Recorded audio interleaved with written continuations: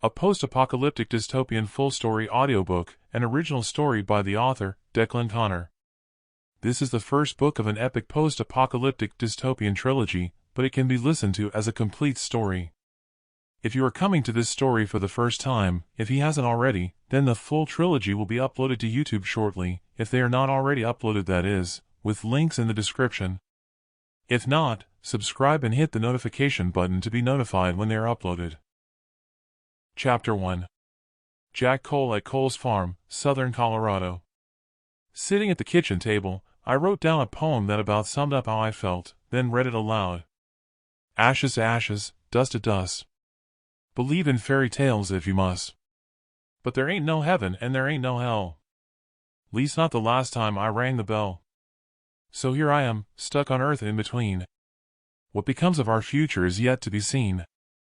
I put down the pen in somewhat of a pensive mood. I hadn't chosen the life that I had, rather it had chosen me. But then the same situation would have been true for every survivor. All I could do was to make the best of what climate change and the drought had thrown my way for the sake of my family and their survival. At least we were all alive. There again, I wasn't naive enough to know that we were clinging onto existence by a delicate thread. A scratch around in the kitchen cabinets, and I stuffed my survival backpack with necessities, then set it aside in the hallway of our farmhouse. Before setting off outside, I glanced at the framed family photo on the wall. The image reminded me that, for all intents and purposes, we were living in a utopian bubble of family. There was a lot to be thankful for with our situation, but it had its drawbacks that ate away at my brain. Having been brought up from birth, living off the grid by necessity wasn't something I could change under the circumstances. We were prisoners of our own universe that surrounded our home.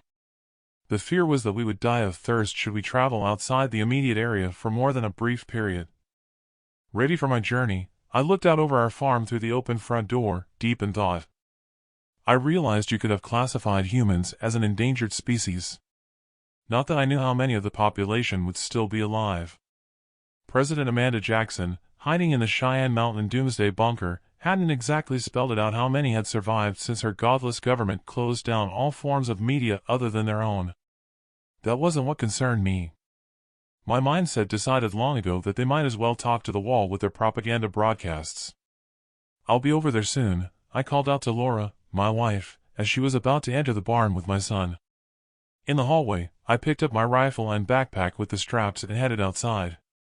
What was on my mind had festered as I'd watched my pregnant wife and son head over to the barn with the landscape shimmering in the heat.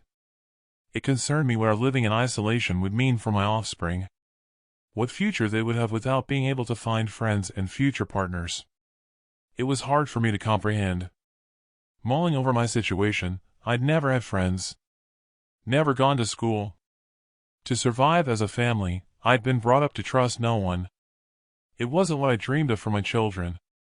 But it was outside my gift to change anything with no community within reach to join us in our survival struggle.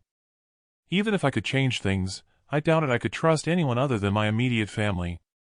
Not after the atrocities I'd witnessed. I shuddered with a wave of my shoulders. A soulful sigh escaped my lips when I caught sight of Laura popping her head around the barn door and she waved. She picked up a bucket and stepped back inside. Seeing a glimpse of her reminded me I'd been lucky meeting her at the last ever Prepper Supplies swap meet. That recollection brought a smile to my face. I sighed once more, then glanced at the barometer on the porch, thankful that the temperature had dropped to 105 degrees, while hoping summer would be delayed. With the front door behind me was only a brisk walk from our farmhouse to the barn. Even with the short distance from home, I could hardly breathe by the time that I arrived at the barn door. The heat had hit me like walking into a wildfire front as soon as ever I'd left behind the coolness of our AC blasting out cold air in the farmhouse. "Are you all packed up for your journey, son?" Pa called out as I entered the barn. "Yeah," I said, then resting my rifle against a post, I slipped the straps of my backpack over my shoulders. Despite the sun dipping on the horizon, the relentless rays sucked the life out of all of us, especially Ma and Pa, who had been getting on in years. It was our own personal hell on earth. Tough as old boots, Pa wiped away the sweat dripping into his eyes and dove into harvesting cabbage and beans from under the racks of LEDs of the biofarming unit. Laura, my wife, was with our child, Thomas, feeding our 2 goats with lettuce and watering them from the pump to our artesian well, ready for milking. Be safe out there foraging, Laura said. She wiped her brow with a rag, then stuffed it into her overall pouch, pouting, and then leaned in to offer her lips for a kiss. Don't worry, I'll be back first thing before sunrise, I said, and planted a kiss on her lips, then we embraced. After I pulled away, I placed the palm of my hand to the roundness of her stomach, stroking the bulge with my index finger. Don't go exerting yourself while I'm out there. You need to take care of that unborn baby of ours. Thomas ran up to me, threw his arms around my legs, hugged me tight, and he sobbed. Don't go, Daddy. I ruffled the hair on his head. I have to, son, if you want to sleep in your bedroom in the farmhouse with all your toys instead of the bunker. You look after Mom, I said, and loosened his grip. Laura scooped him up in her arms. She held her hand on the back of his head, his face snuggled into her shoulder. With a sway of her head, Laura signaled for me to go.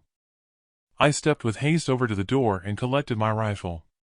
Pa followed me outside carrying a length of foam and walked under the shade of the lean-to at the side of the doors. He set down the foam on the slats of the wooden bench and took a seat. I wouldn't go just yet, son. Not until the sun drops out of sight. The ground is still too hot to walk any distance. It'll melt the soles of your boots. Here, you sit on the foam, and then you won't burn your ass and get piles. He slapped the foam next to him and moved over. I took a seat at the side of him, staring out at the shimmering terrain. A gentle breeze kicked up the dust in mini tornadoes across the landscape. Tumbleweeds rolled and danced around over the cracked and barren land. The breeze on my face was no relief. Eyes closed, I thought back to my childhood and recalled fields of green grass, with Pa herding in the cows for milking. I shook my head and opened my eyes.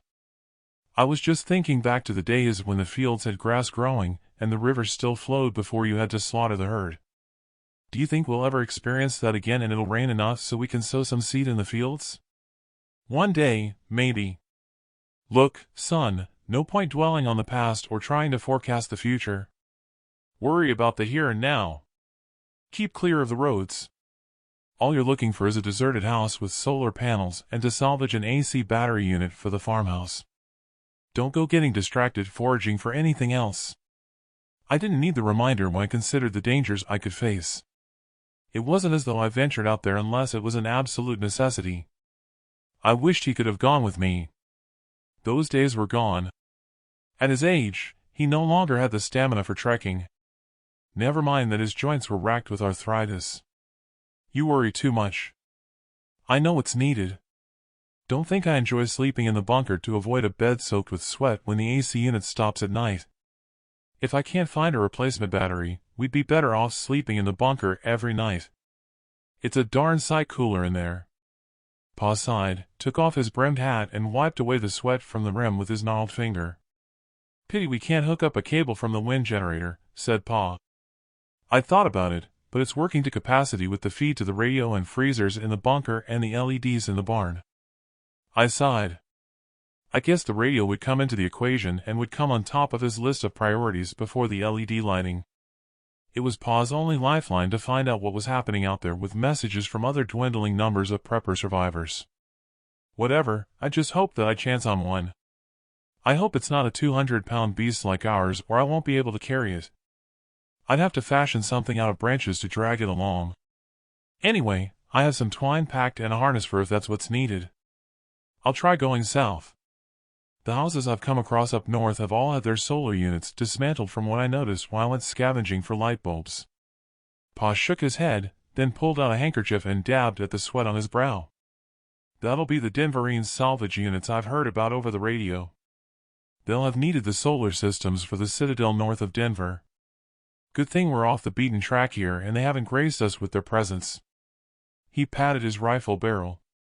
Show their ugly faces here and they'll get a taste of this. With some good fortune, they won't have gone south yet. Good luck. Just be careful. And remember, always expect the unexpected. I shook my head at his last sentence. He always uttered that warning before I set off scavenging alone. It wasn't needed. Out there alone in the wastelands scared the crap out of me. The sun was now about to dip below the horizon, and the temperature had dropped some. "Well, better make a start," I said and rose to my feet, then set off walking. "Jack," Pa called out. When I turned, Ma stood next to him and shaded her eyes with one hand, her other arm around his waist. Ma waved. Pa gave me the thumbs up. Laura and Thomas appeared beside them. She blew me a kiss, with Thomas clinging to her leg and sobbing into her overall. I waved back, then turned and continued on. With Pa's warning still ringing in my ears, I had to admit to myself a sense of trepidation at the journey ahead, though I'd hidden it from my family like I always did. If only I could have hidden it from myself. But without Pa at my side, fear stalked alongside me like an annoying fly buzzing around in my head.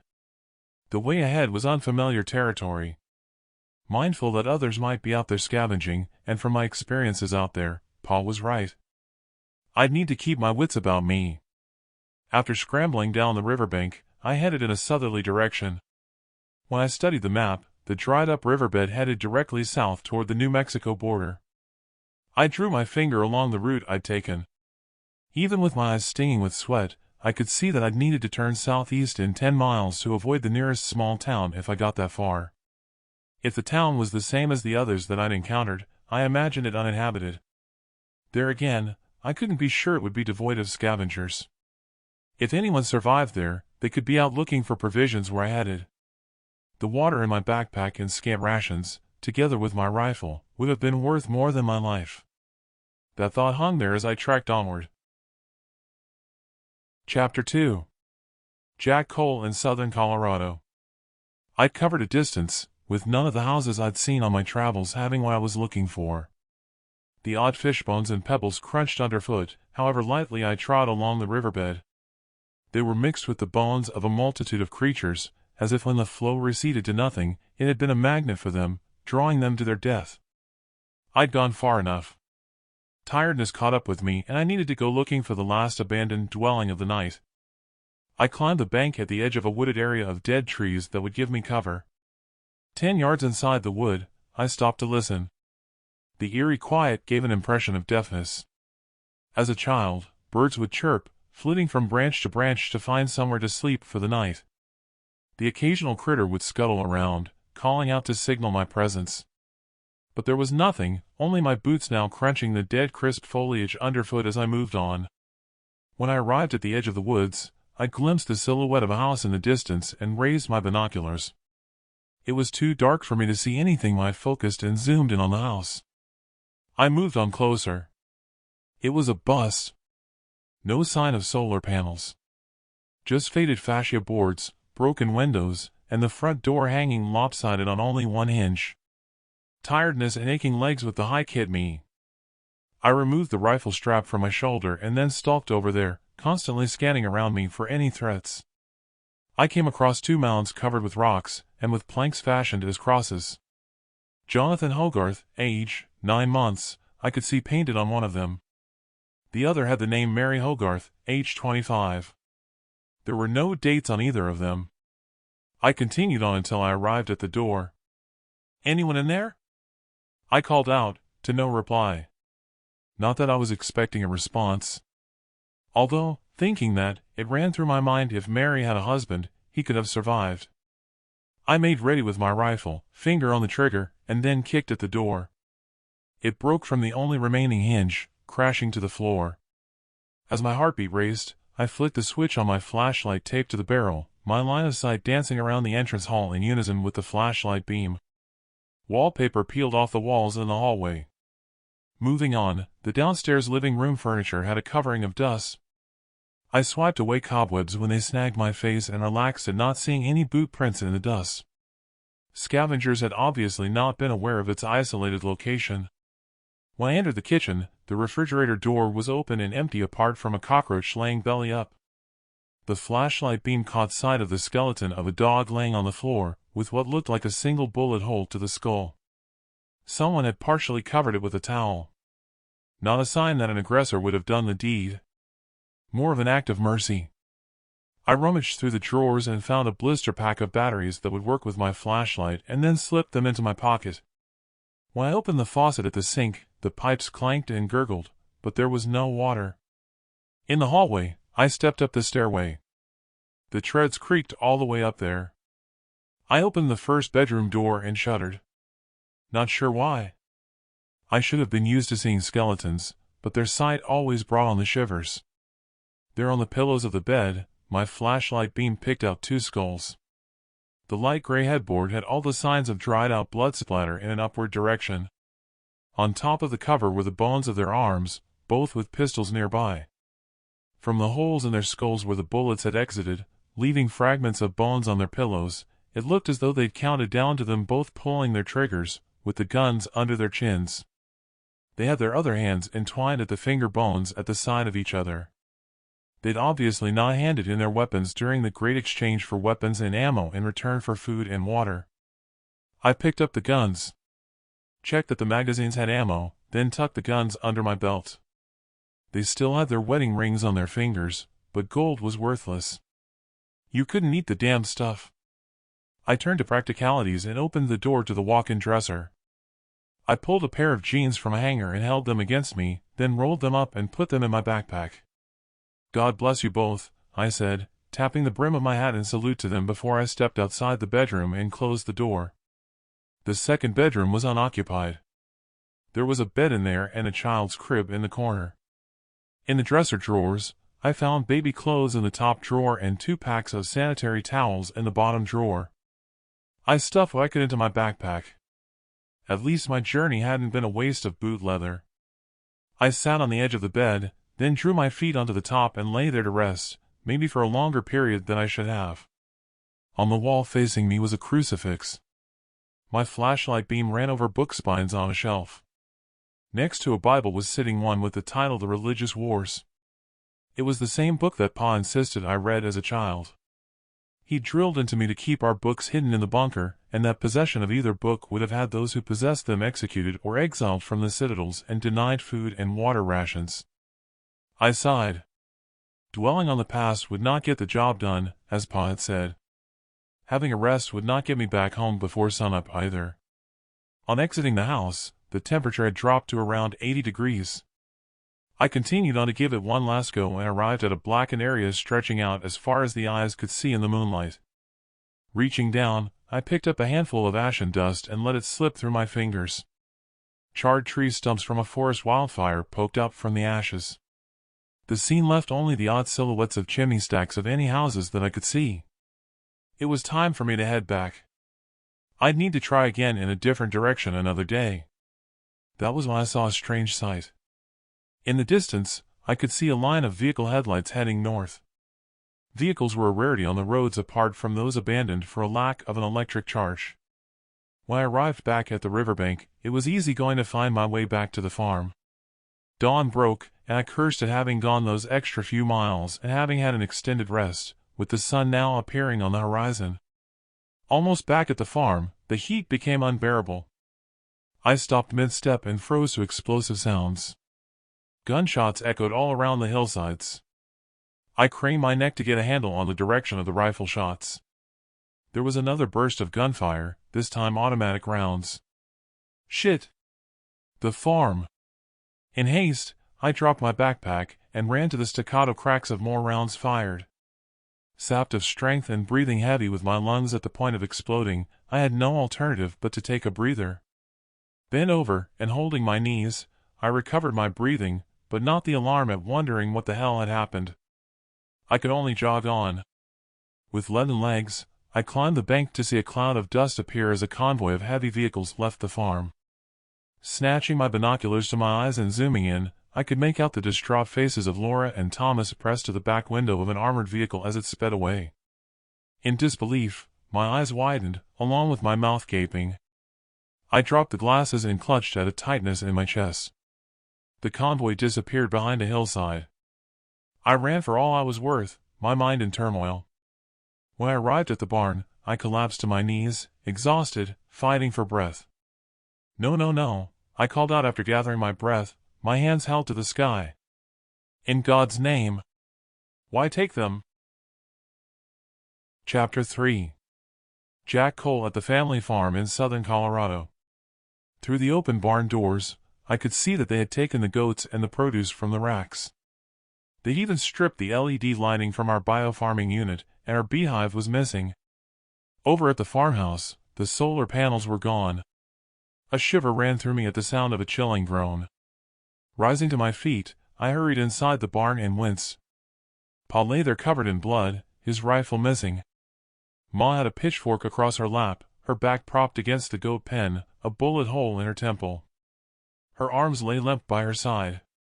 Pa let out a rasping groan, his gnarled fingers clutching at his chest. I ran over to him. Got down beside him. There were holes in his clothing where the rounds had ripped into him. His chest area oozed blood, seeping through the fabric of his shirt. We tried. Too many. I lifted his head onto my lap and cradled him, stroking his forehead. My mind exploded with grief, knowing Ma was dead and he'd not likely survive. They'll come. Shush. Don't talk. Save your strength. I'll get the medic kit. He raised an arm, his hand bloodied, and grasped at my jacket, pulling me in closer. He continued to talk in whispers with faltering breaths. No. Too late. I'm done for. They'll come back for you. They were asking Laura where the breeder of her unborn was. Who were they? Denverines. The Citadel. You have to go to Denver to get them.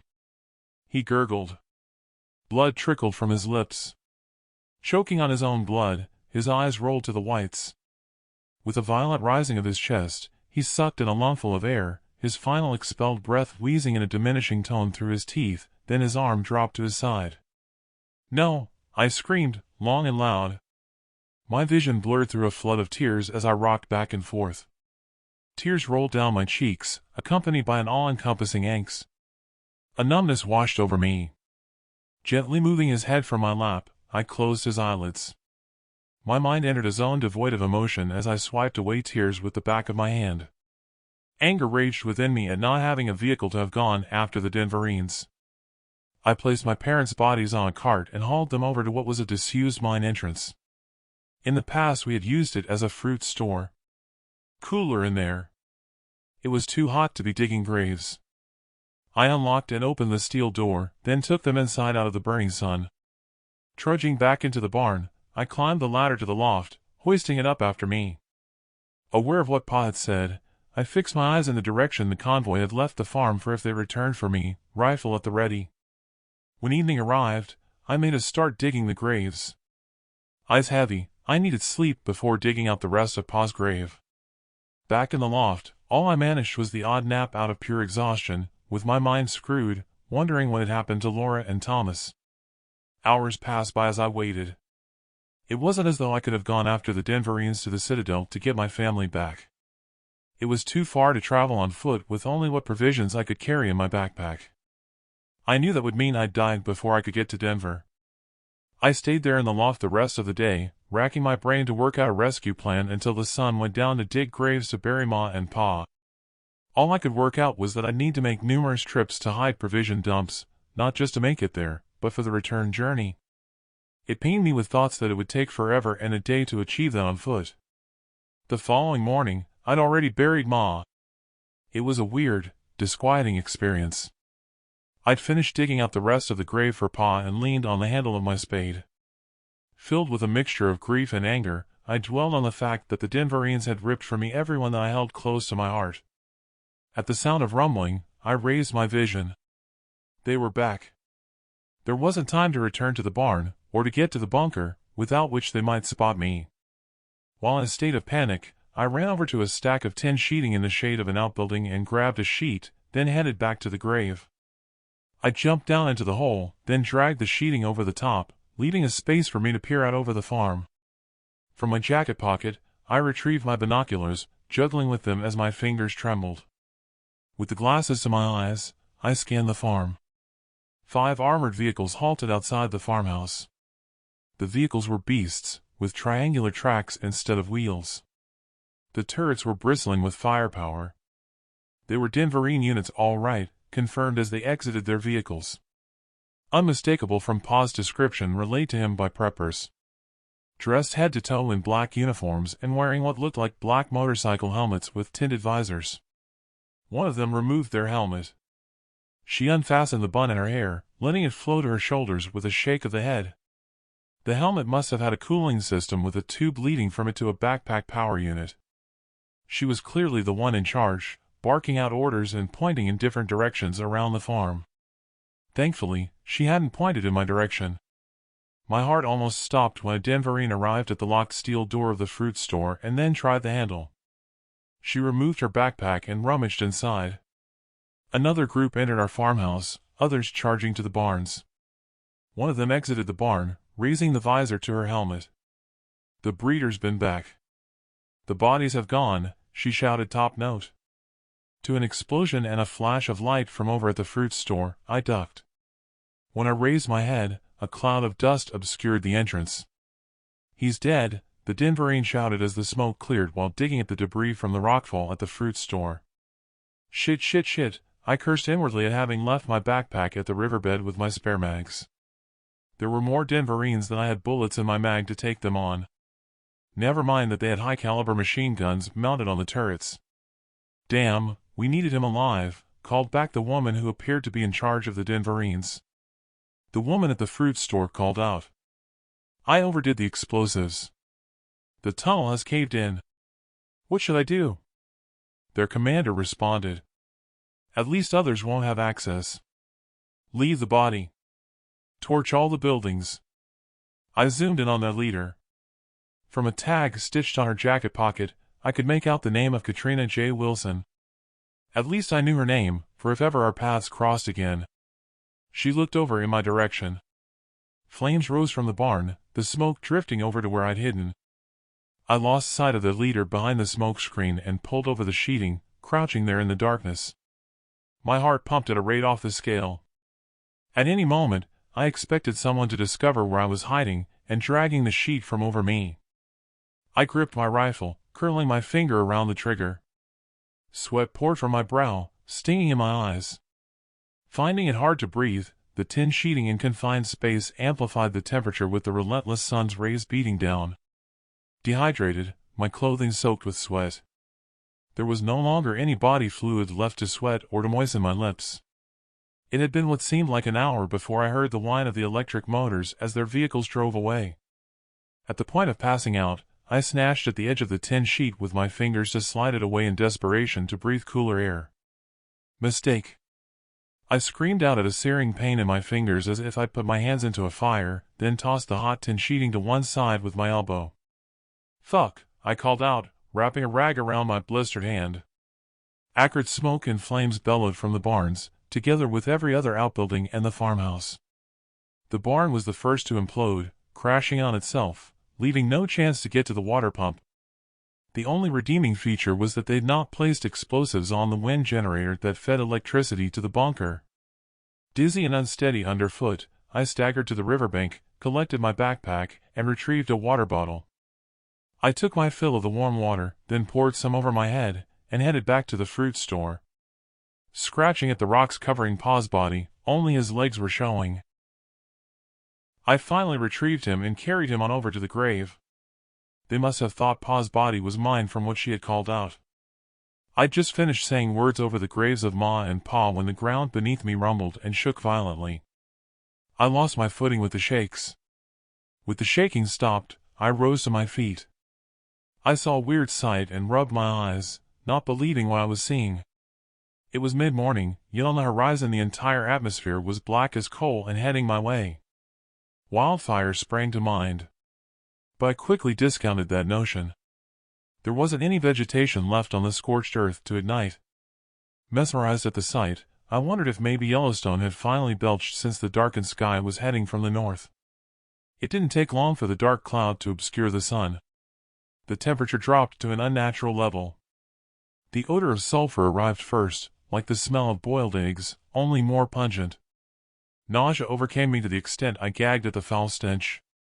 The wind picked up, driving the cloud ever nearer. Still hypnotized at the sight, the ashen dust engulfed me, becoming denser. It had to be volcanic ash. It was hard to credit that Mother Earth hadn't finished with what it had thrown our way. partially blinded with the grit, and with a mouthful of the ash dust, I dug into my pocket and took out a rag and covered my mouth and nose. Head down, and stumbling against the forceful wind, I headed for the bunker.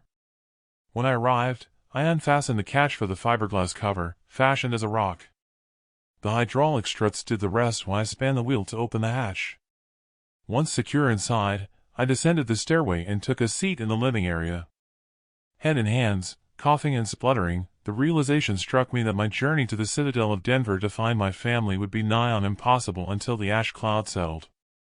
Regardless, I rose to my feet and set about filling a spare backpack with provisions intended to be hidden at supply dumps en route. The drought hadn't prevented me surviving so far, and I wasn't about to let the ash clouds stop me from rescuing my family, however long it might take.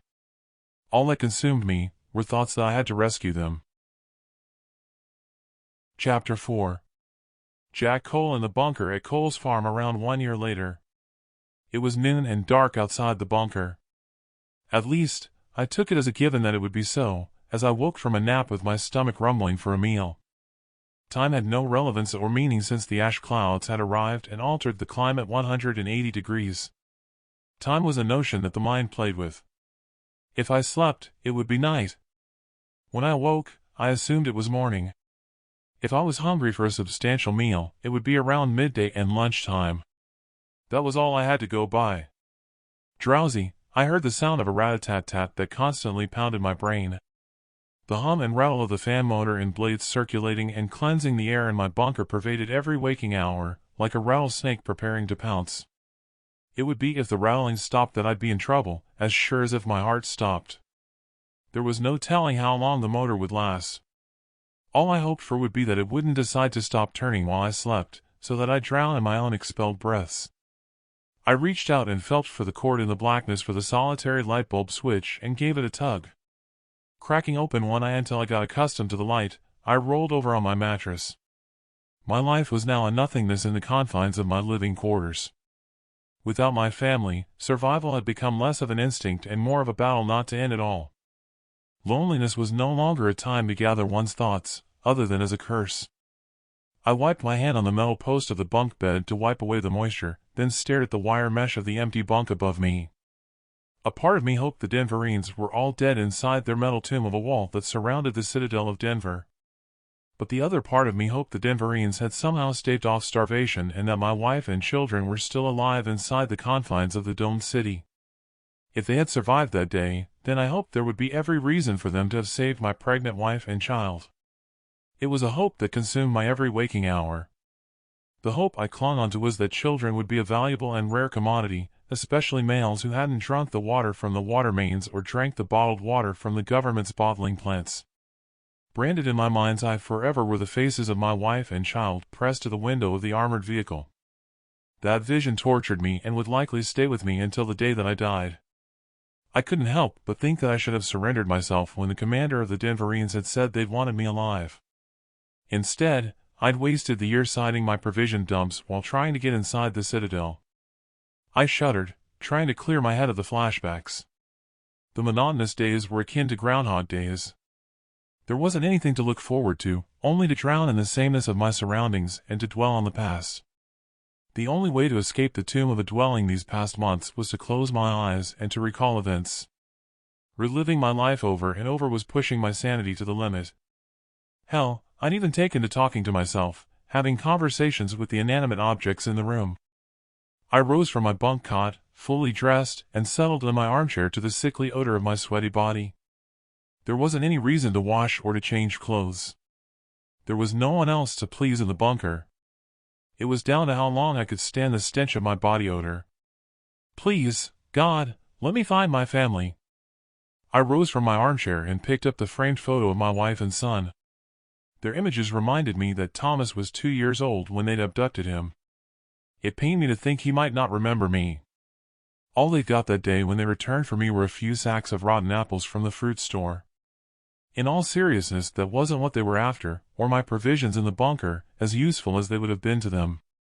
Nor was it the water from my well piped underground to the bunker, as precious as it was, untainted by the chemical mixture that had stopped reproduction in its tracks. I had something within me more precious than all the water in the world. One thing was for sure. I'd rather have put a gun to my head and have pulled the trigger than to have given them what they wanted of me. But not before I'd taken some of the Denverine bastards with me. Those were both scenarios I'd considered in good measure. At least all the provision dumps were in place for a final attempt.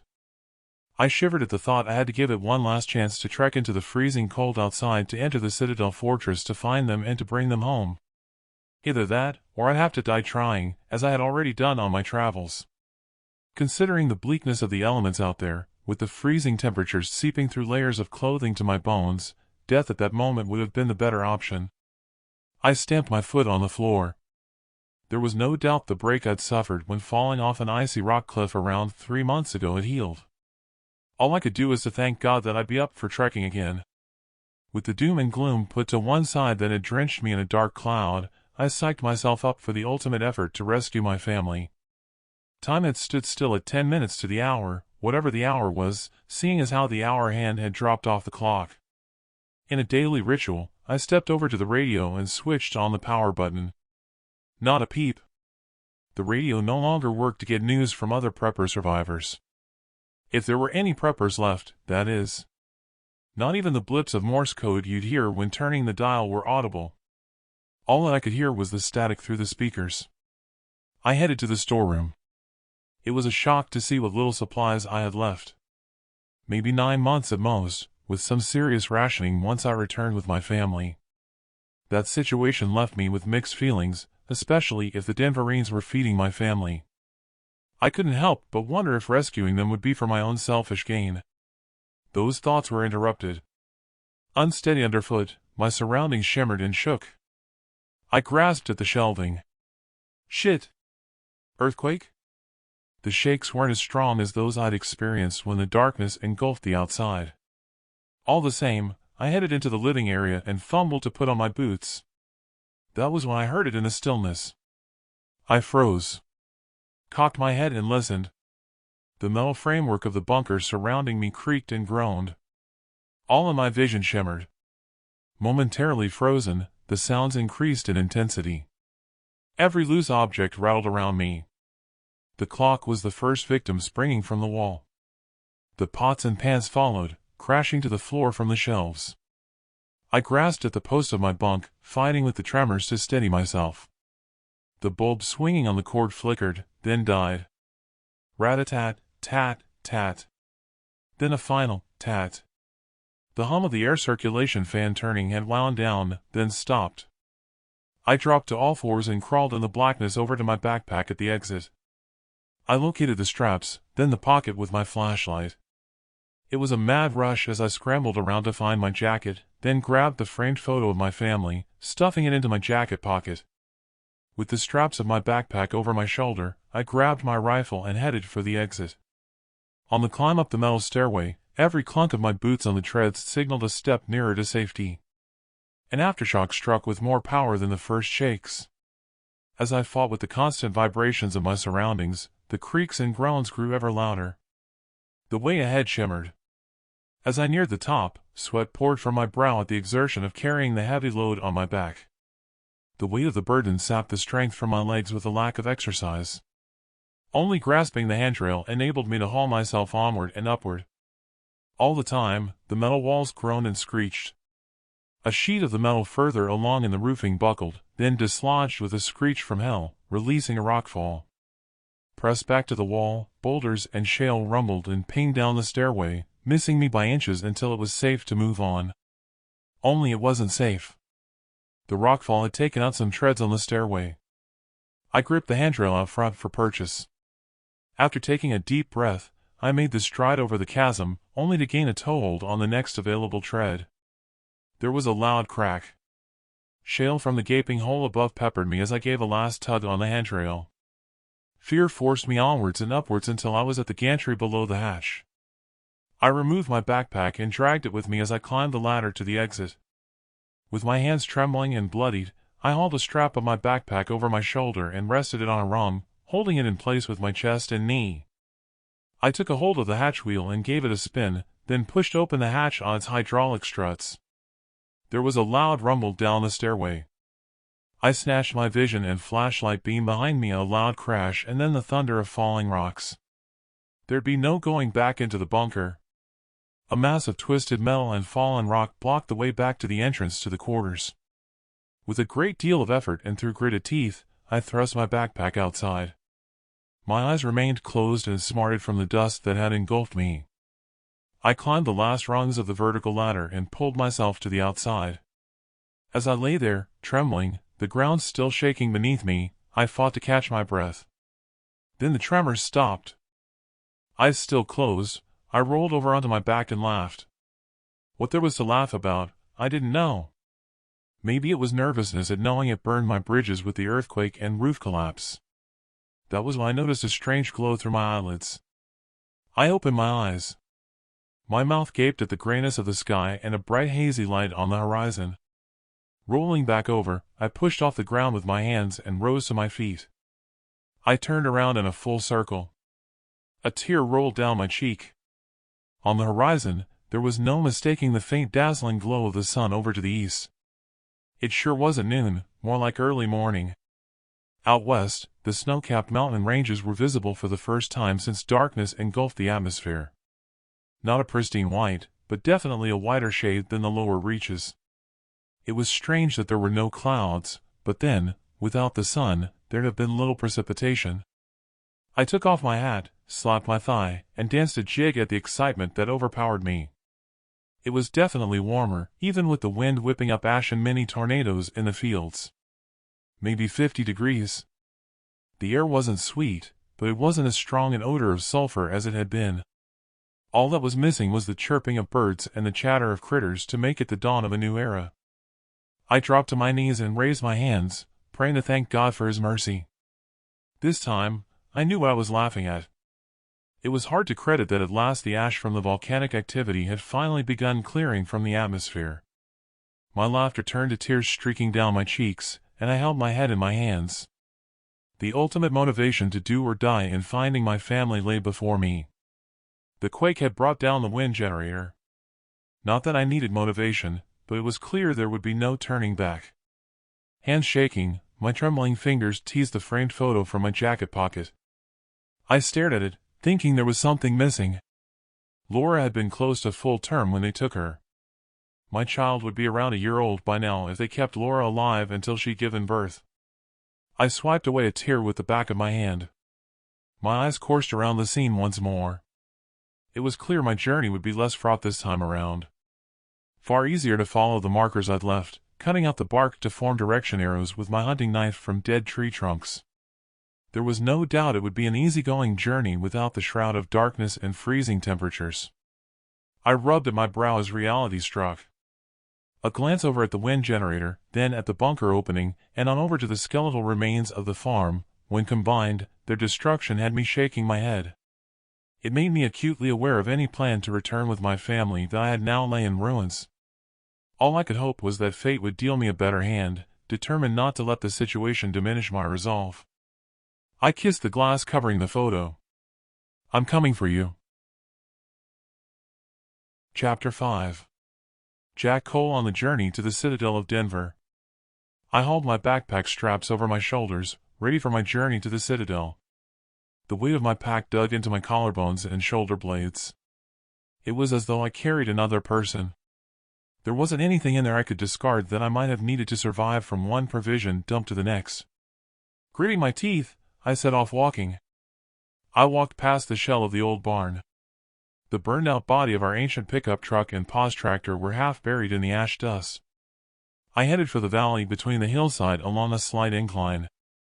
It was like climbing a mountainside, with my legs weak from a lack of exercise. As the terrain leveled out, I stopped and turned.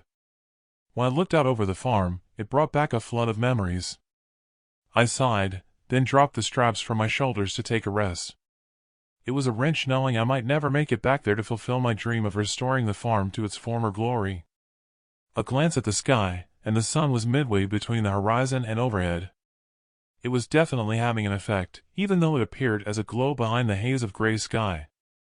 The fields below were now misted, the heat from the sun's rays creating the moisture to rise from the terrain.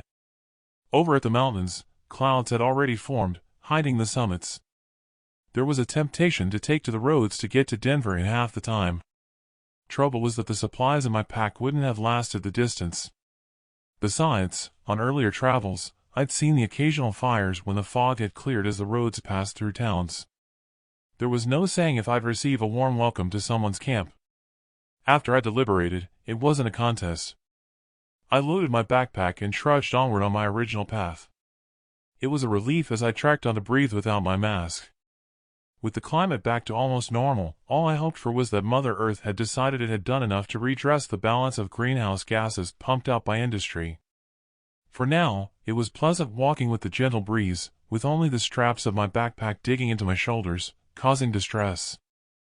I powered on, following the familiar landmarks along my path. When I approached a wooded area of dead trees, I found the first of my arrows in the bark. It was time to rest. I'd covered good ground, with the sun now halfway to the horizon out west. Through gritted teeth, I unashamedly groaned at the searing pain in my shoulders as I removed my backpack, then dropped to my knees. Exhausted, I sensed a tightness in the calves of both legs. I maneuvered to sit on the ground, then took off my boots and socks and shrugged. My toes and insteps seeped blood with burst blisters. Those months of recovering in my bunker had softened up my skin. There was a warm glow on my face, having caught the sun's rays despite the haze. I pulled over my backpack and rummaged for my medical kit. With the blisters cleaned and bandaged, I put on my socks and boots. I'd stiffened up and had to crawl to a tree trunk for purchase to get to my feet. When I looked around for a suitable place to set my tent, I snatched a look back behind me at hearing a twig crack. I thought it was a person at first, dressed head to toe in black. People rarely rub their backs on tree trunks. Nor do they have snouts. Fuck! A bear! We must have spotted each other at the same time as it stopped scratching against the trunk, but it remained upright. We locked eyes. It was so long since I'd seen one that I couldn't believe what I was seeing. One thing was for sure, it looked emaciated. Probably, it had an extended hibernation and the warming atmosphere had brought it out of its slumber. The other thing was for sure, it would need a meal, and the way it looked at me, I could have been that meal.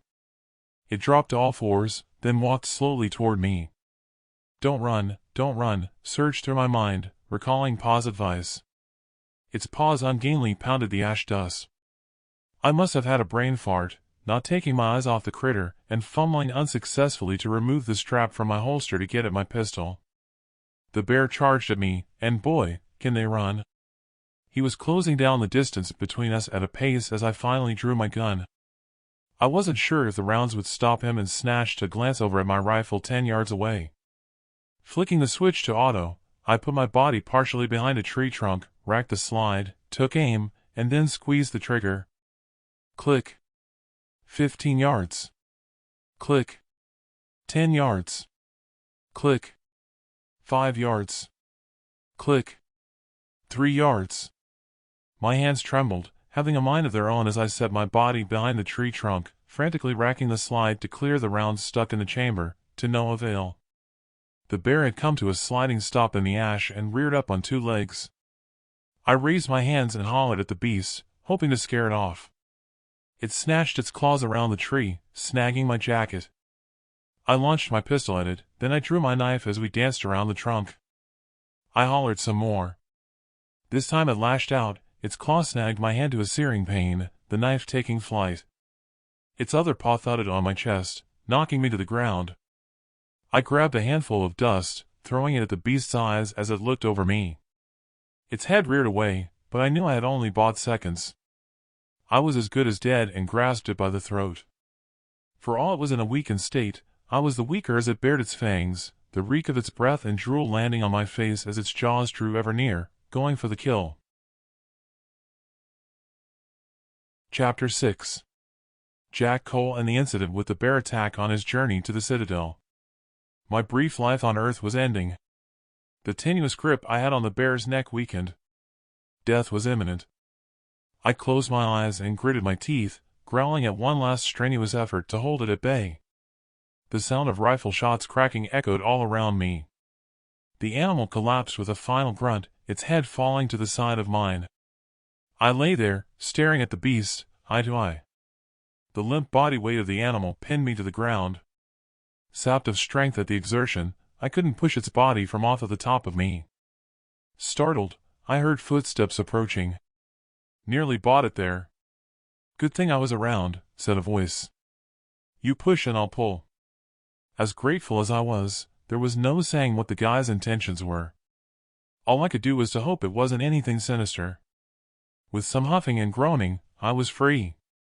The guy who rescued me picked up my pistol, dropped the mag and racked the slide, blowing inside the chamber, then removed the jammed bullet from the chamber with a slap of his hand on the barrel. He tossed my gun at me, then the magazine. Your pea shooter might not have stopped the bear. You need to clean out the ash. Don't be neglecting cleanliness with weapons, he said, and then let out a roar of raucous laughter. Just put the mag in your pocket and strap your gun in its holster until I'm gone. He was obviously cautious, thinking I could turn on him. There again, there was no saying that he wouldn't turn on me. The guy looked to be well-fed. A round face and a stout belly, with a beard and long hair as white as snow. Maybe in his late 60s. He wasn't suffering from a lack of food, that was for sure. Jeff Turner. And you are? He asked, and holding out his hand, I grabbed his hand, wrapping my fingers around his wrist, and with his own grip on my wrist, he hauled me to my feet. Jack Cole. I didn't mind the introduction, but as pleased as I was at his intervention, I noticed him eyeing my backpack and rifle. Although the barrel of his rifle pointed down, I was aware he had his finger on the trigger. He took off his deerstalker cap with his spare hand and scratched his hair. Cole? Are you Joseph's son from over at Cole's farm? How in hell's name he knew Pa, God only knows, but I hoped it was as a friendly acquaintance. That's me. Did you know Pa? Well, I'll be damned. Only from radio messages we exchanged. Not heard from him for a while now. Hell, not heard from any of the prepper circle. How is he? I thought his name sounded familiar. Damn, Jeff Turner, I've spoken with you years back. Both Ma and Pa are dead. Sorry to hear that. What are you doing out here? Heading north. The Denverines took my wife and kid to the Citadel. It was them that killed Ma and Pa. I'm going to find them. He shook his head, then hawked phlegm in the ash dust. Bastards. I've played hide-and-seek a time or two with them when I went north to find my cousin and brought him back to my bunker. That's quite a distance to get from here to Denver. I don't go anywhere near there now. I give it a wide berth. A need to keep the conversation going arose as a distraction when he kept eyeing my rifle and backpack, putting me on edge. You don't sound as though you're native to Colorado. Yeah, been here this past 30 years as a refugee from Northern California. Had to get out when the Klamath River dried up, all 250 miles of it. Had to abandon my farm. It didn't help when the sea levels rose, and the refugees from the flooded cities along the coast arrived. They stripped what little produce I had left growing in the fields like locusts. Too many to stop them. It looked as though he was only too willing to open up, so I thought I'd try and keep the conversation going. So, were you caught up in the water wars between North and Southern California? Nah, got out as it started, only to land in the middle of the religious war when the drought struck here, and then the Colorado River dried up. Fucking heathens. I laughed, more out of nervousness than anything at not knowing what to say next. What's so funny? Sorry, it's just that I thought I could have been the only one alive outside the citadels by now. Hell, no. People are like cockroaches. You'd have to suck all the oxygen out of the atmosphere to get rid of everyone. There are more survivors, no doubt about it. The Ice Age didn't finish us, so what we've experienced is no comparison. My cousin survived just north of the Citadel above Lake Bar. For now, the distraction had worked. He'd stopped eyeing my rifle and backpack, but I needed to keep the conversation flowing and to sidle over to my rifle. I didn't get that far. What's it like north of the Citadel? I asked. Roger was living off scraps from the city dump, along with the rats and birds. There's an entire community of scavengers up there. That got my attention. Dump? You mean they take out the waste? I didn't find an entrance, I said. Roger said they have weekly convoys to the landfill, so I'm guessing the entrance will be somewhere to the north of Lake Bar. That information gave me hope that if I got my family out of the citadel, we could at least survive alongside the scavengers, assuming they'd survived the dark skies. It was clear he was as untrustworthy as me, regardless of the friendly chat, when he sidestepped to put himself between me and my rifle. My cousin said the water in the river up there is more of a stream now. At least it's untainted before it enters the old city. Luckily, survivors drilled an artesian well when the Citadel built their perimeter around the lake and on down to the National Wildlife Refuge. That's where they constructed the Citadel. Roger worked on the construction of large storage containers for the Citadel over a vast area like they used to have for storing oil. They used the storage tanks to drain water from the lake into them. Luckily, he escaped with some others. As talkative as he was, his expression changed when I took a step nearer my rifle, perhaps making my intentions too obvious, and I stopped. "Are there survivors in the old city?" I asked him. "If there are, life wouldn't be worth living there." It was dog devouring dog in the cities from what I last heard years ago. As for the critters, bears aren't the only ones that will have survived. Critters can sniff out water, and probably found springs in the mountains and underground water in caves. "Well, I'm lucky you came along." "What are you doing out here?" I asked. "Looking for game." I shrugged my shoulders. "Good luck with that." "I've not seen any on my travels," I said. Not surprised at that with the dark skies. "They're out there. At least hogs have survived, I know that much. Looking at the beasts over there, I guess so have bears." "Look around." Something is stripping the bark from the trees, probably feeding off the fungus and moss as well. Animals will have adapted like we've had to. But like us, the changing climate has thinned them out. Anyway, much as I enjoy company, I need to be moving on. My wife will expect me shortly. Best we get that hand of yours bandaged before it gets infected. Take a seat on that rock over there. It didn't go without my noticing that the rock put more distance between me and my rifle. He reached over to his backpack and rummaged inside. Jeff pulled out a medic kit, and then he cleaned and bandaged my hand. "Appreciate the help." His friendly disposition changed with a serious expression appearing on his face. "Yeah, well, don't let it lull you into a false sense of security. If there are survivors out there, you'd make a good meal. Not everyone were preppers with bunkers and have food stored like your pa and me." He was telling me what I was already afraid of after noticing how well-nourished he appeared.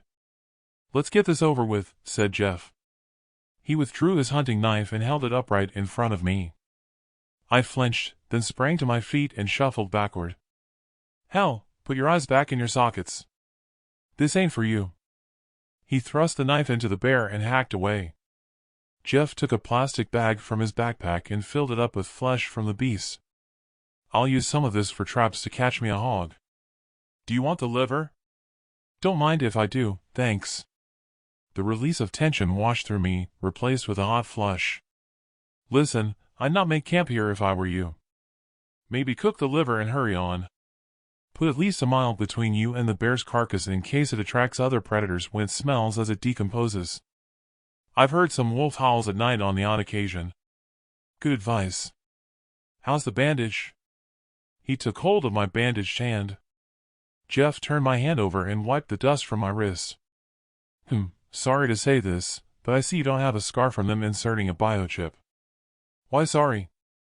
"Not sure how you'll escape the protectors if you get in there for if you get stopped and they try to scan your biometrics. Everyone is chipped. They'll spot you for sure in those clothes. They all wear the same type of clothing and they're clean-shaven." I swallowed hard.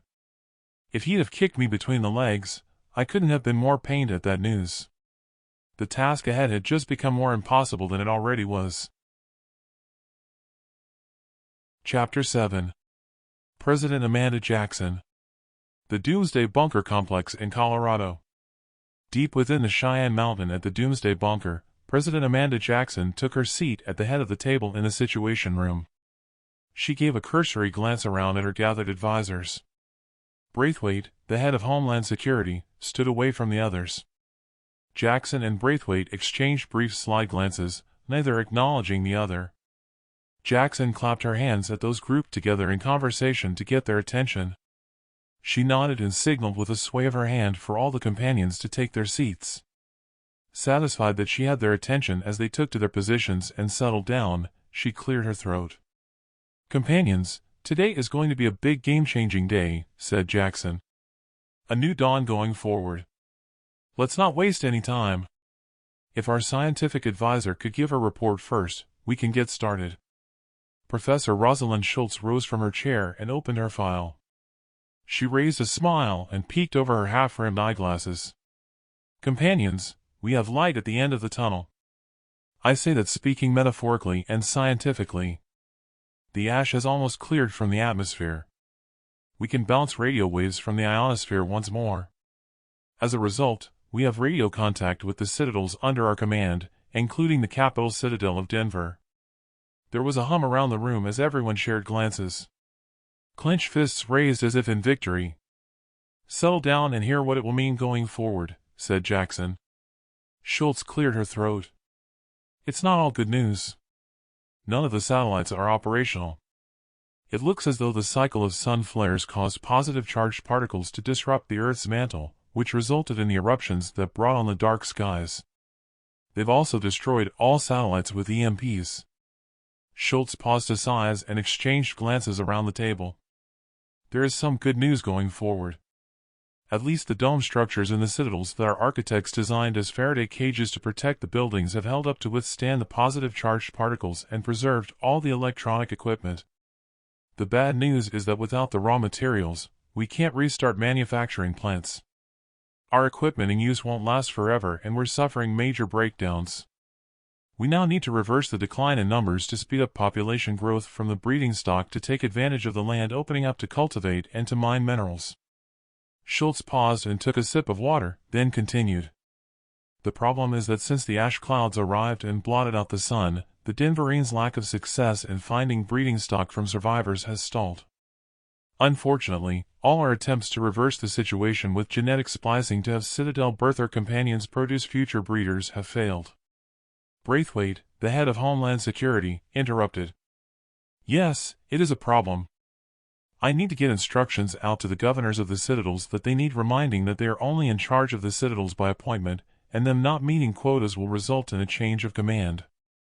Jackson slapped the surface of the table and glared at Braithwaite. "As you're the head of Homeland Security in charge of those efforts, I should remind you that from where I'm sitting, the same could apply to you. Let's get back on topic." Jackson's words had been measured. She took her seat again, knowing by the look on Braithwaite's face she had rattled her and that she likely wouldn't leave it at that. Braithwaite's cheeks reddened. Her eyes narrowed, then she snapped back, pointing a finger at Schultz. "If anyone should accept guilt for the situation and loss of their position, it should be you." She raised her hands and addressed all those at the table. "You all know that if it wasn't for Schultz's assurances that the chemical mixture to be added to the filtration plants would only be temporary, we wouldn't now be in this situation." Jackson sent a scowl in Braithwaite's direction in her attempt to ingratiate herself with the others and to deflect responsibility. "Enough, or I'll have to ask you to leave. I should remind you it was I who appointed the professor as my advisor. We don't need a history lesson. Maybe you should draw up plans to attack the citadel of Salt Lake and take prisoners for the shortfall of labor and breeding stock?" Braithwaite huffed and folded her arms, rolling her eyes at Jackson. Schultz dropped her backside on her chair, then pushed back, clasping her hands and twiddled her thumbs. It hadn't gone without Jackson's notice that Braithwaite hadn't replied to her suggestion about Salt Lake. "Please, continue," said Jackson at seeing Schultz agitated. The professor rose from her chair and picked up her report, her fingers trembling. "With respect, I can't let the accusation go before I continue." Schultz glanced at Jackson, then glared at Braithwaite. "For goodness sake. That was over 30 years ago when I made the announcement. Why can't you let it go? It is what it is, history, as President Jackson said. Everyone here knows that I was just a junior partner of the scientific team in those days who put me forward as spokesperson. We didn't know that the chemicals would have the effect of permanent changes to reproductive DNA. You know damn well there wasn't an option but to come up with a fix to match population to dwindling food supplies and to go ahead without the usual trials." Jackson interjected. "Correct. Look, if you want to blame anyone, put it at the doorstep of the religious types who refused extra rations to have abortions. If it wasn't for them, we wouldn't have had to endure the religious war. Thank you, said Schultz. Anyway, as I was about to say, we have some breeders and companions that can give birth to more infant breeders that haven't drunk the water. What I'm saying is that it will take time for them to mature, which won't repopulate sufficiently for our plan. She aimed her vision directly at Braithwaite. You need to get your act together and find us some more breeders and birthers. Aye. Braithwaite hammered a fist on the table, her eyes appearing to bulge from their sockets. I need to get my act together, she said in a raised voice. You. Enough, from the both of you, I said. Jackson rose to her feet. She placed the palms of her hands on the table, then leaned forward, her arms taking her weight. Her voice raised an octave as she spat out her words. Any more interruptions off topic, and I'll have to ask you both to leave. She took her seat again, continuing in a calmer tone. I don't want to hear another word from either of you. Instead of reciting your report, you can have it copied and handed around. Janice, let's get to the crux of why we're here. Janice MacArthur, the head of propaganda, rose from her chair as Braithwaite slinked red-faced back onto her seat. Schultz folded her arms and pushed out her bottom lip.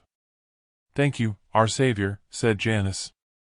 Jackson noted the puzzled looks on the companions' faces at the manner of address, with glances exchanged around the table. Her vision settled on Braithwaite, who was shaking her head. Jackson swayed her hand majestically and nodded for MacArthur to continue. From this day forward, that is now President Jackson's title. As the wasteland becomes productive, as Companion Schultz said, we will form new communities, but they will be beyond the reach of the authority of the citadels. And that my fellow companions will put us at a disadvantage in keeping control of the population, but we have a solution. Braithwaite scoffed, then interrupted.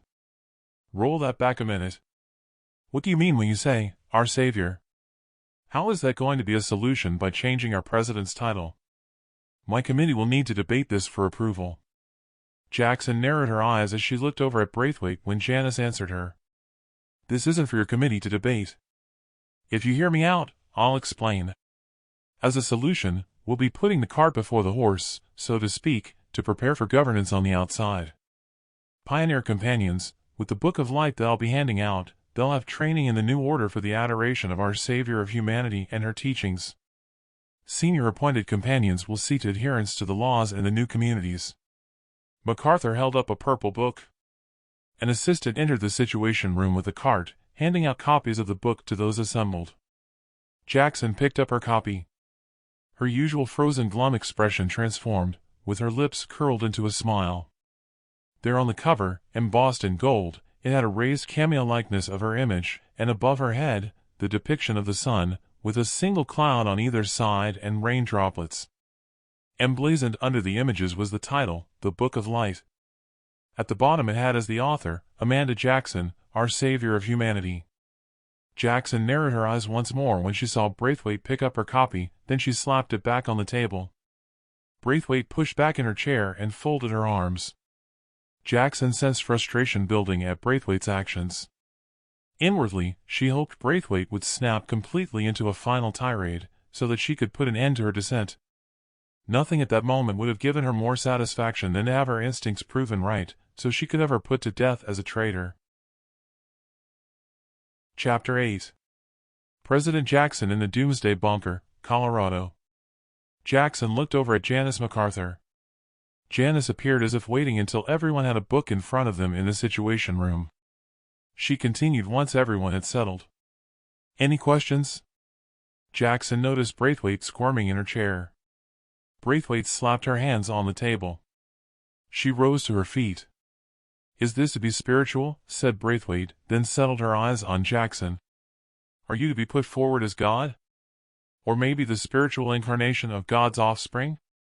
If that's the case, this goes against everything we set out, and as a committee, what we voted for concerning governance under your presidency. If it is to be spiritual, I won't accept it, ever. No one consulted me or the committee that this was in the pipeline. Jackson noted the rumblings and sighs of astonishment around the room at Braithwaite's intervention and irreverent tone, and more than likely, the use of the banned term of the spiritual entity. Hands grasped at chests. Some of those assembled covered their mouths and whispered to the person next to them in apparent astonishment at Braithwaite's impudence. Jackson smiled that at last Braithwaite was espousing her true colors. Jackson stabbed her vision at Braithwaite. "You dare to use that spiritual entity description in here? I'm more than having doubts about motives for your insolence. I suggest you think before you speak.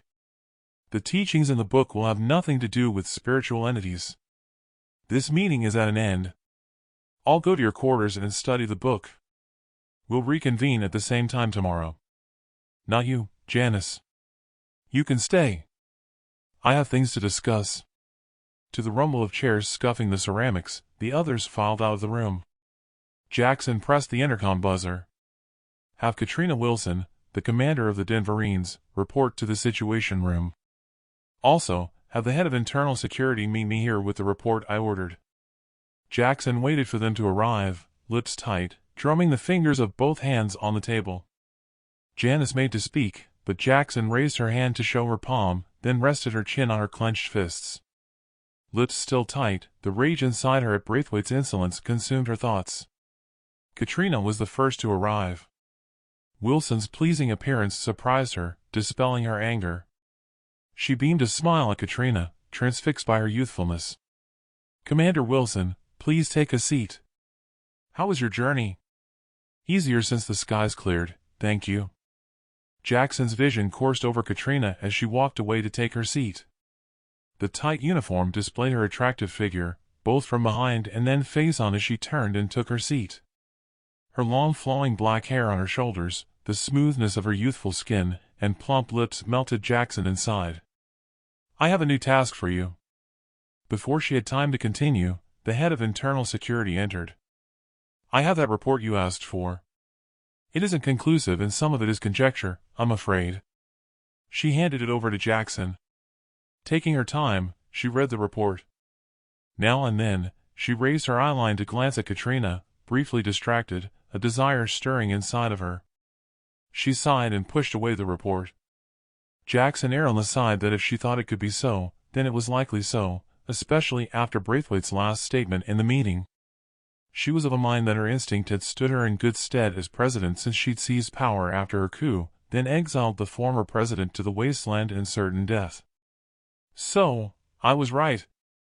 Conjecture or not, it's clear as the day to me. Braithwaite is plotting against me with some of the lawmaker committee members. Round up all the names on the list and have them escorted out of the bunker to the wasteland and set them loose, but not Braithwaite. Have her executed for treason in front of them all before you send them on their way. Coordinate their removal with Commander Wilson here, so she can have her trainees have some sport with them. You're to take Braithwaite's position. Have your second in command promoted to the head of internal security. You can go right away to carry out my orders without delay." She turned to face Wilson. "I'll get to your task in a moment.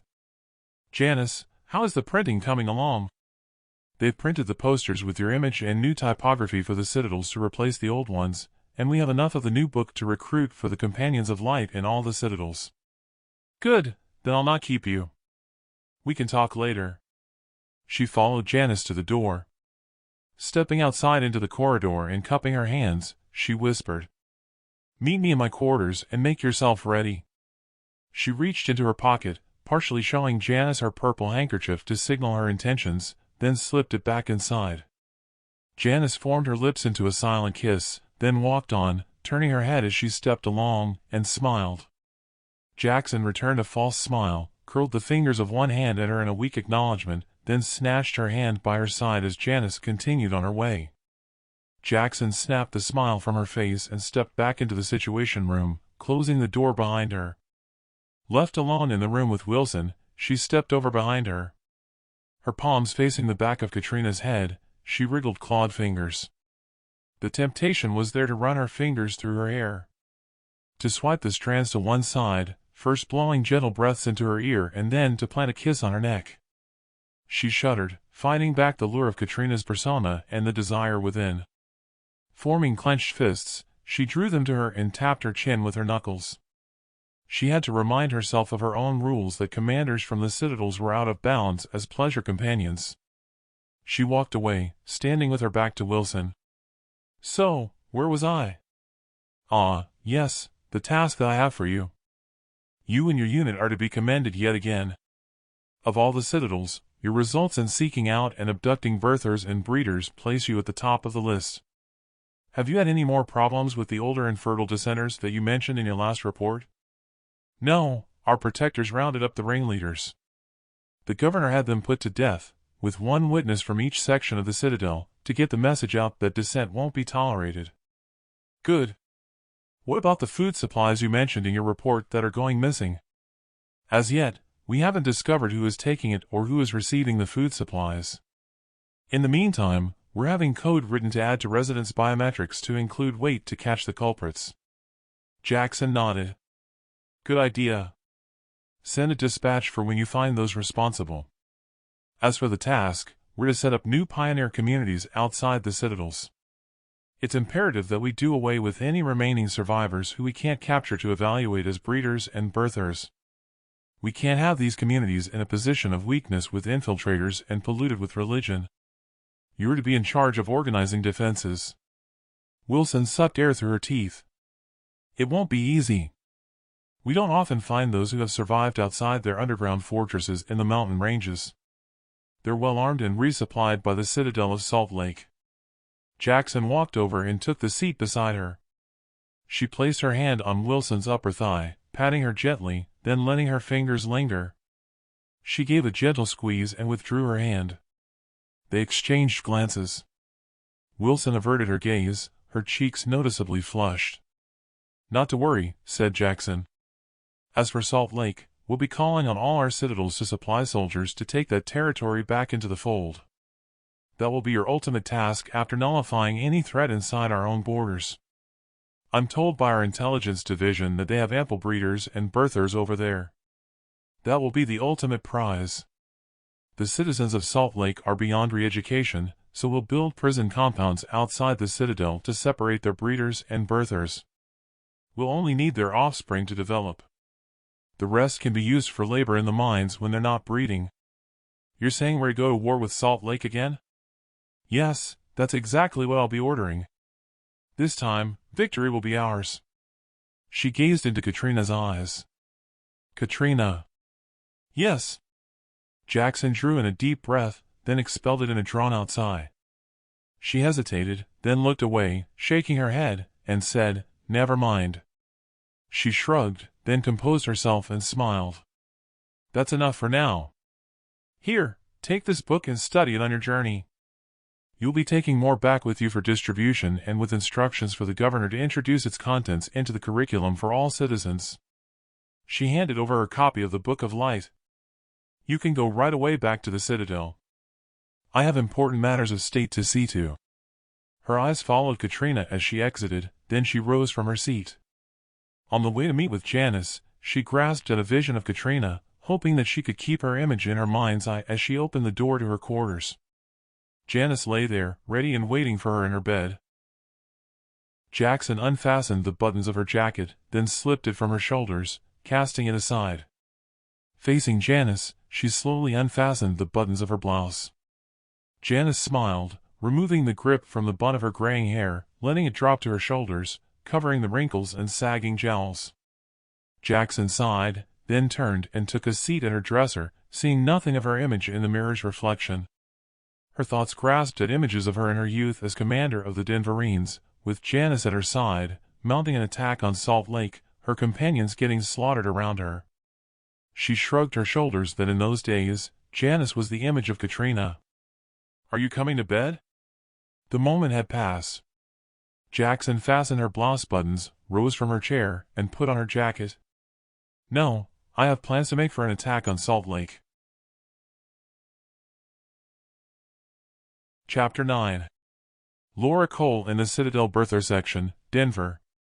Laura lay still in her bed in the birther dorm, staring at the ceiling, the pillow soaked with her tears. The only redemption she contemplated was the other birthers were in the common room, so she didn't have to explain why she was tearful. But then they wouldn't have needed an explanation, she thought. She recognized they all harbored the same sense of loss and knew that no words of comfort would ease the pain. She turned over her pillow, and then rested her head with her eyes closed, hoping for sleep. It was a lost cause. Those in the common room returned in dribs and drabs with the chatter of unfinished conversation. All Laura could do to diminish the noise was to draw the bed cover over her head. "Lights out," she heard their companion call out. Her care companion's voice grated in her brain.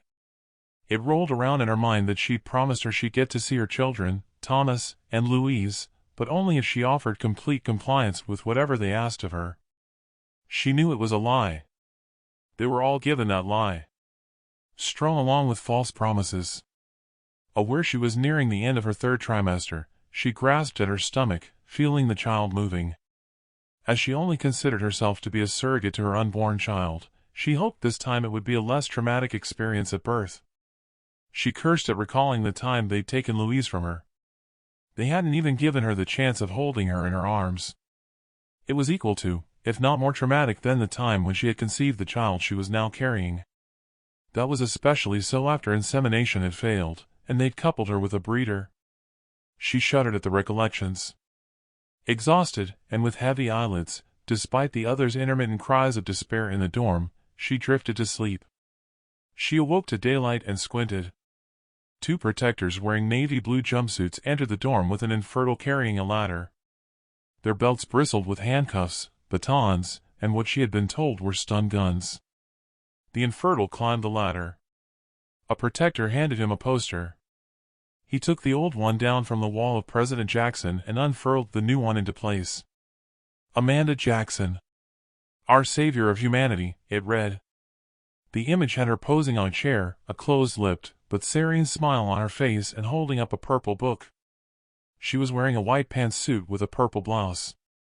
Her dyed close-cropped hair hid the gray that was visible on the old poster image. The infertile gathered up the stepladder and the protectors escorted him through the exit. She rolled her legs over the side of her bed and pushed off the mattress to stand, then grasped at the chair arms to lower herself steadily to sit. Laura sighed at the thought she had swapped one tomb at the bunker for another since they'd taken her and Thomas as prisoners. She recalled her care companion saying Jack had been found dead. Tears welled in her eyes. Laura glanced at the entrance as the swing doors opened. Her care companion marched down the aisle of beds with the usual sanctimonious smile on her lips. Her steps echoed on the ceramic floor tiles as she approached. "How are we today?" There was no time to answer, probably because it was false interest. She followed up right away without taking a breath. "Time for your checkup. Come along." Laura gripped the chair arms, struggling to stand, thankful her contractions had subsided, but her care companion offered no help. On her feet, she pulled a face at her care companion and gave her a one-fingered salute when she turned briskly and marched to the exit.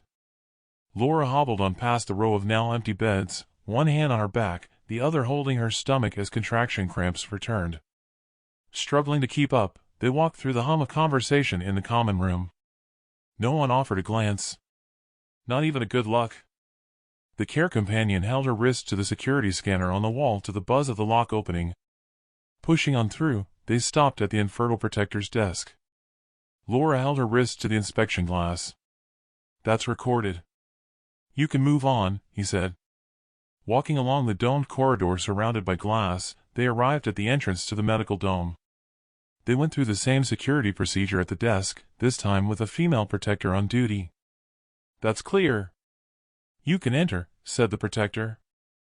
"Ah, you're on time," said the doctor. "Take a seat and let me scan your wrists." Laura glanced at the ugly scar where they had inserted the biochip, only for her body to have attempted to reject it, with a severe infection that had left the scarring. The doctor looked at her identity number on her pink jumpsuit, then checked the screen. "It's a match. All present and correct. We'll check your pressure first, then I'll prepare the gurney so we can take a scan of the child. According to our records, you're overdue. We might have to induce you, maybe a C-section. Any signs of contractions?" "Yes, but not just now, but they're getting closer between them." "Good. Better to have it naturally than a C-section." Her pressure on the screen was normal. The doctor typed away, entering the details into her computer. "Right, time for your scan." The doctor walked over to the gurney. Laura tilted the computer screen in her direction, hoping to find her children's location. All she had time for was to see her photo, ID number, fingerprints, and DNA details in letter form. She shivered with a shrug of her shoulders. Below that was the photo of the breeder they'd used to impregnate her without insemination, together with his DNA lettering listed as non-familial. The image of him sent a cold shudder through her at the flashback of the event. She recalled her care companion saying the guy wearing a white coat and with his back to her was a gynecologist. As if seeing a replay like a fly on the wall that day with her legs up in stirrups, she remembered waiting for the examination. "I'll give you a sedative." "You look stressed," said her care companion. "Drink this." No sooner had the companion taken the empty glass from her, she recalled her mind drifting as if in another dimension looking in on events. When the man in the white coat turned to her, his overall was open to reveal he was naked. Laura dropped her head in her hands to try and dispel the memory, not wanting to be a victim, but a survivor. "Let's get you out of that jumpsuit, then it's on the bed for the scan," said the doctor, while she finished lowering the gurney and rolled out the paper cover. She helped Laura onto the gurney. The doctor pumped up the gurney. Laura lay there, staring at the ceiling rather than at the poster of Amanda Jackson on the wall at the bottom of the gurney. The gel that the doctor spread on her stomach tingled as if she'd applied ice, then she ran the scanner over her skin. "Oh great, its head is engaged." It was difficult to see before, but it's definitely a breeder. "You should be proud of yourself for providing us with a future breeder. You're helping us save humanity, one child at a time." "See, look." That was their carrot to make it all seem morally legitimate. It didn't cut any ice in Laura's mind. She continued to stare at the ceiling, but curiosity got the better of her. Taking a quick glance, there it was on the screen. She saw her baby move, and Laura turned away. Tears streaked from both her eyes and rolled down her cheeks. "Tears of happiness, that's the style," said the doctor. Her emotions were all over the place. She didn't know why she was crying. She had contractions earlier, but they'd been far apart. Now the cramps had returned with vengeance, close together. She clutched at her stomach. The warmth of her water's breaking spread along her legs. "Oh, dear. It's time," said the doctor. Laura was aware of the doctor calling in her care companion as she clutched at her stomach and grimaced. There was no need for them to tell her what to do as she controlled her breathing and pushed, letting out a groan. "That's it, you're doing good. Now push again." "Keep pushing," the doctor said as Laura gritted her teeth, letting out a growl, then pushed some more. It was as though it would never end. With one last push, gripping the arms of the gurney, and the groan from hell, turning to a scream, the child was born. Her head collapsed back onto the pillow. The doctor clamped, then severed the umbilical cord, gathered up the baby, wrapping it in a cover. The doctor handed it to the care companion. "It's an infant breeder like I said. Weigh the child and then take it to the care unit." Laura lay there exhausted and pained, her brow covered in sweat. This time she hadn't named the child, hoping not to have a connection postpartum. All the same, she sobbed as the caregiver exited with the child, a sense of immense loss and emptiness overpowering her. "Infant breeder be damned," she thought. "His name is Joseph, after Jack's dad, you bitches," she decided, after not wanting to give the child a name. "You'll be fine. I'll give you a sedative and have someone take you to the recovery room while I check on the child." With the doctor busy entering details on her computer, the ward orderly arrived. She released the brake, then pulled the gurney toward the exit, her back to Laura. Passing the bench, Laura reached out, palming a scalpel, and put it under her cover. In the solitary recovery room, the orderly steered the gurney into position. "I'll be outside until the nurse arrives. Holler if you need me," said the orderly, then she exited. She lay there, still sobbing, the sedative having no effect. Her care companion swept into the room. "How are we?" "You did fine." As usual, she'd not been given a chance for her to answer, and her care companion grinned.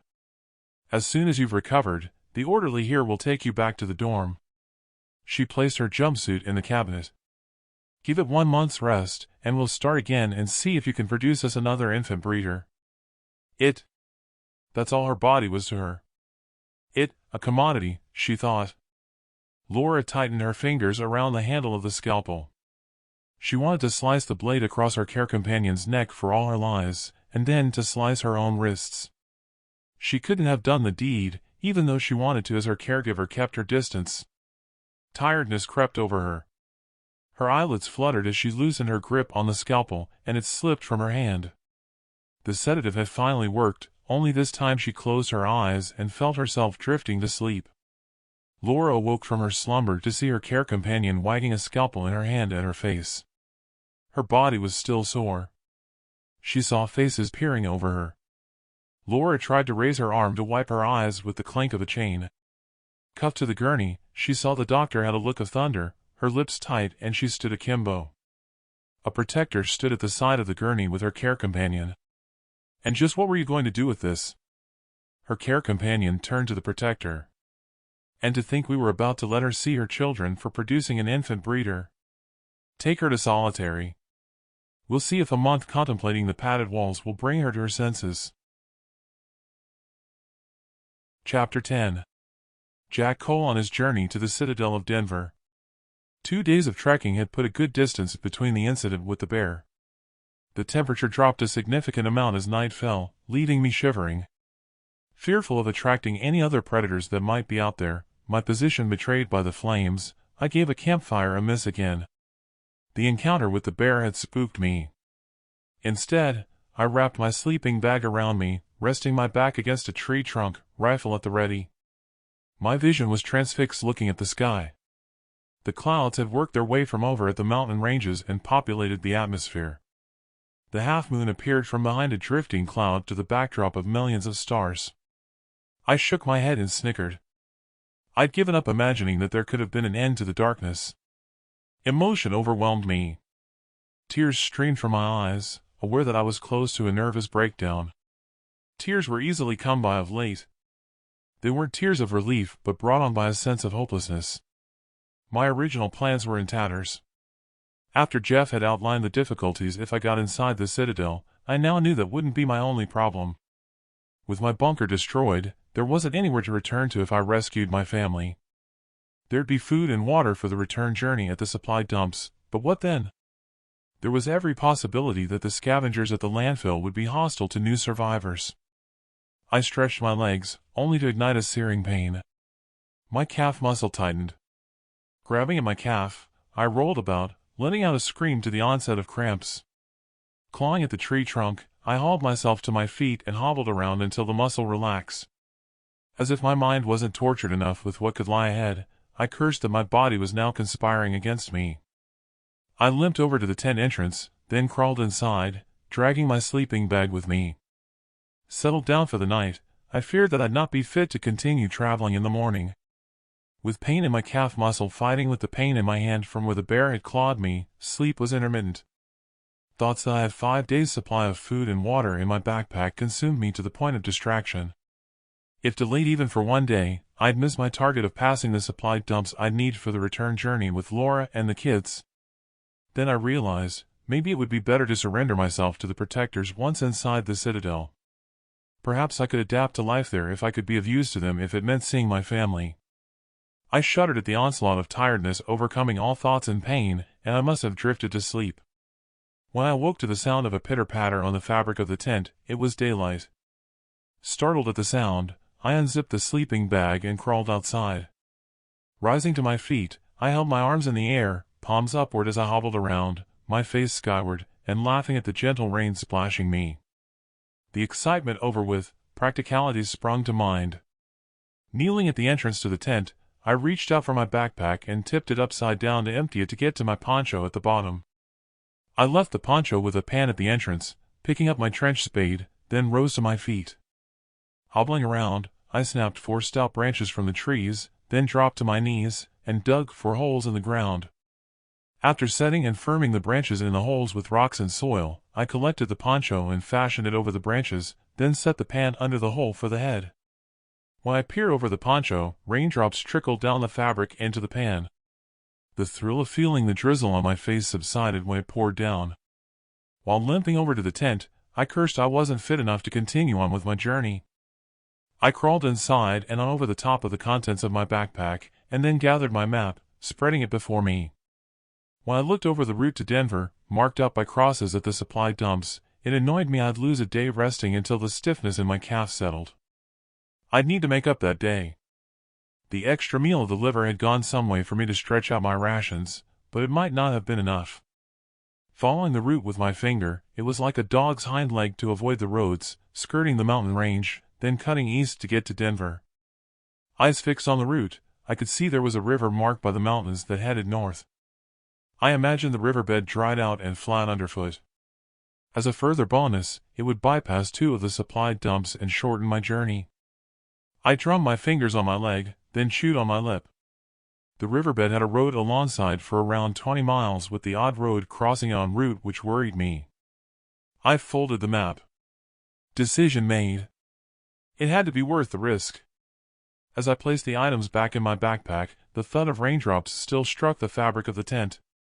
The heavy shower lasted maybe 10 minutes, then stopped when I crawled out of my tent. Ash outside had turned to mush, which would make walking difficult, putting more strain on my already aching leg muscles. The good thing was that the pan had overflowed. I filled my water container, then scanned around my surroundings.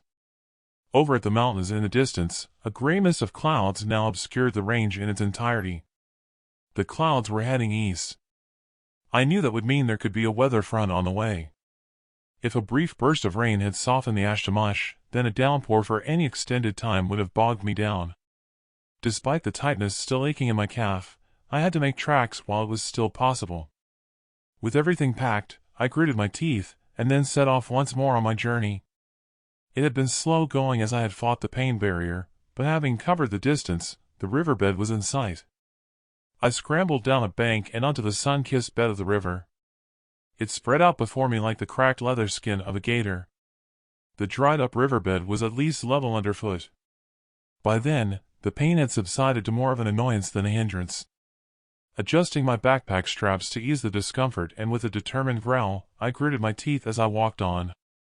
There was a sudden crack of thunder. To my left, toward the mountains, there was a flash of lightning. It was maybe a 10-second delay, then more thunder. More thunder and lightning continued, with a similar gap between them, keeping the storm at bay for now.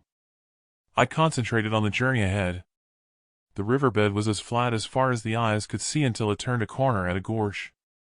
As I trudged along, the bed narrowed. The cracks gave way to pebbles, then boulders, making it hard going as I entered a narrow gorge with steep sides at the bend. When I rounded the bend, I drew my binoculars to my eyes. I scanned ahead. In the distance, I spied a bridge where the gorge ended a short distance beyond, and the land flattened once more. That bridge was my target as the storm grew nearer. The timing between thunder and lightning was down to the count of 5, showing the storm was nearing. I reckoned I had enough time to get to the bridge, which would give me cover from any rain. About to draw down my binoculars, I was sure I detected movement on the bridge. What the fuck? I drew down my binoculars, took a rag from my pocket and cleaned the lenses. I hit zoom. Snatched the glasses to my eyes. There was movement, all right. I hadn't been imagining what I'd seen. Chapter 11. Jack Cole on his journey to the Citadel. My hands trembled at the unexpected sight on the bridge. I dodged behind a boulder, using the top of it to steady myself, and pressed the zoom on my binoculars. A line of people came into view on the bridge. The guy at the front appeared to be a hunter with the way he dressed. Bearded, with long hair, he cradled a rifle. Behind him the line of people had short hair and no beards, with the first ones coming into focus wearing all-in-one pale blue jumpsuits, except for one of them whose was beige. I could see them tethered at the wrists to the front. A rope around their necks connected the line of prisoners. A woman appeared at the back of the line with long flowing hair, wearing the same type of outfit, but a striking red color. More hunter types flanked them. They didn't appear to have rifles, but staffs, or spears. One prisoner stumbled and fell, bringing them to a halt. A guard dug his staff into his ribs, then kicked out at him.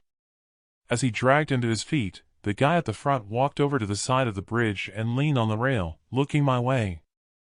I ducked down and removed my backpack and rifle straps. With my mind in a spin, my entire body quaked. If he'd spotted me, I thought I could be in trouble. When I glanced at either side of the narrow gorge, one side was too steep to climb, the rocks smooth. The other side was lower and stepped, with enough crevices for hand and footholds to get to the top. If I could have climbed to the top, it would be the opposite of the direction they were heading. Trouble was, they'd have spotted me for sure if I had tried it there and then. With a firm grip on my rifle, finger on the trigger, I strained to listen. All I heard was the thumping of my heart beating. I hoped that the pebbles crunching under someone's boot would betray anyone approaching. Around 10 minutes went by, when I snatched a look over at the bridge. They were still there, but then moved on. I waited for them to travel a distance, but there was no saying if they were still nearby for me not to be seen if I headed under the bridge. After eyeing the rock face, I decided to try the climb and grabbed my backpack. I took it slowly, inching my way to the midpoint, but the backpack and rifle hindered me. Heavy rain pummeled me. The thunder was now almost overhead, streaks of lightning cracking their way through the clouds. Settled on a ridge, I removed my pack and set it down. I took a hold of my rifle and secured it to the pack. I decided I could haul it to the top once I arrived there. I unfurled the rope fastened to the outside of the backpack and tied it to my wrist with a release knot, then I set off climbing. At the sound of a thunderous roar, I froze. I snatched a look over my shoulder back down the gorge. My eyes widened to a chill drilling through me. A wall of raging water and debris cascading and swirling along the gorge approached at speed. I scampered further up the rock face, dislodging rocks on the way, my fingers struggling to keep a hold on the wet rocks. Then it was on me, the deluge below swiping away my backpack with such force that I had to scramble to release the tether from my wrist before the coil of rope tightened and took me with it in the murky torrent. My foot slipped, dragging in the flow. I grabbed a hold of the branch of a bush jutting out from the rock face with one hand, a tenuous grip on a crevice with the other. My foothold slipped, together with losing my grip on the crevice. While swinging from the branch to regain a foothold, the surge of water battered my feet. The branch snapped. I tumbled into the raging waters below, taking a deep breath before I sank into the depths. Driven onward in the torrent, I thrashed out with my hands and legs, trying to surface. My chest hit an obstacle with such force it took the final breath from me. At the point of having to breathe, I feared death. When I surfaced, gasping, and taking in a lungful of air, I knew it wasn't over. Driven relentlessly toward a boulder, I threw my arm over a log with the bridge looming large. There wasn't any way to avoid it, and my head thudded into the boulder. Flashes of light in the darkness of my vision brought me to the point of passing out as I let go of the log and grasped a hold of the rock, only to be driven around it and onward, such was the force of the flow of water. I could recall feeling a sensation of bitter cold and shivering, but no forward movement. I wondered if I was at a stage of death. My throat constricted when I suddenly retched and vomited. Coughing and spluttering more water, I raised my head like a tortoise, with a feeling my neck could only barely support the weight of my head. My head dropped into the mud, my lips tasting the ashen sludge, and I rolled onto my side, spitting it out. The riverbed was now a stream. The torrent tamed. Unable to move, I watched the stream gradually disappear into the cracks down to a trickle, around 2 feet wide. With all the strength I could muster, I rose to my knees and bent over, grimacing, and clutched at a pain in my chest. Blood droplets ran down my nose and dripped into a puddle, sending out gentle ripples, leading crimson tendrils and fusing into the water in the wake. I reached a hand to the source of throbbing on my scalp. There was a lump and a gash. My fingers streaked with blood to the touch of the wound. Attempting to get to my feet, I collapsed back on the ground, face down in the ash. "Check if he's alive," I heard a voice call out, but I was too weak to turn my head to see who was there. Hands grasped at me, rolling me over. With my vision blurred, I could make out 2 men looking over me as my eyes focused. They were wearing ponchos. Both of them carried poles with knives fastened to them. One of them searched me, removing my pistol from the holster which had worked its way around to my front. I was too weak to ask who they were. "He's got meat on his bones and he's breathing," one of them called over to a guy cradling a rifle. "Get him to the camp to join the others." They dragged me to my feet, taking an arm each over their shoulders, and we stumbled along the side of the riverbed. Even with the support, my legs had no strength, and they had to drag me to the bank. "Can't we just leave him here?" one of them said as we arrived at the slope at the banking. They let go of me and I collapsed with a torturous pain in my chest. No, we need him. What they had in store for me, God only knows. I was just grateful to be alive. They dragged me to the top of the bank, cursing all the way. The rain ceased, the sun breaking through the clouds over to the west. I could make out tents around 100 yards further along. When we arrived at their camp, I knew who had rescued me for certain. Sat on the ground, soaking wet and shivering, were the prisoners I'd seen on the bridge.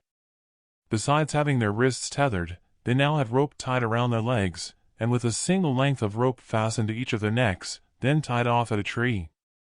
They forced me to sit at the end of the line next to the young woman in red. With no strength to fight back, and with a guy holding his spear with the blade at my chest, one of them tied my wrists, then my legs, and secured the rope around my neck. When he walked away, I turned to the woman. "Who are you? Where are you from?" I asked her. Chapter 12. Jack Cole, as a prisoner. Now that I was close to her, if I were to guess at the young woman's age, I'd have said she was around my age, in her late 20s, maybe younger. There again, looks could be deceptive.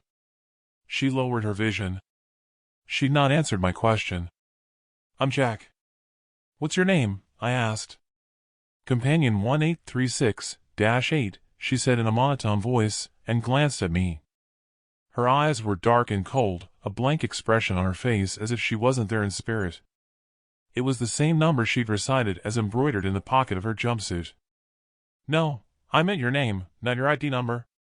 She looked at me with a puzzled expression. "I just said, Companion 1836-8. The guy wearing a beige jumpsuit leaned out and said, "The girl doesn't know any difference. That's all she's known by. They brought her up in the citadel as a birther, but she says that they discovered she doesn't produce eggs. Poor thing. She had her heart set on joining the Denverines, but they said she was too old to train. Anyway, she refused to be a pleasure companion of the governor and fought with her, so they exiled her. Somehow, what he said seemed out of place as to why she didn't have a name, when he'd expanded on the reason why they'd exiled her. It wasn't what I asked." "From Denver?" "Yeah." "What, all of you?" "Yeah." The guy was older than me, maybe in his mid to late 40s. Seeing as how he was up to filling in the blanks, I thought I'd explore some more. "Why were you exiled?" "Hacking, after I tried to find out the ID numbers of my little girl and boy, and what duties they gave to them. I hoped to find which sector where they housed them." Stupid me. I didn't realize they could trace it back to my computer. Hell, I didn't even get to find them. What he'd said didn't make sense as to why he'd have to find his children. "So, were you what they call a breeder?" "No, I'm what they call an infertile companion, but my birth name was Jed Ward Muller, Jed to those who knew me of old. Only the people in authority or the Denverines have given names. Bastards separated me from the kids, as they do with all children. My wife conceived our daughter before I returned to the citadel to work on maintenance and drank the water. She died in childbirth when she gave birth to my girl." He lowered his vision but couldn't hide the emotion as he'd spoken the words. "It's hard to get my head around it. She'll have reached adulthood. But then, both my kids will be adults now." His answer set alarm bells ringing as to what had happened to my family. "Sorry." "What about the others? Why were they exiled?" "Petty theft mostly. Some for insolence and questioning authority. 3 strikes and reduced rations, and if that doesn't work, you're out, depending on the whim of the protectors. Most have told me they wanted to get exiled to see what was out there. Don't they have prisons for offenders? Crime is rare. Only the Denverines have lethal weapons. They don't have prisons, just holding cells. They'd be a drain on food supplies, so they exile the ones they don't put to death for serious offenses. Sickened at how it worked inside there, I saw one of our captors drag kindling out of a tent and start a fire. Steam rose from the flames as he set wet branches over the fire. Setting a large pan to boil water on a metal frame, he poured in what looked like pasta, then opening a foil package, he dropped in chunks of meat. I'd not eaten steak for a long time and assumed they must have livestock somewhere they kept alive. It bugged me they'd not said what they wanted of us. I leaned forward to talk to Jed. When did they take you prisoner? They ambushed us shortly after exile, around 5 days ago. It's lucky they got to us first and gave us food and water before the Denverines caught up with us for sport. Sport? Yeah, sport. While I was working in their section on the AC, I listened in on the lecture. It's part of their training to catch birthers and breeders. They give exiles a day start, then part of their training is to track them. They're allowed to kill one, then let the others go to put the fear factor in them before they continue, to make it more of a challenge. Once their victims know what it will mean if they're caught, I imagine it sure increases the fear factor. That's sadistic. The trainees don't see it that way once they're finished with their indoctrination from childhood. My teeth were chattering, with my wet clothes clinging to my skin and feeling like a ton of weight. Have they said where they're taking us? No. Another of our captors arrived back at the camp. I recognized the backpack and rifle he was carrying right away. He unloaded it from his shoulders and set it down next to the fire. I found this downstream. Not seen signs of anyone else. He must have been alone, he said. The one who seemed to be their leader removed his rifle from his lap and then set it beside him. He opened the backpack. Rummaging around, he smiled, revealing his top 2 teeth missing. That's a bonus. He has spare mags for the rifle in there. Get the girl and bring her to me. The guy who unfastened her had a bald head, but most striking was his large hook nose with his left cheek swollen. Dragging her upright, he pushed his staff into her back, prodding her to their leader, her wrists still tethered. The leader rose to his feet and untethered her hands. Let's get you out of that jumpsuit and get you dried. Can't be crawling all over you dripping like that. She didn't complain or try to run, simply unzipping and removing her jumpsuit. He tossed the jumpsuit to one of his men. Set up some branches next to the fire and hang it to get it dry. Move the others nearer the fire. They're turning blue. He took her by the hand and led her to his tent. We were all still shivering, with our clothes drenched. He was right. My hands had a blue tinge to them despite the sun shining. At least the guy wanted us to stay alive. I shuddered as they entered the tent. What the hell is happening? Why is she not resisting? It's more of an expectation. It's what she's trained for.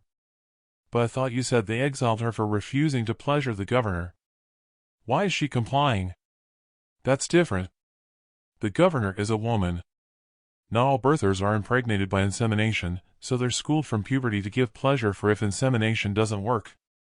What? That's sick. It is, but when you know nothing else, it's normal life expectation. We have to do something, I said. Like what, when we're trussed up like this? I couldn't have imagined what was in store for my children, especially if Laura had given birth to a girl. My stomach was tied in knots. I don't get why the parents allow this. Why don't they fight back and protest? Parents? He shook his head. No one has contact with their children.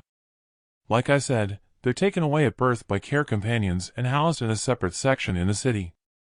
They bar long-term coupling, so there aren't any family ties. There are few living there of my age that know what went before. Most are female and live in communal dorms according to age or designation. They only get individual housing according to a higher status. Take me, for example. I lived alone because of my trade designation repairing AC units. I lowered my head. The idea struck that if I found my family, and with coupling banned, it destroyed the notion that we could be reunited if I surrendered to the authorities. It pained me that Laura would have suffered Tom been ripped from her, and later, our child at birth. I just couldn't get my head around it, hoping there'd be exceptions. I don't get how not coupling works. Don't they allow marriage or partners of any kind to live together? Hell no. When President Jackson took over, she said having family units prevented women from reaching their potential. Anyway, how did you survive out here on your own? He asked me, changing the subject. We had a farm isolated from the towns. We were off the grid with a water source and a bio-farming unit until the Denverines destroyed it. Pa was a prepper. Lucky you. I didn't feel lucky, considering I was someone's prisoner. The young woman exited the tent. Disgusted at what they had used her for, I averted my gaze to her naked form. Baldy walked over and tossed her a blanket. This time he had to shuffle nearer the fire, and then trussed her up and sat her down next to me at the end of the line. I looked at her to see no emotion as she stared ahead, then she turned sideways. She had the same expression as if there was nothing inside her head, only the sight of sparks in the reflection of her eyes from the flames. Baldy ladled one portion of the stew into each of the 2 bowls. He walked over and placed the bowl in my hands, and then gave one to the girl. I followed the girl's example and tipped the content into my mouth and chewed on the meat. It tasted bland, but at least they were feeding us however meager the rations. "We have to escape," I whispered to Jed as Baldy walked out of earshot to collect more bowls from a stack of them next to his tent. "How?" "I don't know, but I sense they have something bad in store for us or they wouldn't tie us up like this. We have to plan something, and quickly." Chapter 13. Jack Cole on the journey to the hunter's base camp. Once we had all finished eating, our captors built up the fire. The warmth was more than welcome, with steam rising from my clothing as the pine logs took hold, then sparked and flared with the oil resin igniting. The searing heat became unbearable, and I shuffled backwards. Baldy had us turn around to have our clothing and our backs dry. After a while, they had us turn around again, then they retired to their tents with Baldy left on guard duty. Baldy paced around, holding his swollen cheek, and groaned. He bent over at the entrance to a tent. "Fuck, I can't stand this. You've got to take it out." Whoever was in the tent moaned, then clambered out, dragging his backpack with him. From a side pocket, he dragged up pliers. It was obvious what was going to go down. Uncomfortable, I shuffled on the ground. My holster dug into my crotch. Taking a hold of my belt with my wrists still tethered, I moved it around my waist, then stopped. I'd felt something on my upper thigh. The realization struck me I still might have my knife in its sheath. I couldn't recall them taking it at the riverbank, though I thought it might have slipped from the sheath when carried along in the torrent of water. Feeling at the outside of my jacket, I found the handle. I wanted to sigh loudly with relief. By then, Baldy lay on the ground, the guy straggling him, one hand holding Baldy's forehead down, the other holding the pliers inside his mouth. To him screaming out, the others climbed out of their tents. The guy climbed off the top of Baldy, proudly displaying the extracted tooth while Baldy rolled on the ground, moaning. "Don't be a wuss." "It's out now," said the guy, and tossed the tooth into the fire with sparks rising from the embers. Baldy rose to his feet, pushing a finger inside his mouth, then spat out a mixture of blood and pus.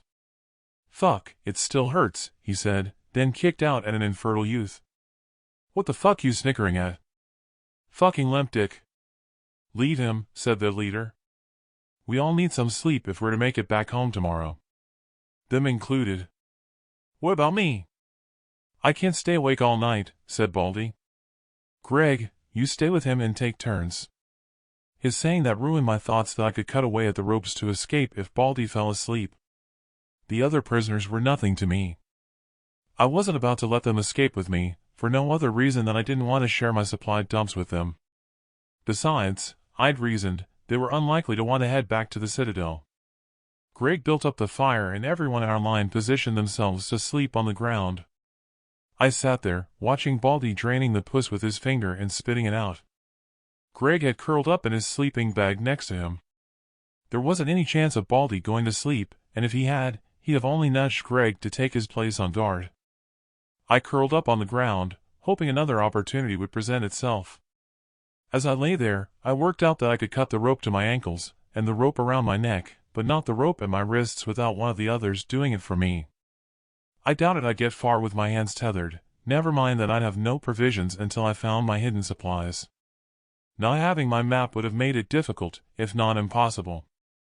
I realized that like it or not, I'd need the other prisoners' help if I were to escape. Exhausted, I kept drifting off to sleep, now and then, opening my eyes to check if one guard was still alert. I couldn't even nudge Jed to speak to him so that we could work together to be free without they'd hear us. The next thing I knew, it was daylight, and our captors were out of their tents, dismantling them, ready to move on. Baldy walked over to us. He untied everyone's foot tethers and dragged each of us to our feet. "Time to go, asswipes. No dallying." There were 5 of them and 10 of us. Good odds for if the opportunity arose to cut the ropes loose, and we had to tackle them. On second thoughts, 1 knife against 2 rifles, their handguns, and spears tempered that idea. It wasn't exactly a recipe for a good outcome. I always lost when playing rock, paper, and scissors with Pa. All I took comfort from was to be next to Jed in the line to talk with him, and with the woman tagging on behind the both of us as we marched onward. We covered a distance, strung around 2 yards apart.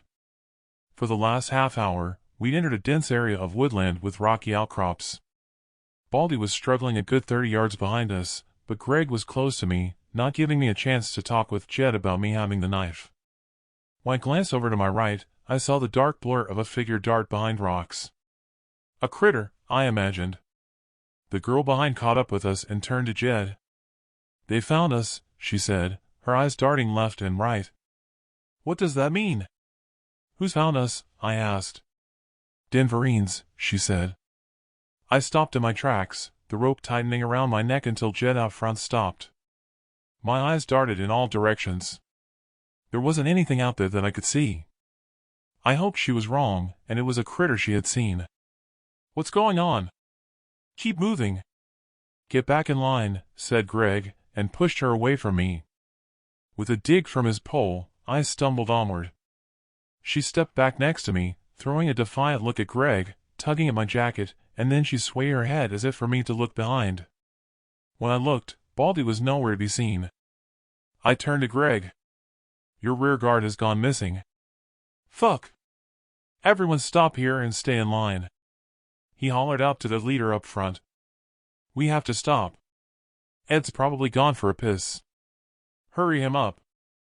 Mumbling to himself, Greg set off to find him, digging his staff in the ash dust on his way. All the while, my eyes darted around, expecting an ambush.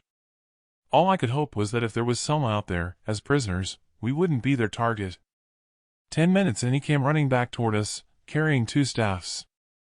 "Someone has slit his throat," he called out, arriving back beside of me, and breathing heavy. "Get to those rocks for cover," the leader called out. "Move." Greg herded us together over to the outcrop and we scrambled for cover, huddled together in the clearing in the center of the rock formation.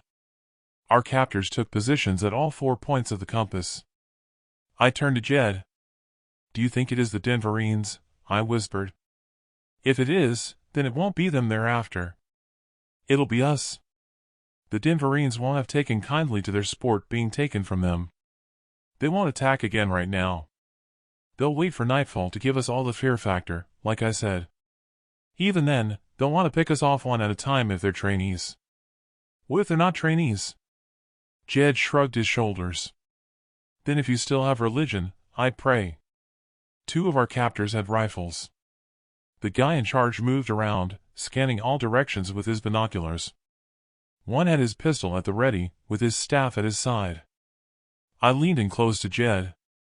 "I have a knife," I whispered, holding my tethered hands to cover my mouth. Jed covered his mouth likewise and whispered back, "What?" Jed's eyes widened. "Listen, if we cut our ropes, we could overpower them while they have their backs to us, grab their staffs and take their weapons, then take our chances out there." "What, the 2 of us?" "The others won't know what it is to fight. Besides, how would we eat?" I'd already thought about that. If we escaped, I decided to go my own way to get back to my supply dumps. The only thing that weighed heavy on my mind was the thoughts of taking someone's life. Still, if I had to, it would be us or them. We would have what's in their backpacks for provisions, I said. What would we do when that runs out? At least they're feeding and watering us and likely have food at their base if we can make it there. Maybe they just want us for our labor. I don't mind working for food. I doubt that any of us will object. That's all we did in the city. His reluctance astonished me, though I could understand. At least it solved me not wanting to share what food and water provisions I had hidden. All I'd need would be for him to cut the rope to my wrists when the opportunity presented itself. Let's move. I can't see anyone out there, said the guy in charge. Round the prisoners up in a circle and we'll take cover in the middle. We need to get out of these woods to open ground ahead so we can see if anyone is following us. Greg tied the rope together at the ends that fastened around our necks and formed us into a circle.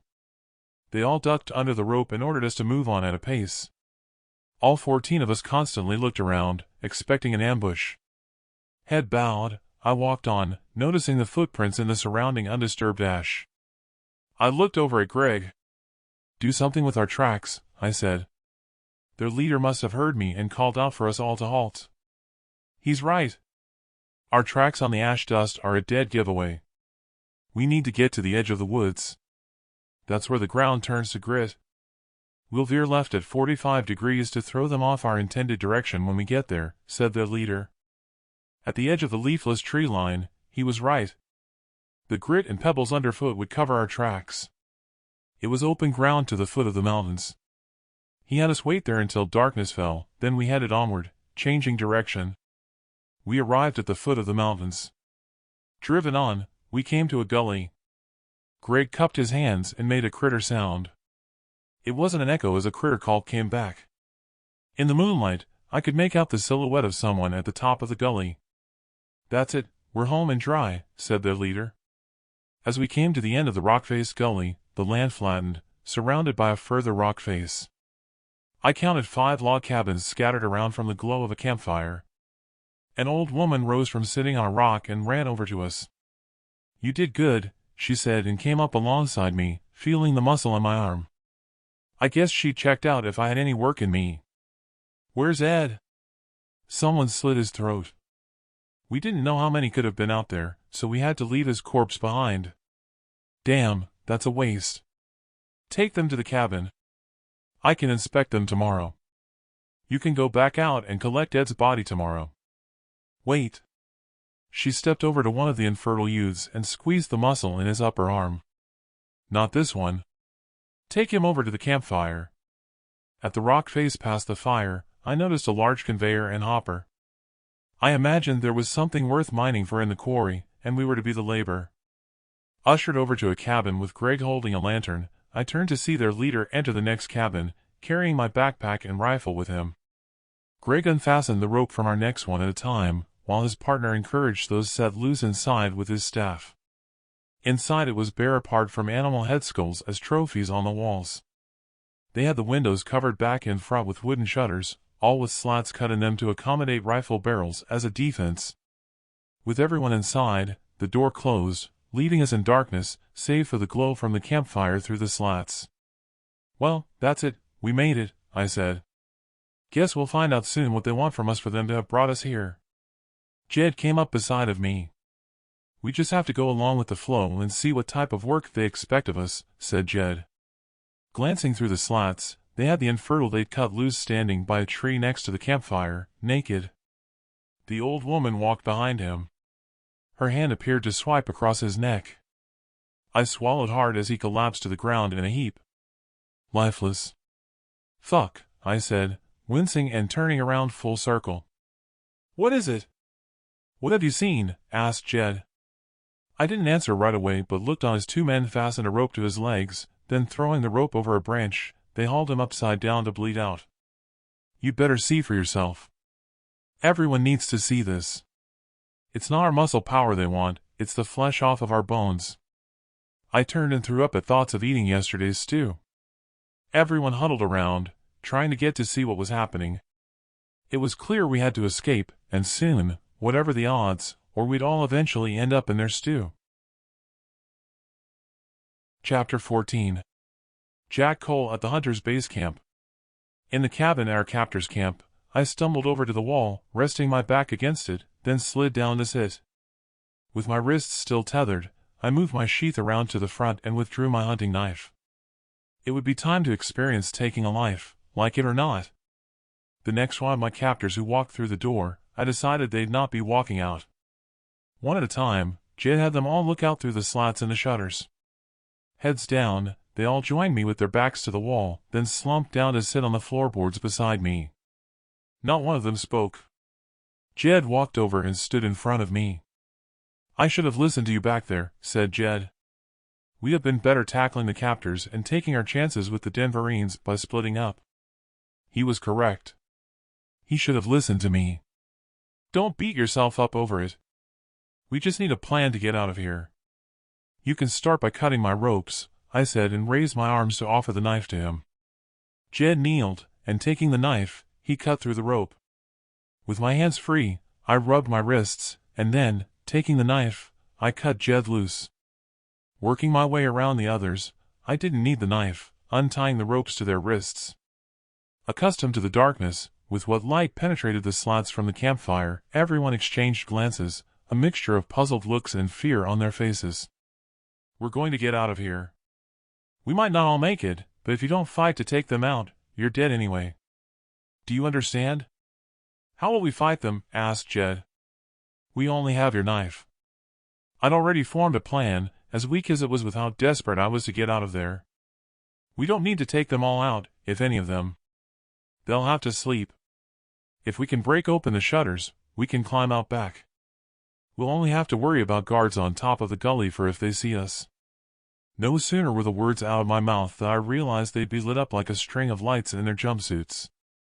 It wasn't just that which concerned me. I'd need my backpack with the map, and my rifle for the rest of my journey. I turned to one of the boys. Listen. I want you to keep a watch out of the slat. I need to know when they retire to their cabins. Can you do that? He nodded. The boy clambered to his feet and stepped over to the window. Looking at the skull and horns of a steer on the wall, I stroked my beard. I reached out and unhooked the trophy. After placing it on the floor, I stood on one horn and kicked at the other. Both broke away from the skull. There we are. That's 2 more weapons. Give me a hand with those antlers. I have an idea. What is it you have in mind? Asked Jed. There were the 4 left who brought us here. I saw a guard on the top of the gully, then there's the old woman, with 2 more men at the campfire. That makes 8 with 6 log cabins other than this one. They won't all sleep together. If we take out their leader in his cabin as he sleeps, he has a rifle and a handgun, not to mention the spare mags in my backpack. He's bound to have clothes in the cabin for the others here, so they'll be less likely to be noticed. It's going to be tonight or never. If we get his firearms, do you know how to use one? It's been 30 years or more, but yeah, I guess. These here won't have a clue, said Jed. I rubbed at my brow at how hopeless the plan seemed to be if I couldn't rely on the others. I knew I had to remain positive and to push to one side any negative thoughts. Listen, we only need to take out their leader and let the others sleep to lessen the odds of getting caught, I said. We? Well, I can't do it all on my own. I'll need backup. Just the 2 of us? Then we'll return with clothes for the others and get the hell out of here. The boy turned away from the slat and retched. What is it? He didn't answer, still retching, and pointed to the slat. I scrambled over there and peered out. In the glow of the flames from the fire, I could see the old lady dismembering the body of the guy who'd been hung up at the tree. One guy was holding a sack and placing limbs inside.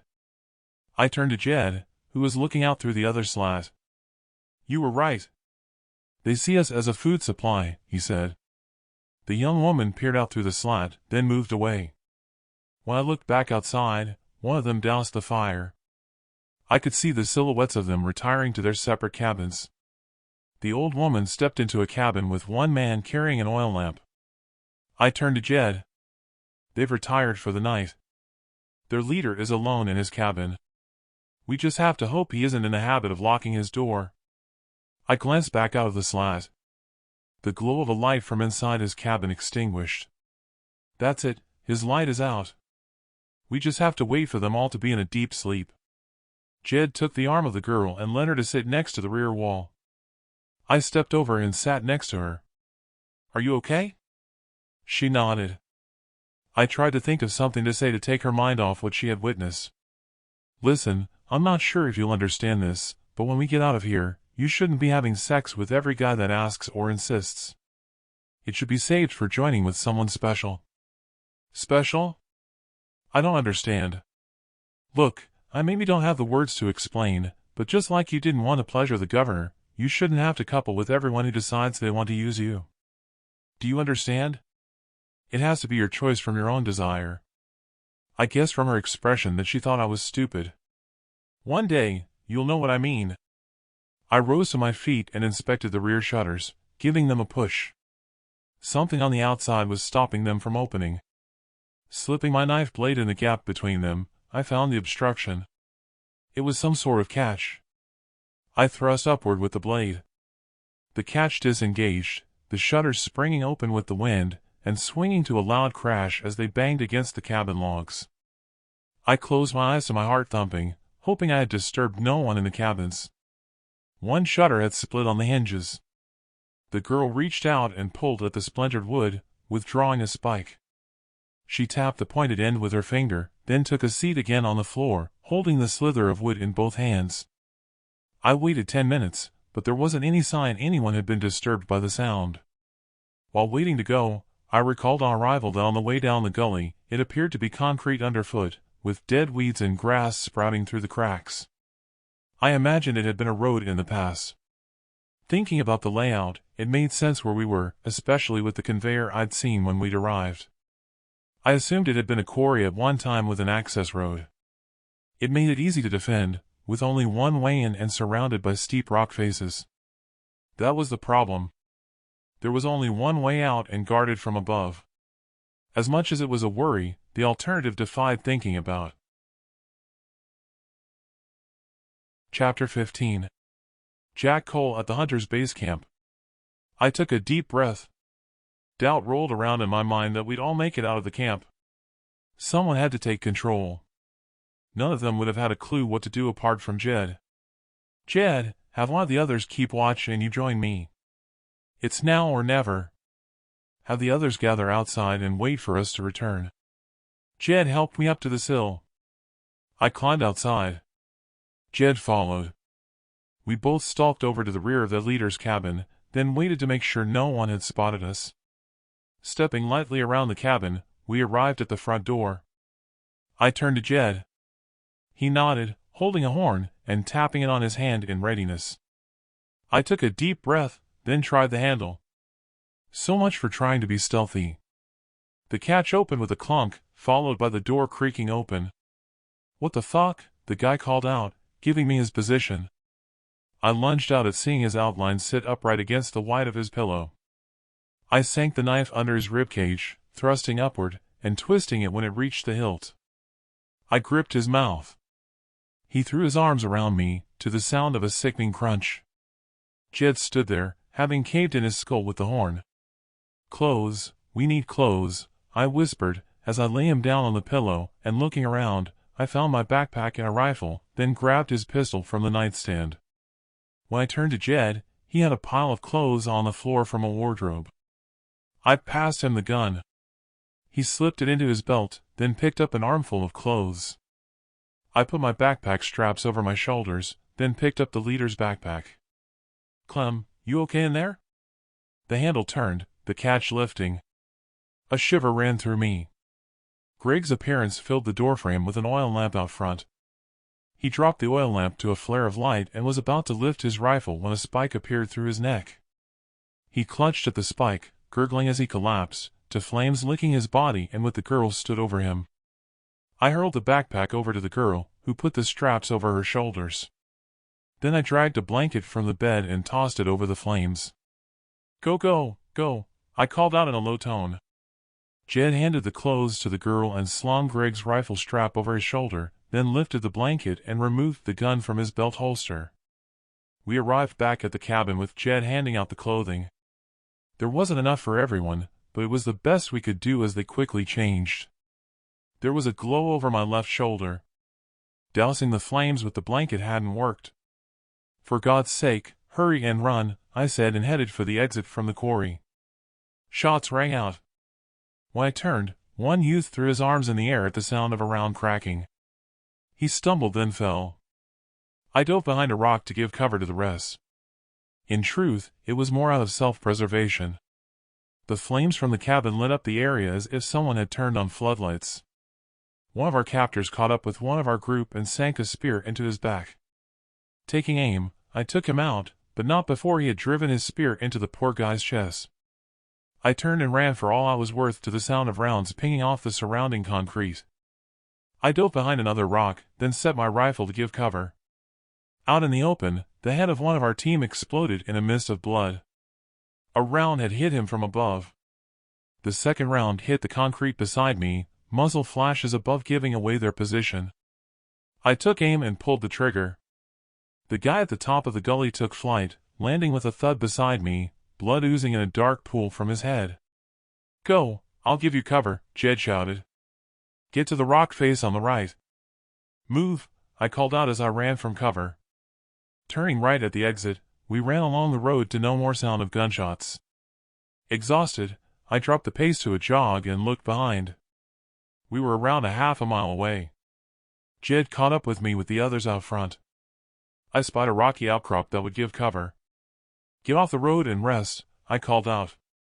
In the distance I could see the glow from the cabin on fire at the quarry as we settled behind the rocks. We were down to 6 of us. No one spoke. I guess they were all doing the same as me and gathering their thoughts. The girl sidled over and sat beside me. How will I know if someone is special?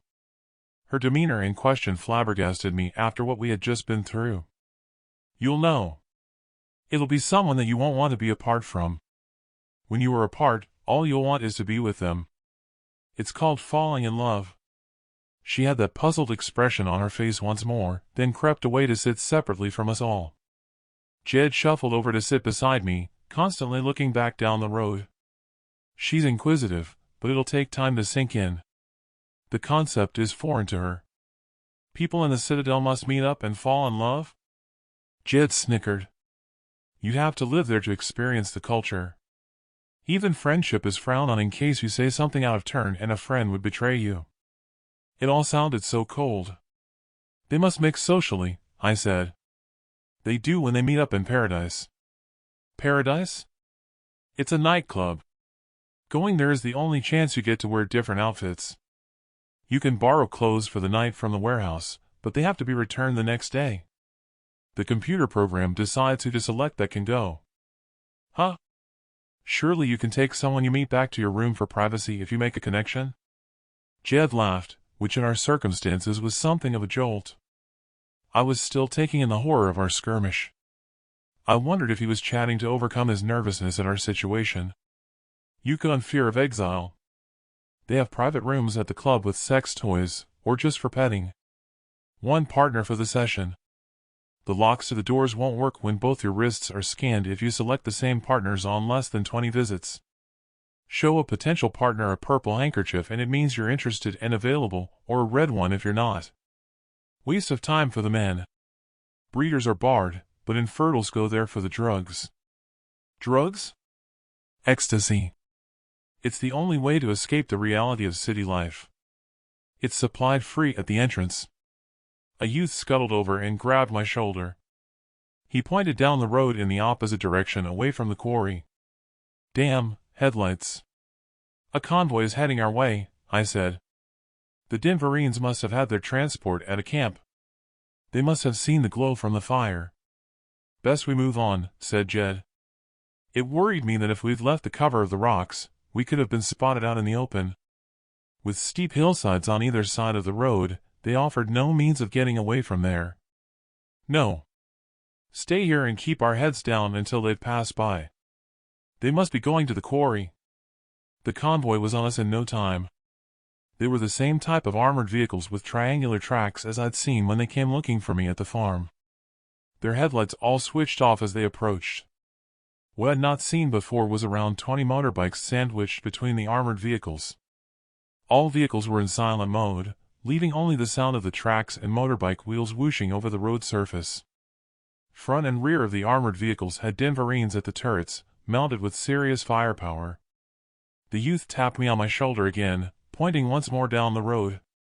This time I could see the headlights of a solitary vehicle, not moving, then the headlights switched to sidelights. I sighed. We were stuck there, unable to go in either direction. The hillsides were just too steep that they might come back and spot us trying to climb the sheer slopes. What should we do? Asked Jed to the sound of heavy rounds fired from the direction of the quarry. There isn't any food and only a few slugs of water in this backpack. For all his age, it looked as though he considered me to be in charge. I didn't like the idea of sharing the contents of my backpack. It's like you mentioned to me before, If you've kept religion, I suggest you pray. We need to split up. When I looked over my shoulders at the others, the young woman had gone. Damn, where has she gone?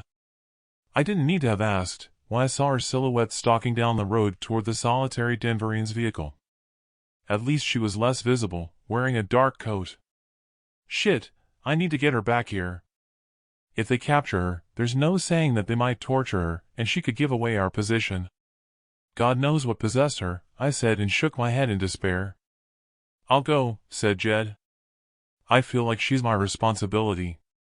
Not knowing how many would be at the truck if they were spotted, I didn't like that idea. No, we'll both go. You'd better hope we can get to her before she gets to them. Chapter 16.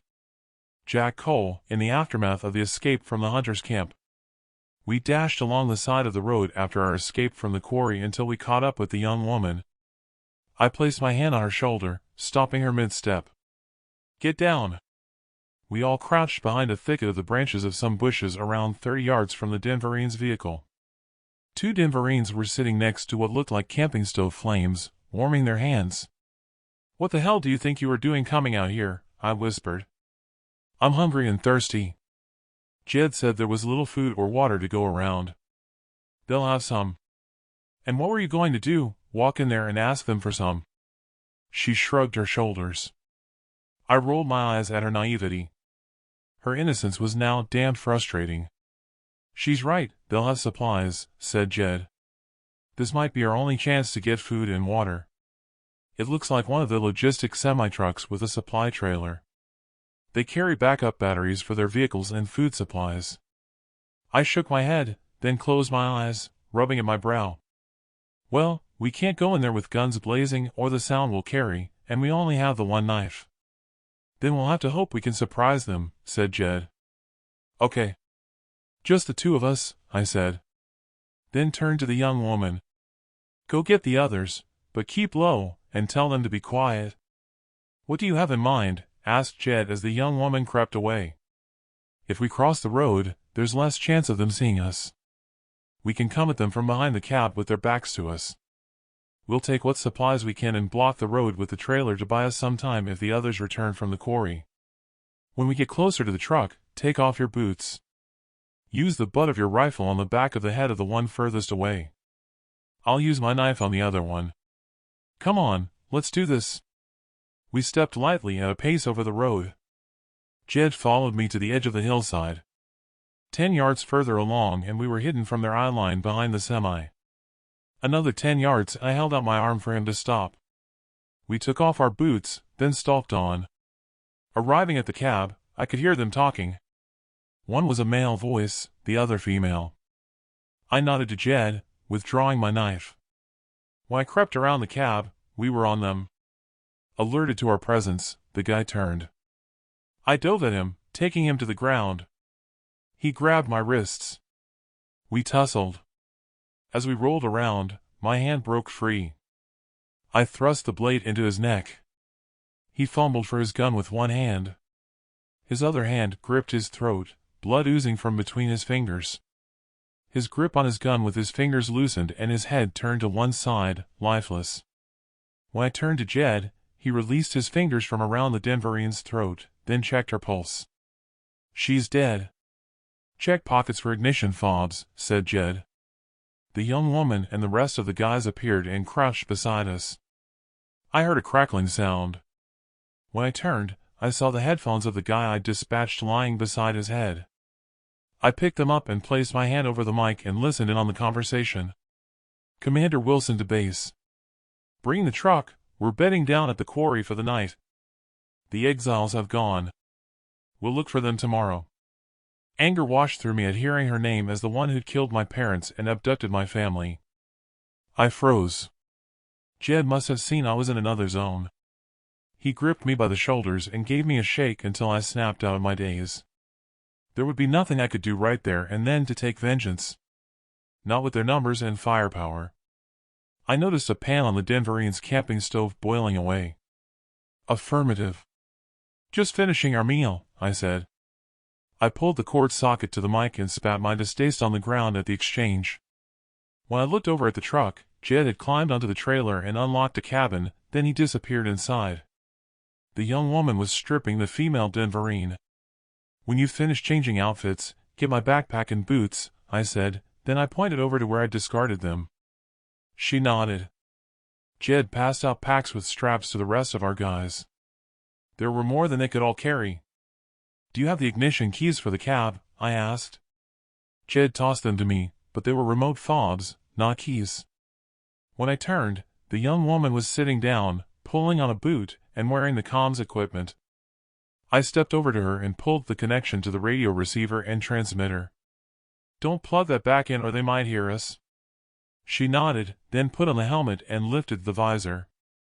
Jed jumped down from the trailer. Our team was loading up packs he'd tossed out, together with rifles. "Here, take these glasses," said Jed. "They have night vision." I picked up a rifle. Military grade. The mag looked to have more rounds than mine. Far superior to the one I had, and it was scoped, with some sort of secondary firepower under the barrel. "Thanks." "Listen, there's a ditch behind the truck. Toss the surplus supplies in there with my rifle and my spare mags. The fewer supplies we leave them with, the better," I said. The young woman handed me my backpack and set down my boots. I dug in my pack and exchanged my spare mags with some of theirs. I glanced at the spare vehicle batteries.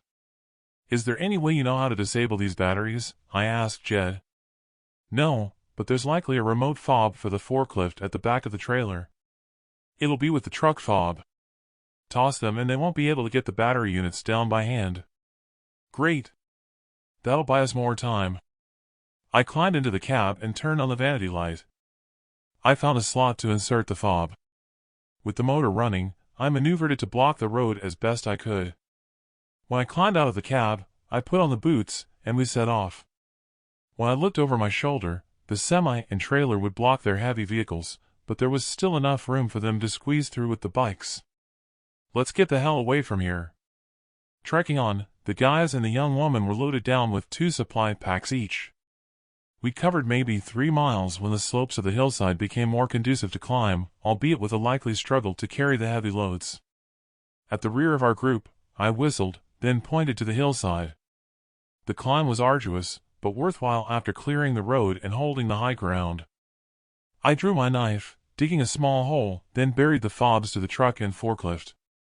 "Shit, everyone hug the ground," Jed called out. There wasn't any need for night visions. Driving along the road in the distance were the headlight beams of motorbikes swarming along like fireflies and heading in our direction. We looked on as they passed below to the glow of their taillights as they passed by. What seemed like half a mile along the road, they split up like watching an air display as they must have hit an intersection, some going straight ahead, the others dividing and going left and right. I turned to the girl. "Take off your helmet and pass me the headset and radio pack." She complied. I put on the earphones and mouthpiece. "Quiet everyone." I connected the cable socket, then flicked off the switch to the mic. 5 minutes of the phones crackling in my ears and a message came through. "Your signal is getting faint. We're losing radio contact. Stay where you are and wait for us. We're just hooking up the semi to drag it out of the way." All 3 units respond. They all responded in turn. "Good. I'm leading a team here to hotwire the semi-motor. They can't be far. They'll be loaded up with provisions. Take care, they're now armed." "Wait. Damn. Maintain radio silence. They have one of our radios.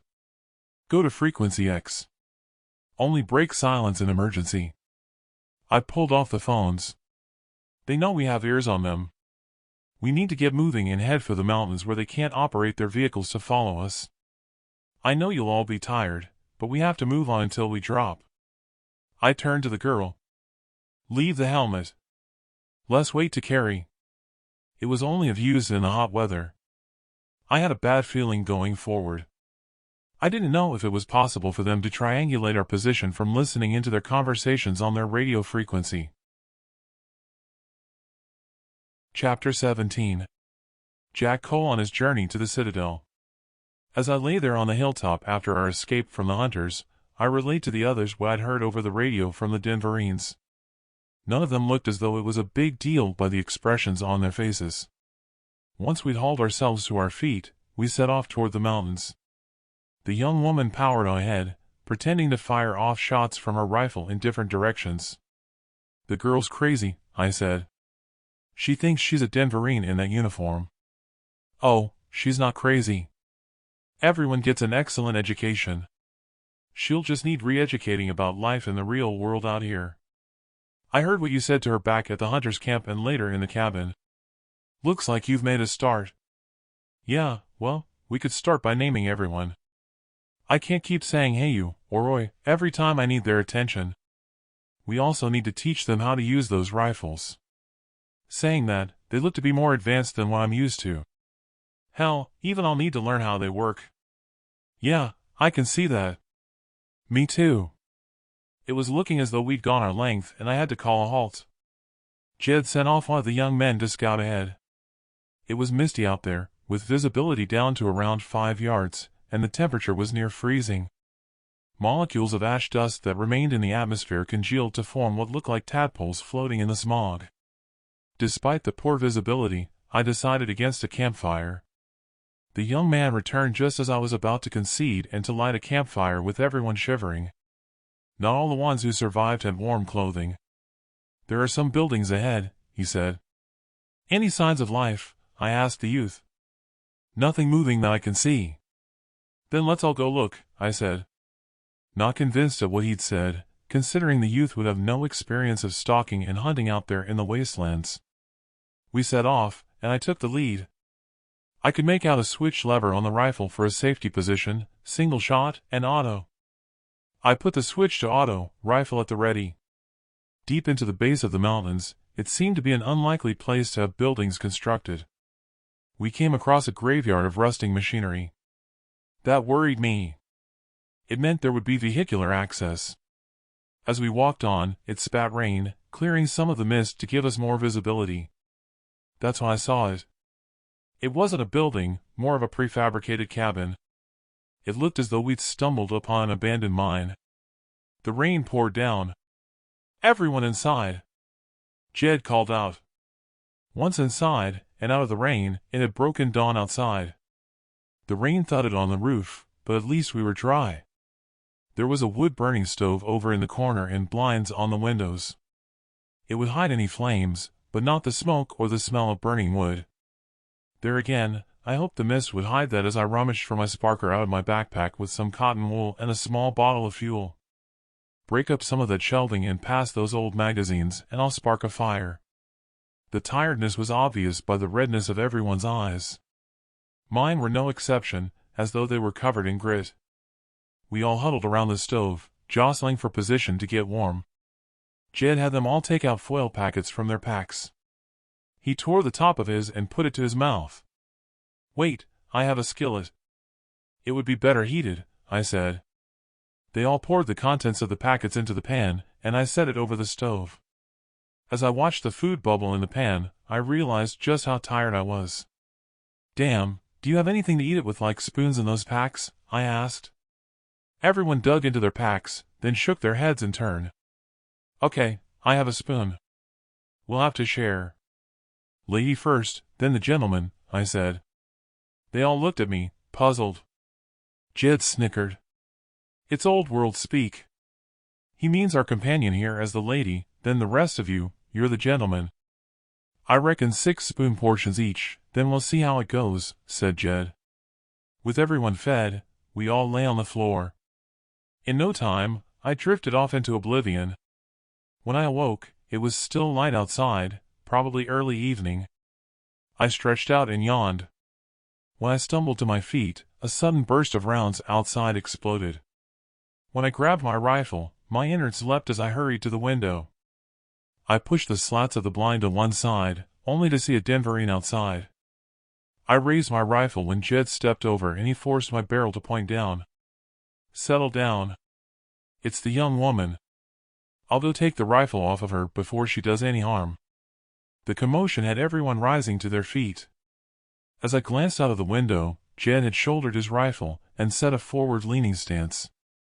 It looked as though she was instructing Jed rather than the other way around. That was when I noticed the entrance to a mine, partially hidden by machinery.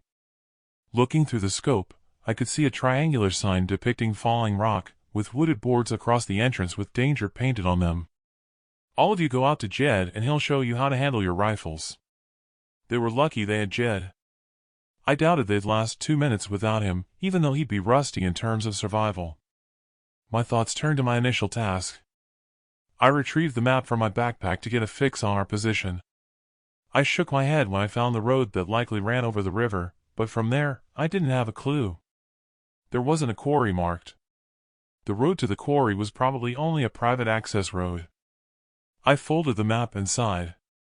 Short of retracing my steps to get back on target, there was the position of the sun or the stars to guide me to the north. Trouble was, to retrace my steps, there was a possibility of coming across the Denverines. When I looked out of the window, it was like watching children play but without laughter. Goodness knows how they were going to survive. None of them had a connection with each other and had hardly spoken so far. I imagined they'd turn to killing each other for food if it came down to it, having seen the fate of their colleague. Jed ushered them back inside the cabin when it rained again. "I had a good look around the area while you were sleeping," said Jed. "There's no made road to here, only a rutted access track. Right now, it's muddy, so I doubt anyone could drive up here, and there's no sign of the Denverines. I borrowed your binoculars.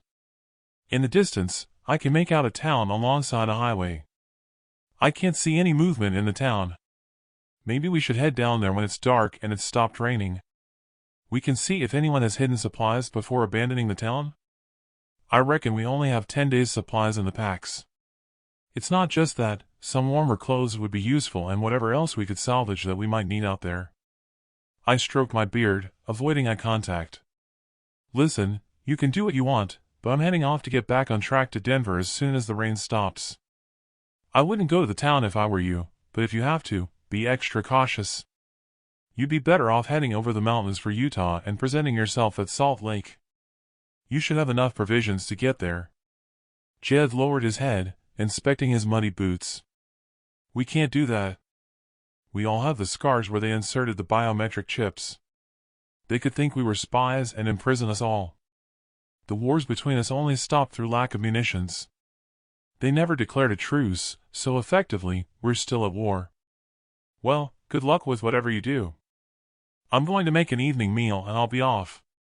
I set about stoking the stove and preparing my meal. The others sat around in a circle. "You all need names," said Jed.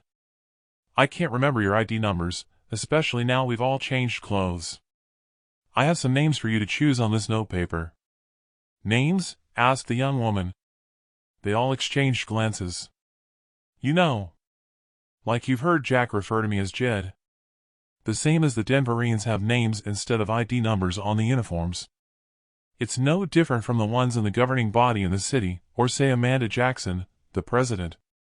"I have a name," said the young woman. "Oh, and what would that be?"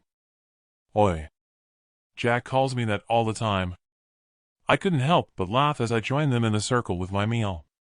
"No, I only use that to get your attention. It's not a name." She picked up the list of names that Jed had scribbled on some notepaper he'd found. "John, that's easy to remember," she said. This time, Jed laughed.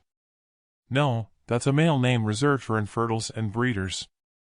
The female names are under the line. Those are for female companions." The young woman huffed. "So, I'm female, and the rest of you are males." "That's right." She grabbed a hold of her uniform at the chest pocket. "I can't read this upside down. What does it say?" Gina Martinez," I said. "Gina, then that's my name." "I like it." With all the new names chosen, Jed took hold of Gina's hand and gave it a shake as he introduced himself to a look of bewilderment on her face, then had them all do the same. Choosing their new names was a double-edged sword, making our acquaintance more personal. I wished I hadn't suggested it to them. Though seeing as how we were parting ways, I guess it made no difference. With what Gina had said, it made me aware of just how vulnerable and naive they would be in the wastelands. I sat there deep in thought. They all laughed at the novelty of shaking hands for the first time when exchanging their unfamiliar names, like one big happy family. My mind was fighting with the need to move on, and the information Jed had stored in his head that could aid me in my task. "Listen, Jed, I have an idea. I'll run it by you and see what you think." Chapter 18. Jack Cole on his journey to the Citadel. I beckoned Jed to follow me to the office area at the back of the cabin. Closing the door behind me, I could see by his expression he harbored concern. Something was troubling him. "Why the privacy?" he asked. "Because I'm not sure how the others will take what I have to say. As the elder of those out there, I can see they look up to you. Not surprising really, seeing as how you've had experience on the outside. The others might be naive, but I know you're not gullible. You know the situation with the supplies.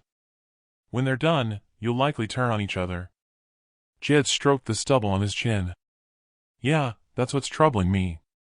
Cannibalism. It crossed my mind after what we witnessed at the quarry. Either that or we'll split up and waste away." "What are you suggesting?" "We could all set off together and then split up. You all go your way, and I'll go mine. I still think you should head to Utah and take your chances, even if they take you prisoner. They'll still probably feed you." He shook his head. "They could just as easy execute us after what they went through in the religious wars. I'll grant you that. Look, it's a long shot, but failing that, if we stick together and all go to the Citadel, there might be a way forward." He reared his head back. His eyes danced around me as if trying to get the measure of me. "You must be mad. No way we can go back there. Calm down. I don't mean inside the Citadel. I met someone on my travels who says there's a community of exiles up there at the city dump. They live off the scraps taken out of the city to a dump. And there's a water source. It could be your chance to survive long term." "How do you know this person was telling the truth?" "Surely, the Denverines would know about them, and they'd have taken them out by now?" "I don't know how they've survived without the Denverines knowing, but he had no reason to lie." Jed paced around, then stopped and turned to face me. "So, you want us to stick together? Does this have anything to do with you getting in there to rescue your family?" "I can't lie. I need information on the layout inside the Citadel from all of you, especially from you since you had access to all sections. It's not like I need you to go in there with me." Jed narrowed his eyes. "If you're lying about the community at the landfill, trust me, you won't get to sneak inside the Citadel. Do I make myself clear?" His threat surprised me. There again, I knew nothing of him. Still, I doubted Jeff would have lied to me. He had nothing to gain by imparting his knowledge. "Yeah, I hear you," I said. "Don't worry, if there isn't a community there, I'll likely shoot myself. You won't be the only one to have run out of supplies by the time we get there." Jed sucked air through his teeth. "Listen, if I go along with you, we have to go to the town that I mentioned. As it is, we can't go trekking in the clothes we have. We'd freeze to death at night, or we could be struck with a downpour, never mind eventually starving to death. As a team, we have to go down there to see if there's anything we can scavenge by the way of suitable clothing if we're to set off for Denver." Though I heard what he'd said, I wasn't happy at going along with him. It's a substantial risk. We might be better off looking for isolated houses on our travels.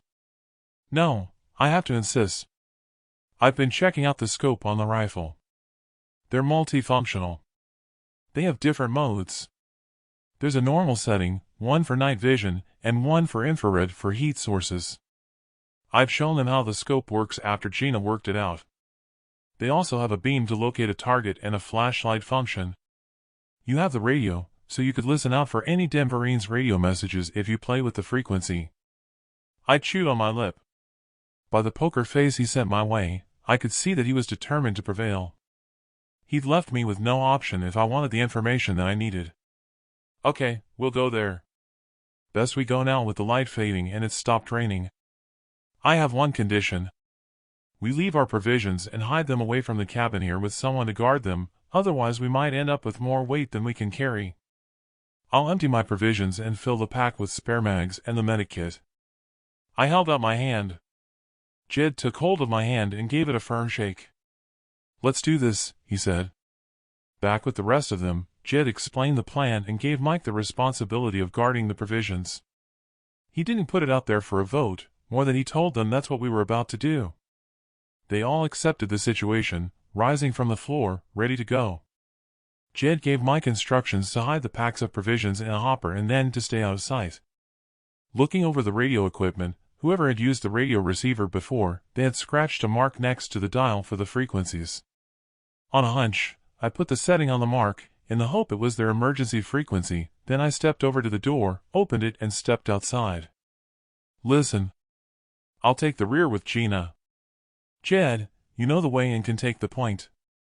Jason. You take the left flank around 20 yards out. I pointed to Steve. You take the right flank. All of you stay alert. Don't go shooting if you see anyone unless they shoot at you. Simply join the rest and give the alarm. Trekking along, Gina walked in front of me until we reached the outskirts of the town. Gina slowed and stepped along beside me. Are you an infertile? She asked me. I sensed the heat rise in my cheeks. No, why? Only I have a desire, like you said, to couple with someone special. You rescued us, so that makes you special, right? I almost choked, coughing into my hand at her having no filter. No, that's not possible. It doesn't work like that. I'm married. Married? That's right. I have a companion and we both vowed to be together for life, to the exclusion of all others. Remember what I said about falling in love? We're in love. We have children together. I'm going to get them back so I can help her bring up my children. Gina scoffed. Only one companion forever? But where is she? She's in the citadel. Gina pouted her lips. Her brow furrowed as if giving what I'd said some thought. What do you mean by bringing up your children? I've not heard of a care breeder. It was hard not to laugh in case she thought I was mocking her. I could see explaining was going to be challenging work. In the future, I decided I'd have her walk with Jed to do all the explaining. For now, I was stuck with her, and I had to give her an answer that she might understand. Put it this way, outside of the citadels, a single breeder would join with a single birther for life when they fell in love with each other. They'd have children and rear them without help, all living under the same roof. Sometimes people of the same sex joined in marriage, but because they couldn't have their own children, they'd adopt children to care for them. Same with birthers and breeders if they couldn't produce children. How strange. She quickened her pace and walked on ahead. I shook my head and snickered as we caught up with the ones ahead waiting for us. I've scoped it out, said Jed. Not detected anyone. That may be, but if there are any survivors, they'll have learned how not to be discovered. You all need to be vigilant. Let's get in there and get it over with. Hopefully, we'll find what you're looking for and then let's get the hell away from here. Same setup going in there. Don't group together to make an easy target. Eyes in the back of your heads. Is that understood? Understood, they all replied in unison. They might have understood, but goodness knows how they'd cope if we had to defend ourselves, I mused. Chapter 19. Jack Cole at the town on his journey to the citadel.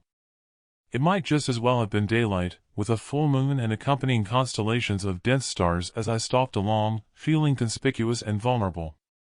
The first building we came to in the town along the main street was a dilapidated fast food burger franchise. For all I'd asked them to be vigilant, they all crowded around a plastic sign displaying what used to be on offer. What are those? Asked Jason, wiping away the grime from the sign with his arm. Fries. It's food from the old days. They're made from potatoes that grew in the soil. Move on. Don't get distracted. We had hamburgers in the canteen, but what is it that covers the salad? Asked Jason. Bread. I'll explain later. We really must move on. Split up and take either side of the street. My explanation meant nothing to the youngsters. For all Jed had said they were well educated, their educators clearly didn't impart knowledge of the old ways of farming and food production, before biofarming and synthetic meat took over. Seeing the sign had me craving for a breakfast burger with bacon and egg, like the ones Mom made for me as a child. It had been tragic when I'd found our hens had perished in the heat. Jed held up his hand for us to halt at the entrance to a low-rise block of apartments. "Let's try here," Jed said. I turned to one of the youths. "Steve, you stay in the street and watch the road. Keep in the shadows of the buildings. Alert us if you see anyone." He nodded, and we entered. I fumbled with the flashlight switch on the rifle, only to pick the wrong setting, a red dot dancing on the apartment door facing me. Finally, I managed the correct setting. There were 3 apartment doors in the hallway. The one ahead was closed, the other 2 open, with one of them splintered at the lock. I stayed in the corridor on guard while they split up into 2 apartments. I tried the door handle of the one that was closed, but it was locked. Gina joined me in the corridor. "Nothing in there," she said. Jason stumbled out of the apartment with Jed following on. "What's wrong with him?" I asked. "There are 2 adult and 2 child skeletons in there. All the skulls are caved in." It shook Jason up. "There's nothing in there."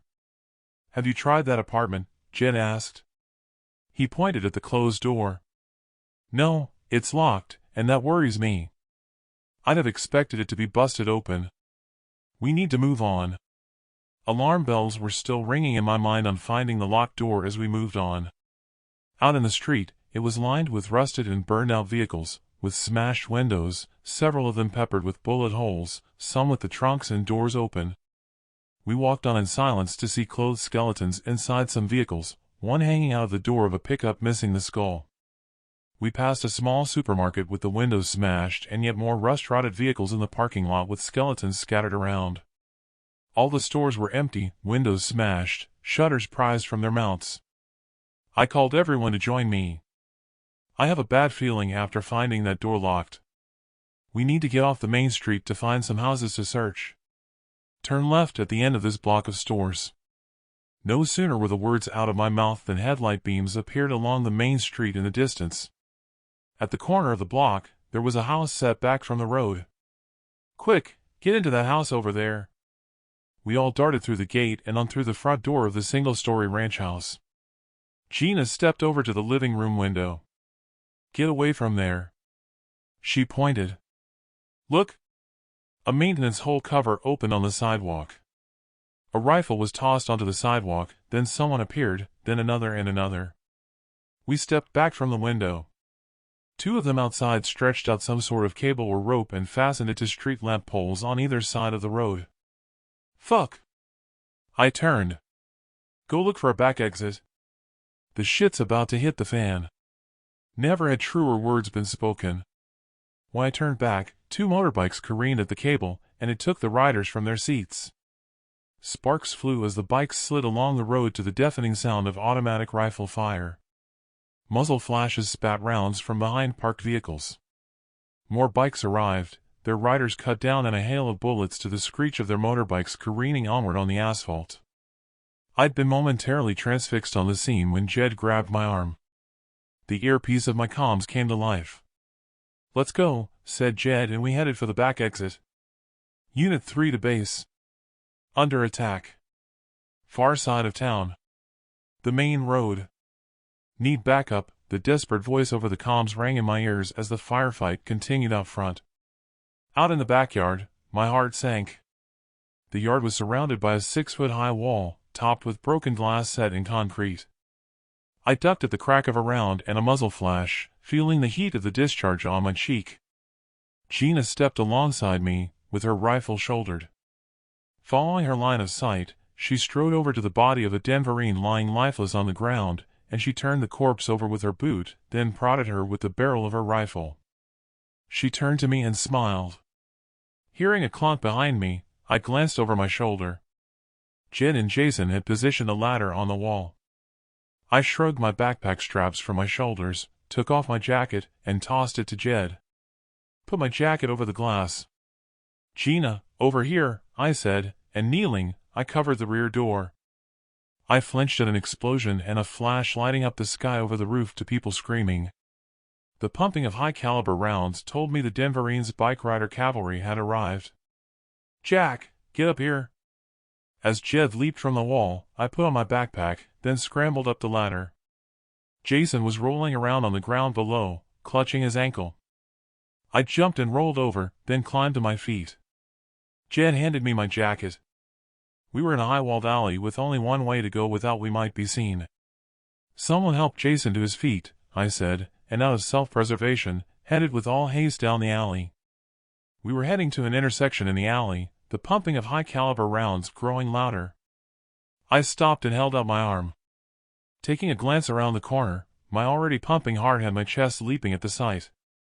There on the road was a Denverine armored vehicle, a gunner in the turret letting rounds loose with unimaginable ferocity from its chain machine gun spitting out rounds. Gina stepped out and took aim. Before I had a chance to stop her, she fired off a round, taking out the gunner. "Go, now," I said, and we all darted across the intersection. This time, Jed had raced ahead. He elbowed a gate in the wall and ducked inside, and we all followed on, and I closed the gate. Jason was on the ground, moaning and holding his ankle. Opening the gate again, I looked down the alley. There was the silhouette of a person helping someone out of a window to the apartments where I'd found the door locked. "Shush," I said at hearing boots clomping down the alleyway in the shadows and growing nearer. I closed the gate. "Let's go." With the help of Gina, we hauled Jason to his feet and scrambled away and inside the building. It was one thing hiding, but there was no saying we wouldn't be found and drawn into the fight. Standing back from the window in the kitchen of the house we'd entered, my eyes fixed on the solid wooden gate.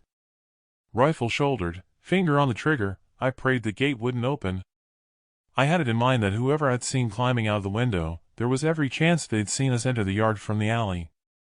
That was when I heard the distinct sound of boots clomping down the passageway outside, almost upon us. Talk about squeaky butt time as I caressed the trigger of my rifle. Chapter 20. Jack Cole under attack on his journey to the Citadel. It was imperative to find an exit, that was obvious. It annoyed me they'd not followed my instructions. None of them had gone to look for a way out. "Jed, look for a way out, then call me," I said.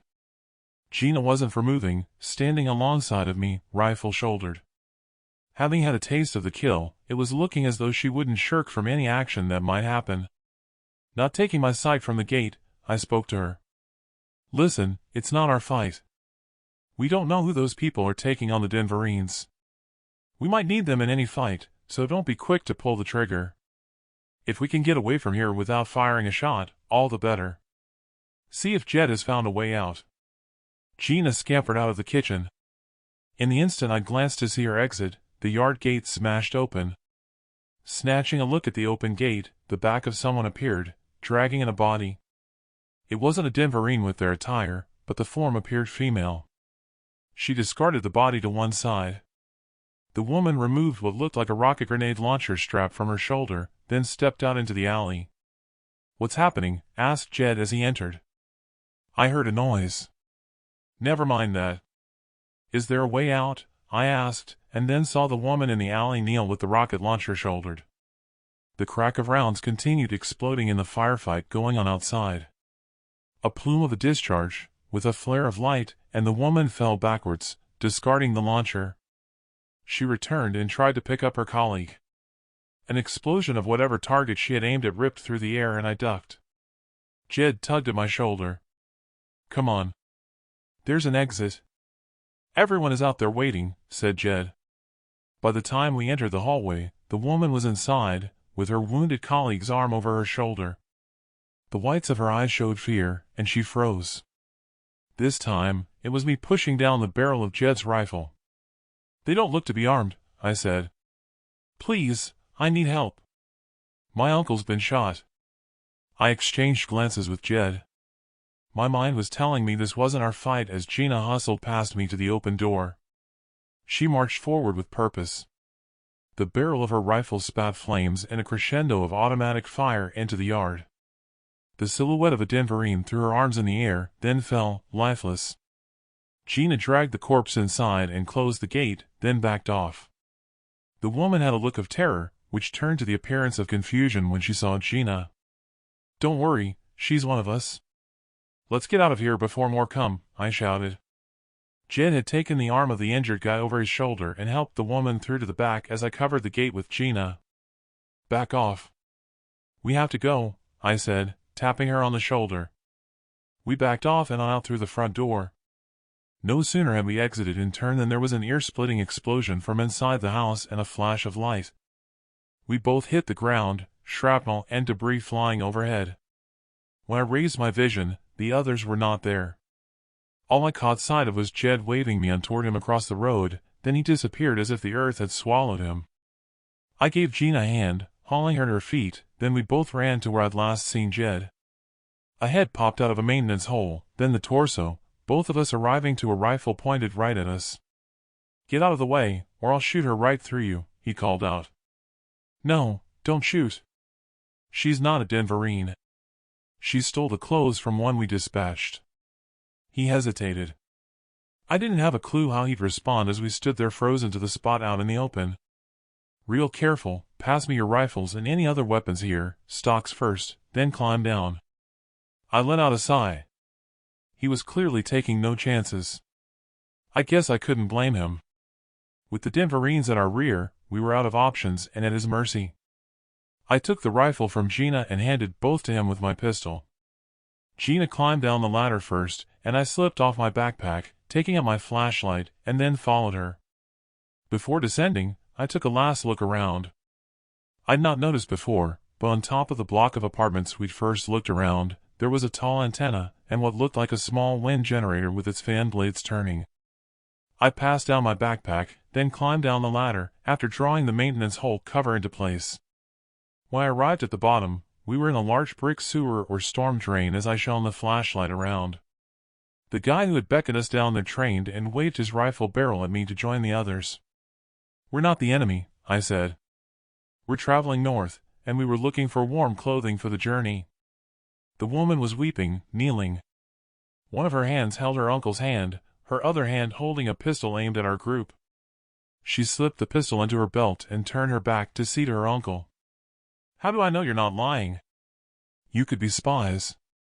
It's a strange coincidence you arrived at the same time as the Denverines. Worry about that later. We need to treat her uncle's wound.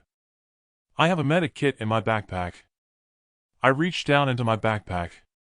"Step away. Diane, take a look in the pack for the medic kit." In the light of my beam, it wasn't a woman but a girl of around 15 years old. I shone the beam over to her uncle. He was holding his shoulder and wincing. Diane took out the medic kit and handed it to me. "Let's see if we can patch him up. Jed, give me a hand to remove his jacket." I stepped over to him and kneeled beside him. His attire was odd. Under his jacket, he was wearing a black silky type of top with no buttons visible and a white stiff collar around his neck. I turned to his niece. "How do we remove this?" "You need to raise him. His clerical collar fastens at the back." "Clerical collar?" "He's a priest." Gently raising him, she unfastened the collar, then unfastened the hidden buttons at the front of his shirt. The bullet had gone right through his shoulder. He was clearly in agony. The first thing I did was to give him a shot of morphine. He stopped grimacing, his expression turning to one of calmness. I cleaned up the entry and exit wounds and applied gauze with a hemostatic agent to help clot the blood seeping from the wounds. Bandaged up, we eased him down to rest. I turned to the guy with his rifle still trained on us. "Look, I've patched him up. You go on your way and leave us here. We'll wait for the Denverines to go away, and we can continue our journey." "Why didn't you try to break down our apartment door when you arrived?" asked Diane. "I reckon it had to be locked for a reason. Plenty of other doors that would be open for us to find clothes." "Did you live there?" I asked her.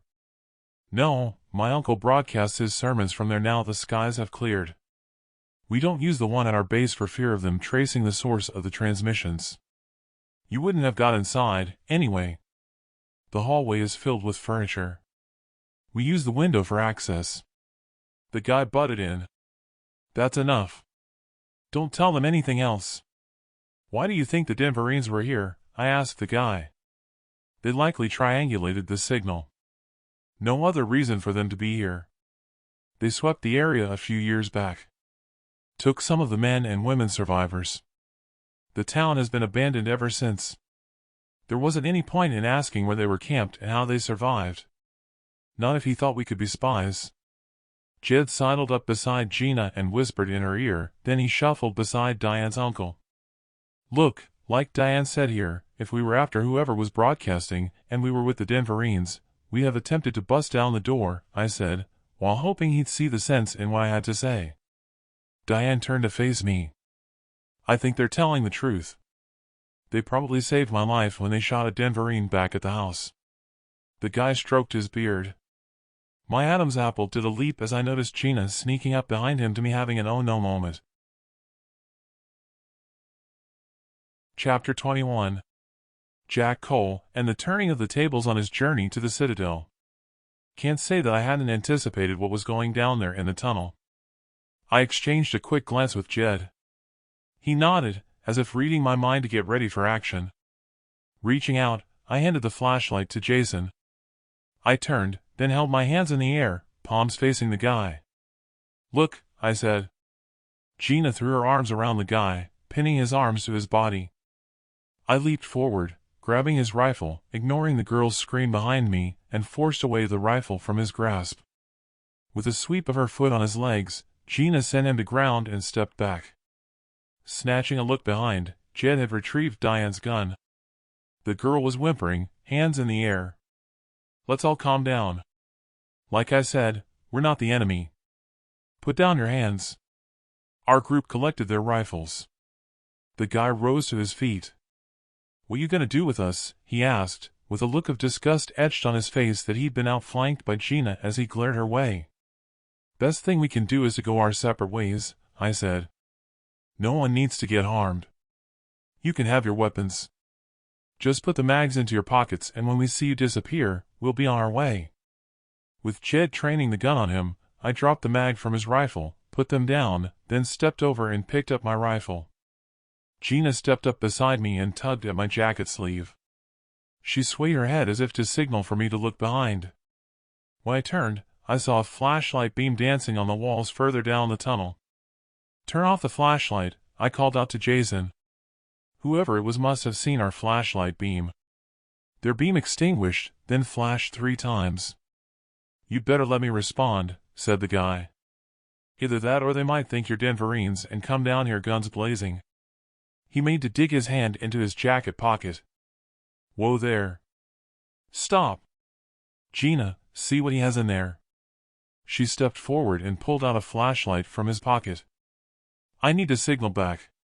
Give him the flashlight. He flicked the button to 3 flashes of light. Oh crap, I said, then took off my hat, and with the back of my hand, wiped away the sweat from my brow. What's wrong? Asked Jed. This could go all wrong. We don't know how many, or what they will make of the situation when they see us. Let Diane go to them. She can explain, said the priest. I turned to the priest. It could have been him ensuring that his niece was out of harm's way. Thinking fast on my feet seemed to be something I'd acquired of late. I decided what to do. Let the girl go, I said. Jed lowered Diane's gun and dropped the mag. He put the gun and mag down on the ground and picked up his rifle. Jed gave me a questioning look. Are you sure? Unless you have a better idea. He shrugged his shoulders. I turned to Diane. Listen, tell them that all these here are exiles from Denver. I was heading north on my own when we were captured by survivors that wanted us for our flesh. We escaped and ended up here. All we wanted was to find some clothing for our journey. Diane nodded, her eyes displaying apprehension, and her fingers trembled. Don't worry. No one will get hurt. We'll look after your uncle until you get back. A half-smile appeared, her lips quivering. She set off walking, slowly at first, then picked up her pace until she jogged, then ran at speed until she was out of sight. Glancing over at the guy Gina had taken down, he leaned against the brick wall. He bowed his head, and narrowed eyes sent a dirty look in my direction. It was time to lighten him up as his appearance gave the impression that he was like a Titan spring coil, ready to unwind at any opportunity and to attack. My name is Jack Cole. What's your name? Doug Stevens. This is Gina, and over there is Jed and Jason, and next to Jason is Steve. Father. Father Dixon, everyone calls me, said the priest with faltering breaths. Why go north? Asked Doug. The Denverines took my wife and child. I'm going to get them back. Well, good luck with that. They took my wife 3 years ago. I tracked them on my motorcycle. Found her in a ditch where they'd unloaded her at the side of the road with her wrists sliced. She knew what fate would await her. She always said she'd never let them take her alive and kept a concealed blade on her at all times. Recalling what happened to his wife, I could see his eyes moisten. Sorry, I said. Yeah, I could say the same for you. A flashlight beam mirrored. I could make out the silhouette of 2 figures, one taller than the other. Those odds we could manage, and I relaxed, while staying alert. As they approached, the guy had the young girl stay some distance back in the tunnel. He had a rifle with him, but it was slung over his back on a strap. I set off toward him, putting the strap of the rifle over my shoulder. He stopped, following my footsteps with his flashlight beam. Pete Foster, and you are? Jack Cole. I have you to thank for rescuing my brother and Diane. So is Diane your daughter? Yeah. My daughter told me how you happened to be here. That rifle of yours. How did you come by it? I had to admit, the rifles we'd taken from the supply truck were the latest military grade. Having them would look suspicious. I relayed the story of the hunter's camp and the escape, and how we'd taken the supplies from the Denverines supply truck. He nodded as if in approval. Diane says you want us to go our separate ways. That suits us fine. We don't have the extra rations to feed you all. Just beyond where you were, there's a fork to the right. If you take that, the 3rd maintenance hole comes out in a children's play area. The Denverines have retreated.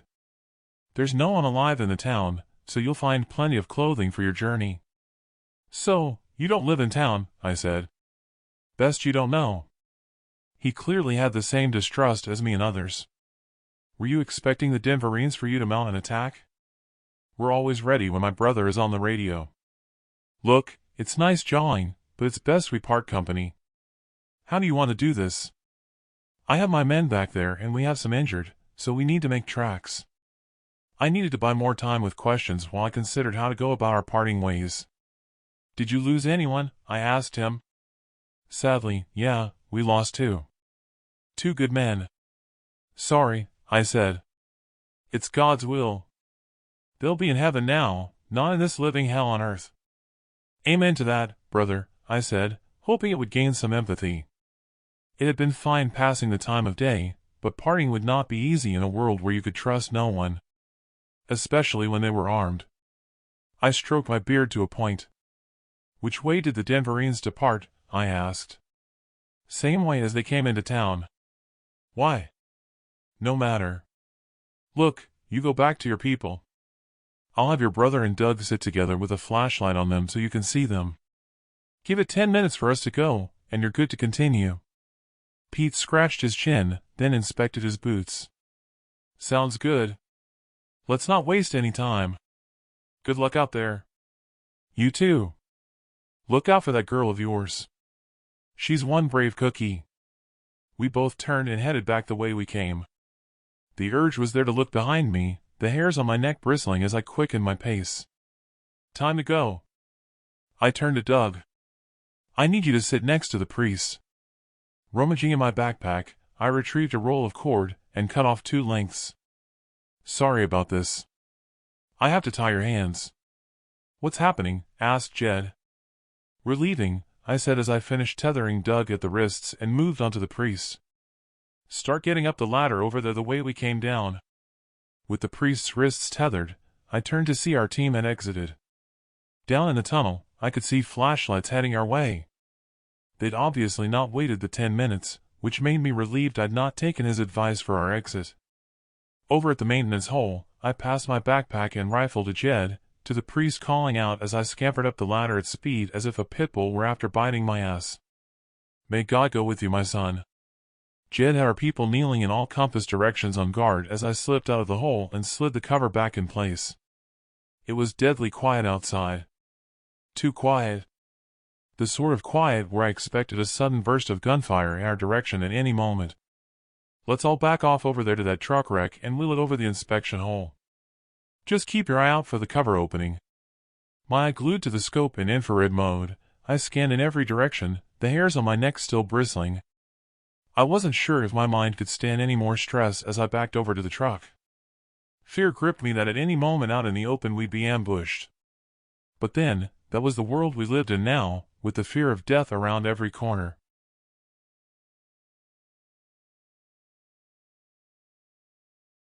Chapter 22. Jack Cole on his onward journey from the town to the citadel. We took cover behind the truck after wheeling it over the inspection cover. There would be no fire brigade to put out the fire of the building across the road that we had exited where the grenade had exploded at our backs. It had now spread to the adjacent buildings. The cracking of timbers igniting and the roaring of the flames made it impossible to hear if anyone could be approaching our position.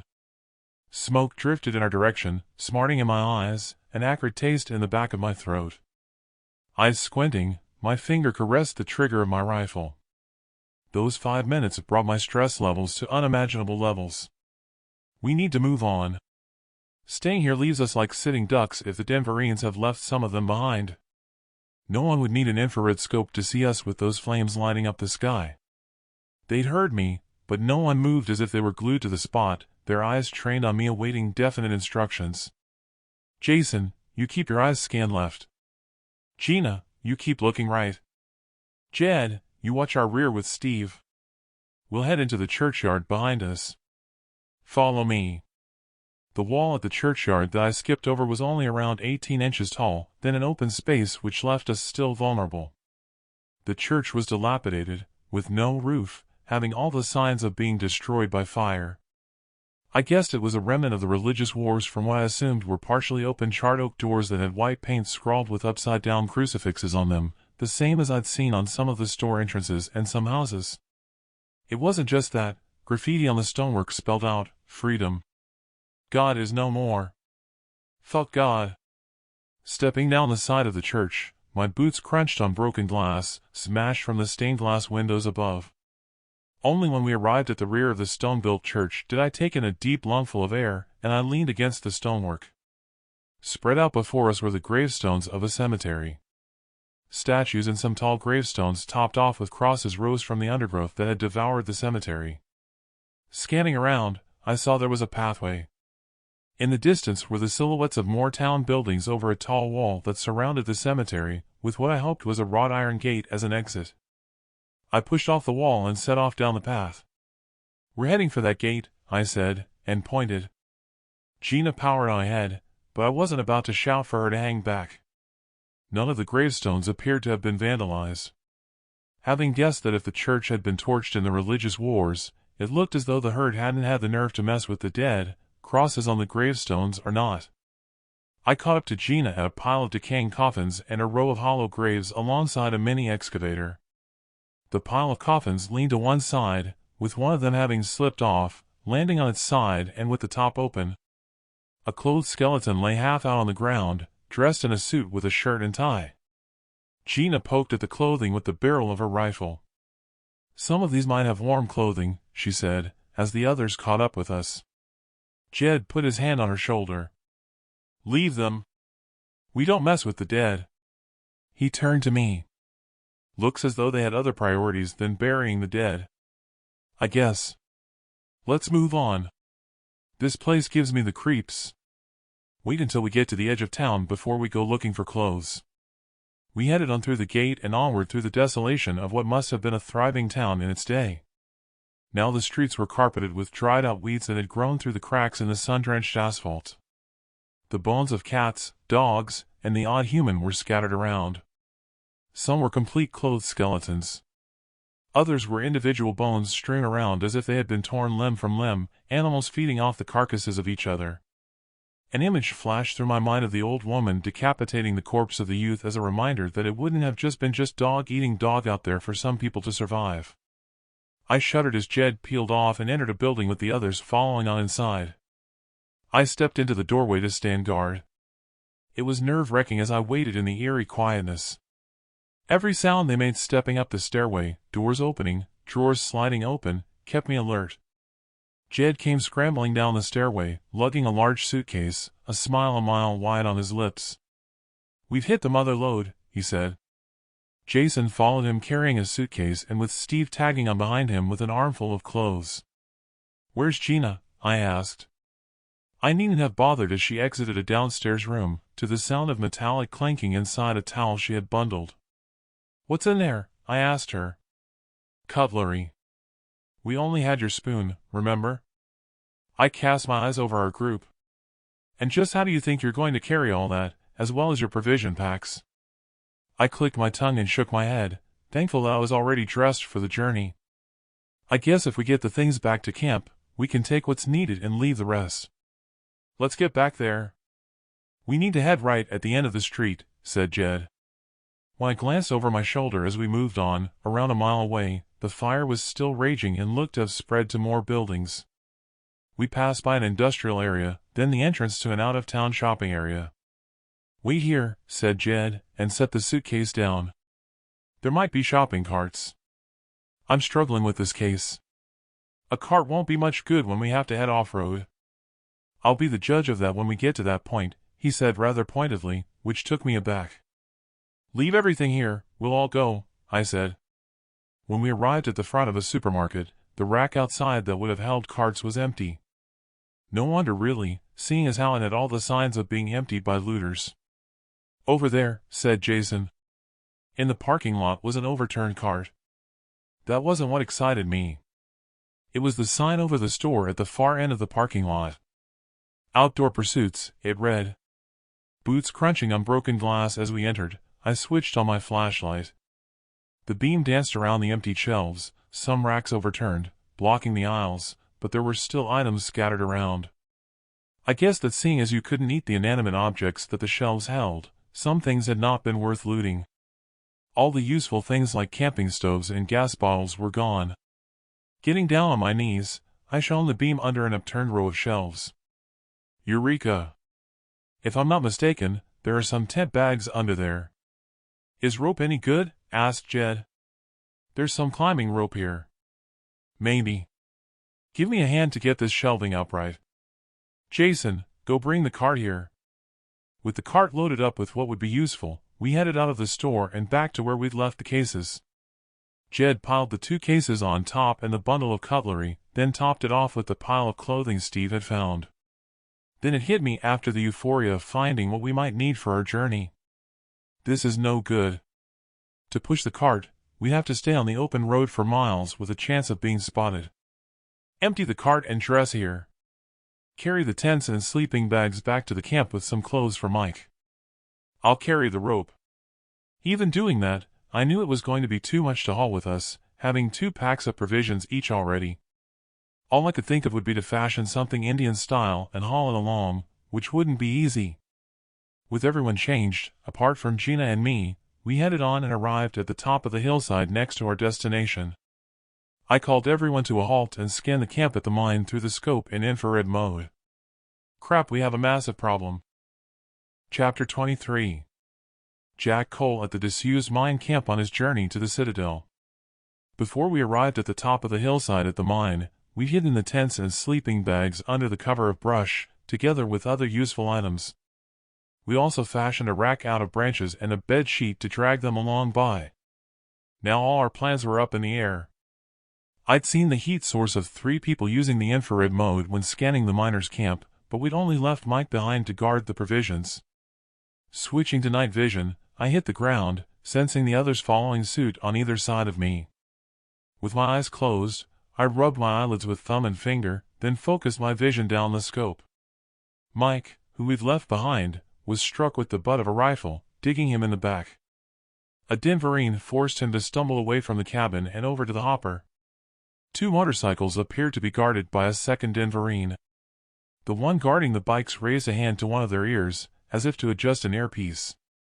A message crackled over the comms in my ear. Unit 2 to base. We have one secured. He's one of the exiles and he's not talking. What should we do with him? Over. Stand by. Jed nudged me with his elbow. Look at the mine entrance. I can see the heat source of at least 3 people, he whispered. I couldn't see anything in night vision mode and switched to infrared. I see them. I'm making out there are 4 of them. Not for the first time, I cursed inwardly. If it wasn't for me needing information of the layout inside the citadel, I should have ditched them all as I originally intended. Accepting Jed's take it or leave it and going to town had put my life on the line, and now this situation.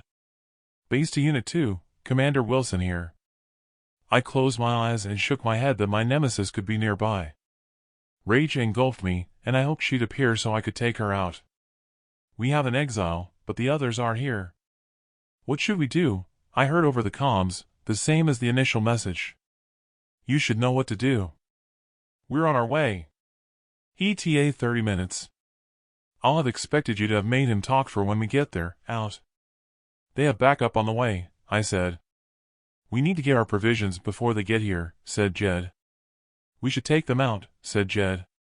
Much as I wanted to, I smelled a rat with those infrared images at the entrance to the mine. Then what? You're forgetting those in the mouth of the tunnel. They could be Denverines lying in wait, expecting us to return. Let's see what happens. They know we have ears. The message could be a ruse to flush us into action. Self-preservation took hold. This wasn't my fight, other than I'd have liked the opportunity to take out Commander Wilson. It wasn't the purpose of my mission. To await revenge could have meant I might not finish what I'd started.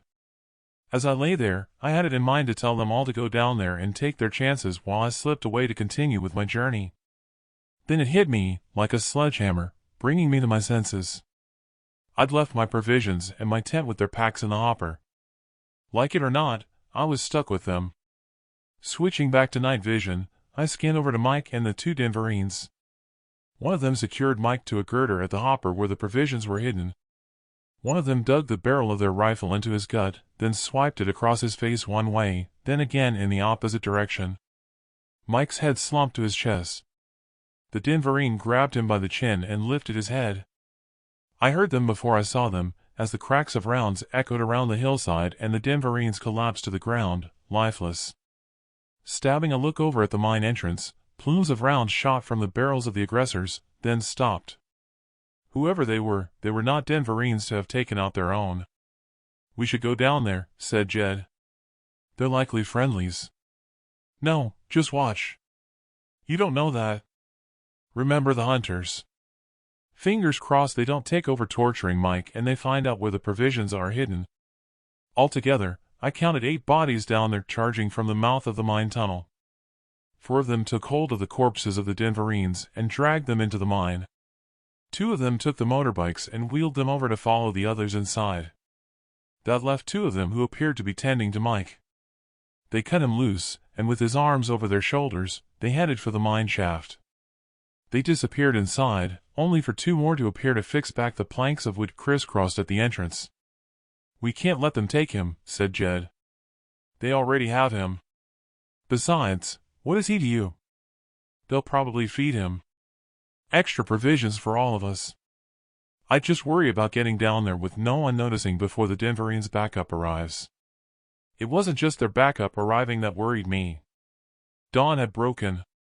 We had the advantage of the night visions and the infrared while it was dark. Now we'd have had to go down there in the half-light and to risk life and limb. I can't see anyone at the mine, said Jed. We should cover the others and send them for the provisions now. It looked as though I wasn't the only one thinking of self-preservation. You instruct them. It's on your back. Jed gave them instructions. We looked on as Gina and Steve, and then Jason scrambled down the hillside. Jason climbed the ladder and into the hopper, then tossed over the provision packs. Steve loaded up first and headed back up the hillside. Gina gave cover, aiming at the mine entrance. Jason clambered down the ladder and loaded up.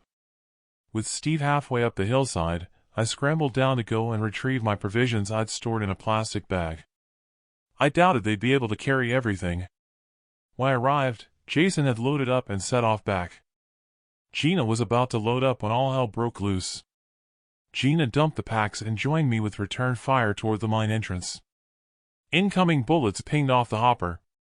It was akin to what I imagined was a war zone, with rounds flying from Jed's position, our own, and those from the tunnel entrance. So much for Jed saying they could be friendly. The muzzle flashes ceased over at the mine entrance. In a scramble, I loaded up my backpack with the provisions from the plastic bag. That done, and with fingers trembling, I secured my tent and sleeping bag to it and slipped the straps over my shoulder. I turned to Gina. "You need to load up and go. I'll cover you." Gina loaded up and ran, not in a straight line, but zigzagging. Goodness knows where she had learned that from, but I doubted it was instinct. No more shots were fired as she made it to the top of the hillside. Looking around, I took a different route, loaded up with Jed's packs and backed off with the mine opening out of eye line. There were just 10 yards to clear out in the open, and then I could make it up the hillside out of any line of fire. Taking a deep breath, I set off running. Immediately, rifle shots erupted, bullets pounded the surrounding ground, kicking up the dust. That final yard, I dived, hitting the ground, and rolled behind a rock. Jed and our group returned fire as I climbed the hillside and joined them. Out of breath, I dropped beside Jed. The exchange of gunfire had stopped. We'd made it alive. All we had to do was to watch our backs and to get as far away from there as possible. Jed slapped me on the back. "Well done. We all made it," he said. "Let's hope they treat Mike well." I heard a rumble down the hillside in the camp's direction. The sound grew louder. Jed had maybe spoken too soon. I looked over the lip of the hillside and gulped. Now I knew why the Denverine armored vehicles had tracks instead of wheels. The front of one of their vehicles came into view, bouncing on the rutted track and on into the camp below us. Chapter 24. Jack Cole at the disused mine. Automatic rifle fire exploded from the mine entrance, rounds ricocheting off the Denverines' armored vehicle. The vehicle turned to face the entrance head-on, a ferocious rapid staccato of rounds tearing at the planks at the entrance from the machine gun at the turret. The projectiles ripped the planks to pieces. I wouldn't have wanted to be in the path of those bullets. It would likely have cut anyone in the trajectory of the rounds in half. Another armored vehicle arrived, this time pumping high-caliber rounds at a slower speed with rhythmic thuds at the entrance. Motorbikes followed on and yet another armored vehicle. Jed tugged at the straps of my backpack, breaking the spell. I'd been momentarily hypnotized by the action. It was like Dad had told me was the difference between civilian militia with no experience and those trained as soldiers in the army. Civilians would hang back behind cover like we had done, exchanging sporadic fire. Watching the Denverines when they'd poured out of the armored vehicles, they'd charged forward from cover to cover, laying down aggressive firepower until they'd arrived at either side of the entrance. The heavy armaments of the armored vehicles ceased firing. From either side of the entrance, Denverines tossed a satchel each into the tunnel. As I backed off on the hillside on my stomach, a tremendous explosion ripped through the air, a cloud of dust rising into the sky. As the dust from the explosion cleared, I lifted my rifle and caught sight of Commander Wilson, and took aim. "What the fuck are you doing?" said Jed, pushing down my rifle barrel. "You'll give our position away. Let's get the hell away from here." When I glanced back down at the mine, Wilson was nowhere to be seen. This opportunity had passed, much to my disgust, and I cursed inwardly at Jed's intervention. His logic in action at least gave some relief that I'd not drawn their firepower on us. Out of sight from below, I rose to my feet and ran as fast as my legs would carry me. The only saving grace was that the hillside was too steep for the armored vehicles or any motorbikes to follow on. There was the fear that their soldiers would spread out around the perimeter of the camp, to flank the high ground on the hillside, and with a chance they'd spot us. It was such a relief to arrive at the outcrop in a wooded area where we had hidden the equipment. At least it afforded us some cover. Still, there was no room for complacency and to rest. We had to push on. Jed dropped to his knees, scraping at the dried foliage to reveal the rack. "Jason, you haul it for now and we'll change over when you're tired," said Jed. Jason slipped the harness we'd fashioned out of the climbing rope over his neck, then under his arms, and gripped the rope. Jed had them pile on the provision packs, so they only had one each to carry. "Try that. If it's too heavy, we'll remove some of the load." Jason gritted his teeth and crept forward. We were on the flat, but I couldn't see how he would cope if we hit an incline or rough ground. Regardless, we followed on. I turned to Jed. We have to do something different, I said. The poles are leading tracks. Jed took off his hat and scratched his hair. Jason, stop. We'll try lifting the poles to carry it with you. It was a little on the clumsy side, but I grabbed hold of a pole, with Jed lifting the other, and we moved on. With the weight distributed between the three of us, it wasn't much of a hassle. At a guess, we'd soldiered on for maybe 10 miles, constantly rotating pole-carrying duties. We arrived at the edge of a wooded area at the base of the mountains. I was surprised at Gina's stamina carrying the pole after changing places with her, but I could see that Steve was struggling and called a halt. From there on, it would be open ground. We should hide what provisions we have here, and only take with us what we'd need to make camp in the mountains. Only this time we'll all go, I said. Shouldn't we push on, said Jed. I looked ahead. It's the open ground that worries me in daylight. If we camp in the mountains, we'll be able to see if anyone is following for miles. If we get some sleep, we can travel at night from here. Gina had taken a seat on the ground and was reading a book. What's that you're reading? The priest gave it to me. She held it up so I could see the title. I left her to carry on reading the Bible he'd given her, sensing it would be the source of more questions. Sitting with my back to a tree stump, I closed my eyes and reflected on what we had gone through. Images of Gina fighting alongside us and running away in zigzag fashion left me with questions. Opening my eyes, I turned to her. Did you have some sort of soldier training in the citadel? Only you've picked up handling the rifle quite easy. That was a neat trick too, putting down Doug the way you did. Gina was so immersed in the book that I didn't think she'd heard me at first. She put down the book. No, but our section was next to the Denverines training ground inside the dome. Watched them for years with some of the other companions in our section. We used to copy them with fighting competitions in our dorm. I wanted to join them after they found out I was no use as a birther, but they refused. Said I was too old to train. She picked up the book again, subject close. Taking my knife from its sheath, I scraped at the foliage with my blade, then stopped. Holy crap! Look at this, I said, placing the knife back in its sheath and carefully moving more of the dead foliage to one side. What is it? Asked Gina, and she crawled over to join me. The others crowded around me.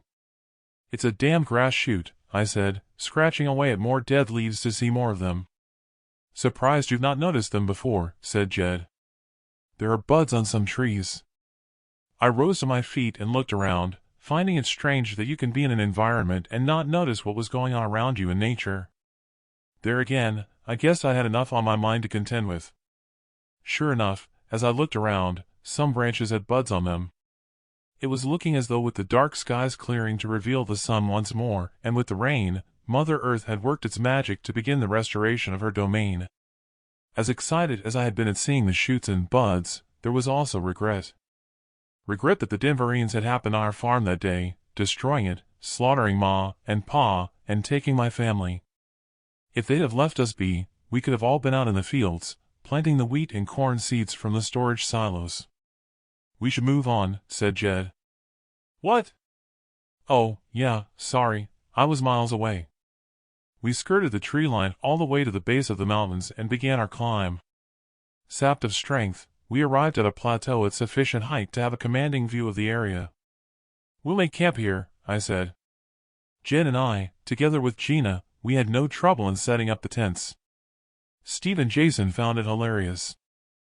I dove in to help them, and then we all sat around in a circle, exchanging banter like one big happy family on a camping trip. Only this wasn't a family jaunt, and the danger wasn't over. Gina turned to me. What does the word begot here in this book mean? I couldn't help but snicker. Sorry, I'm not laughing to be rude. It's not a word we use anymore. It means they had offspring, children. In that book you're reading, it's a sort of family tree from the first birther and breeder. But what's the point of listing them?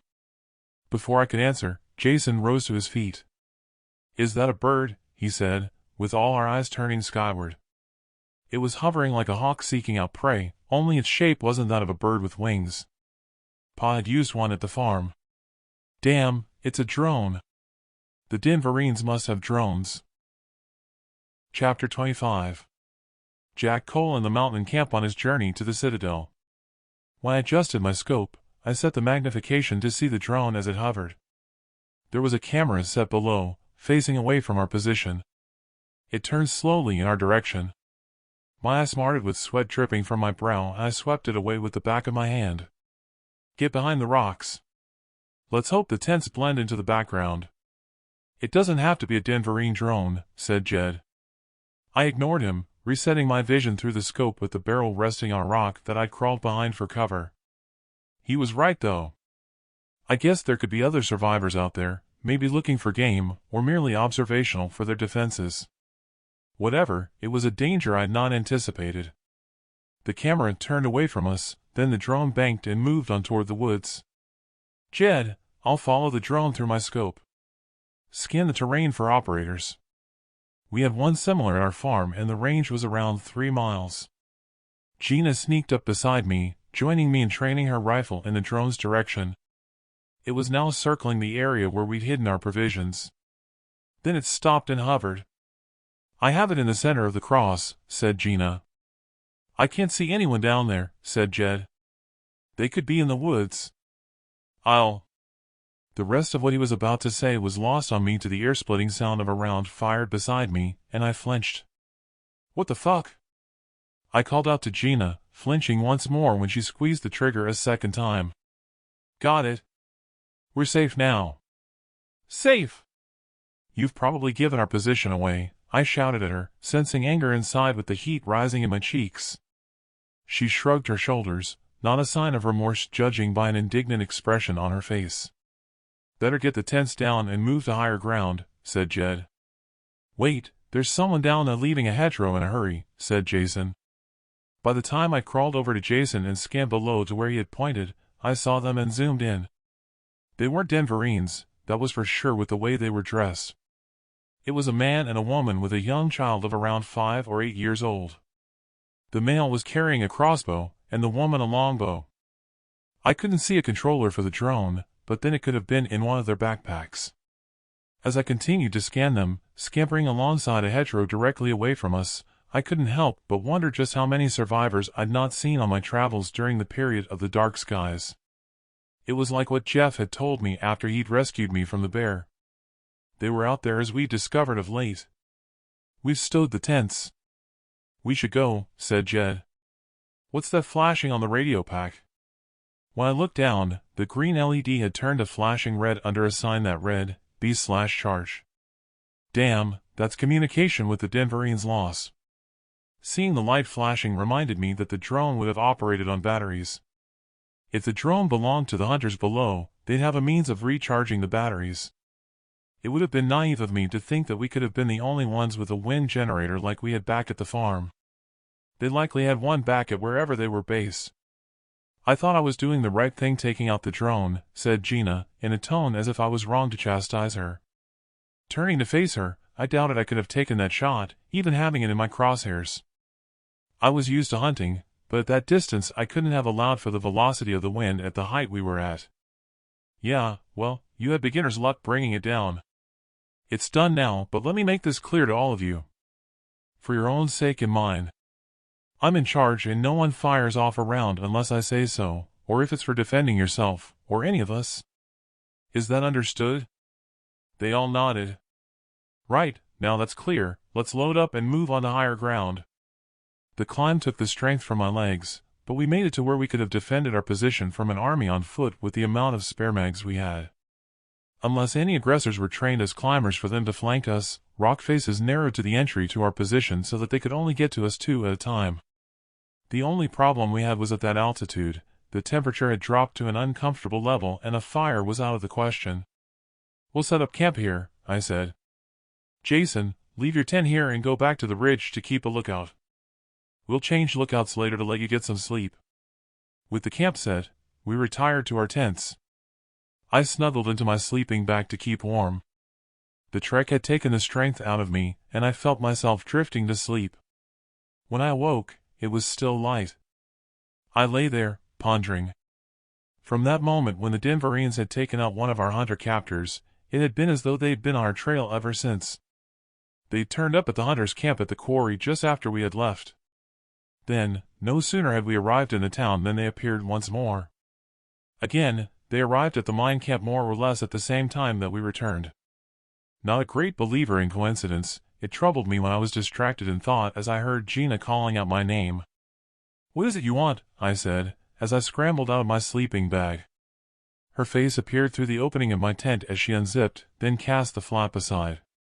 "There's movement on the road in the distance. Vehicles." Crawling outside, Gina had alerted the others who had exited their tents. I followed her to the ridge. Drawing my rifle scope to my eye, I scanned in the direction she had pointed. There in the distance, on a road around a mile away, I saw the convoy. When I rolled over, all the others had joined us. "It's the Denverines. They're heading north. With luck, they'll be heading back to the citadel," said Jed. The sun was almost settling on the horizon. "Then let's pack up and get down to our provisions and move on before it gets dark," I said. It wasn't until we'd upped camp and trekked part way down to where I didn't have to concentrate on footholds that I returned to pondering about the coincidences. I guess they could have been lucky, or should I say we'd been unlucky in encountering them. All the same, they'd have had to have been damned excellent trackers. Then the distasteful possibility struck me. One of the exiles could be leaving them a deliberate trail. But if that was the scenario, which one of them could it be, I thought. Chapter 26. Jack Cole on his journey to the citadel. We scrambled down the mountainside to head to the wooded area to collect our provisions. It was a relief to see the tree line nearing below us as the light faded. Jed had powered on out front when he came to a halt and signaled with an outstretched arm for us to halt. He dropped to a crouch, and we all followed suit. "Stay here," I said. Keeping a low profile, I worked my way to Jed's position a good 25 yards away. By the time I arrived at his side, darkness had fallen, with the sun disappearing over the horizon, replaced with a night sky. Jed was training his scope toward where we had our supplies hidden around 200 yards away. "What have you seen?" "Nothing through the scope on night vision, other than I heard a strange sound carried in the wind, which appeared to be coming from where we're headed. Let's hope the Denverines haven't left a search party looking for us on foot." Switching to thermal image, I scanned the area. I saw nothing with the first sweep, then scanned again, this time slower. My heart almost stopped. "Fuck, there's something out there. It's not clear. It's just multiple tiny blobs moving around," I said. "I'll see if I can get a better view further down," said Jed. "No, wait. We don't know what it is we're seeing. If we can see them and it's the Denverines, then they can see us if they scan in our direction with their scopes." Taking a rag from my pocket, I swiped it across my eyes. Fixing my eye to the scope, I adjusted the settings, but couldn't get whatever was out there into good enough focus for me to determine what we were up against. "We should crawl back to the others and get behind some rocks so they can't get a fix on our position," I said. Jed nodded. I set off first, crawling on my belly, using my elbows for perches to drive me forward, while holding my rifle with both hands. On the rocky surface, my elbows and knees were sore by the time I reached the others. "Get behind those boulders," I said, and rubbed at my knees. Out of sight from below, I glanced around at the others, wondering if my hunch had been right that one of them was betraying us, or if the different occurrences had been simply coincidences. "Jason, train your scope in infrared mode down below from behind that boulder over there, but don't position yourself within sight of the woods. Do you understand?" "Yeah, got it." I sat there deep in thought. Steve and Jason hardly ever spoke to get to know what they had been through in the Citadel, other than what Jed had told me. Jed and Gina, I got to know what they went through. Gina worried me. Her story about watching the Denverines training could have been just that, a cover story, for her to get around how adept she seemed to be with the rifle, never mind taking down Doug. There again, it would have been going beyond the call of duty to submit willingly to sex with the enemy, never mind taking out some of the Denverines if she was one of them. As for Jed, I could understand him attempting to find his children as the reason for his exile, so I doubted he was a spy. But to spy on what? The Denverines didn't know about me for them to come looking to seek me out. I shook my head to dispel my thoughts. Having a spy amongst us made little sense. Someone tugged at my sleeve. Is that book the priest gave me fiction? Asked Gina. It really is strange. It reads as if it's history. I turned to Jed. I'll let you explain. Not now, Gina, we have a situation, said Jed. I see something, Jason called out. We all exchanged glances. Damn, this had better not be the Denverines, said Jed. We all scrambled over to Jason. Lifting my rifle to look through the scope, there they were, clear as the day down in the fields below. They were trotting in a line. 2 large hogs were up front, with a row of around 10 piglets behind them. Thank goodness for that, said Jed. We can relax. What are they? Asked Gina. Animals, I replied. If it wasn't that we could be heard, shooting one of them would provide more than a meal for the meat on their bones. Animals, said Gina, looking perplexed. Meat is made in the factory. I know that much because we were taken for a look around when I was younger. Not out here, it isn't. Out here we get meat from animals. Or we used to when they were in abundance. No sooner had I got the words out than at the crack of a rifle, one of the large hogs dropped. The rest bolted to another crack of a round firing, but the hogs escaped through the hedgerow. Over there, said Steve, tugging at my shoulder. I trained my scope in the direction that he pointed. 2 adult figures appeared from the cover of tree stumps, then another 2. As I looked on, they appeared to be tying the hog, then they used a pole to pick it up in unison and marched on away from our position in the same direction that we'd seen the couple earlier walking away with the child. It could be people from the same base that we saw earlier. As soon as they're out of sight, we should get our provisions and move on, I said. While we waited, my thoughts turned to Laura and how I'd get inside the citadel. I turned to Jed. I saw an area inside the citadel where they had wind generators. What do they do when there's no wind? Batteries. They have giant batteries that can run the citadel for a week when the wind drops. They were cleaning off the solar panels since just before we were exiled, so they'll have energy in abundance. Don't get me wrong, there were times that we had blackouts. Getting in and out of sections was tricky when that happened. We were just ordered to sit it out wherever we were. What about the boundary? Do they have it guarded? There's no need with the trenches beyond the wall stuffed with razor wire and girders fashioned as tank traps, but yeah, it's guarded. There are enough skeletons of the ones who have tried to get inside scattered around to put people off trying. I saw the trenches, but I didn't see any guards. They're inside the stacked shipping containers at intervals with slats cut in them at the machine gun posts. That's why you've not seen them. The steel perimeter wall with container lookouts isn't their only defense. It's a triple steel wall with trenches in between and yet more razor wire and spikes. The only way in is through the one and only gate, and that is bomb-proof. It takes hydraulics to open it up. Then there's the artillery, They're out of sight down there, said Gina, interrupting Jed mid-sentence. We'd better get a move on, I said, and rose to my feet. As we approached where we had hidden our provisions, my heart sank. Underfoot, the foliage had been dug out down to the soil by the hogs. Our packs and their contents were strewn around, torn to shreds. I reached down and picked up a foil pack that a hog had torn apart and devoured the contents. What the hell do we do now? I said and tossed the empty foil packet to one side, then sank to my knees. Don't be defeated now. You're in charge and you've brought us this far, said Jed. What's your plan B? The only plan B I had in mind was to leave them to their own devices, pick up on my food dumps, and to get to the citadel. All I'd worked out so far was maybe getting under one of the garbage trucks returning from the landfill, then hanging onto the chassis of the truck to get inside. The execution of that plan would have been tricky enough, but I still didn't know my way around on the inside to find Laura and the kids. For the plan to play out that had been rolling around in my head, I'd have to gather the information from Jed and the others in such a way that they wouldn't know I was thinking of deserting them. This pack is intact, said Jason, on his knees, using a trench spade to dig it out. This one is too, said Steve. At least they couldn't eat the spare mags and the cutlery. Gina was already on it, collecting everything salvageable in a pile. Well, what do we do from here? Asked Jed. Everyone's eyes bore down on me, waiting for an answer. Chapter 27. Jack Cole. Journey to the Citadel.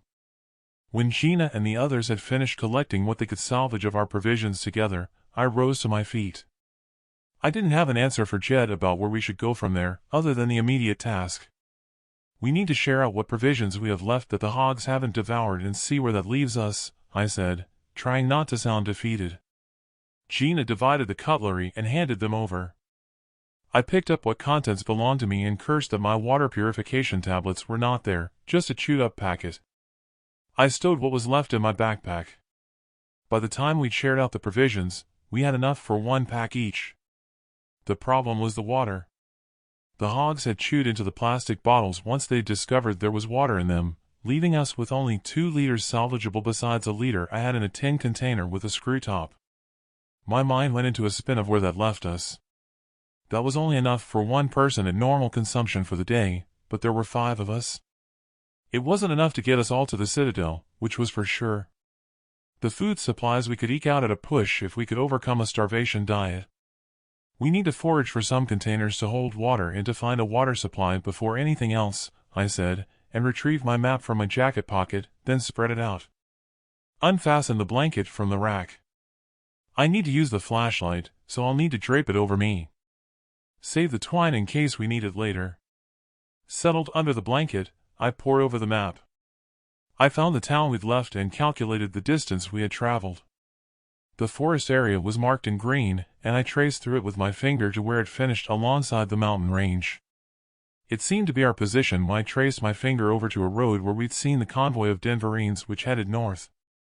There was an intersection with a winding road heading southeast that came to a dead end where it was surrounded by a mountainous area in the form of a crater. I folded the map and threw off the cover. "Well, what have you seen?" asked Jed. "It would mean going backward 5 miles over to the east, but there's a river marked that looks to have a source at a mountain area. It's in the same direction we saw them carrying the hog. They must have a water supply. The mountains there might have a spring even if the river has dried up. It's 5 miles north of the town we left. It's a risk if those who shot the hog have a base there as they're armed. They might not be friendly. We should get there to look for water before anyone awakes if we come across their base." Jed stroked the hair growth on his chin. "What's the alternative? We could head north and hope to find and kill a hog, and pray it rains. Or maybe find a water source, but if we don't, we'll be out of water before the night's trek is over and we'll be toast within 3 or 4 days. No choice then, southeast it is. We can scavenge for containers on the way," said Jed. There was an option for me, but I wasn't about to share it with them. I'd noted one of my supply dumps 20 miles north. If we didn't find what we were looking for, my only option would be to sneak off and to go it alone. "Well, let's not waste time. Come on everyone, load up your packs and let's go." "Keep alert," I said, picking up one of the rack poles to use as a staff. The air was nippy, which was a relief as we trekked on. At least it would slow down the evaporation of body fluids, I thought, and turned to Jed. "Apart from Gina and her questions, how come they don't talk amongst themselves? Did you ever read about the Spartans? If you mean the ones from Greece, no, but I saw the film of the 300 when I was younger." "Well, if you'd have read a book about them, the society in the citadels is pretty much how the Spartans were brought up, but in Spartans' case it was reserved for males who were taken from their mothers. It was all about living and been brought up in isolation from the family. They were taken away from family units, stripped of identity as individuals without caring for the others, yet they were brainwashed to have a powerful sense of unity in war. Exchange war for survival under the guidance of President Jackson as a collective goal, and it's the same. More so for the Denverines who were brought up to accept brutality as the norm. To kill or be killed if needed for the greater good of humanity's survival. Weakness is not allowed both for newborns and the aged. Like the Spartans, children with deformities are left to die. In the citadels, the aged and those who become infirm are treated in the same way, since they are of no use. They practice euthanasia. I stopped walking and stood there, open-mouthed. Holy crap. So that's why we heard from preppers that most are under the age of 30. Sounds like you were lucky that you were fit. Jed stroked his beard before answering. It's not just that. I had a skill, remember? I was of use. But it wasn't enough to stop them exiling me. especially after I'd trained others to do what I could do. The system is ruthless. No one owns anything. No one is paid for their labor. The reward is you get 3 meals a day cooked for you in the canteens or delivered to the dorms, and free accommodation. In return, you're allocated work for the greater good and the privilege of staying alive. As we moved on, his description of the society left me cold. I had no more questions, instead dwelling on what that meant for my family. If anything, it made me more determined to rescue them. Trekking along the terrain, it became shrouded in mist. The haze forced us to find the road I'd seen on the map to ensure we were headed in the right direction. Out of the mist, our way ahead became blocked with bulldozers blocking the road so tight that we had to go through the hedgerow. Beyond the bulldozers were semi-trucks and trailers making access for vehicles impossible. They hadn't simply run out of energy in the way they'd been parked. I called everyone to a halt. This doesn't feel right. The vehicles have been deliberately parked there to prevent other vehicles passing. The only ones I know of who have vehicles would be the Denverines. They have to have been placed there as a deterrent. We might be close to the base of those who took that hog. I sniffed the air. I can smell smoke, I said in a lowered tone. The breeze was coming from the east, directly in front of us. What should we do? Asked Jed in a low tone. One of us needs to stalk ahead and see what we can find. They could be asleep around a campfire. I'll go, I said. I'll come with you, said Jed. No, I'll take Gina since she's proven herself adept with the rifle. You all stay here. I turned to Gina. Please, don't shoot unless either we're fired on or about to be fired on. Gina nodded. We'd stalked ahead, not over 30 yards, when I heard voices bantering and laughing. I went to ground at the sight of a glow of a fire through the mist. If I wasn't mistaken, I could smell cooked meat. Probably the hog. I counted maybe 10 silhouettes around the campfire, around 20 yards away. Give it an hour and we'll set off to the mountains to mount our attack, I heard one of them say. Goodness knows what we stumbled into, I thought, while backing off and signaling to Gina for us to return to the others. Who they were mounting an attack against, I didn't have a clue. They weren't dressed as Denverines, that was for sure. If it were the hunters that we'd seen earlier carrying away that hog, I wondered if they'd spotted our position when the drone had hovered near us, when Gina had taken it out. If so, would they see us as a threat to their territory, I thought. We arrived back at the others, waiting for us to report. We have a major problem ahead and need to make a detour, I said. What's the problem? Said Gina. I once heard a commander out in the training ground tell a group of trainee Denverines that attack is the best form of defense. We should attack. Chapter 28. Jack Cole taking a detour on his journey to the citadel. Gina exacerbated me, saying we should attack. I rolled my eyes and sighed. Even though there were only 5 of us and 10 of them, we could have cut them down in a hail of firepower with the element of surprise. But for what purpose? It would have been less risky to go around them in case there were more we hadn't seen. All we needed was to find a water supply and move on, not to get involved in a firefight. I put my thoughts in words to the others. Out of the question. For all we know, beyond the mist, there could be many more we can't see. We could stir up a hornet's nest. Those around the campfire could be guards for a larger contingent. We'll work our way around them. What's a hornet's nest? Asked Jason. Oh, for goodness sake. We don't have time for questions. Let's move on. I'll explain later, I said. Jed set off stealthily to our left across the field and we followed on. We crossed 2 more hedgerows before turning back in the direction we needed to go. There must have been an intersection beyond the blocked road as we came across a narrow side road. Stalking along the road, it led to a dilapidated farm building with barns and outbuildings. To our left, before the farm, were containers and car wrecks with shapes from a different era. Jed, can you take Steve with you to the farmhouse? We don't know if someone could have survived there, so tread lightly and don't go inside unless it appears deserted. Check to see if they have trash outside and if there is, check it for any plastic bottles. We'll check out these containers. The first container door was open.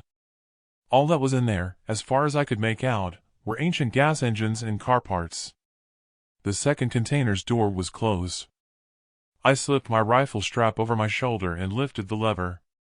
It had me cringing as it opened to the screech from hell on the rusted hinges. Close the door behind me. I'll need to use the flashlight. I needn't have bothered. Rummaging through the contents, it was full of bric-a-brac items of no use. I was in there for maybe 10 to 15 minutes.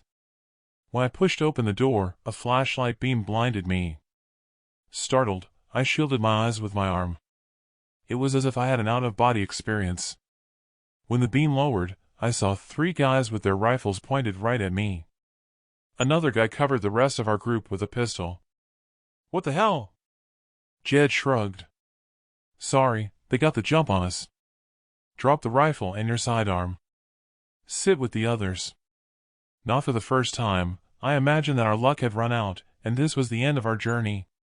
It was no consolation that the man who had got the jump on us emptied a black plastic bag to reveal Jed had collected a good number of plastic bottles. 2 more guys appeared out of the mist as I sat with the others. As they neared, I recognized one of them. "Oh, it's you. I thought you'd all be long gone," said Doug. "How's the priest?" I asked, with my tension released. "He's fine. Recovering." "What are you doing here?" "Looking for water. We lost most of our supplies and water when we hid them in the woods back there to camp in the mountains. Hogs got to them while we slept. I saw a river marked on the map. We were looking for plastic bottles. Had another run-in with the Denverines at a mine in the mountains after we left town. We got away unscathed, but we lost one of us. Whoever was in the mine took him inside. Anyway, we saw the Denverine convoy heading north earlier today, so they're out of the picture. Your guy is lucky. That'll be Bill Carter's mine. He'll look after him. He has an exit if he survives. Rest easy, guys. They're okay. We'll escort them to get some water, then they can have their weapons and move on." It was looking as though I'd struck a chord with him after he'd told me he'd lost his wife to the Denverines, when I told him about my situation. I guess that Diane relaying what had happened when we rescued the priest helped. Not to mention that we could have taken him out when we got the jump on him. "Where are the rest of you?" "There were 10 of you around a campfire back there talking about an attack on a mountain. I thought you meant to attack us because we shot down your drone." They all exchanged concerned glances. "Drone?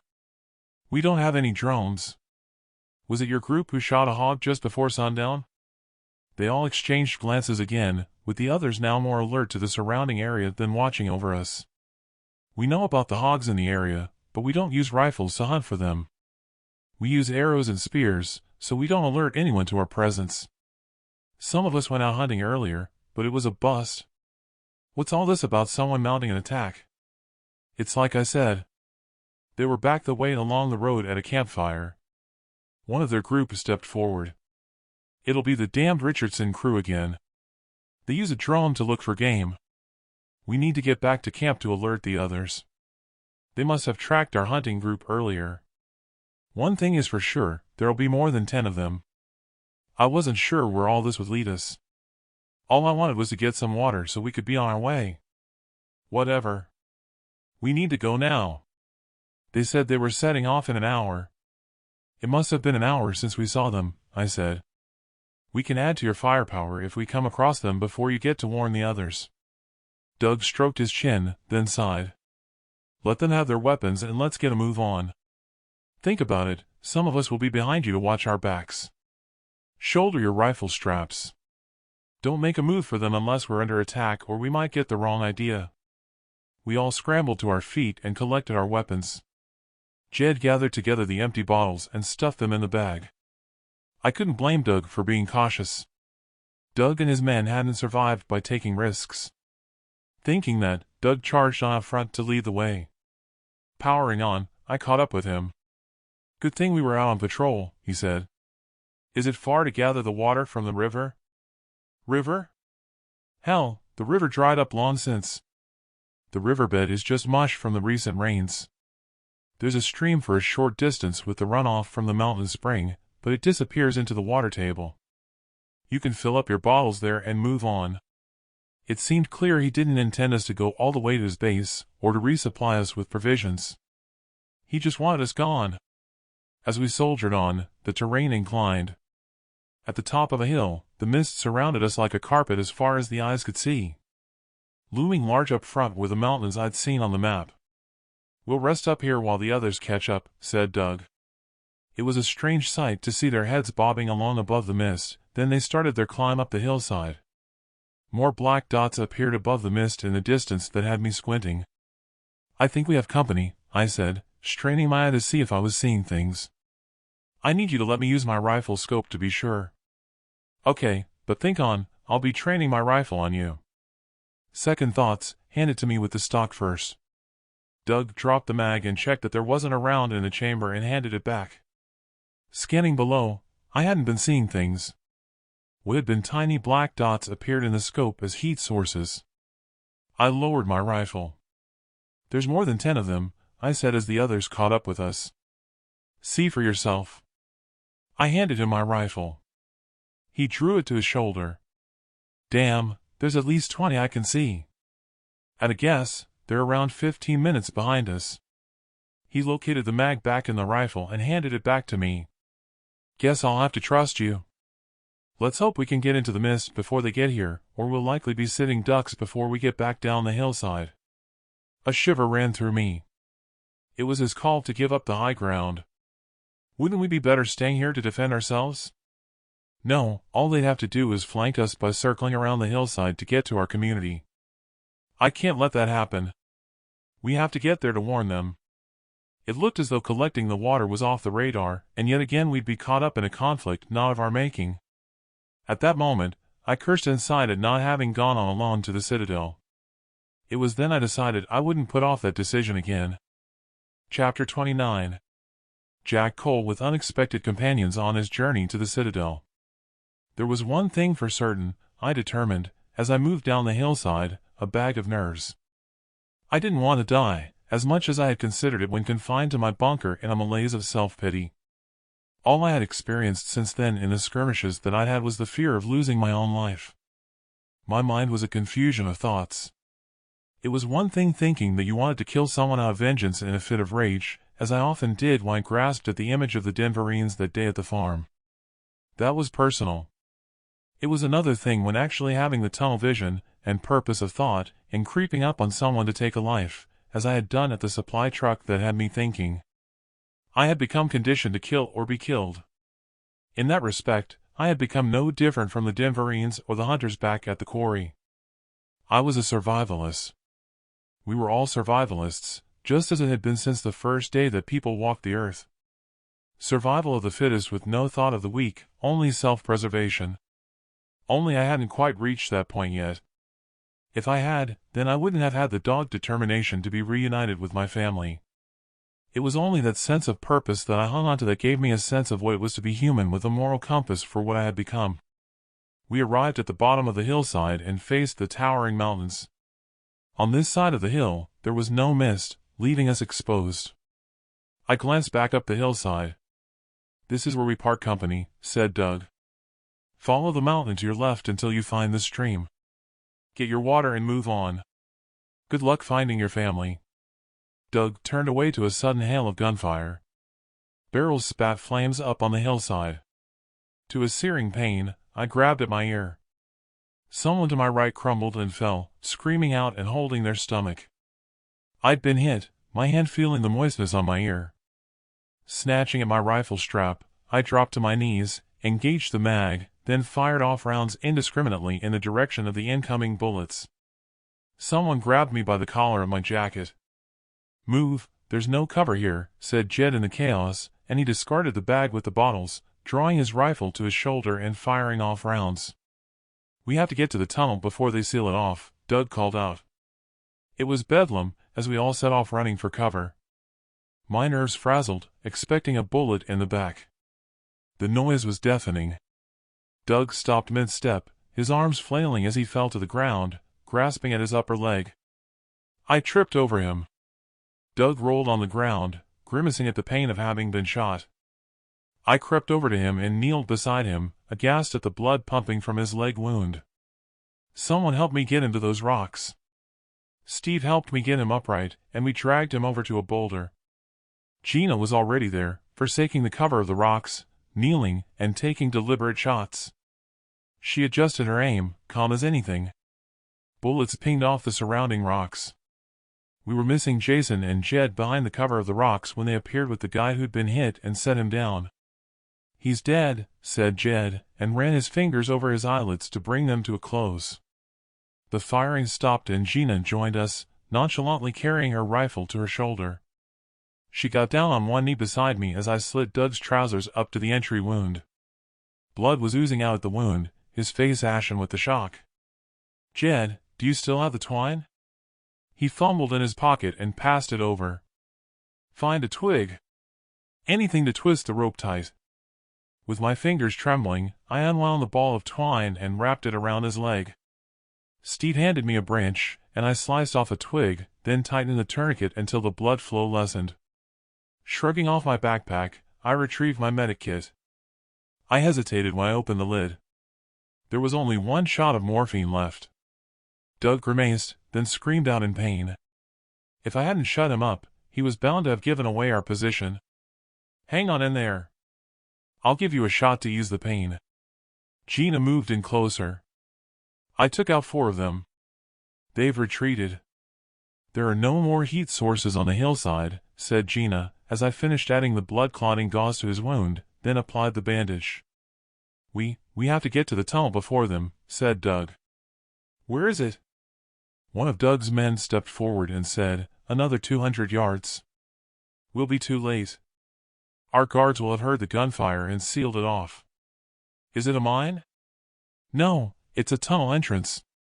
It goes through the mountain to our community. It's an old abandoned army base they used for chopper training. We took it over when the town was no longer viable, and the mob hunted us down. Most of us here are from the survivors from St. Matthew's congregation." That explained why the road seemed to come to a dead end on the map, I thought. "Is there anywhere you can climb the mountain to get inside?" "Not here. It was formed either by a volcano or a meteor. The rocks are sheer in places and sharp as razors. I guess that's how we've survived. Where it was possible to climb, we've set booby traps.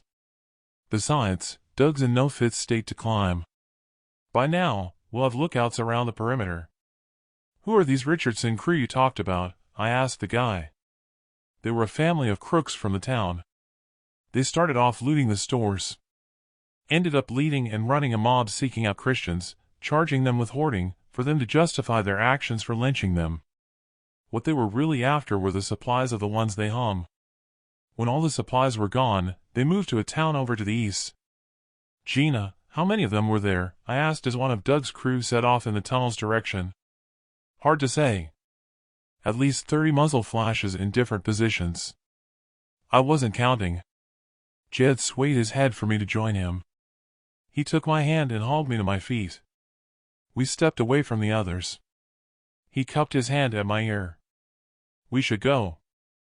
This isn't our fight. Let's get the water and get as far away as we can." He was saying exactly what was on my mind. "I'm with you, but we have to think about this. That guy over there said it was 50 yards to the water. There's a lot of open ground between here and there. They could have snipers hidden up there on the hillside. Besides, the water bottles you collected are out in the open at the foot of the hillside." Jed covered his eyes, then clawed at his brow. "What are you saying?" he asked. "I'm saying we should wait. Keep our eyes out on the hillside with our scopes to be sure they've gone. Doug didn't want us inside their camp, so I can't see them objecting. Gina said she saw at least 30 of them. That's a lot of mouths to feed and water, and it worries me. If they're out of supplies after eating that hog, they might regroup, but I doubt they'll give up." I was right to be worried when the guide who'd left us, he ran back to our position. He bent over, holding his knees and breathing hard. Catching his breath, he rose to his full height. "They're heading this way. They're outflanking us." Chapter 30. Jack Cole caught in a trap on his journey to the citadel. An emptiness dug at me in the pit of my stomach at the news the aggressors were heading our way. Jed scanned in the tunnel's direction through his scope. He ducked back down at the thunderous roar of high-caliber rounds pumping out rhythmically with a strange reverberation. "They must be attacking the tunnel." That's our big guns you can hear," said Doug in rasping breaths, to automatic gunfire exploding, their muzzle flashes intermittently sparking in the darkness. Steve cowered behind a rock, arms wrapped around himself, his hands tucked under his armpits, shaking and whimpering. In the tunnel's direction, there was a sudden explosion and a brief flash of light. Rocket grenade? Hand grenade sprang to mind. Who knows, I thought, but it was more firepower than we had at hand. "We can't stay here," I said. "We need to move away from the action and get to the stream." Gina had her back to the boulder next to Jed. She turned, rifle shouldered, eye to the scope. "I see 3 heading our way. Can I shoot?" "Fuck, yeah," I called out to her. She fired off a single round. "Got one," she said without taking her eye from the scope. 2 have gone to ground. I can't get a fix." The pounding of rounds reverberating from inside the tunnel continued, but the gunfire ceased. Whatever the explosion had been, it hadn't taken out the tunnel defenses. Doug grabbed my arm. Check the hillside," said Doug. He turned his head to one of his men. "Rob, keep an eye out on our left flank." Scanning the hillside, the big guns had ceased. An eerie quietness descended. I ducked back down. "Damn, there's movement at the top of the hill," I said. "No chance to get to the bottles." Doug tapped me on my knee. "They've decided to go for us." "We're an easier target than the tunnel entrance," said Doug. "With movement on the hillside, it would have been too risky to get to the bottles, never mind for us to head in the stream's direction and to safety. We have been cut down in the open. The only direction we were safe was from our backs to the mountain where we were." Doug's arm fell to his side. His eyes closed. Checking his pulse, he was alive. The morphine must have knocked him out. "What are we going to do?" asked Jason, his eyes displaying fear. Chewing on my lip, I pondered for a while about our situation. Even Doug's men fixed their eyes on me as if searching for an answer. "Listen up, everyone. We're going to have to prepare a defense." I pointed to Doug's men. "You 3 take the left flank behind those rocks. Jed and Gina, you cover our right flank where you are. I'll cover the hillside here with Jason." "What about Steve?" asked Jed. "He's no good to us, by the look of him. Take his rifle and spare mags for if we need them." Doug's men didn't argue that I'd taken control, and the 2 of them crawled over to the other of them, covering our left flank. "Spread out. Don't bunch up," I said. "Take turns in scouting out front briefly through your scopes. When you do peek out and duck back, call out what you see, even if it's just a shout clear. Move position so they don't get a fix for when you look again. Single shots at targets only when we're attacked unless we're about to be overrun. When our ammo's gone, it's gone. Stay quiet to listen out for movement." With my back to the boulder, I took out the photo of Laura and Thomas and kissed it, hoping for some good luck, then placed it back. One of Doug's men had the same idea, pulling at a chain from around his neck, kissing a crucifix, then slipped it back inside his shirt. Nerve-wracking hours passed by in the stillness. All I could hope was that they'd decide to lick their wounds and retreat. A voice calling out broke the silence. "Movement to our left, 100 yards, the man said. Saw them duck behind rocks. All hope they'd have retired went out of the window. We were outflanked. Pinned down. They didn't seem to be in a hurry, with not a shot fired to flush us out into action. More hours passed by. I'd seen my whole life flash through my mind. Pa always said that you don't mourn the dead but bask in the love they shared with you. It didn't stop the tears forming in my eyes when recalling the happy times that I'd spent with my parents growing up. I swiped away the moisture with the back of my hand. I turned to considering the position we were in. All they could do from our left flank would be to pin us down unless they had a death wish to cross the open ground. It was the same out there on the hillside. Our right flank was a different scenario. There were rocky outcrops as far as the eyes could see. Lobbing a grenade wouldn't be difficult for them if they worked their way to our position with the cover of the rocks. That thought had me shuddering and hoping they didn't have any left in their arsenal after that explosion in the tunnel. "What the?" I called out at a blast of light appearing from the mountain above. The beam of a powerful searchlight scoured left to right in the area beyond our position, then briefly settled over us before extinguishing to the sound of rifle shots from the hillside. They'd either turned it off or a sniper had found the target. Whatever, it must have spurred those surrounding us into action, with rounds pinging off the rocks from all directions at our position. The sound was deafening with return fire from Gina and Jed. From above on the mountains, the most ferocious rapid machine gunfire imaginable raked the hillside. As I shouldered my rifle, tunnel vision took over, with a sense of self-preservation pushing fear to one side. I looked out to see our aggressors charging down the hillside. I scoped them and took out a few of them with single shots. It was like a turkey shoot, the machine gun fire from above us on the mountain cutting them down in swathes, arms flailing. Automatic rounds from our own position deafened me as they cut loose in all directions, with instruction for single shots ignored. I switched to auto and stepped from behind cover as the surviving aggressors reached the bottom of the hillside, with our position about to be overrun. It was as if someone had punched me in the shoulder as a bullet struck and twisted me around, and I crumpled to the ground. The next thing I could recall was opening my eyes to a searing pain in my shoulder and the whine of an electric motor as I bounced around on the back of a flatbed trailer. Above me, in the darkness, there were no stars. When I turned my head, I faced the body of the first of Doug's men to be cut down back there at the mountain. Excited voices filled the air, none that I recognized, nor what they were saying. I was too weak to turn around to see where we were heading, then I must have drifted unconscious. The next thing I could recall was the distorted image of Gina peering over me and a bright light. A guy in a white coat pushed Gina out of the way. Someone lifted me upright from behind. They removed my jacket and shirt. "Hang in there," I heard Jed call out. Where are we?" Everything went dark. Chapter 31. Laura Cole in the citadel of Denver under solitary confinement. Laying on a cold slab of concrete that they called a bed in the padded cell, Laura stared at the ceiling.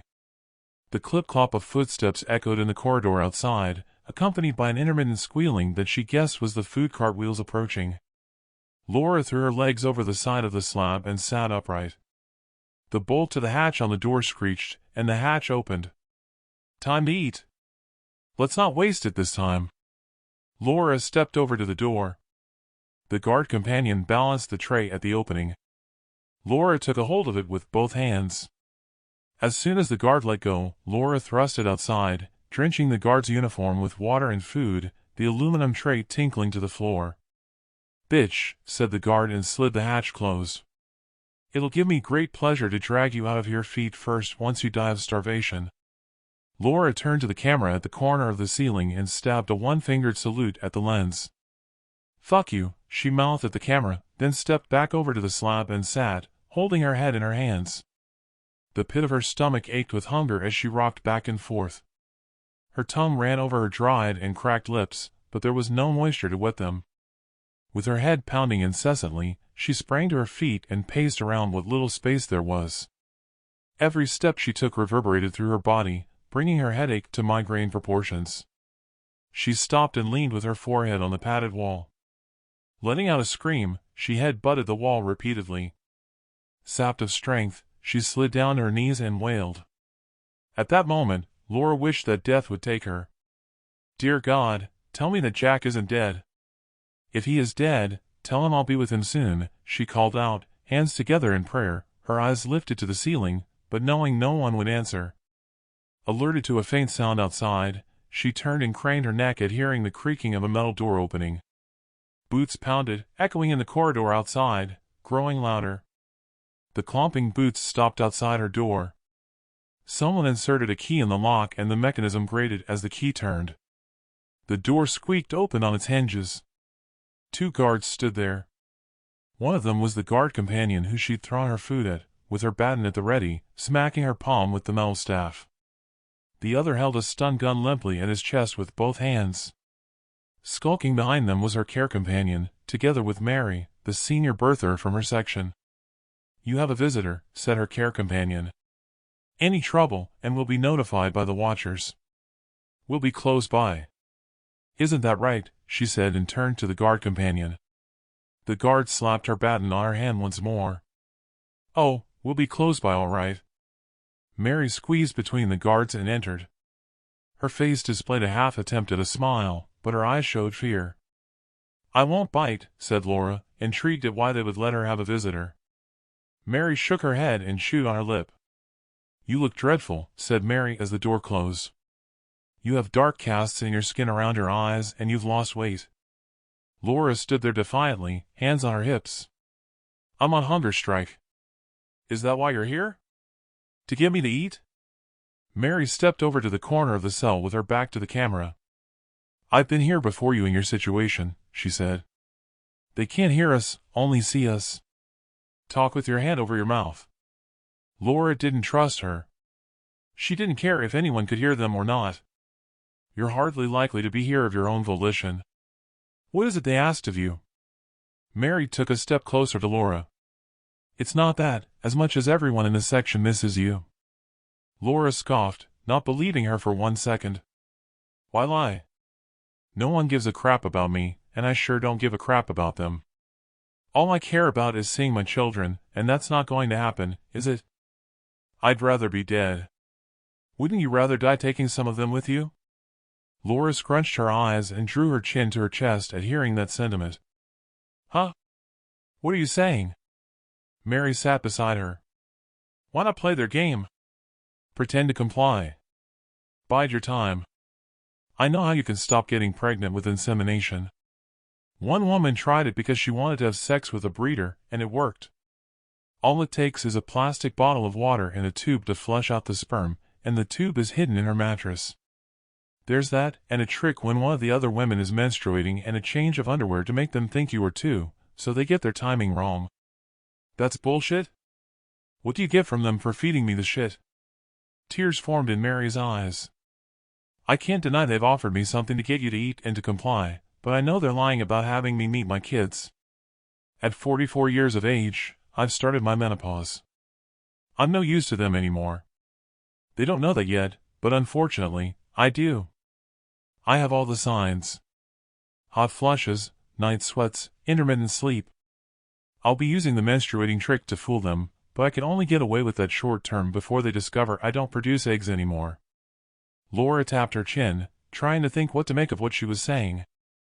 There was no doubt she'd like to take her care companion with her and send her to hell. "So, what are you saying? Get to the point." "I'm saying you have a death wish, and I know when they find out my condition, they'll likely dispose of me like the others who were at the same stage and disappeared from the section. I'm saying we should try to escape and take as many with us as we can if we fail. At least we'll die with honor." Laura sank her head into her hands and closed her eyes. Mary leaned over and put her arm around her shoulder. Laura couldn't see the point of escaping. Besides, from what she'd seen on the way inside the fortress, getting out of there would be impossible. She raised her vision and looked directly into Mary's eyes, who appeared to be searching inside of her for an answer. "Forget it. The only escape either of us will achieve will be through death." "Exactly. Look, when I say escape, I only meant to make it out of our section to the children's section. I know where it is. It'll be a death sentence and we might not make it, but it's better than laying down and dying when we can have a chance to see our children for one last time. What do you say?" Mary's eyes still danced around as if penetrating Laura's eyes to get inside her head. Laura averted her eyes to have time to think, and to avoid the pleading expression etched on Mary's face as she awaited an answer. She didn't know Mary, only by sight, and the odd conversation when she postured confidence and wisdom over the other birthers. The other women looked up to her as a mother figure, as the oldest serving birther. For all she knew, she could have been a psychologist in another life before being abducted. "Well, have you decided?" There was no doubt she had got through to her with her proposal, thought Laura. She was offering a life before death. A life of gathering together something such as a weapon. Planning to take vengeance on those who had fed her lies and false hopes. A chance to know that she had done everything in her power to have one last glimpse of her children. Maybe a last chance to tell them she loved them. She turned to Mary and narrowed her eyes. "Okay, I'm in. If you're lying about any of this, our care companion won't be the only one that I'll seek to take out. Do I make myself clear?" "Loud and clear. You won't regret it. Come here and give me a hug for the camera." They embraced, then parted. Mary turned to the camera and gave it the thumbs up. I'll tell them I've talked you into complying. Not sure how long it will take for them to release you, but I'll be waiting. They've said that I have to stay close to you if they release you, so it's all good. Laura turned to the key scraping in the lock and smirked, pleased that she now had something to live and to die for. Chapter 32. Jack Cole at the Religious Commune. The answer to the question I had asked as to where we were was lost to me, but I knew I was in a bed. Someone had answered, but the words were muffled before I passed out. Images of people before me drifted in and out of my vision. Gradually, I gained full consciousness. We were in some sort of medic block. I lay on a gurney at the end of a row of cubicles, with a row facing. An intravenous drip ran to a needle in my arm. I raised my arm to touch my ear to find it bandaged, then recalled the bullet slicing through my lobe. Glancing down my body at my upper chest and arm area, that too was bandaged. On the nightstand, someone had retrieved the framed photo of Laura and Thomas and placed it there. Where are we? I repeated. What are we doing here? How? Rest easy, said Jed. Take a drink of water. Jed adjusted the gurney and raised my head. A searing pain stabbed at my shoulder, and I winced. He held the glass to my parched lips. Taking short sips of the water, confusion surrounded me. Jed eased me back to rest my head on the pillow. With my eyes closed, images of the battle played back in an explosion of flashbacks. Then the ride on the back of a cart. Then nothing. I opened my eyes and blinked. Our team all looked different. Clean and well-groomed. Gina was wearing a skirt down to her ankles with a white blouse. Her hair was no longer matted, but had a shiny luster to it, tied back in a bun. Jen and Jason were clean-shaven, wearing white shirts and jeans. We're in a compound, with the mountains surrounding us as if we're in a crater, said Jed. This is the old medic facility. They're looking after us and they're feeding us, but we're locked in since the doctor removed the bullet. It was touch and go for a while. You've been out of it for 24 hours. Locked in, but why? Where's Steve? Jed shrugged his shoulders. I don't know why we're locked in. They've said we have to wait for an audience with Bishop Rathbone to learn what happens next. Apparently, he's the one in charge. Steve's dead. How? Steve picked up your rifle when you were shot, and we were about to be overrun at your position. He charged at them. Bought us time until we were rescued. You also owe your life to Gina. After Steve bought it, one attacker made to finish you, but he was out of ammo and drew a knife. I was in the middle of changing mags. Lucky for you, she saw him and cut him down. Somehow, I expected that of Gina, though Steve had been the last one I'd have expected to turn out to be the hero. We were only 4 of the original 10 now from the hunters' camp at the quarry. I thanked God that I was still alive. How did we get rescued? Jed took a seat beside the gurney. I heard them talking on the way back here. Our rescuers said lookouts on the mountain ridge pinpointed their position with the searchlight, and then they rappelled down the mountain on ropes further along at different positions to outflank them. They have Richardson and a few of his men as prisoners. Man, they were emaciated. No wonder they tried to get inside the base through the tunnel. It was probably the reason they turned on us for our rations in a do-or-die effort instead of skulking away. My thoughts turned to Doug. I couldn't see him in any of the beds and expected the worst. What about Doug? He was in the next cubicle to you.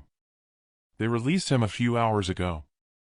He said he'll be back to pay you a visit. That was a relief. Somehow, I considered we had a sort of kinship, considering the loss of his wife to the Denverines. It was only after he'd said that I realized we were bathed in artificial light. They obviously had a source of energy. What's out there? Don't know for certain. It was still dark when we arrived, and the place was in darkness. All I could see outlined were what looked like hangars. Can't see out of the windows. Someone came along and covered the windows from the outside before daylight. At least they don't need us as a food source. How can you be sure if it is they have us locked in? Jed smiled. You haven't had the food yet. Man, it's good. They brought us vegetable soup and followed that up with lamb and beans and a salad. I asked Doug how come they had such good produce, but he wouldn't say. In all the time we'd been talking, Gina had paid no attention. She sat on a bed opposite, her head buried in the Bible the priest had given her. "What about our backpacks and weapons? They took them from us before we were driven down the tunnel." Closing my eyes, I tried to get a handle on our situation. There was something out there they likely didn't want us to see. That much was obvious, with them blocking the windows on the outside when they had blinds inside. They obviously had a means of electricity, and likely a biofarming unit, probably in one of those hangars that Jed saw. That would have explained how they kept sheep for them to have served lamb. It's how we kept the goats alive at the farm. They had a water source with the spring and probably a well down to the water table. I opened my eyes when it struck me. The last thing they'd want would be for outsiders to know what they had at their disposal to survive. It could be a good enough reason not to let us out of there for fear of the word getting around. Thinking that, I doubted the other three would complain. Staying there would solve their predicament. I looked over at the photo on my nightstand, hoping I was wrong. At least if I could move on alone, I wouldn't have had to worry about sharing my supply dumps. The swing doors at the end of the ward opened. I recognized Doug right away as he limped toward me. The other guy I'd not seen before, and he was casually dressed. "Dr. Grayson," said the guy as he reached the bottom of my bed. "I see you're alert. How do you feel?" "Good to be alive." "Fine, I'll arrange for you to have soup and a light meal to get you up to strength." "Have you drunk anything yet?" "A little water." "Okay, once you've finished the jug of water and you've eaten, we'll remove the drip." He turned and marched out of the ward. Doug took a seat at the side of me. "Doctor said your quick action in treating me saved my life. That's both me and Father Dixon that owe you." "Yeah, well, let's hope I don't have to call in the favors." "Is that your wife and son?" he asked and picked up the photo. "Yeah. I kept the frame to protect it because it's only a copy. I ran off the printer back at our farm," I replied as he placed it back on the nightstand. "So, what happens now? Why do we need to see Bishop Rathbone? More to the point, who is he?" "Jed says he's the leader here." "Is this a Roman Catholic sanctuary?" "That I can tell you. No, it started out multi-denominational, but the bishop got them to come together under the banner of the New Christians. To come up with a common faith, he had them trim the edges of the various dogmas. He's not really a bishop, it's just what we call him. He was the chaplain of the skeleton crew left behind here when the troops were called to Pennsylvania. They took us in when we had to abandon the town, and we've all adopted the faith. I thanked our lucky stars that we were refugees with a Christian community. So, I take it we won't have a problem when I've recovered, and it's time to move on?" He sucked air through his teeth, then averted his gaze. "Worry about that when you've recovered, and you've had a meeting with the bishop. Meanwhile, you're all to stay here under guard. Starting tomorrow, you'll all be having Bible lessons for 8 hours a day, and the others will be debriefed on their life in the citadel. No doubt they'll want your life history." "Bible lessons?" A woman entered, carrying what looked like my meal on a tray. "I'll leave you now," said Doug. As I watched him rise from his chair and turn to walk away, I had a bad feeling about our situation. By the sound of the lengthy Bible lessons, it was looking as though they were seeking to integrate us into their community. All I could hope for was that the base wasn't run as a religious cult. Chapter 33. Jack Cole at the religious commune. Having been left alone for the day, and after a night's intermittent sleep, it was debrief and Bible lesson day. Can't say that I was looking forward to either of them.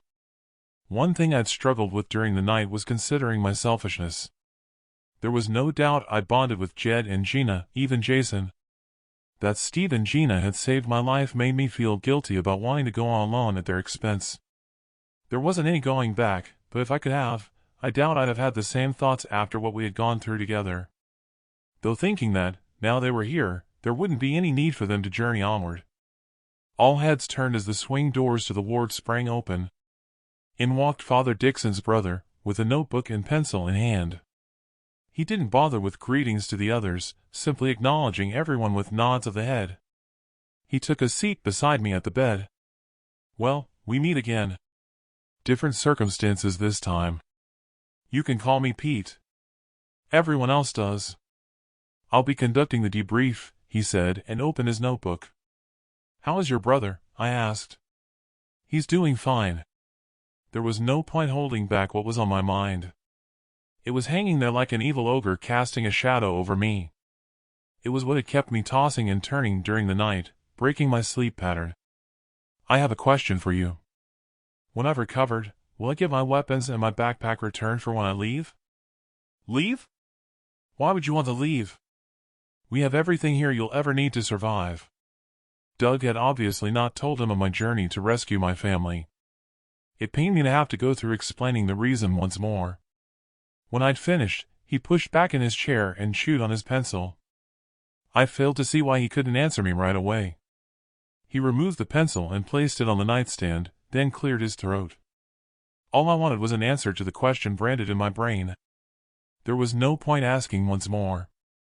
"Thanks for the offer to stay here, but I'll be leaving once I'm recovered," I said to an immediate curt response. "Out of the question. We can't let you leave now you're here. Especially for you to go to the Citadel. If you were to be captured, they could torture you and get our position out of you.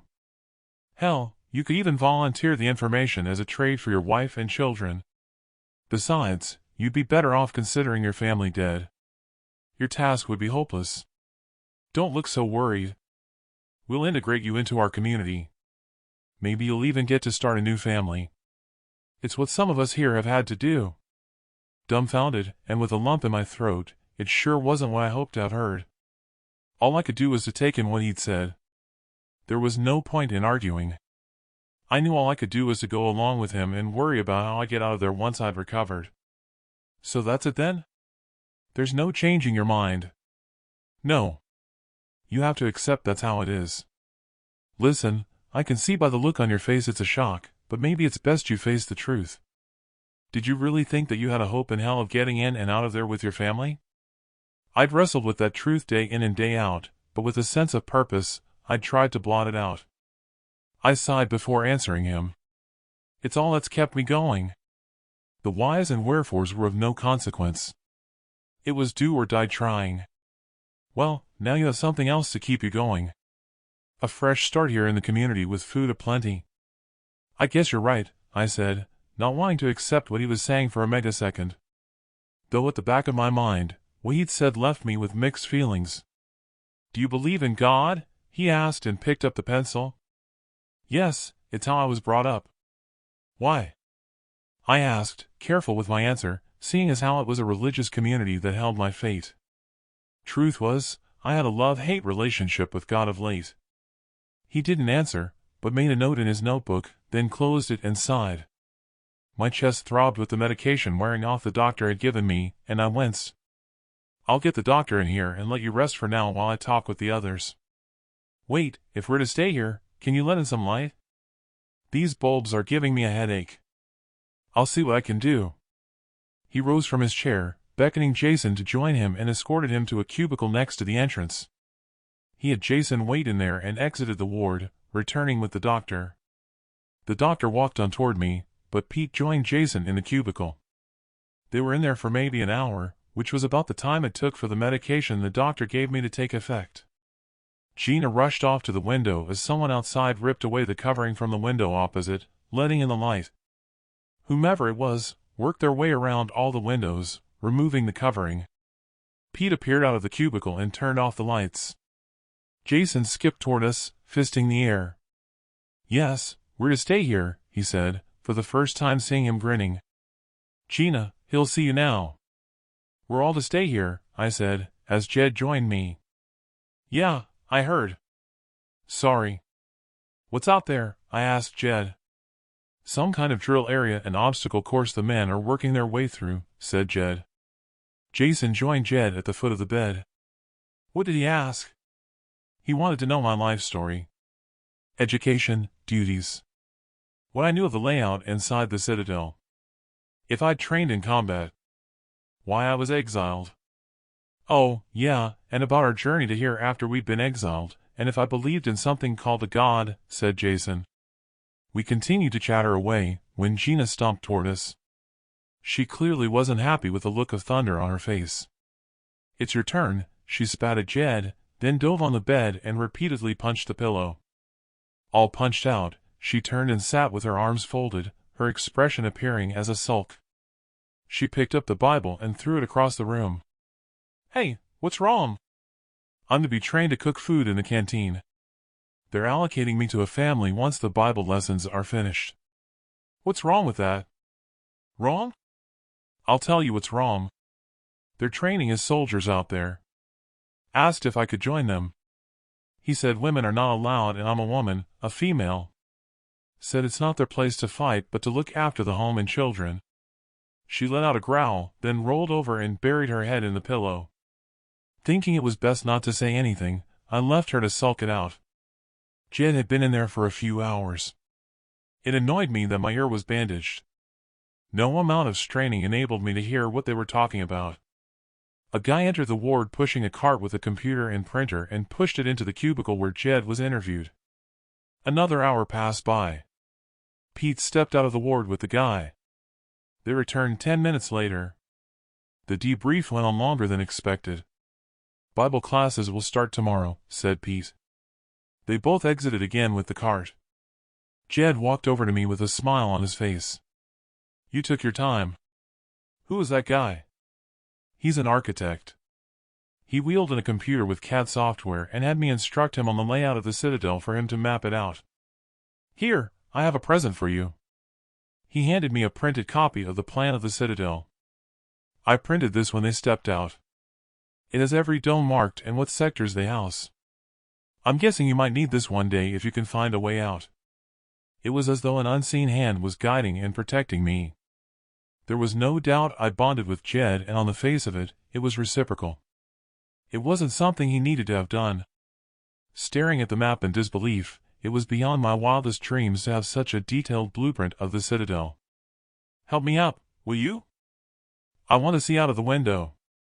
Me finding a way out of here starts now." "Good luck with that. There's everything we need here, so you'll be on your own," said Jed. That hit me as if a stone had struck me between the eyes, considering the dangers out there. I wondered if Pete had been right, and I'd be better off starting a new life in the community. Chapter 34. Laura Cole in solitary confinement at the Citadel of Denver. Laura shuffled her backside on the stone slab in her cell. It was sore to her buttocks to sit there with the loss of weight. Her jumpsuit hung loose on her body. She ran her fingers over her face, only to feel flaky skin with painful sores to the touch. It had been a while since Mary had visited Laura in solitary. More promises had followed from the guard that she'd be released soon, delivered with the usual sanctimonious grin. True or not, Laura had no option than to eat and to drink if she was to be returned to the birther section. All she could hope for was that it wasn't one more big lie to get her to eat. Eating again had been difficult. Only thoughts of attempting to get to see her children had overcome the tightness in her throat when she'd swallowed that first morsel. It had been the first step in a burning desire to seek vengeance on her care companion, with her ID name tag constantly on her mind. 1372-5, she said under her breath. She had to have had a name, she thought, but she wasn't for sharing it if she had. Among the birthers, she had been nicknamed -5, dash for short, for the way she would dash in and out of the dorm. Laura had a different name for her, often mixed with expletives. Miss Con Artist was her favorite. But then she thought that the whole birther program was one big con. The promises had all been total deception that had taken some time for her to realize the truth. A means to an end for the powers that be. Even then, like the rest of them, she had hung onto that lie, denying its lack of veracity. Psychologically conditioned to comply with what was asked of her like the rest. No more, she thought. In Laura's mind, that time had passed. As stiff as her body was with a lack of comfort, she knew she had to build up her strength. With her recent meal now settled, she rose from the slab, got down on the floor, and did press-ups. Counting each painful action to beat her last effort, she gritted her teeth and growled. At the count of 7, she'd surpassed her last count of 5. One last push, her growl almost a scream, and with her strength gone, she failed the 8 count, collapsing to the stone floor.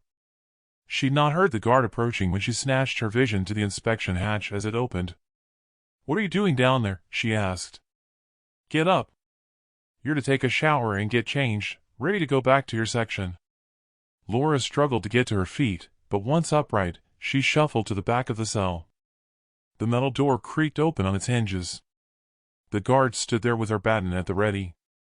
Laura clenched her fists, not knowing if she was lying about the shower and if she was to be given a beating as a parting gift. Strip. She had it in mind to charge at her guard before she struck the first blow, when -5's face appeared. Today's the day. We hear you've eaten all your meals, so you've earned your release. Come on, Strip, ready for your shower. I don't have all day. I'll be waiting outside to take you to your dorm, she said, then disappeared from view, clip-clopping her shoes down the corridor. Laura stripped, not having enough hands to cover all her dignity, but wrapped her arms around her chest and stepped outside her cell. The guard dug her baton into Laura's back at the waist. Come on, don't dally. She shuffled into the shower room and turned on the faucet. Freezing water cascaded from the showerhead, numbing, yet biting at her skin as she stepped under the flow. Shivering, she scrubbed herself down with the tiny slab of carbolic soap ingrained with grit that she'd picked up off the floor, leaving scratches on her body, then used it to wash her hair. The guard stepped over, then turned off the water before she'd rinsed all the suds from her hair, and then threw a towel at her face. That's enough. Water's precious. There are clean clothes on the bench. As soon as she'd dressed, the guard came up behind her and pushed her forcibly into the wall, holding her with a hand on the back of her head so that her face was squashed to the wall. Come back here again and you're mine. Don't think I'll forget about you throwing your food at me.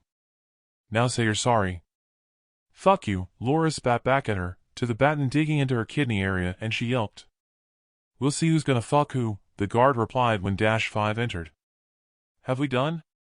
Yeah, all done, said the guard, to Laura's relief, and the guard stepped away. Good, then follow me. You're needed as a witness before you go to the dorm. Witness? Laura stumbled on behind her, not having the power in her legs to keep up.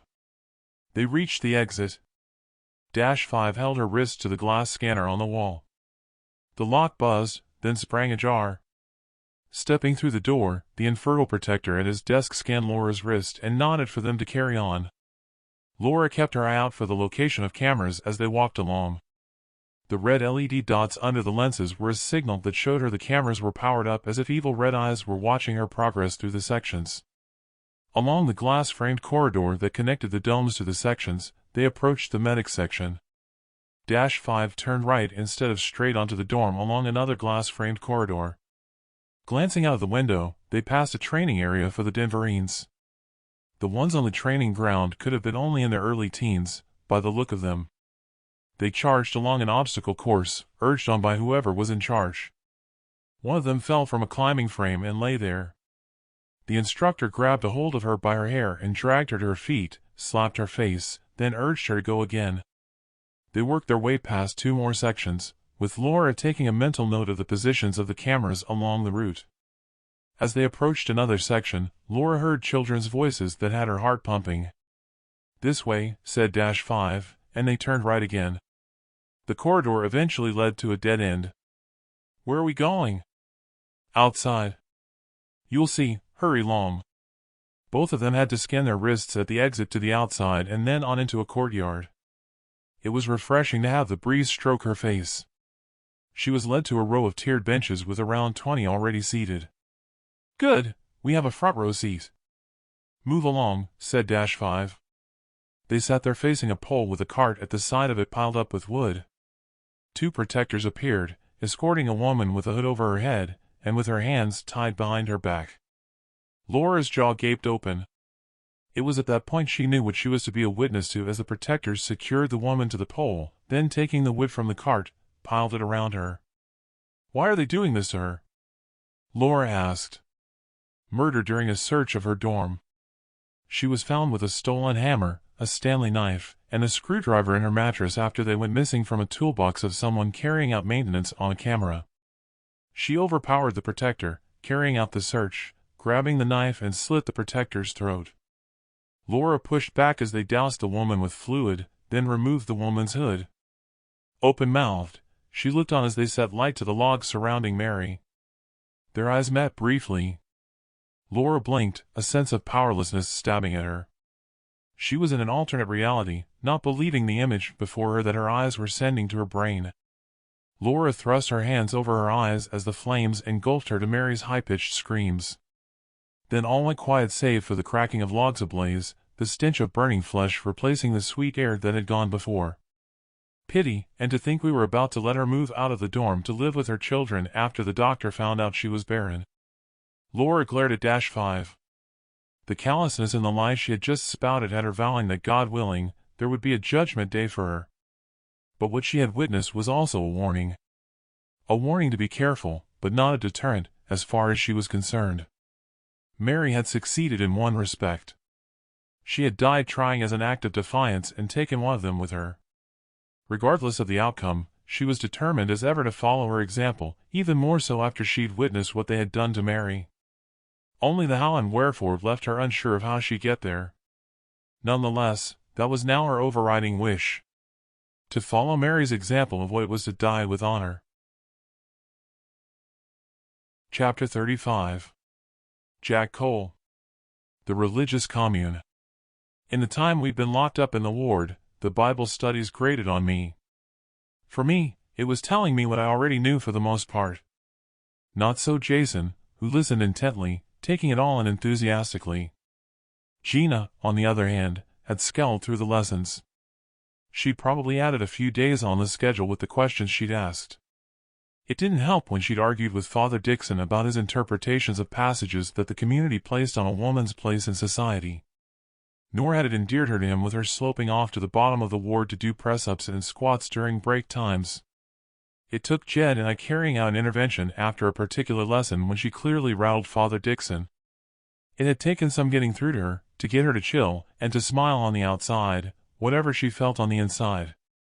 There were times I wanted to laugh out loud when she'd nod her head in agreement during lessons, sending Father Dixon a smile a mile wide. Then, as soon as he turned away, she'd set a dour expression. There was no false smile on her lips this time when Father Dixon closed his Bible for the last time. "Well, that's it, we've finished," said Father Dixon. "You'll be split up and allocated accommodation with different families. I'll see you all on Sunday at the service. Now if you'll all join me in the Lord's Prayer, and then I'll have someone introduce you to your new families." Gina picked up the prayer sheet, mumbling her way through it, then let out the loudest amen of all of us. It had rained lightly for the past week. But the weather now matched my mood, with the sun shining. Pete, Father Dixon's brother, entered with his daughter, Diane. They shook hands as Father Dixon exited, then they stepped over to me. "You and Gina are to stay with my family," Pete said. Gina stepped between us. "If women are not allowed to train as soldiers, how come Diane here fought the Denverines?" she asked. "That was by accident. She took the grenade launcher from one of our injured. We weren't there expecting a skirmish, only prepared for one. She was only meant to accompany my brother for his broadcasts. That won't happen again." Gina huffed and stepped aside. We followed Pete and Diane outside. Diane raced ahead. With some distance behind Pete, I turned to Gina. "That's it, we're free," I said. "Free? You call this free?" "Well, we're not locked up in the ward, are we?" She rolled her eyes and shrugged her shoulders. It made a pleasant change and was a novelty as we met people going about their daily routines. They'd all smile and bid us good day, or wave and shout, "Hi there." We arrived at Pete's home. There we were met at the door by his heavily pregnant wife, Donna. Her child, around 5 years old, hung onto her leg. Introductions made, we headed inside. It was sparsely furnished, no drywall, with spars and wiring showing where it had been boarded up to form quarters with no doors, just curtains. "We have a bathroom outside that we share with the others, but no kitchen," said Donna, his wife. "We use the mess hall, which has a communal kitchen." Gina flopped her backside into an armchair, apparently disinterested with the sour look on her face. Luke, their child, ran over to Gina, teddy bear in hand, and thrust it at her. Gina fended it away, and the child cried. "You'll have to excuse her," I said. "She doesn't have experience with children." "We're aware of that. We've had other exiles here," said Donna. She'll soon learn. It's a case of monkey see monkey do in my experience. Gina sent a confused look in Donna's direction. I guess I'd have to explain Donna's saying about the monkey later. Pete swayed his head at the door for me to join him and we stepped outside. The bishop wants to talk to you. Follow me. What will he want to talk about that you haven't already told him about us? He doesn't confide in me, but yes, he has my report from our interviews. As we came to the end of the fabricated houses, fashioned as trailers, and surrounded by picket fences, we came to a children's play area with swings and a slide. My eyes darted everywhere, taking in my surroundings. We passed by larger buildings that appeared to be barracks. The sound of children singing sounded from one of them. The N1 had a crucifix nailed above the entrance, which I assumed would be the church. What really struck me, and surprised me that I hadn't noticed before, was the carpet of grass and weeds that had sprouted all around us. In the distance, I could see banks of solar panels and a separate area with wind generators. Close by were gigantic hangars. The doors to one of them were partially open, revealing two choppers that I could see. Not any old type of choppers. They appeared to be military ones, like I'd seen in some of Pa's magazines. The mess and kitchen is over there, Pete said, and pointed. That wasn't what interested me as we passed by the entrance to the tunnel around 50 yards to our left.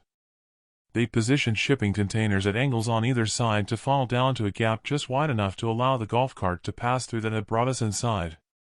An armed group of their men were guarding the entrance. Stairways had been constructed of either wood or metal at intervals, leading to the top of the mountains. For whatever reason it had been constructed, we passed by a stone wall, 8 feet high, with sets of chains hanging from the brickwork. A group from the community had gathered there in front of a pile of stones. Finally, we arrived at a cul-de-sac of well-constructed houses, a golf cart on the driveway of the most impressive building. "We're here," said Pete, and we stepped along the driveway. He knocked on the door which opened, only to be greeted by an imposing individual. Tall and lean and with a patch over one eye. His jacket was an immaculate military dress jacket with a white badge sewn onto the arm with a red crucifix. "I'll see you at the gathering," said Pete, leaving me there at the doorstep. Gathering? Goodness knows what that was all about, I thought. Invited inside, I followed the bishop into his study. "Take a seat," he said, and dropped his backside on the chair behind his desk, then opened Pete's notebook. "So, you've had quite a journey. You're fortunate to have made it here." He stabbed a finger at the notebook. "Sounds as though you'll make a valuable addition to our community." After what Pete had said, I thought I'd try my luck. The offer is appreciated, but as soon as I've recovered, I need to be on my way. Yes, your quest. There might be a time in the future when that's possible, but it's out of the question just now. We can't allow you to leave. It's a security issue. There would be consequences if any of you tried to leave. We would have to assume you were a threat to our community. Tomorrow you'll be allocated to work in the biofarming unit. It says here you have the experience. You said future. Can I earn the right to leave? We'll see.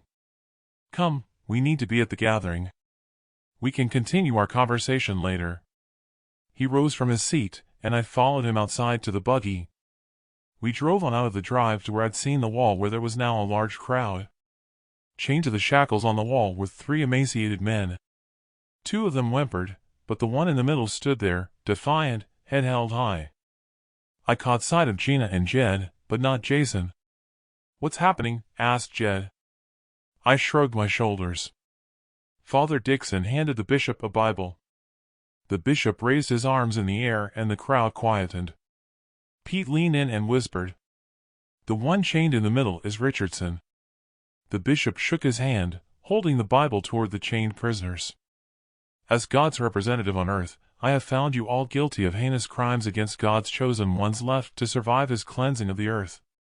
There is to be no mercy on your souls which will be dispatched to hell, your bodies left to rot. It will be your punishment that those you have sought to deny their faith, to pillage and slaughter, they will be the ones to put you to death by the stones I have blessed as God's weapons of justice." "Fuck you, fuck your God, and fuck you all," Richardson spat out at the crowd, then he continued. John chapter 8, verse 7, "Let you who are without sin cast the first stone." I thought it rich, with him quoting a Bible verse at them to get the crowd to have second thoughts. Diane stepped forward, stone in hand. "I'm without sin, we all are," she said, and threw the stone, hitting Richardson in the chest. I had to turn my head as the crowd joined in casting stones to the screams of Richardson and his men, then silence. I exchanged glances with Jed. By his expression, I guessed he was thinking the same as me, and that was man's lack of humanity towards man knew no bounds in these dark times. There was no way I wanted to stay there after witnessing their means of punishment. One thing was for sure, getting out of there wasn't just about rescuing my family. It was the consequences of the punishment if caught escaping that now worried me. Chapter 36. Jack Cole. The religious commune. The bishop beckoned me to join him in the buggy. I guess we were to continue our talk. The manner of the barbaric way they had dispatched the prisoners had left me shocked. It ran through my mind that there's revenge, and then there's revenge in the extreme. A firing squad, or a hanging, would have been more humane, both for the prisoners and for those who threw the stones. They would have to live with their actions for the rest of their lives. We arrived back at his house and took our seats in his study. "You look troubled," said the bishop. "What's on your mind? Did they have to meet their end that way? As an army chaplain, I thought you'd have rules under conventions." He leaned forward, his cheeks flushed, and with narrowed eyes, he spat out his words with venom. "Conventions? Rules? You can forget those as far as the Richardson's gang of heathens were concerned. You live by the sword, and you died by the sword. Do unto others as you would be done by. That's the convention we live by. But—" He raised his arm, the flat of his hand signaling me to stop talking. "Stop right there. There are no buts. You've lived a sheltered life at your farm away from society. You've not experienced the day-to-day fear that many of our community have had to endure until they found the sanctuary of the Lord here. The Richardson's gang hid behind the government's decree to outlaw religion as a pretext to confiscate supplies. They've raped women in front of their husbands, slaughtered families in the most heinous ways imaginable, desecrated places of worship. The Richardson mob lost their right to have a place in society long ago and to be protected by conventions. Now they are no more by the will of God." The manner in which he delivered his words left me thinking that the Richardson mob weren't the only ones who had lost their humanity. Thinking about it, I was no exception. It was hypocritical considering I'd taken lives of late. My experience, when considering what I would have liked to have done to Commander Wilson and her Denverines when they had slaughtered my parents and taken my family away, reminded me of the many ways I'd dreamed up to dispatch them. None of them were pretty. "Yeah, I get that, I guess." He opened Pete's notebook. "I see it says here that Gina shot down a drone. It wasn't one of ours, and it wasn't one belonging to Richardson and his men. We didn't find a controller in possession of those we captured, nor on the person of their dead. If they'd have used a drone, our interrogators would have found out. So, we have a problem. Are you sure it was a Denverine convoy you saw heading north before you caught sight of the drone?" He pushed back in his chair, tapped his lips with his index finger. "Sure. No doubt about what I saw." He rose sharply from his chair. "That'll be all. You can go back to your accommodation now." On the way back, I glanced over my shoulder. A youth some distance behind stopped, looking away in a lame attempt for it to not be noticed that he'd been following me. Gina was in the play area with Donna and her child. While Donna pushed the swing for the boy, Gina stood there, looking disinterested. She walked over to the climbing frame and did pull-ups. Glancing back down the pathway, the young man who'd followed me leaned against a building.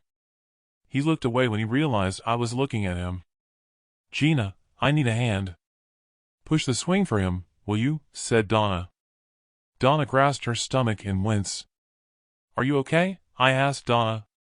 "No, I need to sit. I've started with contractions and they're getting closer together." I took her arm and helped her over to sit on a bench. "Mommy," her child called out as the swing slowed. I turned to Gina. "For goodness sake, stop the push-ups and push the swing for him." "I think I need to go to the medic block," Donna said and winced, grasping at her lower stomach. When I turned in the swing's direction, The boy was giddy. Higher, higher, he squealed. Gina was pushing so hard that he was almost horizontal as he rose to the top of the swing's arc. Rising from the bench, I ran over and grabbed the chain to stop him from swinging. That's too high. Don't do that again. It's dangerous if he falls. Take his hand and follow us to the medic block. The boy wasn't for getting off the board, clinging to the chains. Gina forced his fingers loose. The boy let out a scream. He cried as she dragged him over to us. Stop it, said Donna. Pick him up and carry him to the house. Children are fragile. You can't pull him along like that. Diane will have to look after him. Tell Pete I need him to go to the medic block. What's wrong? Gina asked. She's going to give birth. When I placed my arm around Donna's shoulder, I took her hand and led her to the medic block. We arrived there. Pete and Gina caught up with us. Donna cried out at the onset of another contraction. You two stay here, said the doctor. He pointed to Gina. You come with me. I'll need your help. I'm on my own today. Gina turned and glanced my way with an expression on her face that said, Why me? Why don't you go in there? I asked Pete. Too squeamish, he said and paced around. Nothing to it. I was there at the birth of my son. Saying that brought back the memory. I dropped my backside on a chair and rubbed my brow, while thinking about not having been there for Laura for the birth of our second child. What's wrong? He asked. I must have been wearing my thoughts on my sleeve. I didn't mention that my wife was pregnant when the Denverines took her. I'm sorry, he said. The door opened to the cry of the newborn. It's a girl, said the doctor and held the door open for him. Gina was standing next to the gurney, holding the baby in her arms, and handed the child over to Donna as if wanting to get rid of it without delay. Congratulations, I said. Get Diane and my son for me, said Pete, and he hurried into the ward. Gina arrived beside me. Her face was ashen. A tear ran down her cheek and she turned away from me. I can't stay here. We have to escape, she said. Is that a tear? No, it isn't. I have something in my eye. As I stepped outside, my shadow followed us back to Pete's house. It looked as though they didn't trust us to have the run of the community. I told Diane the news of her sister's birth and to take her brother to the medic block. Let's go to the canteen. They won't be back home for some time. Gina never took her eyes from the pathway as we headed for the canteen, our shadow following some distance behind. Inside, we stood in line, collecting our trays. It was self-service until we'd finished loading our plates with salad and cold beans. We arrived at a server, handing out boiled eggs. One for each diner. Damn, they must have a hen battery, I said. We had these in our canteen, but they were only for the higher ranks, said Gina. We took a seat at an empty table and tucked in. For what should have been something as simple as eating an egg, I cut it into tiny pieces, savoring the taste with every mouthful. It was the same with the tomatoes, plump and red. Washing the food down with water, I sat back in my chair, satisfied. You'd be better off staying here, I said. You have a roof over your head, the community for protection, and plenty to eat. What more freedom could you want? I've already said. This isn't freedom. It's no different from life in the citadel, apart from it's the men, as you call them, who hold all the positions of authority. I'd rather take my chances on the outside and die happily in that type of freedom to think and fend for myself. Glancing around, I noticed that our shadow had taken a seat a few tables down. I nudged Gina. Be careful what you say.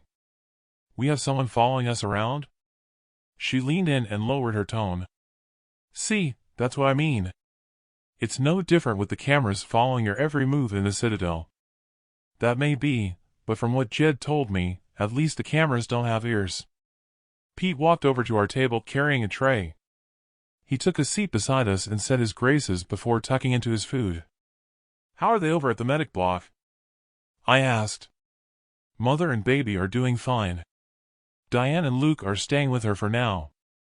I have to work. What is it you do? General Dog's body, besides being an elder. Whatever is needed.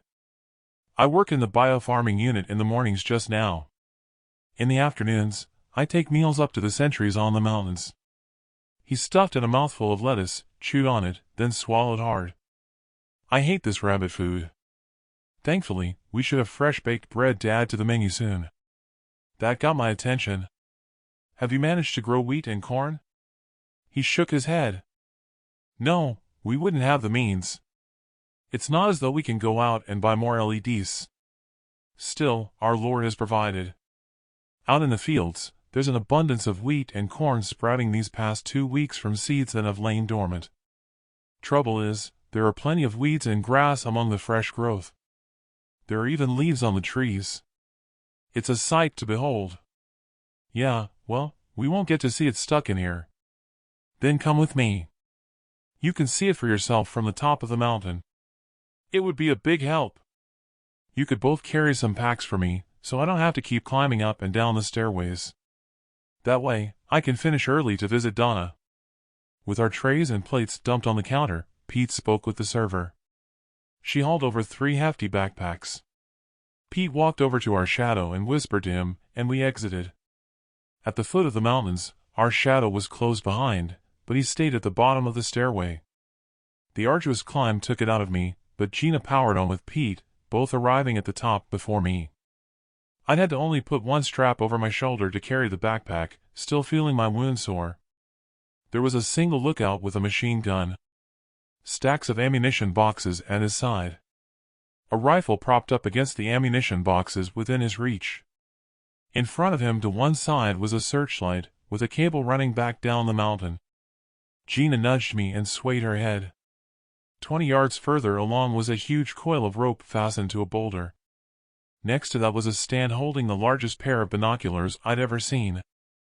I heard boots crunching and looked over my shoulder. Our shadow had arrived and took a seat on a rock, his jacket opening to reveal a handgun tucked into his waistband. I exchanged glances with Gina. She looked over at the coil of rope once more, then back at me. Her eyes darted from Pete to the sentry, then over to our shadow and back. I hoped she wouldn't take matters into her own hands. To be certain, I took a hold of her sleeve and mouthed, "No. Don't." Chapter 37. President Amanda Jackson. The Citadel of Denver. In the governor's office in the capital citadel of Denver, Jackson pored over the unfolded map on the table. Jackson's head of propaganda, Janice, and General Sykes of the National Army, they hovered around behind her shoulder. "Is my speech ready?" Jackson asked Janice. "Yes, I have your speech entered in the auto cue out on the balcony. Those sections without televisions will hear it over the speakers. Are the crowds assembled?" "The square is already filling up." "So, General, what are the plans to take Salt Lake back into the Union?" "They're ready. However, I need you to give consideration to putting them on hold. We have a greater, more immediate problem." "Oh, and what would that be?" The general stabbed her finger on the map at the citadel of Santa Fe. "Governor Hernandez of New Mexico has gone rogue with the backing of the Protectorate of Texas and the southern states. He's joined them in an alliance, and with their backing, they're making incursions into our territory along the Colorado southern border. It's the farmland they're after, since the land can now be made productive. We don't have the forces both to hold them back and to mount an offensive against Salt Lake." Jackson lowered herself to take a seat. Lips tight, she drummed her fingers on the surface of the table. With only the northern and central states under her control, she was acutely aware that further loss of territory, and the governors under her control, might seek to oust her. Surely they don't have the forces to succeed? On their own, no, but they're recruiting immigrant survivors from Mexico to fight alongside of them with the promise of land and seeds so that the Protectorate will provide. For now, we are holding them back, but we need more forces.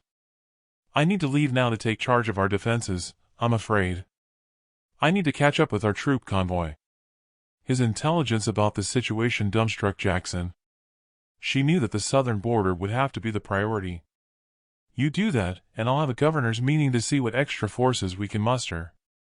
As for defense, I want you to go on the offensive and to take Santa Fe.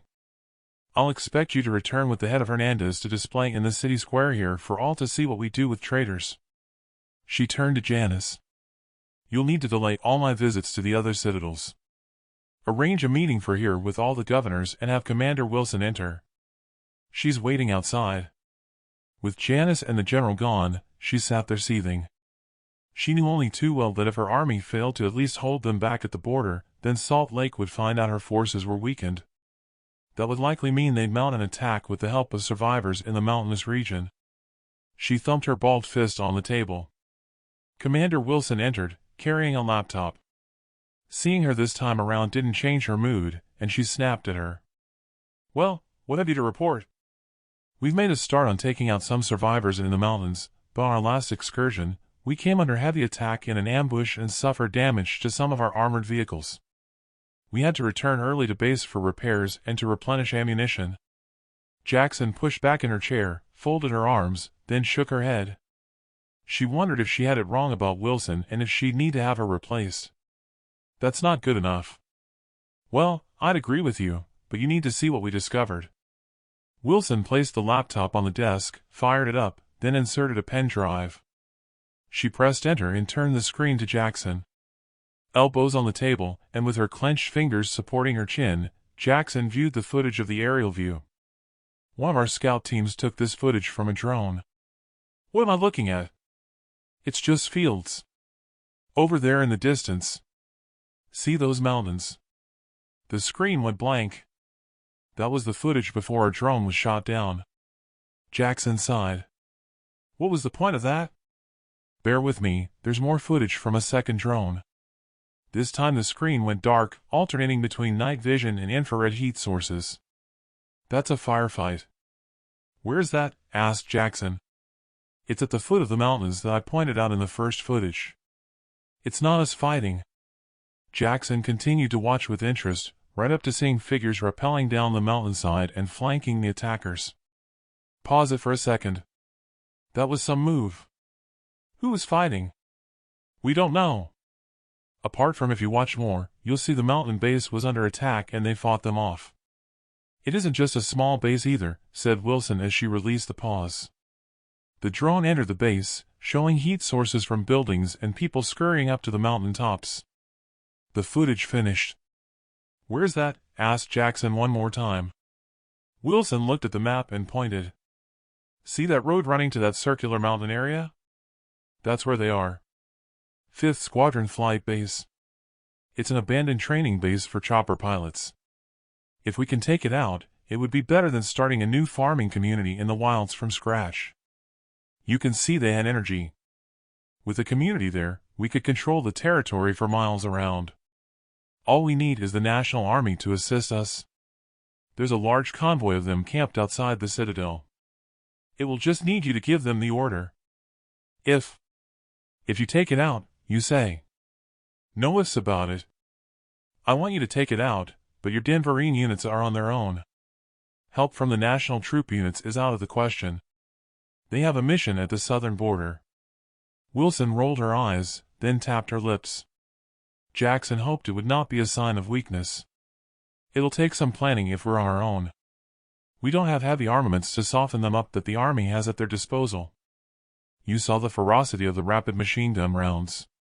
At a guess, I'd say they'd salvaged chain guns from any of the choppers left behind. It was abandoned in a hurry. I've been checking.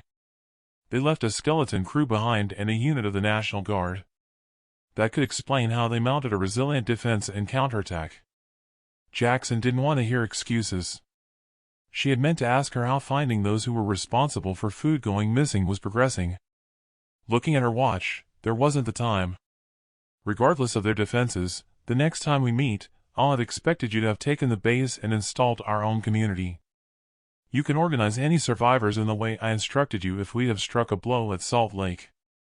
I'm ordering you to go immediately and take out that base to get it under our control. I have a speech to make. Send in the governor. Wilson stood to attention, snapped her heels, and saluted. Yes, our savior. Consider it done. As Wilson exited, Janice entered with the governor. They stepped out onto the balcony to the cheers of the crowd. In unison, with each holding an arm in the air holding a book of light, they chanted, cued in by the surrounding protector companions. Our savior of humanity, they kept repeating. Jackson held up her hands to silence them. Janice started the auto cue. Fellow companions, I. That was all she managed to say. She flinched. Her eyes widened, and her jaw hit south to an explosion. The explosion had ripped through the air to screams of the crowd. From the eye of the explosion, people were scythed in a hail of whatever the device had held to cause maximum collateral damage. She sensed a protector on one side of her keelover. Momentarily in shock, Jackson's vision stabbed at the plume of smoke spiraling from the courtyard below to the dome ceiling. The stampeding crowd pushed the protectors aside to exit the square. Those who fell were trampled over, leaving dead and the wounded in varying degrees of butchery from the central source of the explosion for a wide radius. Janice grabbed a hold of Jackson, taking her to ground, while shouting, "Cut the broadcast!" Protectors rushed out onto the balcony, dragging Jackson to her feet, and pulled her inside to safety. Still in shock, she glanced out onto the balcony. The fallen protector lay there, staring at her. Her eyes were wide open with a black dot on her forehead, trickling blood from where the shrapnel had struck her. Her attention turned to Janice, who had taken control. Janice ordered the camera and sound crew back out onto the balcony. Janice brushed down her skirt. "Restart the broadcast," said Janice, who she noticed had a commanding, composed appearance as Jackson looked on. Janice stepped over to the mic, briefly turning to Jackson with a smile on her lips. She turned back to the mic. "Fellow companions, sorry for the alarm. Our savior will broadcast later. Unfortunately, a boiler has exploded that we need to repair before we continue." She signaled to cut the broadcast. She turned briskly. Jackson exchanged glances with her as she re-entered the governor's office. Jackson scowled. She turned to the head of the protectors. "Have all the sections locked down at once. I want the rebels responsible for this carnage found and put to death." Chapter 38. Jack Cole. The Religious Commune. With Pete, Gina, and my shadow in tow, we worked our way along the mountain path over the tunnel, handing out food to more of the sentries. From what I'd taken a mental note of, I'd seen machine guns that were situated with the lookouts in proximity to the tunnel entrance. The rest only had hand grenades and automatic rifles, apart from the one lookout over the top of the entrance, who had a rocket grenade launcher. That was where we rested, having given out all the supplies. Down on the entrance road outside for around 300 yards, they'd staggered rock walls to prevent vehicle access and to slow down pedestrians approaching. 500 yards out, and I could see the vehicles blocking the road we'd seen before our skirmish with the Richardson crew. "Damn, will you look at that?" said the lookout, eyes glued to his ginormous binoculars on a stand. He stepped aside for Pete to look. "Well, I'll be. It's a rabbit." "You look," he said, and urged me to step over to the stand. As interesting, and as rare a sight as it was to see the rabbits scurrying around, it was the people in the field that interested me more. There were at least 50 of them working their way in a crooked line along the field below. At a guess, they appeared to be digging up weeds. Gina stepped over to look. "Something's wrong," she said, a look of alarm on her face. The lookout moved her out of the way. "What can you see?" asked Pete. Gina stepped over beside me and said, "Someone ran into the field carrying a rifle and waving at the workers." Everyone ran from the field in the direction of the tunnel entrance. The lookout adjusted the trajectory of the binoculars. "Oh, no. There's an army convoy heading along the road. Damn it to hell, they have tanks and mobile rocket launchers." Pete and I exchanged glances. "Can't you block the tunnel?" I asked. "It's already blocked with 2 armored cash transporters we salvaged," said Pete. "We have steel plates welded on top with chain guns mounted, but they'll be no match from tank shell rounds. The tanks will simply push them aside. To get here, they'll also probably push aside the vehicles we used as a roadblock. Better get down there and warn the bishop." "Wait, they're passing by." "They've not turned onto our road," said the lookout. The next 20 minutes was a nerve-wracking experience, with the lookout giving a running commentary of what he could see. There were troop transporters, armored vehicles, tanks, and multi-rocket launchers. My first thought before the lookout told us they were bypassing the road to our tunnel was that one of our group could be responsible for somehow having given away our position yet again. It was such a relief to discount that notion. They're out of sight. Let's get down the mountain. I'll skip my meal and go to visit Donna after I've briefed the bishop, said Pete. Down in the base, it was as if the entire community were outside scurrying around with all the men armed. Some of them wearing combat fatigues looked to be in charge, forming them into units. They were clearly on alert. Will we be allowed our weapons? I asked Pete. Not yet, sorry. You'll have to prove your loyalty first and get baptized by the bishop, he said, and then peeled off in the direction of the medic block. I'll see you in the canteen, said Gina. I want to change into some jeans. I hate wearing these skirts. In the canteen, I collected my food. It was empty in there, apart from an old man sitting on his own. My shadow must have kept his eye on Gina. Mind if I join you? I asked the guy who was sat alone. I wouldn't if I were you. Surprised no one has warned you. I'm persona non grata in the community. I say community. That's being polite. It's a classic cult under the so-called bishop and I want no part of it at all, apart from a roof over my head and food. So being ostracized by the regime doesn't matter a jot to me. I'm an outcast and proud of my stance. I've seen you taking your meals with a young woman. Is that your wife? My immediate reaction was that the guy was eccentric. Someone not to be taken seriously. No. Just someone I met up with from the outside. You need to keep that young lady there out of the bishop's clutches, married or not. Why is that? Forgive me for saying this, but he has a way with women of casting out the devil through them reaching an orgasm. He wagged his fork at me. I suggest you say grace before eating, or your watcher who has just walked through the door will probably report you both to the bishop. I'm only alive because I'm the bishop's older brother, even though we had nothing in common growing up with the age difference. He got our mother here to safety. If it wasn't for Ma, God knows what would have happened.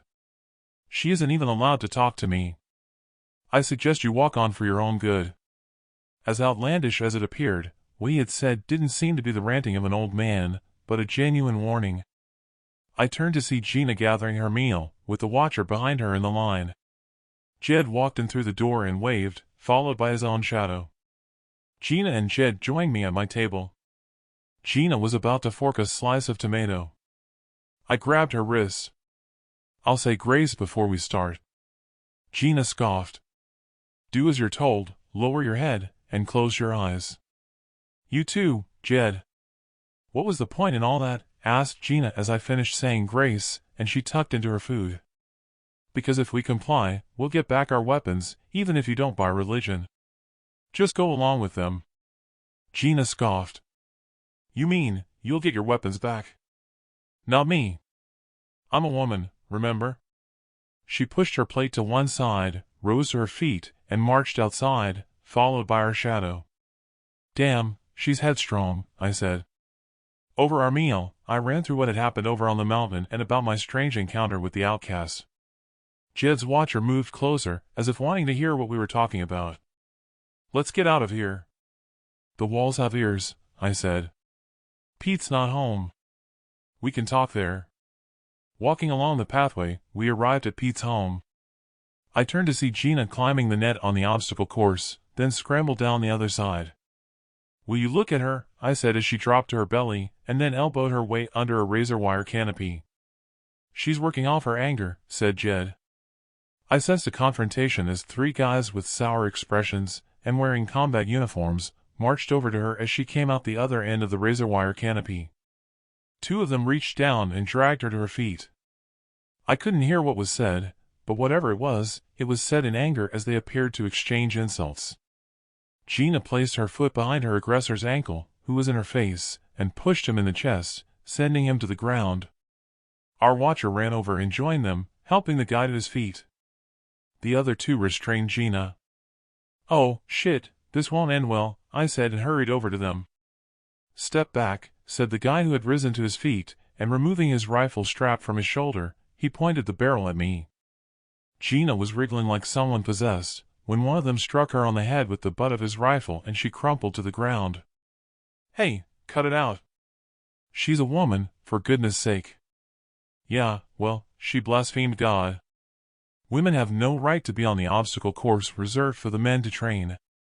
She needs to be taught her place. He turned to the other two. Get her to the brig and lock her up. I'll make a report for the bishop, said the watcher. Jed grabbed me around the waist and pulled me back. Leave it, said Jed. She's brought it on herself. That's not the point. It's what they might do to her, especially if the bishop gets involved. Chapter 39. Jack Cole. The religious commune. A sense of indignity continued to stab at my brain as Jed and I took a seat on a bench along the pathway. Watching them drag Gina away reminded me of how headstrong my wife was, and it had me wondering how she'd have fared in captivity. Jed was talking, but I wasn't listening, sitting there with my head in my hands with a rage boiling inside. I interrupted him. We have to do something, I said. Do what? I don't know, but we can't just leave it at that. Pete's here. I turned to the whine of a buggy motor. Doug was driving with Diane beside him and with Pete and Donna on the back seat. They pulled up outside the gate to his home. Pete leaped out of his seat and hurried around to Donna, taking the child from her, while Diane helped her out of her seat. Listen, Jack. Don't get involved. I don't want to be here as much as you, but it's how it is and they're feeding and housing us. He was right, but it wasn't the way my mindset was working. All I wanted to do was to find a way out to continue onto the citadel. With Jed's way of thinking, I decided not to impart my plans of going it alone. It was a question of trust. Despite him having given me a copy of the plans for the layout of the citadel, I couldn't read him. If he were to get sucked up in the cult, then I reckoned he could betray me. Gina, on the other hand, had made her feelings clear. Too clear by the look of things. One thing I decided was that I'd need to hide those plans for the citadel. You're right. But I have to get involved. She saved my life, remember? It's not right what they're doing to her. God forbid if the outcast was right about the bishop taking advantage of women. More to the point, he said the only way he remained alive was because he was the bishop's brother. You saw what they did to Richardson and his men. Least I can do is to ask Pete's advice. Yeah, well, tread carefully. Father Dixon marched along the pathway. He nodded, then entered Pete's home. Moments later, Pete exited and walked over to us. Where's Gina? I need her help. I think it's the other way around. Gina will need your help. She's not much good to you just now, I said. She had a bust up with some guys in uniform for her using the obstacle course. I think she may have used the wrong choice of words in cussing at them. They've taken her away to lock her up in the guardhouse. Someone said they'd report the incident to the bishop. When I described the one who had confronted her, Pete rolled his eyes. That's all I need. He's the second in command to the bishop. A nasty piece of work. Come with me. You stay here, he said and pointed to Jed. Go tell Father Dixon I need him at the guardhouse. We climbed into the buggy and waited.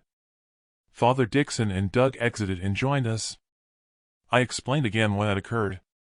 No one gave an opinion, with Doug and Father Dixon remaining stony-faced all the way to the guardhouse. Pete pulled over and stopped, then turned to Father Dixon.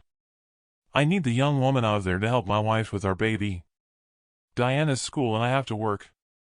I don't want Donna to be on her own. From what Jack here says, she was provoked. She needs more time to assimilate. Let's see how serious the charges are first, said Father Dixon. Pete climbed out of the buggy and marched into reception with some authority.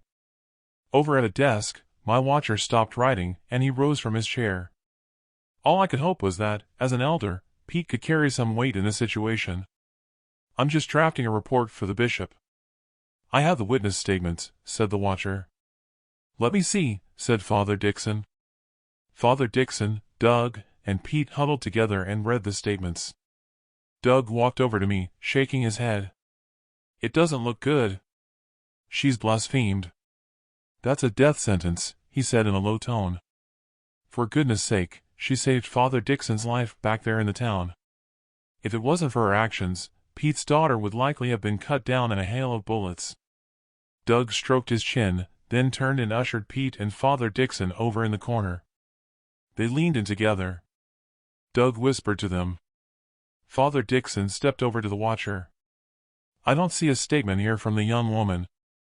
Didn't think it was necessary. Oh, it's necessary. We need to hear from her before reporting to the bishop. Please, can I talk to her first in private? I asked. Father Dixon nodded. I didn't have a clue what I'd say to her, other than to warn her to be careful with what she might say in a statement. The watcher led me through to the cells. I took a seat on a bench facing the bars. Gina lay on the cot, hands behind her head and looking relaxed. She raised her head, then threw her legs over the side of the bed and sat upright. What are you doing here? Trying to save your life. Why? Good question. Anyway, all I did was put him down. Hardly a reason to have me put to death. That's not the charge. It's blasphemy. Apparently, it carries a death sentence in this community. They need a statement from you before putting it forward for judgment. She rose from her cot and over to the bars, grasping them with her fingers. What's blasphemy? Disrespect of God. Gina rolled her eyes. How can I have shown disrespect to someone who wasn't there? Look, I'm not a theologian to explain. All I know is that if you cuss at someone and disrespect their God, in doing so, it's blasphemy. Gina let go of the bars, hands on hips, and then scoffed. But they disrespected me first. What about what I believe? Look at the Adam and Eve story and then all at beginning of people closely related. We were taught that in the citadel they go to great lengths to ensure birthers and breeders' DNA are not related or we'd end up with defects. Surely, if their God handled creation, he'd have known that drawback and created an unrelated set of birthers and breeders. But it doesn't say that, does it? So why should I believe anything in that Bible of theirs? I dropped my head into my hands, then clawed my fingers down my cheeks as I raised my head. It seemed I was fighting a lost cause. Put that reasoning forward and you're dead for sure. You don't have to believe in anything. God gave us freedom of thought when he created us. Listen, forget all that. That's just what I believe. We have to get you out of here if you want to escape with me. That same freedom of thought allows us to be devious, as long as it hurts no one. I've already sown the seeds by reminding them you saved Father Dixon and Diane from certain death. Now we just need you to be apologetic and see if that works. But hey, if you want to be a martyr to your cause, be stubborn. Gina pushed out her bottom lip, grasped at the bars again and lowered her head, then tapped her forehead on the bars. She raised her vision and looked directly at me. How do I apologize? Take that arrogant look off of your face for a start. Rub your eyes to make them moisten. Don't give a reason for what you did or for what was said. Just say you're sorry for the disrespect and appear to mean it. Beg for a second chance. Tell them you're willing to learn. Get that over with and we can start looking at how we escape from here. Father Dixon, the watcher, and Pete entered. You can leave us now, said Father Dixon. Out in reception, I took a seat alongside Doug. Fingers crossed, he said. As I sat there waiting for them to return and to tell us what would happen next, I could have kicked myself for saying that we'd escaped together. All I knew was that I'd regained some of my humanity by trying to save her life. Thinking that, whatever happened next was not in my gift. The door to the cells opened. They all trudged through into reception. Nothing in their expressions gave me an answer to what they had determined. Nothing, that is, except no one smiled, and Gina wasn't with them. Chapter 40. Jack Cole. The Religious Commune. All I could do was to wait for Gina's inquisition to be over. It was out of my hands. Gina's response to them after our talk would decide what would happen to her. Pete and Father Dixon returned to reception, with Pete carrying what appeared to be Gina's statement. They gathered together the witness statements from our watcher. Both looked serious, not giving anything away which way they were thinking. You can go now and continue with your duties, said Pete to the watcher. As the elders, we'll take it from here and deliberate on the best way forward. You too, Jack. I'll see you back home. Doug, you wait at the buggy. Outside, Doug grabbed my arm. Stay here. He turned to the watcher.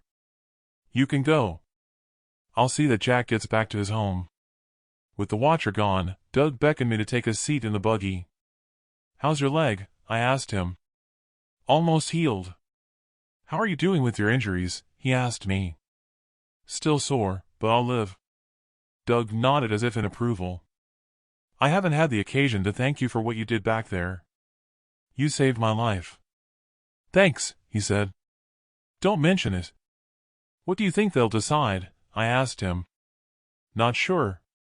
It's awkward. You'd have to know the history of how our commune came about and how it's run to understand how difficult it will be for Pete and his brother. Some of it you'll likely be aware of, but maybe not the detail. I turned to Doug. I know the bishop was the chaplain for the base. And I know about Richardson and his crew terrorizing the town. Doug shook his head. That's not the half of it. I was only 6 when it all happened. Mostly, I remember Mom crying in the darkness when there were no more candles to be had, and all we had left was a few cans of beans. The army had stopped delivering food aid. Some men, who I later found out were Richardson and his gang, came and painted a white cross on our door. Next thing I knew, Mom pushed me out of the back door and locked it. I heard her screams. I found Mom dead and naked. Stabbed to death. She'd been, you know. Anyway, I trudged around outside, wandering the streets. It was like The Walking Dead. Everyone was emaciated. Like a bunch of zombies. Tears welled in his eyes. The images that he'd brought to mind had me shuddering. It was as distressing for me to hear as it must have been for him to recount events. He pulled out a rag and wiped away the tears. Sorry, it doesn't get easier to recall. What you have to imagine is how grateful we all were when they rescued us and brought us here, with the base self-sufficient. He sighed, lifted his head, and looked at the sky. After he described the condition that they were in at their rescue, it wasn't hard to imagine the gratitude they'd have toward the chaplain. You don't need to say any more. No, you have to know. I was too young to understand what was happening, other than we were being fed, so attending the bishop's daily services was the least everyone could do. With the base soldiers obeying his every command, his control of everything we did sort of crept up on everyone. If he set rules, everyone obeyed. Some didn't accept his control, and he had them hanged as godless infiltrators and traitors. If he takes someone's wife or daughter for his pleasure, they know the consequences if they object. The elders hold no power, only to see that everyone complies with his authority. That's the difficulty they have in deciding Gina's fate. All he had said confirmed what the old man had told me. We had found ourselves in the sanctuary of a cult. I could see the elders' problem. I see everyone is armed and on exercise. Hasn't there been an uprising? I'd wash your mouth out if I were you and not repeat that in earshot of others. As for the weapons, only the NCA have ammunition, together with the watchers, or when we go on patrol. Weapons aren't allowed to the general community, only if we were to be attacked. NCA? New Christian Army. Got it. I'd better be going back home, as Pete said, or I might be in trouble. The door to the guardhouse opened, and Pete appeared. Doug, come inside. I want you to write a statement about how Gina helped to defend your position. Jack, go home. I don't like it that Donna is on her own with Diane. Better you get going, said Doug. At least you know what's expected of living here. Good luck going forward. When I arrived near the house, I saw someone enter. There was a buggy parked outside. Jed was still sitting on the bench with his shadow nearby. Any news? He asked. No, sorry. Better be going then. I start work in engineering tomorrow. What will you be doing there? Blacksmithing. I'm to make scythes for use in the fields. Well, good luck with that. Call around after work. I should have some news by then. When I entered the house, my heart skipped a beat. Donna was sitting in an armchair, cradling her baby. Diane was sitting on the floor in front of her. Facing them was the bishop. Oh, it's you, said the bishop. How are you settling in? Very well, thank you, I said, and sneaked through the curtain to my quarter. I sat on the corner of my bed and listened to the conversation. Where were we? Oh yes, I was asking where Pete and Father Dixon had rushed off to, said the bishop. He didn't say. Never mind. At least I can see that you and the baby are doing fine. Do you have a name yet? Mary. Mary, after the Virgin Mary. Good choice. And how are you, Diane? My, how you've grown. I'm good, thank you, she said, and through a chink in the curtain I caught sight of Diane's snicker into her hand. My cleaner has been allocated work in the fields. You should call to my house after school tomorrow and clean my study. Isn't there anyone else? Only with Pete at work, I need the help here, said Donna. You have that outsider here. What's her name? Yes, Gina. I can arrange for her to look after you rather than her go on work detail. But she's... The bishop interrupted her mid-sentence.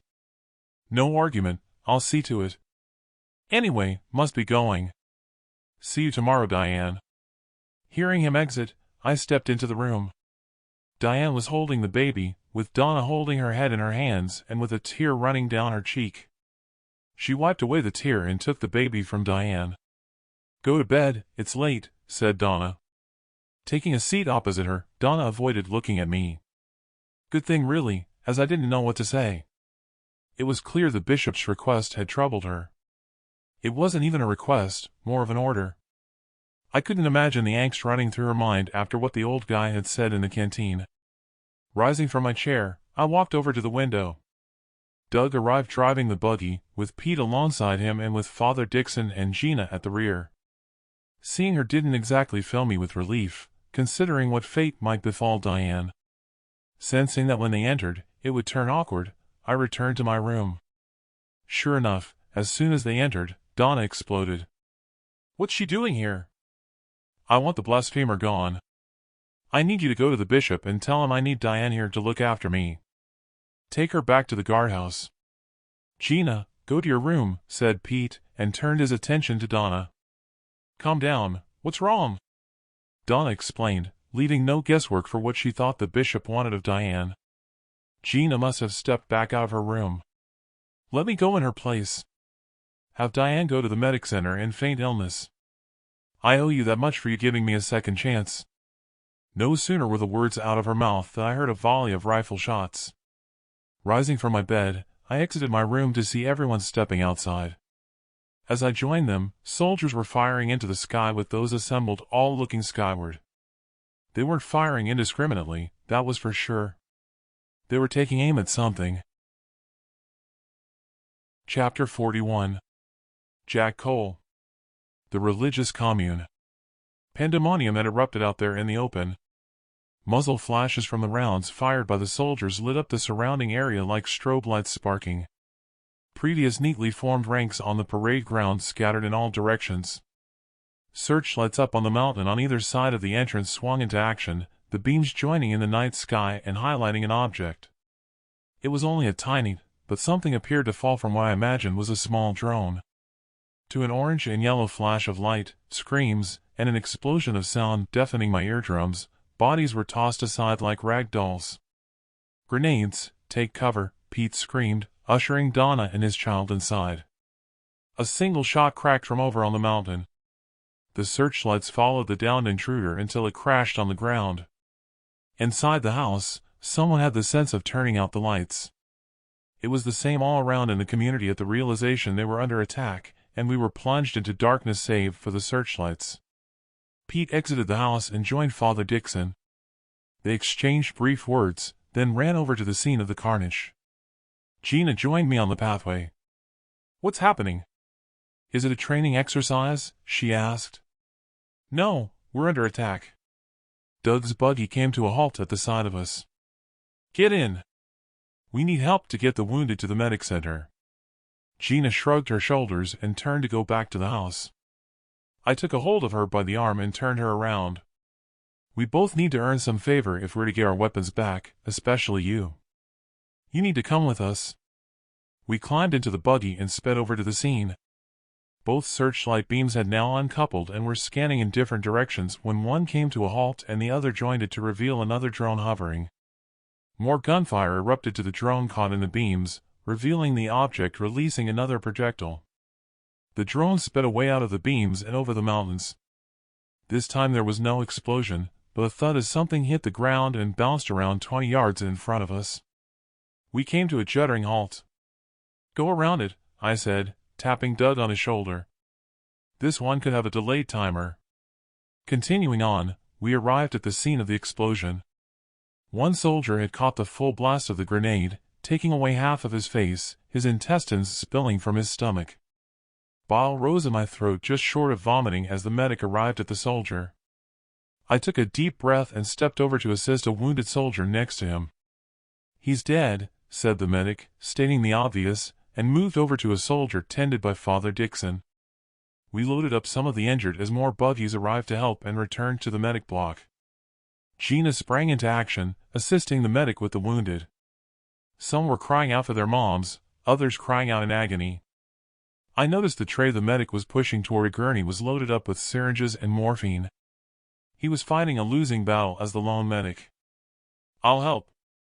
I know how to administer morphine," I said. It was a good hour before everyone was patched up and a sense of calmness fell on the ward. The medic flopped on a chair. His white scrubs were covered in blood. He pulled off his face mask and swiped away the sweat pouring from his forehead with his arm, then removed his latex gloves. He was clearly spent, but then we all were. Pete swept down the ward with something in his hand and on over to Father Dixon. He handed over what appeared to be a crumpled notepaper. Father Dixon frowned as he read the note and Doug joined them. Curiosity got the better of me at seeing their dire expressions, and I stepped over to them. I could make out a small camera in Pete's hand. "Is there another problem?" I asked. "You could say that. Yes, we have a problem," said Pete. Then both Father Dixon and Pete hurried out of the ward. "What was all that about?" I asked Doug. "They've gone to find the bishop." That object that fell to the ground carried a note. "They're asking us to surrender the base," said Doug. "Who?" The note was signed by Commander K. Wilson of the Denverines. I lowered my head and clutched my brow at hearing her name. "What did the note say, exactly?" "It says, if we surrender the base, we will all be allowed to live in peace." He found the camera from the drone they shot down. "It has a multifunction spectrum lens." "So, they'll know the layout from the heat sources?" "Correct. Lookouts on the mountain have reported movement spread out and surrounding the range. Pete is going to suggest we send out patrols to gather info on their strength." "Listen, I said that I owe you earlier, and I'm sorry that you're caught up in all this. I'll ask for you and the others of your crew to join us as expendable for if we get caught in a firefight. If you can find a way through, you can carry on with your journey to find your family. Not Jason. He seems to have taken to life here. I'm not sure about Jed. He seems to blow hot and cold on if he should leave or go." I was beside myself with mixed feelings. My mind span in a multitude of directions after what he'd said. There was no saying if his request would be accepted. All the same, it gave me some hope, if not a fear, that if successful in getting outside the commune, we might not make it through the Denverines' lines. "Listen, say nothing to Gina or Jed just yet. I'll need to wait and see if they accept your request." "Understood. Look, there is nothing we can do here now, and more women have arrived to help, so we'll get back to the house and wait to see what happens." Walking back to the house, my mind was still chewing over what he'd said. Knowing the dangers out there, as much as I wanted to go on alone, I couldn't help but wonder if I'd be better with company for at least the first part of the journey. It would be down to what provisions we could muster from there on. "What were you talking about back there?" asked Gina. "Nothing, just pleasantries. I heard the Denverines mentioned. Do they have something to do with those drones?" There was no harm in telling her that part of the conversation. "Yeah, they're outside and they've sent a message asking for the community to surrender and no one will be harmed." Gina scoffed. "And you believe them? They won't want followers of God roaming about. We have to get out of here. It'll be a massacre." Jed came out of nowhere and joined us. "What the hell has happened?" he asked. I looked around to check that we had no watchers to listen in on our conversation. They must have been otherwise occupied elsewhere after the attack. I relayed all I had witnessed, including about the Denverines' offer. There was a line of people at the armory, with others scurrying out of the exit, carrying ammunition and rifles, then heading for the stairways to the mountain. Good thing it's well defended here. The Denverines can wait it out until the cows come home, but with food and water supplies, they don't stand a chance starving them out to get inside, I said. Don't bet on it, said Gina. Those ropes they use to rappel down the mountains could be the answer for us to leave. We have to find a way out. Yeah, I'm thinking that way, said Jed. They could blast us into submission if they have more of those drones without drawing their own blood. God forbid if they get the army involved with their weaponry. One thing I've found out. I overheard the people talking around house.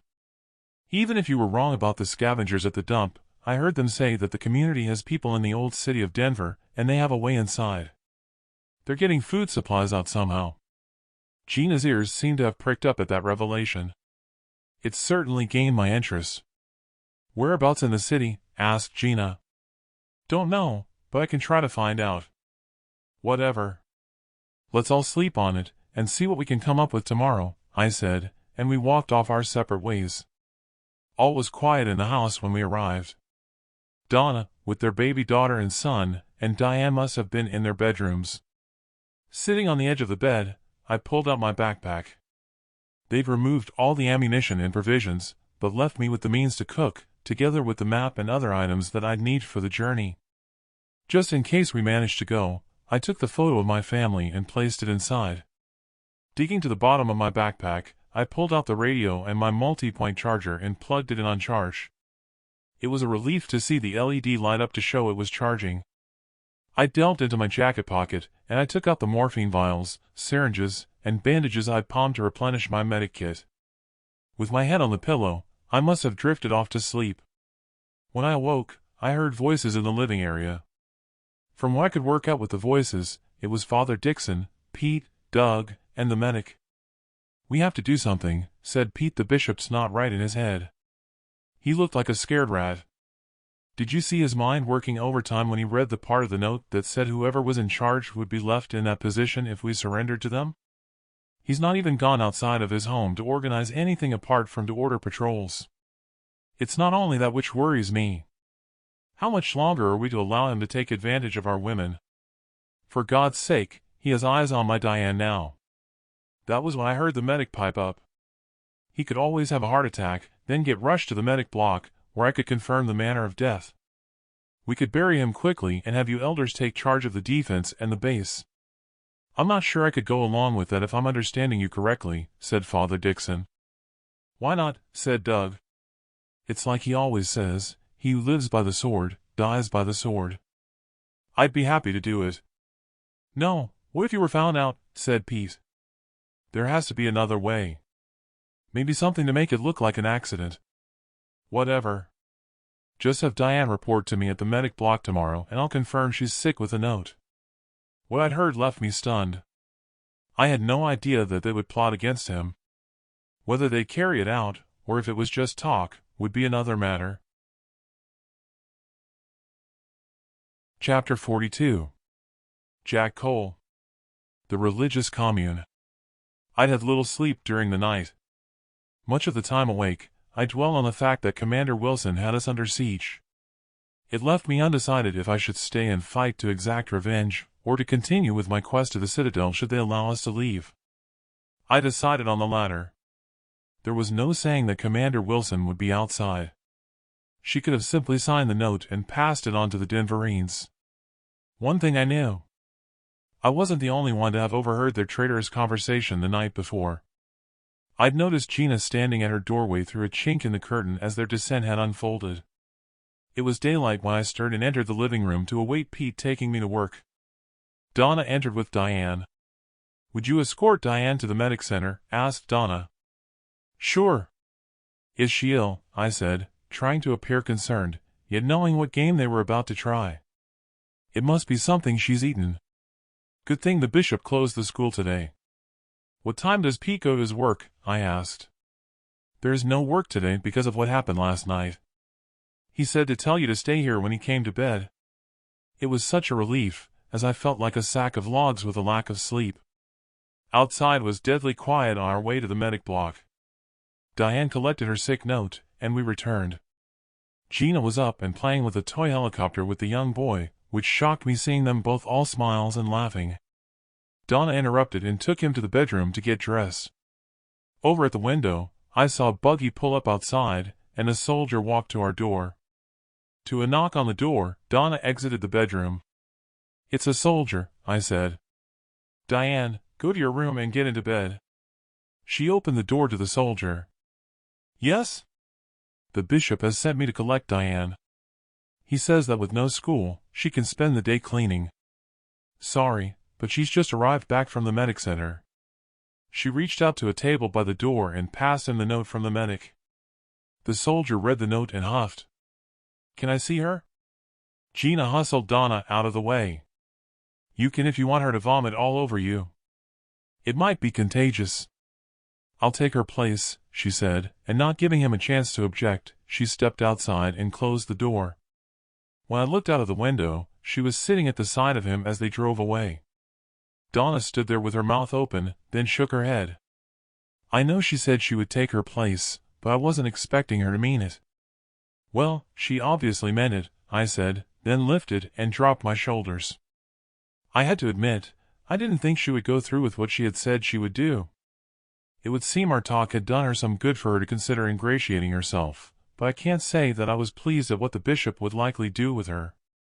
We'd been sat there for around an hour when a bleary-eyed Pete exited his bedroom. "Damn, I'm probably late. I have a meeting with the bishop this morning." Donna turned to face him. "Gina is over there with him." "She's taken Diane's place," said Donna and returned to her bedroom. Pete dropped his backside on his armchair, covered his face with his hands, and sighed. "I didn't think she'd be that grateful when we showed her leniency," said Pete. The door opened and in walked Gina, all smiles.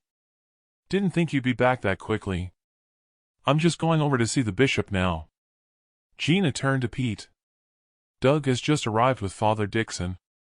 He says to tell you he's waiting for you outside in the buggy," said Gina. As Pete stepped out of the door, Gina reached into her pocket, took out a crumpled plastic bag and tossed it into a wastebasket. "Are you okay?" I asked Gina. "Yeah, sure," she said with a smile a mile wide. This wasn't the Gina I knew. Usually expressionless, I couldn't figure out why she was smiling. That was especially true if the bishop had put her through what the outcast called exorcising demons. It wasn't something I wanted to ask and let it be. Donna walked into the room carrying her baby. She handed over her baby to Gina and kneeled beside them. Gina tickled the baby's chin, the both of them cooing at the child. It was as if Gina had miraculously found a maternal instinct. "Sorry mine flew off the handle yesterday," said Donna. "Don't worry about it. Diane is safe now," said Gina. The way she said it had something of a finality about it that disturbed me. With Donna there, I could hardly get her to expand on what she meant. There was a knock on the door. I rose from my seat and opened the door to find Jed on the doorstep. "Why aren't you at work?" I asked Jed. "Same as you, I guess. No one is working today. Even the canteen is closed. Any news?" Stepping outside, I closed the door, thinking it better to keep what I had overheard close to my chest. Looking around, we didn't have a watcher. We walked along the pathway and took a seat on the bench at the children's play area. No news. I've not heard any more gunfire. I'm waiting to talk with Doug later for some news. He's over at the bishop's house for a meeting with the elders. What about you? Do you have any more info on those people the community has in Denver? Sorry, nothing. I saw Doug driving to the bishop's house with the medic earlier. Really? His words had me closing my eyes and rubbing my forehead with my fingers. If this was going to play out the way I imagined, then they could have carried out the deed. I soon had my answer. The buggy flashed by toward the medic center, with Doug driving and the medic in the passenger seat. On the back seat was a bundle and a bed sheet. We should go to the medic center and inquire about the wounded, I said, rising from my seat. Quickening my pace, we arrived there as they unloaded the bundle from the back seat. Grab the uniform and open the door for us, will you? Said Doug. There was no need to ask questions. The bundle was clearly a body. It was the same uniform I'd seen the bishop wearing. The sheet was wet through and slipped partly from the corpse to reveal a naked body. The sheet had a small blood stain. We followed them inside and they placed the corpse on a gurney in a cubicle. I handed Doug the uniform. "Wait outside," said the medic, and closed the curtains. I knew he meant to wait outside the building, but I hung around outside the curtains. "I didn't expect you to have carried it out so soon," said the medic. "Making it look as though he'd slipped in the shower with that small lesion on his head shouldn't have caused his death. Did you strangle him?" "Nothing to do with me." "That's how we found him," said Doug. "Well, he has all the signs of asphyxiation, but I can't see any neck bruising or where he could have been gripped around the nose and mouth. Anyway, I'll sign it off as an accident. It's not like we want an investigation. Go to the carpenter and collect a coffin and let's get him buried. I'll have one of the women help me dress him in his uniform." Stepping lightly out of the ward, Jed was waiting. "That was the bishop. He's had an accident in the shower. They're to bury him." I knew exactly how he had died, and who was responsible. No wonder Gina had a smile on her face when she returned. Doug stopped next to us. "I guess you know the bishop is dead. The elders are to call a meeting of the entire community at noon. I suggest you both be there. I'll know about the patrols by then," he said and ran to his buggy. "What was that about patrols?" asked Jed. "Fingers crossed, but the patrols could be our way out of here now that the bishop is dead. I'll explain on the way back to the house." "It's lucky the bishop had an accident," said Jed. "Lucky?" "Yeah, right. I guess you could say that it was a fortunate accident," I said, knowing good fortune had nothing to do with his death. All I could hope for was that the elders would take over and not the bishop's second in command. Chapter 43. Jack Cole. The Religious Commune. When I arrived at Pete's home with Jed, Gina was chatting away with Diane and brushing her hair. The curtains to Donna's quarters were open. Her son was playing with his toy building bricks while she was breastfeeding Mary. Gina placed the brush on the table, a bewildered look on her face as she looked over at Donna with the baby suckling at her breast. "I guess we'd better talk outside," I said and backed off. "No need, I've finished," said Donna, with Gina now standing and watching her. Thankfully, Gina blocked our view to save our embarrassment. "Gina, pass me that cloth and a pin over here. I need to change her nappy." She laid the baby on the bed. "Does Auntie Gina want to learn how to change her nappy?" she asked the child. Not that it could answer. "Auntie," said Gina. "Well, you are family now," said Donna. Gina still looked puzzled. I guessed that I would have to explain about relatives' titles and honorary titles for those close to the family later as she followed Donna's instructions. With the nappy changed, Gina entered the living area carrying Mary with a look of satisfaction on her face at having completed the task. Gina looked besotted with the child, tickling Mary's chest and making baby noises. "There's a meeting of the community at noon. The bishop has had an accident." "He's dead," I said. "Hallelujah." "Thank you, God," said Donna, her hands clasped as if in prayer and looking to the ceiling. Gina had no response, as if she hadn't heard, but then gave me a sly glance with a knowing look. "The sun is high in the sky. It can't be long now until the burial," said Jed over at the window. "I wonder who'll take charge." "Don't know, but I hope there'll not be a power struggle now the Denverines are surrounding us. That would be all we need. Guess we'll all find out at the elders' meeting." All eyes turned to look at the door as someone knocked. "I'll get it," said Donna. When she opened the door, it was my young watcher, panting. His face was red, as if he'd been running. "I'm to tell everyone that I'll have to attend a burial of the heroes who died in last night's attack." His breaths faltered, his lips quavering. That includes the bishop who died in an accident this morning," he blurted out in a hurry, his eyes red with grief. "Oh, no," said Donna, as if it was the first time that she'd heard of the mishap. "The bishop?" "I'm afraid so." "You all need to hurry along to the cemetery now," he said and ran back down the pathway. I turned to Jed. "This should be interesting." Gathered outside, Donna guided us to the cemetery behind the hangars. It was like watching ants as people swarmed down the stairways from the mountains and out of their houses. Pete, Father Dixon, and some older people I didn't know were seated on a raised plinth on a stage. I assumed they were the elders. There were 3 graves dug, with the coffins at the side of the holes draped with white cloths, all emblazoned with a red crucifix. Father Dixon rose from his seat and signaled to the soldiers below, who removed the flags. Then they lifted the ropes to the coffins. As they lowered them into the graves, everyone sang the Onward Christian Soldiers hymn. Father Dixon had stepped down and over to the graves and gave a eulogy, then scattered earth into each one. Family members close to the graves were wailing or comforting others as soldiers filled the graves with soil. That was not so at the bishop's graveside. The bishop's brother was there, propping up an elderly woman with cataracts who I assumed was their mother. The outcast hawked phlegm and spat into the grave. They turned and walked into the crowd. By now, Father Dixon had returned to the elders on the plinth. He turned, and with his arms held aloft, he addressed the crowd. "Brethren, it is a sad day indeed, but through the darkness we have light. The elders are to take control of our community and to plan our defenses under the leadership of Brother Peter.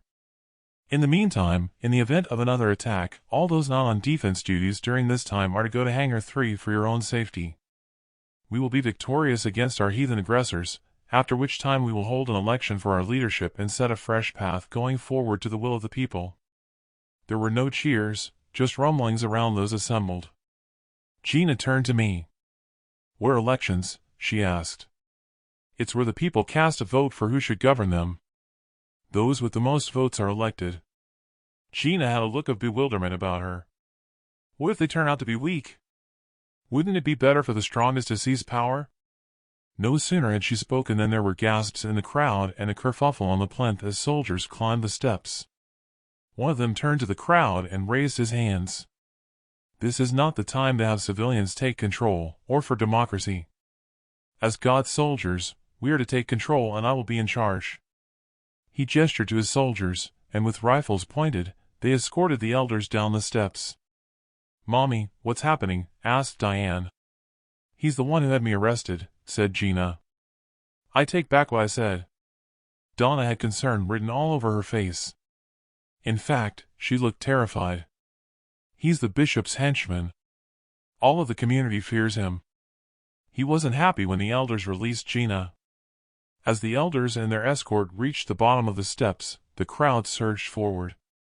The soldiers stopped abruptly to face some of the community, who were armed after returning from the mountains. Some of them pointed their rifles at the soldiers. Outnumbered, and with an angry exchange of words, the soldiers laid down their weapons. The bishop's henchman charged down the steps and drew his pistol. "Pick up your weapons and get them to the guardhouse. Ignore them." He raised his voice an octave and called out to the crowd. "Anyone who defies me will be put to death." He fired a shot in the air, then aimed at the man nearest, pointing his rifle. The man lowered his rifle. The others exchanged glances, then lowered their weapons. It was looking as though he had outnerved them, when I noticed a hand reach out and sneak a pistol from a holster of one of the men. The outcast stepped out to the explosion and flash of a round. In a volley of shots, the henchman's tunic exploded as the outcast continued to fire rounds, ripping into his chest, and he collapsed in a heap. With a final click at an empty mag, the outcast tossed the pistol to the ground, then he melted into the crowd, with no one trying to stop him. "Gina, get Donna and the children back to the house," I said, but she didn't seem to be for moving. Pete stepped between the soldiers and the crowd. The crowd picked up their rifles. He turned to the soldiers. "Bring a flag over here that draped one of the coffins and cover his body. You too, get another coffin." "That's an order." "Yes, sir," one of them said, and the two of them scurried away. It still left a group of soldiers who appeared to look unsure how to act. Donna turned to Gina. "Please, take the children. I need to stay." She handed Mary to Gina and ran to Pete. The remaining soldiers still looked uneasy, alert, yet whispering among themselves. The ones who hadn't already done so, they stooped and picked up their rifles. I turned to Gina. "Better do as she says and go home. It could turn nasty." Father Dixon stood between the remaining soldiers and the crowd. "This is no time for internal conflict. We have the defense of our community to consider. In the name of God, the elders will show the way forward. Let that be an end to it once and for all. Now all stand down. Glances were exchanged, and gradually rifle barrels were lowered on both sides of the divide. Word of events passed around the crowd like a Mexican wave, and they chanted Pete's name. The soldiers covered the corpse, glanced at each other, then joined them in the chant, with the rest of the soldiers joining them in full voice. Pete and the elders climbed the steps once more. Pete stood to the fore, his arm around Donna. "Please, all go back to your posts to join our lookouts, and the rest go to Hangar 3. Today is the day that tyranny ends and the fight back for freedom of thought begins." Donna and Pete shared a kiss and an embrace to cheers from the crowd. "Well, I didn't expect that," I said as the crowd dispersed. Good thing the community was armed during the emergency, or it might not have turned out the way it did. Glancing over at the plinth, Donna pointed at me, and then Pete called out, "Meet me at the bishop's house in an hour. The elders want to talk with you." I gave a thumbs up in acknowledgement I'd heard him. I had to admire him for taking control. He'd won that battle, but as I stood there, I knew there was a bigger battle to come, and the outcome uncertain. The Denverines would not go away of their own volition, that was for sure. Chapter 44. Jack Cole. The Religious Commune. Back at Pete's house, Diane was slouched on the couch, reading a book. Gina paced around, jiggling a sleeping Mary at her chest while cradling the back of her head with her hand. The boy had brought his building blocks into the living room, placing one on top of the other into a stack, then he knocked them over. "What's happened back there?" Gina asked. "It's all good. Pete and the elders are in control. It looks as though the community has accepted the situation. I have a meeting with the elders soon. Donna said she'd be back in 10 minutes. Aunt Gina." "Will you play with me?" the boy asked. "Okay, let me put Mary in her cot." When she returned, she stood akimbo. "Diane, put that book down. You stop with the blocks. Your rooms are a mess. Better tidy them before your mom gets back, then after I've inspected them, we'll have exercises." Diane slammed the book to a close and sulked. As they all disappeared down the hallway, Jed laughed. That'll be what she experienced in her dorm back in the Citadel. "It won't do them any harm," said Jed.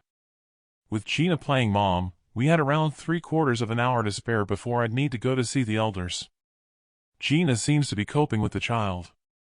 "Let's go find this Hangar 3 for if we need to go there in a hurry," said Jed. "Goodness knows when they'll attack again, and they might have artillery. They have mortars, I know that much." Passing the children's play area, I took a note of the time on the sundial. When we arrived at the hangars, there were 7 of them, none of them numbered. That was more than I thought I'd seen, with a second row behind. All of them were of concrete construction, clearly designed to survive bomb blasts. We counted 3 from the left and turned the handle on a side door. My jaw gaped at the enormity of the interior. Not only that, but there were 5 military attack choppers in there. A guy in overalls walked over, wiping his hand with a rag. "Can I help you?" "Not seen you before." I stepped over to him. "We were rescued on the outside and brought here. We're looking for Hangar 3. Pete said we'd go there if there's another attack. It's the next one along." "Some choppers you have there," I said. "This is some setup." "Yeah, they're antiques in terms of age, but we keep them maintained. We also have a simulator to keep the pilots trained. Over there we have a tank for training pilots when bailing out into the sea, but we use it as an emergency water supply now." "So, the choppers work?" "Good question. We only have enough fuel for around a 200-mile journey, but whether the fuel has degenerated is another matter. We might have to try them out with our fingers crossed if the Denverines make a serious attack. Last time we tried one, the engine blew before it got off the ground, so we can't rely on them." "Do you have weapons for them?" "Yeah, over there," he said, swaying his arm and pointing at a large stack of crates. "Look, you're not supposed to be in here. Like I said, Hangar 3 is the next one." Suddenly, I didn't feel so bad about our defenses. Though thinking that, I had no way of knowing if the Denverines would have the means to bring them down, never mind whether the pilots could get them off the ground or not. We set off to the next hangar. 2 young men were struggling to slide open the huge door, only moving it a yard when a throng of sheep hustled through the gap with their lambs in tow, and a few goats bounded out among them, some of them skipping and kicking on the new carpet of grass. The stench permeating from the opening was horrendous. At the far end was a battery of hens and youngsters gathering eggs. "You'd need face masks to stay in there for any length of time," said Jed, scrunching his lip to his nose. "I can tell you've never worked on a farm," I said and laughed. "Come on, let's get going. I'll see what the elders want." Over at the bishop's house, I was made to wait in the hallway when Doug stepped out of the office and called me inside. I hoped that the meeting was about allowing me out on patrol so I could escape to pick up where I left off on my journey to rescue my family. 5 of them were huddled over a map spread out on the desk. "Take a seat," said Pete. All eyes drilled at me. Not a smile on any of their faces. "What's this task you have for me?" I asked, as Pete stepped in front of me. "You know the situation. The bishop sent out patrols last night after the attack, and here's what they found. Come on over to the map." Rising from my seat, I stepped over to the desk. Pete tapped his index finger on location. "The Denverines are concentrated at the junction to the road to here, where they've set up a base. Best estimates are that they are a force of around 300. From there, they are spread sparsely around the mountains in groups of 4 on foot from what we have been able to figure out with our infrareds from our lookouts. Why not fire up the choppers and blast their armored vehicles? That's a last resort. As it is, we're trying to get a handle on their intentions. For them not to have gone into a full-on attack without warning, and to ask for our surrender, we think they want our base intact. More than likely, they'll be looking to terrorize us into surrendering us with drones doing the same as they did last night. As long as they don't target our energy infrastructure and water supply, we can sit it out forever and a day." "But what's that got to do with the task you have for me? Do you play chess?" "I played it with Pa." "Why?" I said, thinking it was a strange question in the circumstances. "Well, as you know, there are 2 actions going on, both targeted at the kings at opposite ends of the board. It isn't always offense. Sometimes you have to retreat to defend. In our situation, we only have 1 action occurring. If our base is 1 king, then their base in Denver is their king. To get them to retreat, we think the best plan is to attack Denver." I now understood the chess metaphor. It was how they go about attacking Denver that worried me. How do you do that when we're surrounded? That's where you come in. I know you are motivated to reconnect with your family. We have a force in the old city we've been building with some of our own people and exiles we've rescued. We need you to go there and to contact them and to give them this parcel. Doug will go with you." He turned to the desk and picked up something the size of a building block, tightly wrapped in tape. I scratched the hair on my head. "What's in the bundle?" "You don't need to know, except there's coded instructions included, for if you were captured, that only our people there can decipher. Doug will carry the package, but if anything happens to him, we'll need you to pick up the baton and get it there." My Adam's apple did a leap at talk of capture. "But how do you propose we make it through their lines?" Doug took over to answer, pointing to crosses marked on the map around our perimeter outside the base. "Those crosses show where they have lookouts. If you look there, what used to be a riverbed is now a stream. It cuts through hillsides on either side. If we take along 2 other teams to distract the lookouts, we can slip through there. We can have other teams engage them in another area to have them think that's where we're mounting an attack to break out. We have supply dumps en route with enough for both our journey there and for us to return here." It all sounded so simple, pointing to locations on a map. Still, I thought it better to have their backing and supply dumps than to have tried to slip away as I'd originally intended. Doug took out another map from his jacket pocket and spread it out on the desk. It was a map of the old city of Denver. "If anything happens to me, then that's our destination," he said, stabbing his finger at the Denver Museum of Science and Art. "So, the question is, are you up for the task?" All eyes searched mine for my answer. I didn't need to think which way I'd answer. I had my task, and they had theirs, which for them could end at the museum. They weren't motivated to get my family out. I stroked my beard, pondering over the way ahead and beyond our arriving at the museum. When would we go? Tonight. Just the two of us? I looked up at the ceiling, sucking up a lungful of air, then lowering my head, I blew it out in a groan before responding. I'm up for it on one condition, that I have to insist you agree with me. Chapter 45. Jack Cole. The Religious Commune. All eyes glared at me in the office, waiting for me to outline my condition. The map I had of the citadel that Jed had given me wasn't enough on its own. At least that's what I tried to convince myself. I wondered if I'd lost my nerve to go it alone inside the citadel. Whoever they had in the old city, their mission wasn't my mission.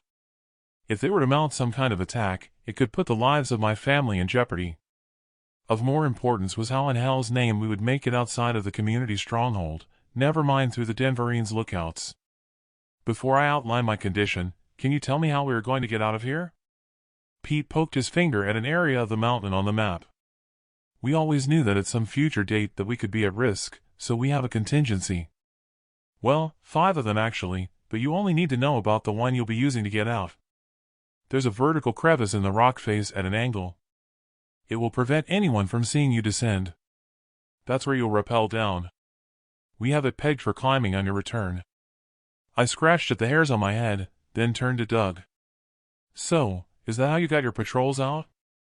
Yeah. Apart from the ones who returned, we still have teams out there.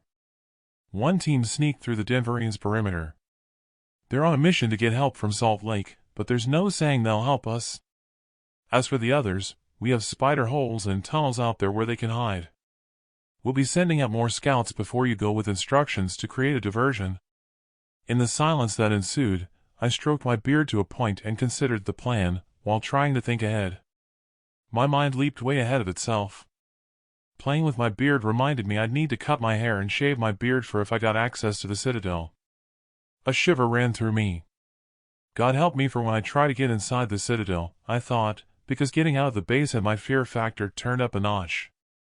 It wasn't like I had a death wish. My life could end out there before I had a chance to see my family. Life had become too comfortable on the base. Especially now the bishop and his henchmen were gone. The worry was that once down the mountain, the Denverines had the same multifunction scopes we had on our rifles. If we could spot their heat sources, then they could spot ours.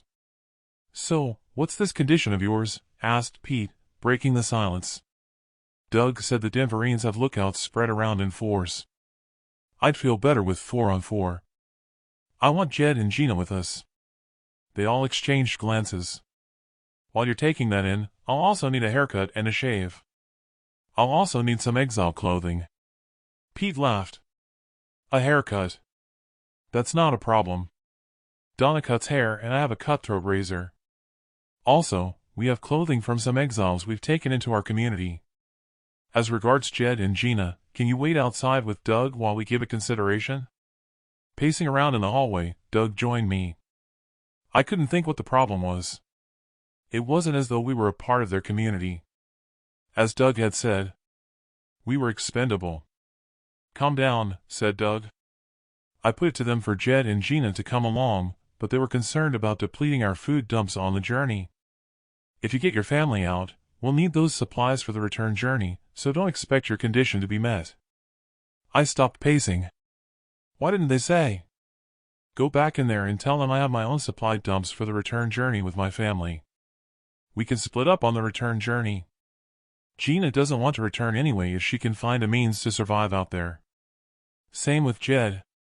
Doug tapped on the office door and entered. 10 minutes went by. My left eyelid fluttered when the door opened. Doug approached while giving the thumbs-up sign and carrying the package we had to deliver. Come on, let's go, said Doug. You get your haircut and tell Jed and Gina there to go with us. I'll call by later to take you to the armory for your weapons. Oh, yeah, and we'll have armored vests for us to go. Gina can use the Denverine armor we've confiscated and have her uniform returned. Doug slapped me on my back, and we set off out of the house. Approaching the children's play area after we'd gone our separate ways, Jed was there, I assumed, waiting for me on the bench to give him news. He turned and I saw him rising from his seat and he hurried over to me. I outlined the plan and that they'd given the go-ahead for him to go with us.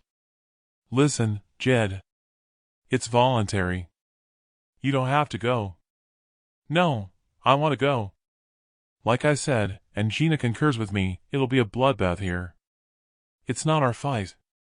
We can always come back if we don't find a community at the dump. Then it'll become our fight if it's not already lost, if only to have food and water to survive. Besides, I haven't given up on finding my children. If I can get inside and get to a computer, I might just find them. That was the first time he'd talked about his children since he told me the reason for his exile. I hadn't thought that he'd still be motivated in that direction.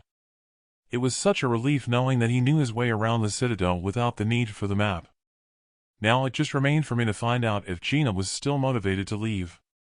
With the regime change, I wondered if she might have reconsidered. Listen, I'm going to get my haircut and a shave.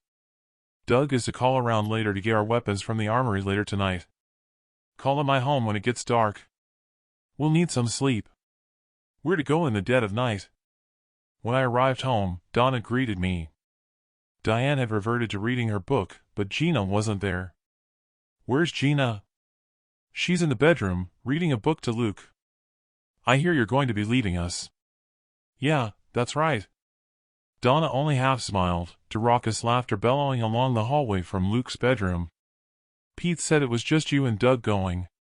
No. Gina and Jed are to go with us tonight. It was like she'd been struck dumb with her jaw slackened. Diane closed her book and sat upright. Gina, said Diane, rising from the couch, and then rushed along the hallway. Donna rose from her seat. That's a pity. She was settling in nicely and the kids have taken to her. She's a big help. Gina rushed into the room, with Diane and Luke trailing behind her, her eyes dancing about me. What's all this Diane has said about us going to Denver? The baby cried in Donna's room, and she exited. Gina listened intently as I explained the plan. Luke stepped in front of Gina, and he grabbed his arms around her legs. Don't go, Aunt, he said and sniveled. Gina cuddled him. Don't cry. You'll never make a soldier if you cry. I was reminded of the last time I talked with my son under similar circumstances. My eyes moistened as I grasped the image. Donna appeared at the entrance to the hallway. She swayed her head as a signal to join her. Take Gina for a walk, will you? The kids are upset. I'll need to talk with them. Sorry, it was insensitive of me. She stepped over to Luke and released his grip on Gina. Come on, help me change Mary's nappy. Someone knocked on the door. Before I turned the handle, the door opened. Jed stood there, a look of horror on his face. Get out of here now. Everyone to Hangar 3 right away. What's happening? I asked as I stepped outside. People were streaming down the stairways from the mountain and over toward Hangar 3. Not the soldiers, just the civilians. Everyone exited except for Diane. Where's Diane? I asked. Gina rolled her eyes and ran inside for her. Jed pointed skyward. Outside of the base was a swarm of drones. Too many of them to count. Gina ushered Diane outside, and we all hurried toward Hangar 3. Postpartum, Donna was struggling to keep up. Gina turned and took the baby from her and ran on. I flagged down a buggy and helped Donna to climb into a seat to the sound of explosions and the cracks of rifles firing rounds. Not looking back, I raced inside the hangar, bent over, holding my knees while I caught my breath. This could be the major offensive I've been dreading, said Jed. If it is, we'll be lucky to get out of here alive. Chapter 46. Jack Cole. The religious commune. Pete had been right when he'd said the Denverines were likely using terror tactics to bring the community to the point of surrender. The drones were grounded shortly after they had appeared, after dropping a few grenades out there in the fields and circling the entire perimeter in a swarm. It was a warning. A warning of what would fall on them if they didn't comply. It wasn't just that. I reckon they'd sent the drones up there out of rifle shot with a dual purpose. They would now know the positions of the lookouts who'd fired at them, wasting their ammunition. It didn't take a rocket scientist to work out that multiple grenades dropped on their positions atop the mountains would soon influence morale, never mind cutting down the opposition at arm's length. Jed and Gina had worked it out. It would be a bloodbath. In the hours that had passed by, with the emergency over, a haircut and a shave, and my appearance was human again when I'd looked in the mirror.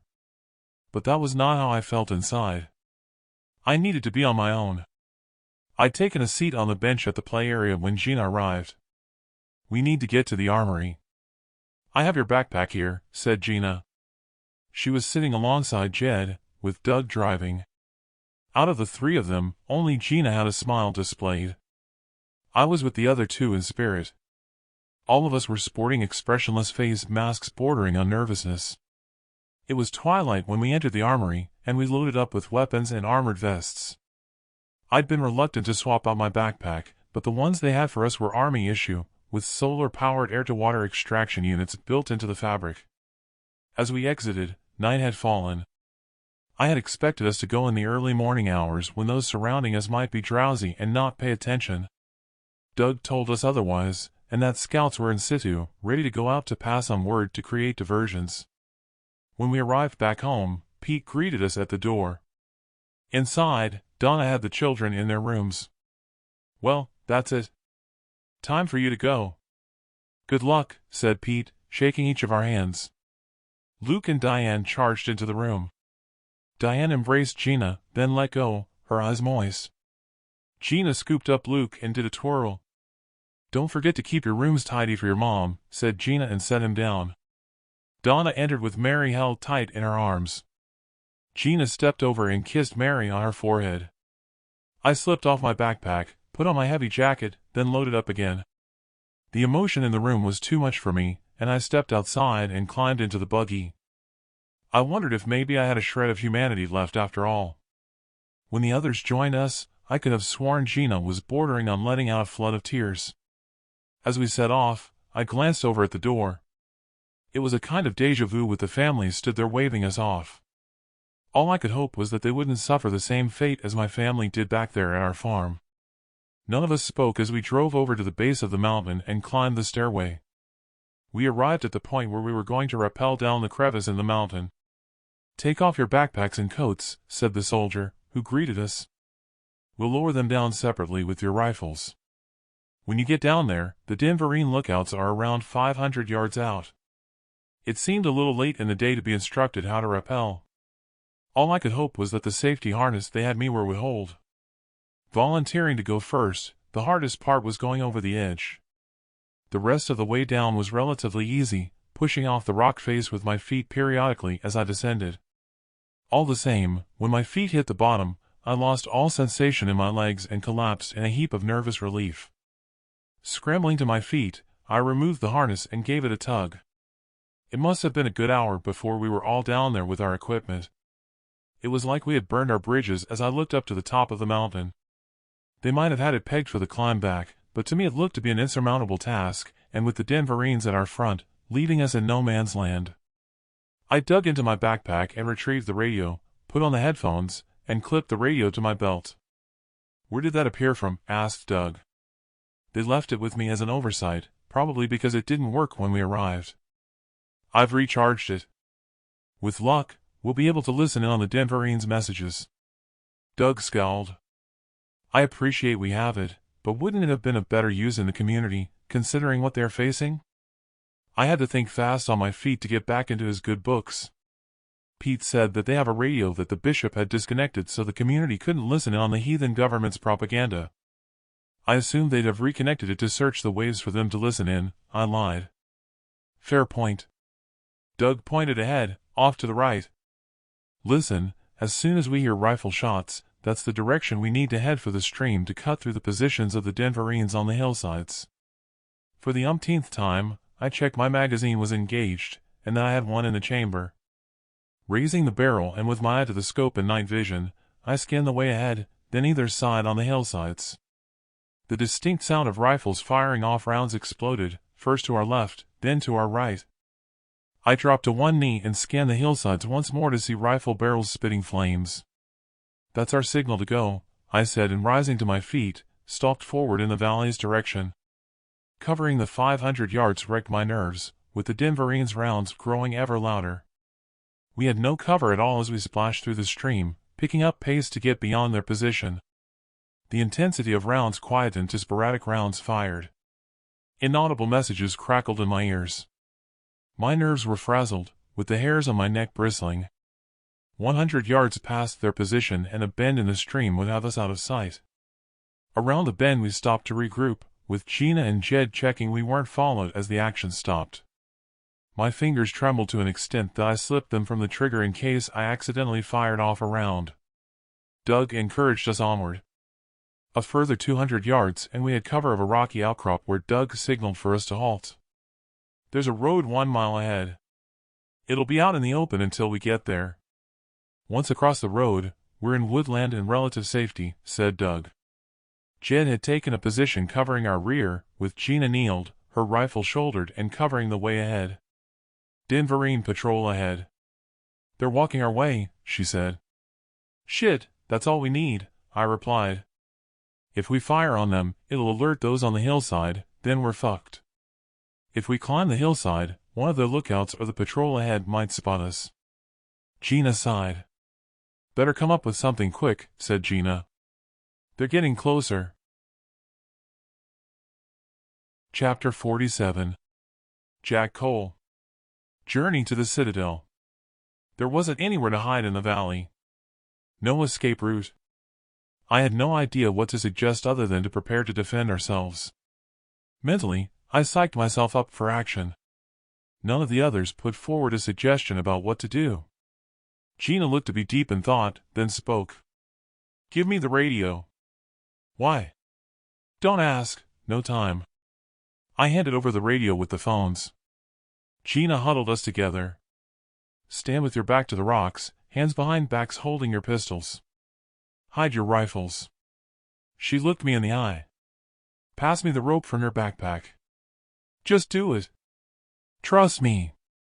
Gina glanced around the rocks. Unit in the valley, hold your fire. I have prisoners ahead. 25 yards at the outcrop. Nervous glances were exchanged. Gina had control. It was too late to protest as she wrapped the rope around each of our necks. I gripped the handle of my pistol. Gina took off her jacket and tossed it aside, then stood there in her Denverine uniform. Understood. I'll step out so you have visual, said Gina. It made sense, really, with Gina dressed in her Denverine uniform. All the same, there wasn't a plan, other than to act on what would ever happen. Gina stepped out, her rifle hanging from the shoulder strap at her side. On the face of it, her stance was passive, but I could see her finger was on the trigger, ready for action. She waved, then stepped back. Gina looked at us over her shoulder. Be prepared for if they spot something is wrong, she whispered. She needn't have said that. My senses were already heightened. Fear gripped me, and no doubt the others, judging by the appearance of Jed and Doug's wide eyes. I heard their boots splashing in the stream before I saw them. There were 2 of them. Gina clenched a fist and held her arm across her chest, and then pounded it 3 times in salute. The Denverines responded with the same salute. Gina stepped away a few yards and faced us. The Denverines stepped between us, only giving us a cursory glance over their shoulders. With Gina holding their attention, I glanced over at Jed and Doug. We all set questioning expressions. My mind went into overdrive. I didn't know if Gina wanted us to wrestle them to the ground, seeing as though they had their backs to us. I swayed my head as a signal for us to do so. Doug shook his head. On second thoughts, he was probably right. Any shots fired before we could take them down would give away our position. Do you want us to escort the prisoners with you? One of the Denverines asked. No, I need you to go ahead to make sure they don't have other patrols following while I get them to base for interrogation, said Gina. They all did the same, pounding their chests in salutes, then simply hurried forward. What an anticlimax. No sooner they were out of sight, we removed the rope, then scrambled to collect our rifles, grinning at each other. We headed onward in a forced march. There wasn't time to dwell on what had just gone down. All concentration was honed on the way ahead, the hairs on my neck standing on end as we exited the valley, and on into open ground until we reached the road. Exhausted in mind and body, we huddled on the ground in a ditch at the side of the road. I lay on my back, looking skyward. It was a full moon, and with no clouds, just a mass of stars looking over us. The expression "thanking your lucky stars" came to mind. It had been a stroke of good fortune insisting on Gina coming along with us. No doubt about that. That was some stunt you pulled back there, I said. Gina didn't respond, setting a stance on one knee and scoping either way along the road. It's clear. Let's go, she said, and stalked across the road and into the woods. She's got some nerve, said Doug. Fuck, yeah, said Jed. Let's go, or she'll be at Denver before us.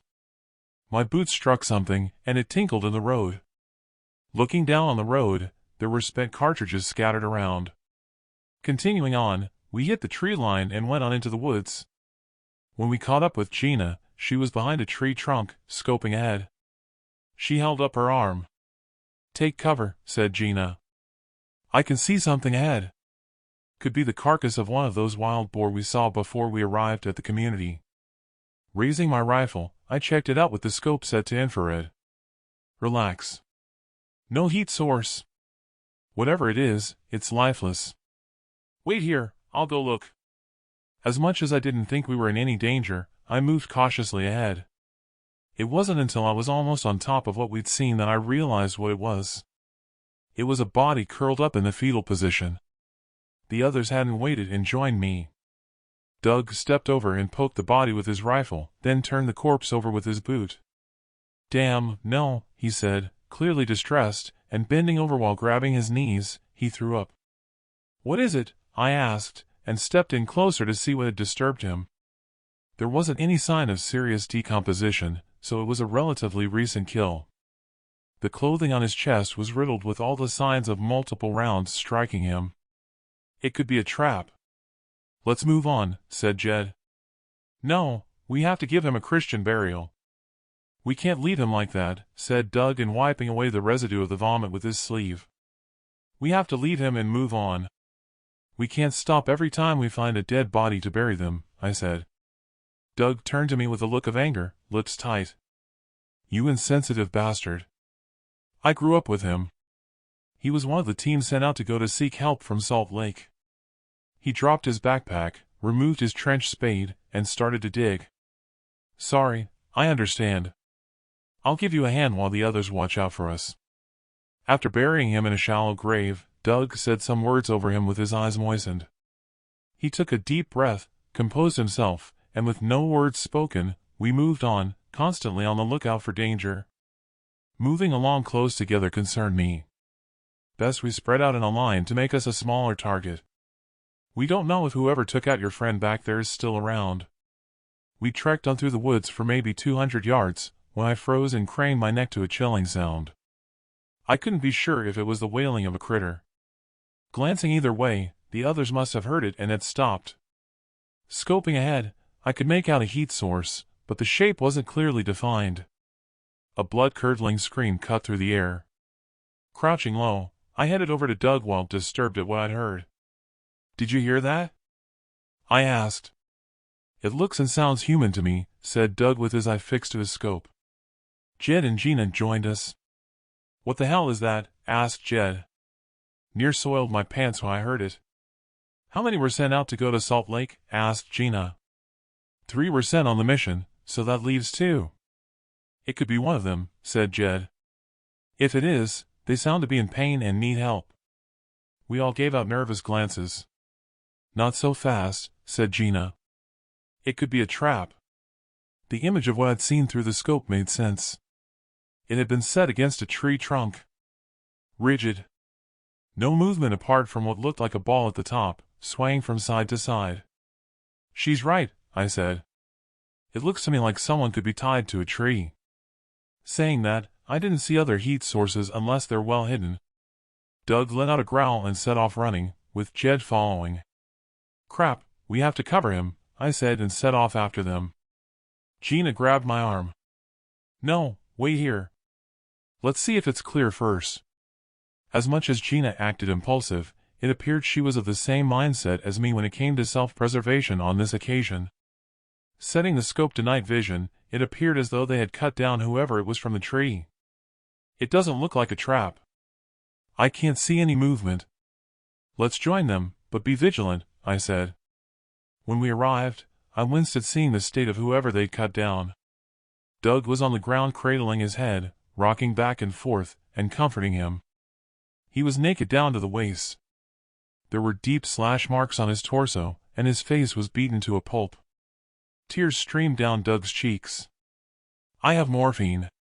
No need, he's dead, said Jed, and placed his hand on Doug's shoulder. Come on, buddy, let's bury him and move on. He'd obviously been tortured. It made my idea of losing my humanity small change when compared to the depraved minds of those that had inflicted those wounds on him. I guess we'd never know if he'd given up his mission to them. At least there was no sign of the other one of his team, though there was no saying if he'd been captured and taken to their base. What worried me more than anything was if he knew of our mission. If he knew, and he'd had the information extracted from him, that just would have made our own task 1,000,000 times more dangerous. Chapter 48. Jack Cole. Journey to the Citadel. With 2 now dead from the 3-man team sent to seek help from Salt Lake, the situation had left us all in a somber mood. The elation of getting through the Denverines lines by sheer deceit had passed. That euphoric feeling I'd experienced was now replaced with fear of suffering the same fate as the guy we'd just buried. Those were recent kills back there, and there was no saying if those who carried them out were still around in the vicinity. Every tree trunk, rock formation, and shrub now posed a danger they could hide someone, ratcheting up the fear factor with every step I took. The only saving grace was that with the dense trees now carrying foliage, it would make it difficult to spot us from drone cameras. After burying Doug's friend, I wouldn't have cared to be the ones responsible if Doug caught up with them by the look of anger that had not left him as we plowed on. We'd spread out. Gina veered in my direction after maybe an hour. Tell me about the significance of Pete's family adopting me as aunt to their infant companions? I rolled my eyes. My nerves were frazzled enough without answering trivial questions. It was bad enough when the human condition had you imagine faces and random human forms when there was no danger.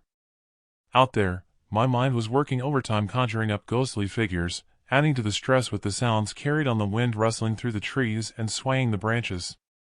Not now, Gina. Incidentally, they wouldn't appreciate you calling them infant companions. You call them kids or children. I'll explain when we camp.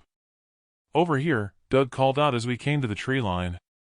He'd already pulled out his map, spread it on the ground and was looking over it with his flashlight. We exchanged glances at the sound of faint distant explosions, but no one spoke. There wasn't anything any of us could have said, only to pray the community could hold out. I want to make a diversion, said Doug. The map shows a hill with an elevation where we should be able to get a last glimpse of the mountains to our base on the skyline. Can't say I was happy at his suggestion of a diversion. Why put yourself through the torture? There's nothing you can do, except get to Denver and to carry out the Elder's plan, I said. That's your best chance of getting some revenge.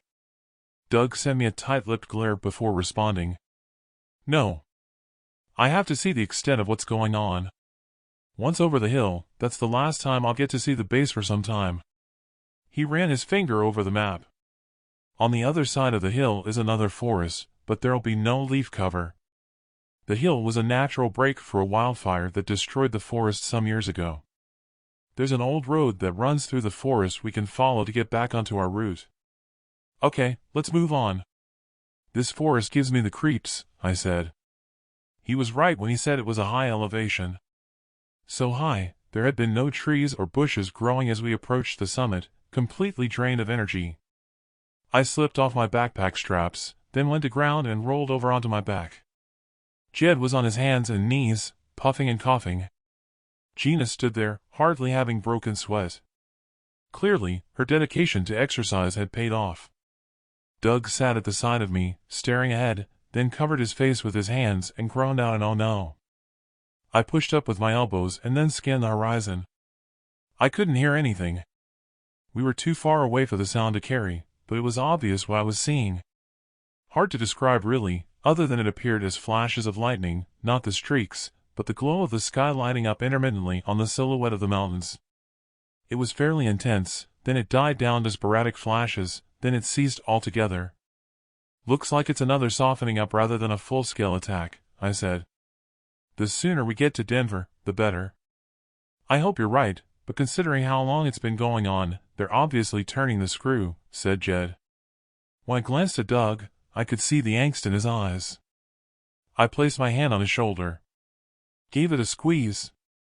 Let's hope they can hold out. Better we make a move. I should have been used to traveling at night after the number of treks I'd made during the freezing dark period to set food dumps to Denver.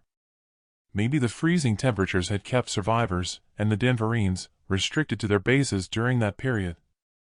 It took 2 hours trekking to connect with the narrow winding road we'd seen on the map through the graveyard of trees.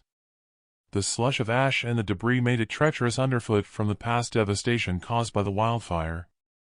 There wasn't any doubt that it was taking its toll on the leg muscles. It was such a relief when we hit the road.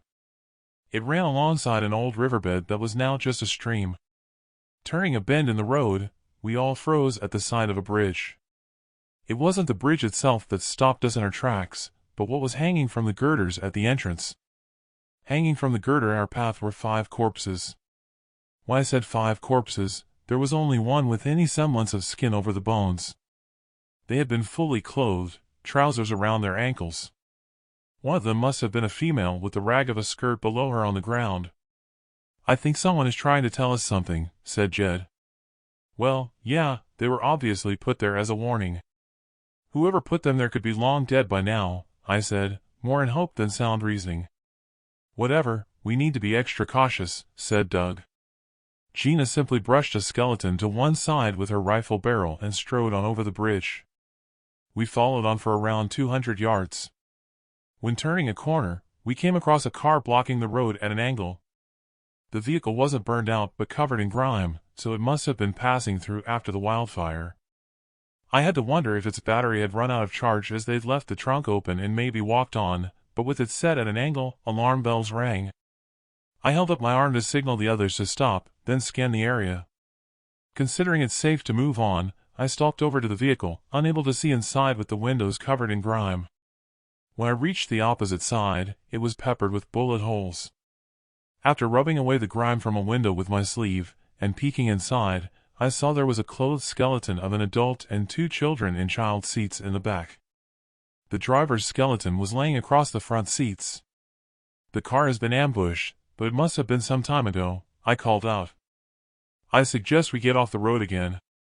Doug nodded, and we moved into and among the burned-out tree stumps and spread out. Another hour of stumbling through the debris and Jed called over to us. There's a clearing ahead with a burned-out house. Can we rest there? My legs have gone. He wasn't on his own. We arrived at the carcass of the house, having scanned the area. Its stone walls had survived along with the chimney stack, but the roof was gone. At some stage, someone had returned and cleared out the debris, maybe looking to salvage mementos. I noticed a stack of wooden spars that someone must have put there after the fire, as if to start reconstruction. There was a path through the burned tree stumps to show it had been a narrow driveway to a road, but there were no recent tires or foot tracks. A blackened metal support for the wind generator was buckled and twisted, sighted close to the tree line. A cell and communications tower had fared better, sighted nearer the house. Gina climbed the ladder to the tower. "What are you doing?" I asked her.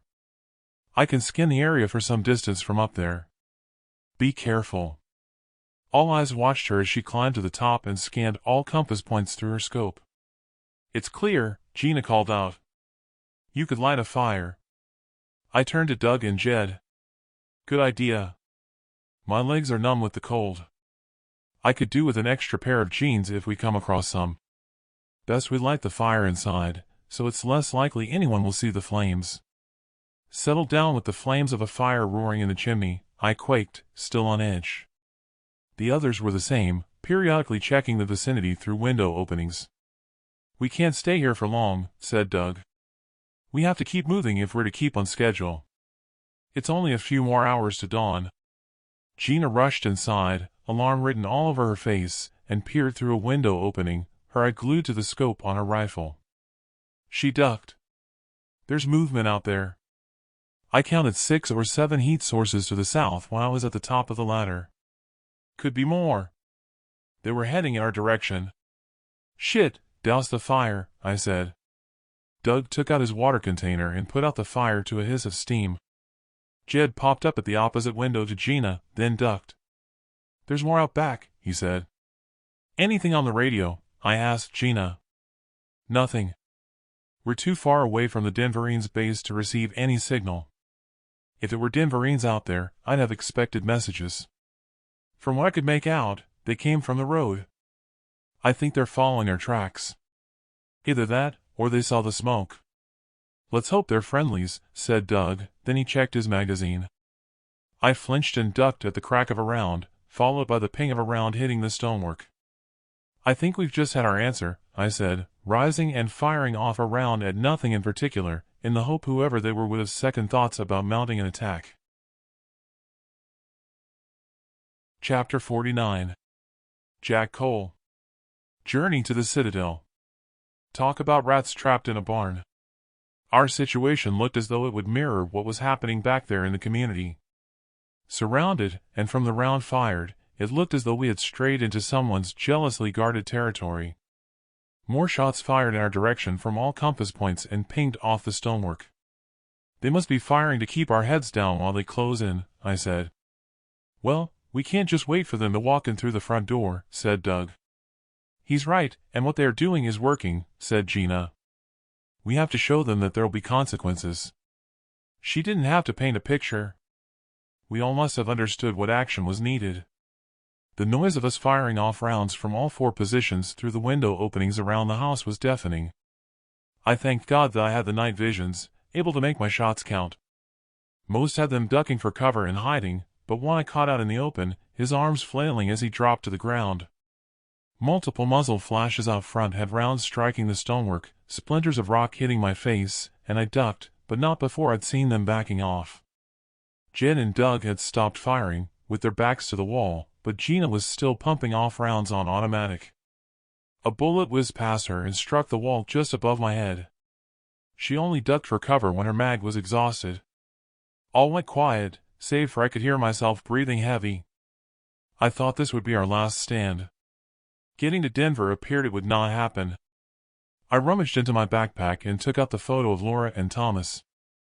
I held it close to my chest, then placed it back and looked up at the stars. "Sorry if I don't get to you. I hope one day you'll find out I tried." I sighed. "Anyone hit?" I asked. They all answered no apart from Jed, who had a slight graze on his temple from a bullet. He had been lucky. But then we were all fortunate to be alive after the ferocity of the gunfire. "They must be regrouping," said Doug. "Let's hope they'll leave us be." "They now know we have the sting of a scorpion waiting to bite their asses," said Jed. "What's a scorpion?" asked Gina, as she clipped a fresh magazine into place. "A creature with a poisonous sting in its tail.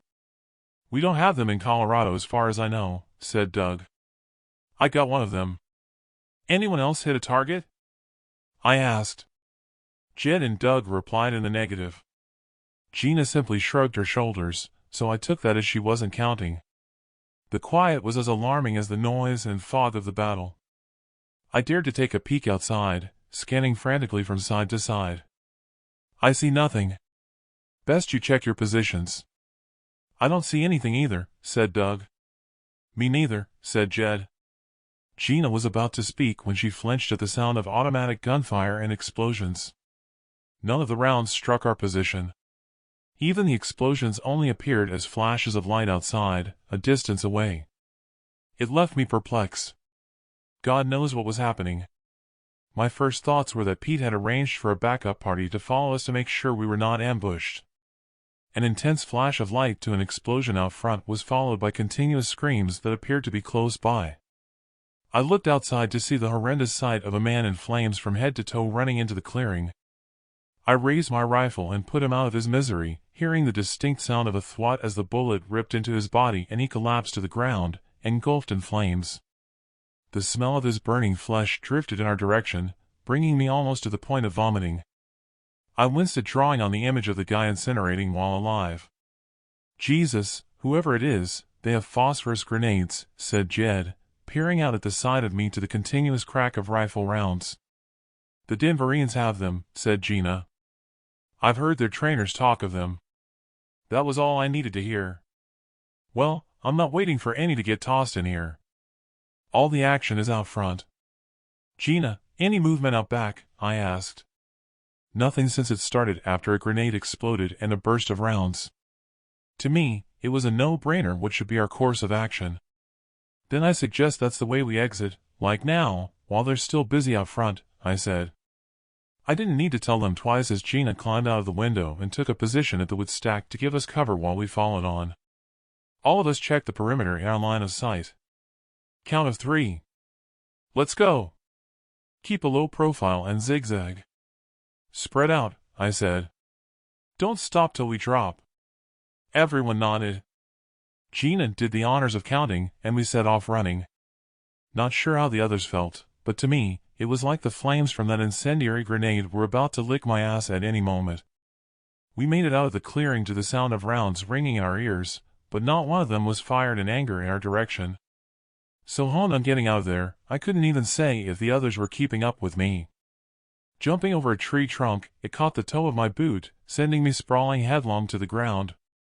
Scrambling to my feet, I came eye to eye with a corpse, his jacket smoldering from where the shrapnel of what I assumed was a grenade had struck. His intestines were strewn out of his gut. Half of his face had been torn away, exposing his jawbone and teeth. His rifle lay to one side. I picked it up and continued on, retching as I ran. My lungs were exploding, and I had to stop. Holding my knees, I glanced around me to see the rest of my party. Doug sidled over to me and held out his hand. I found this cartridge in a pile, together with the pin from a grenade. God knows who came to our rescue back there? From what Gina said, it could be Denverines. Maybe. Beats me. Maybe they had enemies, and it was just our good fortune they came along. I took the strap of our attacker's rifle from my shoulder and removed the magazine. Checking the cartridge Doug had found against his rounds, it wasn't the same numbering. I'm no forensics expert, but they're not the same ammo. Besides, I'm not sure there's a point in knowing who it was, only that their intervention was timely. Pass them here. I'll save them as a memento if you don't mind. Sure. By the time dawn broke, we'd put around 5 miles between us and the scene of the action. We were out of the tree cemetery and at a higher elevation on a hill, enabling us to scan for miles and see no one was following. My eyelids were heavy. I could have slept on a bed of nails, I was so drowsy. The main highway that we'd follow for a distance to Denver was down below. Providing there were no more ambushes, all we had to face now was the fatigue of attempting 20 or more miles of forced marching per day. According to the map, it would take us 4 days. In 4 days, it could be too late for Doug to get to his compatriots in the old city in time to carry out the plan and to draw back the Denverines to the citadel. We need somewhere to camp. It's too exposed here, I said. There's a suitable spot down by the road where I can see a rocky outcrop. Our tents would be hidden there, said Doug.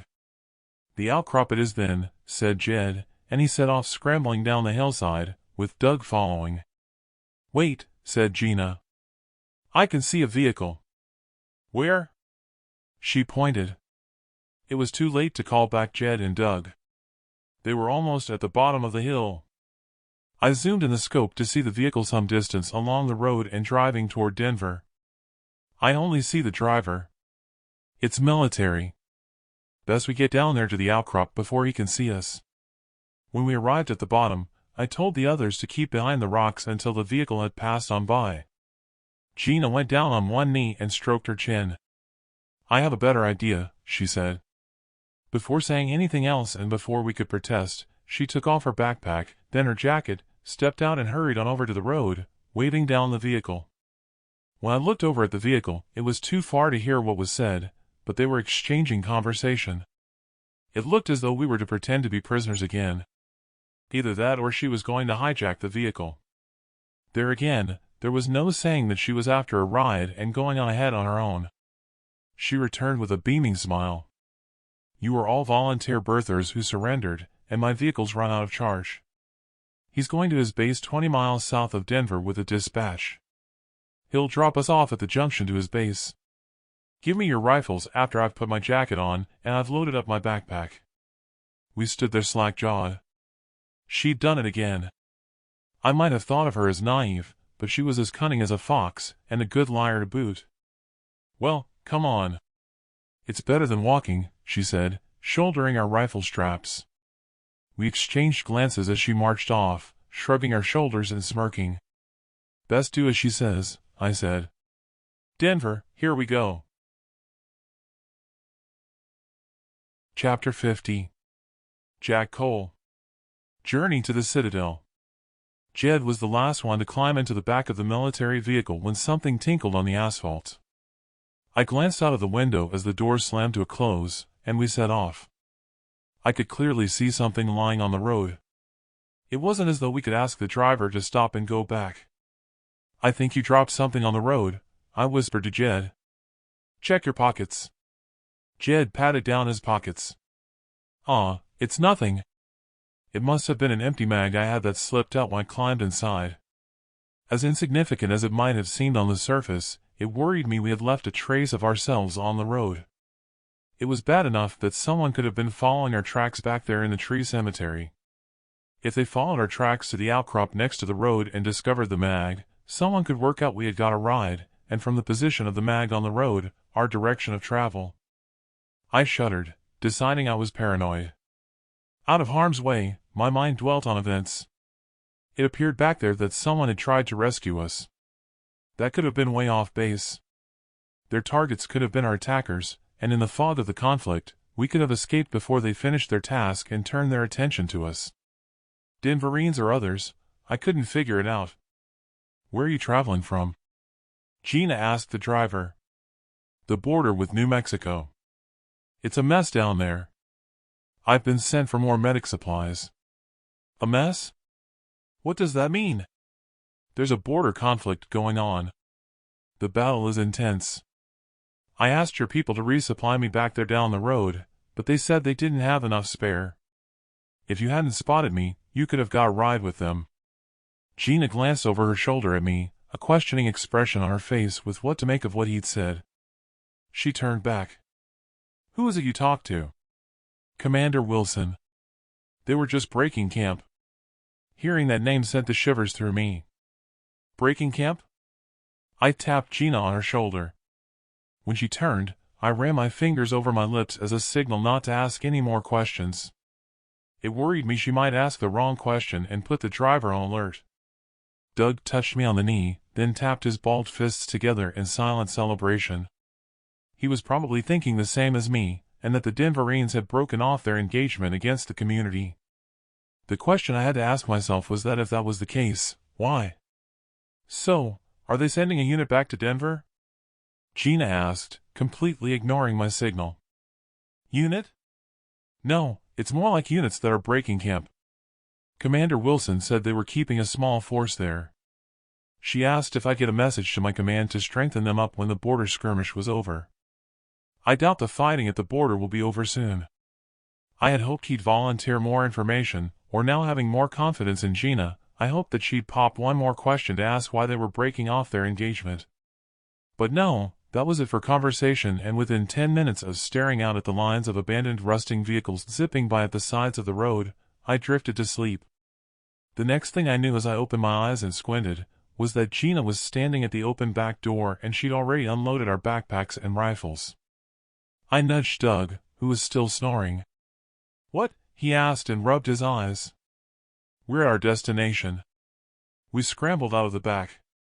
Gina closed the door and stepped to the side of the vehicle, signaling for the driver to drive on. He turned at the intersection and we watched the vehicle until it was out of sight. "Better get off the road just in case the Denverines are not too far behind," said Doug. We loaded up our backpacks, with Gina distributing our rifles, and then set off up the banking. At the top, our destination was in sight on the horizon. The tall buildings of the old city of Denver were there, around 20 miles ahead, a good day's march depending on the terrain. With only a few hours of sleep in the back of the vehicle, I wasn't sure if we'd make it in a day without having to camp. Whatever, we continued onward. "Why do you think they've broken camp back there at the community?" asked Doug. "Beats me," I said.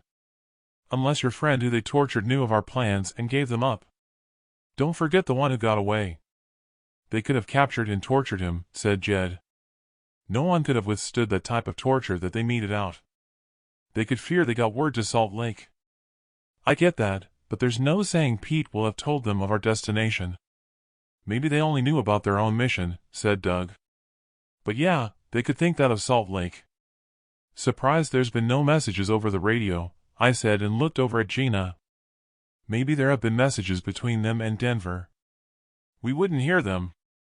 The radio Gina has only works for short distances, and they'll have a separate frequency, said Doug. Before Doug had said that I'd been having doubts about Gina and her prowess in battles as much as we bonded. I still had it in my head that someone could have given away our positions to the Denverines. There seemed to be too many coincidences of them turning up at inopportune times, especially if it had been the Denverines who intervened back there at the clearing. Though if it were them on that occasion, it could have been considered a saving grace. While thinking that, if Gina was betraying us, she could have handed us over to the Denverines back there in the valley. I sighed, even having doubts about Jed, seeing as how he seemed to have always trudged along at the back of us. Him dropping the empty mag in the road still concerned me. But then I thought, what motive would any of them have had to betray us? The more I mulled it over, the more I convinced myself I was paranoid, with trust issues. We traveled on for maybe a mile when we took a break and hunkered down to rest. Gina, pass me the radio. She removed the earpiece, unclipped the radio and passed it over. A sense of security washed through me with it in my possession, despite now considering her trustworthy. You were going to tell me about the significance of the family adopting me? Is it the same as when you told me about couples adopting children and taking responsibility for them? Said Gina. Not quite the same, but similar. It's less about it being a legal responsibility and more about creating an emotional bond, and a sense of personal responsibility that's brought about by caring for others close to you. You obviously connected with them because I saw you almost tear up when we left them. Gina rose to her feet and stood akimbo. No, I didn't. Companions don't cry. It's a sign of weakness. Those who cried when we were growing up would be punished for crying. She'd spat out the words, and finishing, she stamped her foot, turned, and walked off in a strop. I'd obviously hit a sore spot. Jed shuffled over to me on his butt. You need to understand how it works over there in the Citadel. Friendships are frowned upon, as I've said before. All are instilled to be competitive from being children, especially the girls. There's a chance she's suffered beatings for crying as a child. Like she said, crying is weakness. Staying back there with Pete's family will have been a whole new experience for her. It'll have left her with confused feelings that are alien to her, so cut her some slack. So, is that where she gets her gung-ho attitude from? A sort of who dares wins. You could say that. All I know is, I'm glad you asked for her to come along. I was more interested in what lay ahead for us. Talking about the Citadel. Now we're getting close. How does it work to get around the sections? He answered right away. Each section has an entry system that scans your biochip. If your name isn't on the list, you don't get entry unless escorted by someone with authority with security clearance. Only Denverines, the governor's administrators, and protector companions have the run of all the sections. Some sensitive sections have protectors at desks. If you can get to my quarters and no one else has moved in, I had a device that could open the entry doors to all sections. They gave it to me when they tired of me having to get permissions daily to maintain the ACs. I needed to know if he was as motivated as I was.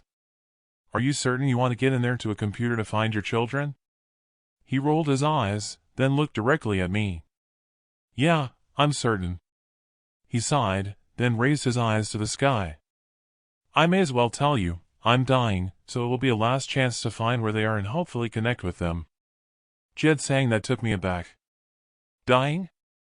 You look fine. He scraped the toe of his boot on the ground. Appearances are deceptive. I have cancer. They removed a tumor from my neck but told me it had spread. That's what prompted me to find my kids. And the rest, you know.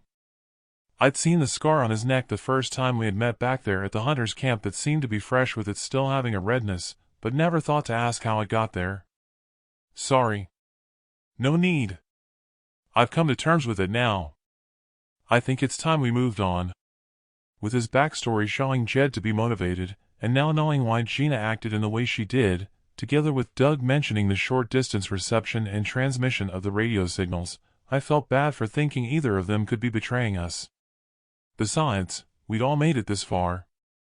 They'd been in the line of fire, the same as me as targets. Gina had taken out 2 Denverines that I knew of.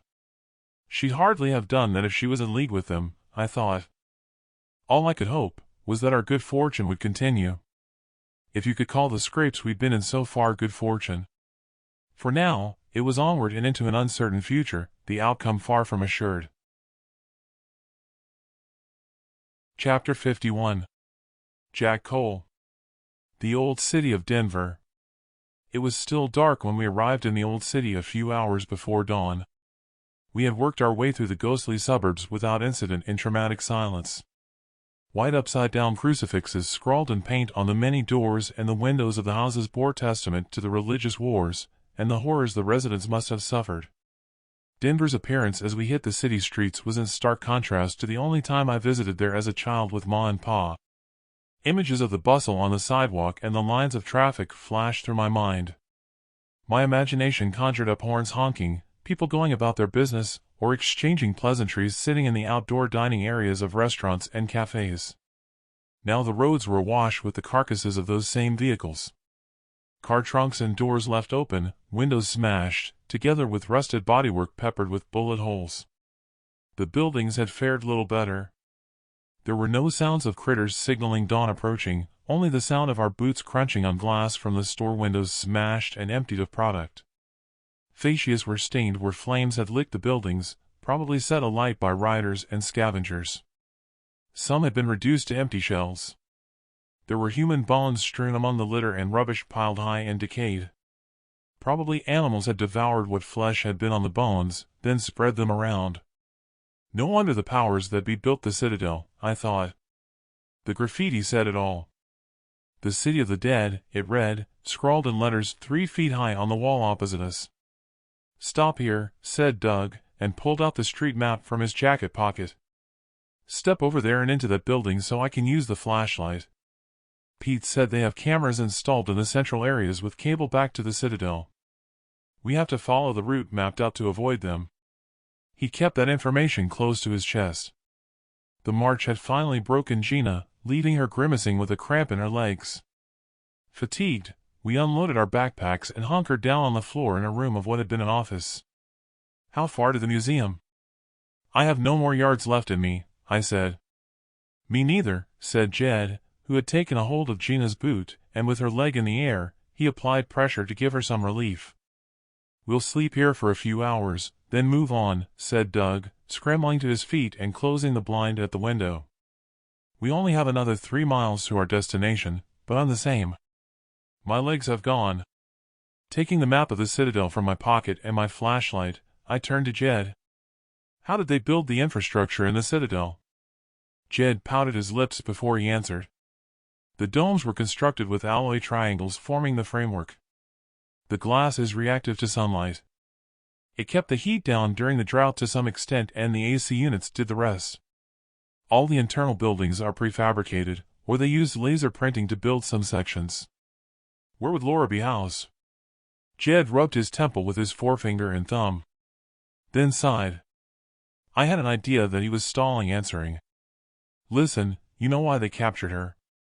I don't like to say this, but she'll be in the birther section. There's a chance she could be at a stage of pregnancy. You need to be ready for that." He stabbed his grubby finger at the outline of a dome on the map, leaving a stain. "That's where she'll be. As for your children, it'll be more difficult. We'll be in the same boat finding our children. They're split into age groups and by sex. This is where they keep the boys from 4 to 6, and there's where they'll keep the girls 1 to 3, and over there is where they keep the boys of the same age. Problem is, you won't know whether she had a boy or a girl, so you'll need to get to her first. That's where we'll need to get to a computer if they've confiscated my laptop from my quarters to know what numbers they gave your children." I dropped my head into my hands.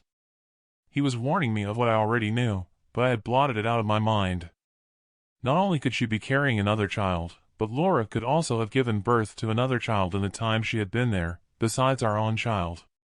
It wasn't something I could get my head around, and it would have to be something that I would deal with if successful in rescuing them. Looking at the map, it all seemed pretty hopeless, but I was still of a mind that without them, I may as well be dead if I didn't try. Gina craned her neck.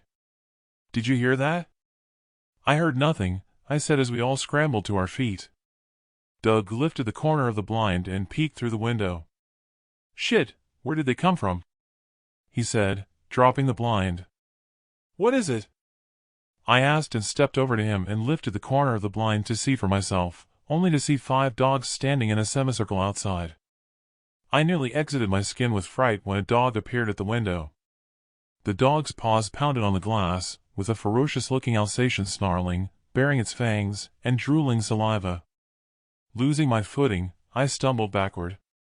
"Holy shit. How in hell's name have they survived?" "I don't know," said Doug, "but we can't go shooting them, or the cameras might pick up our muzzle flashes."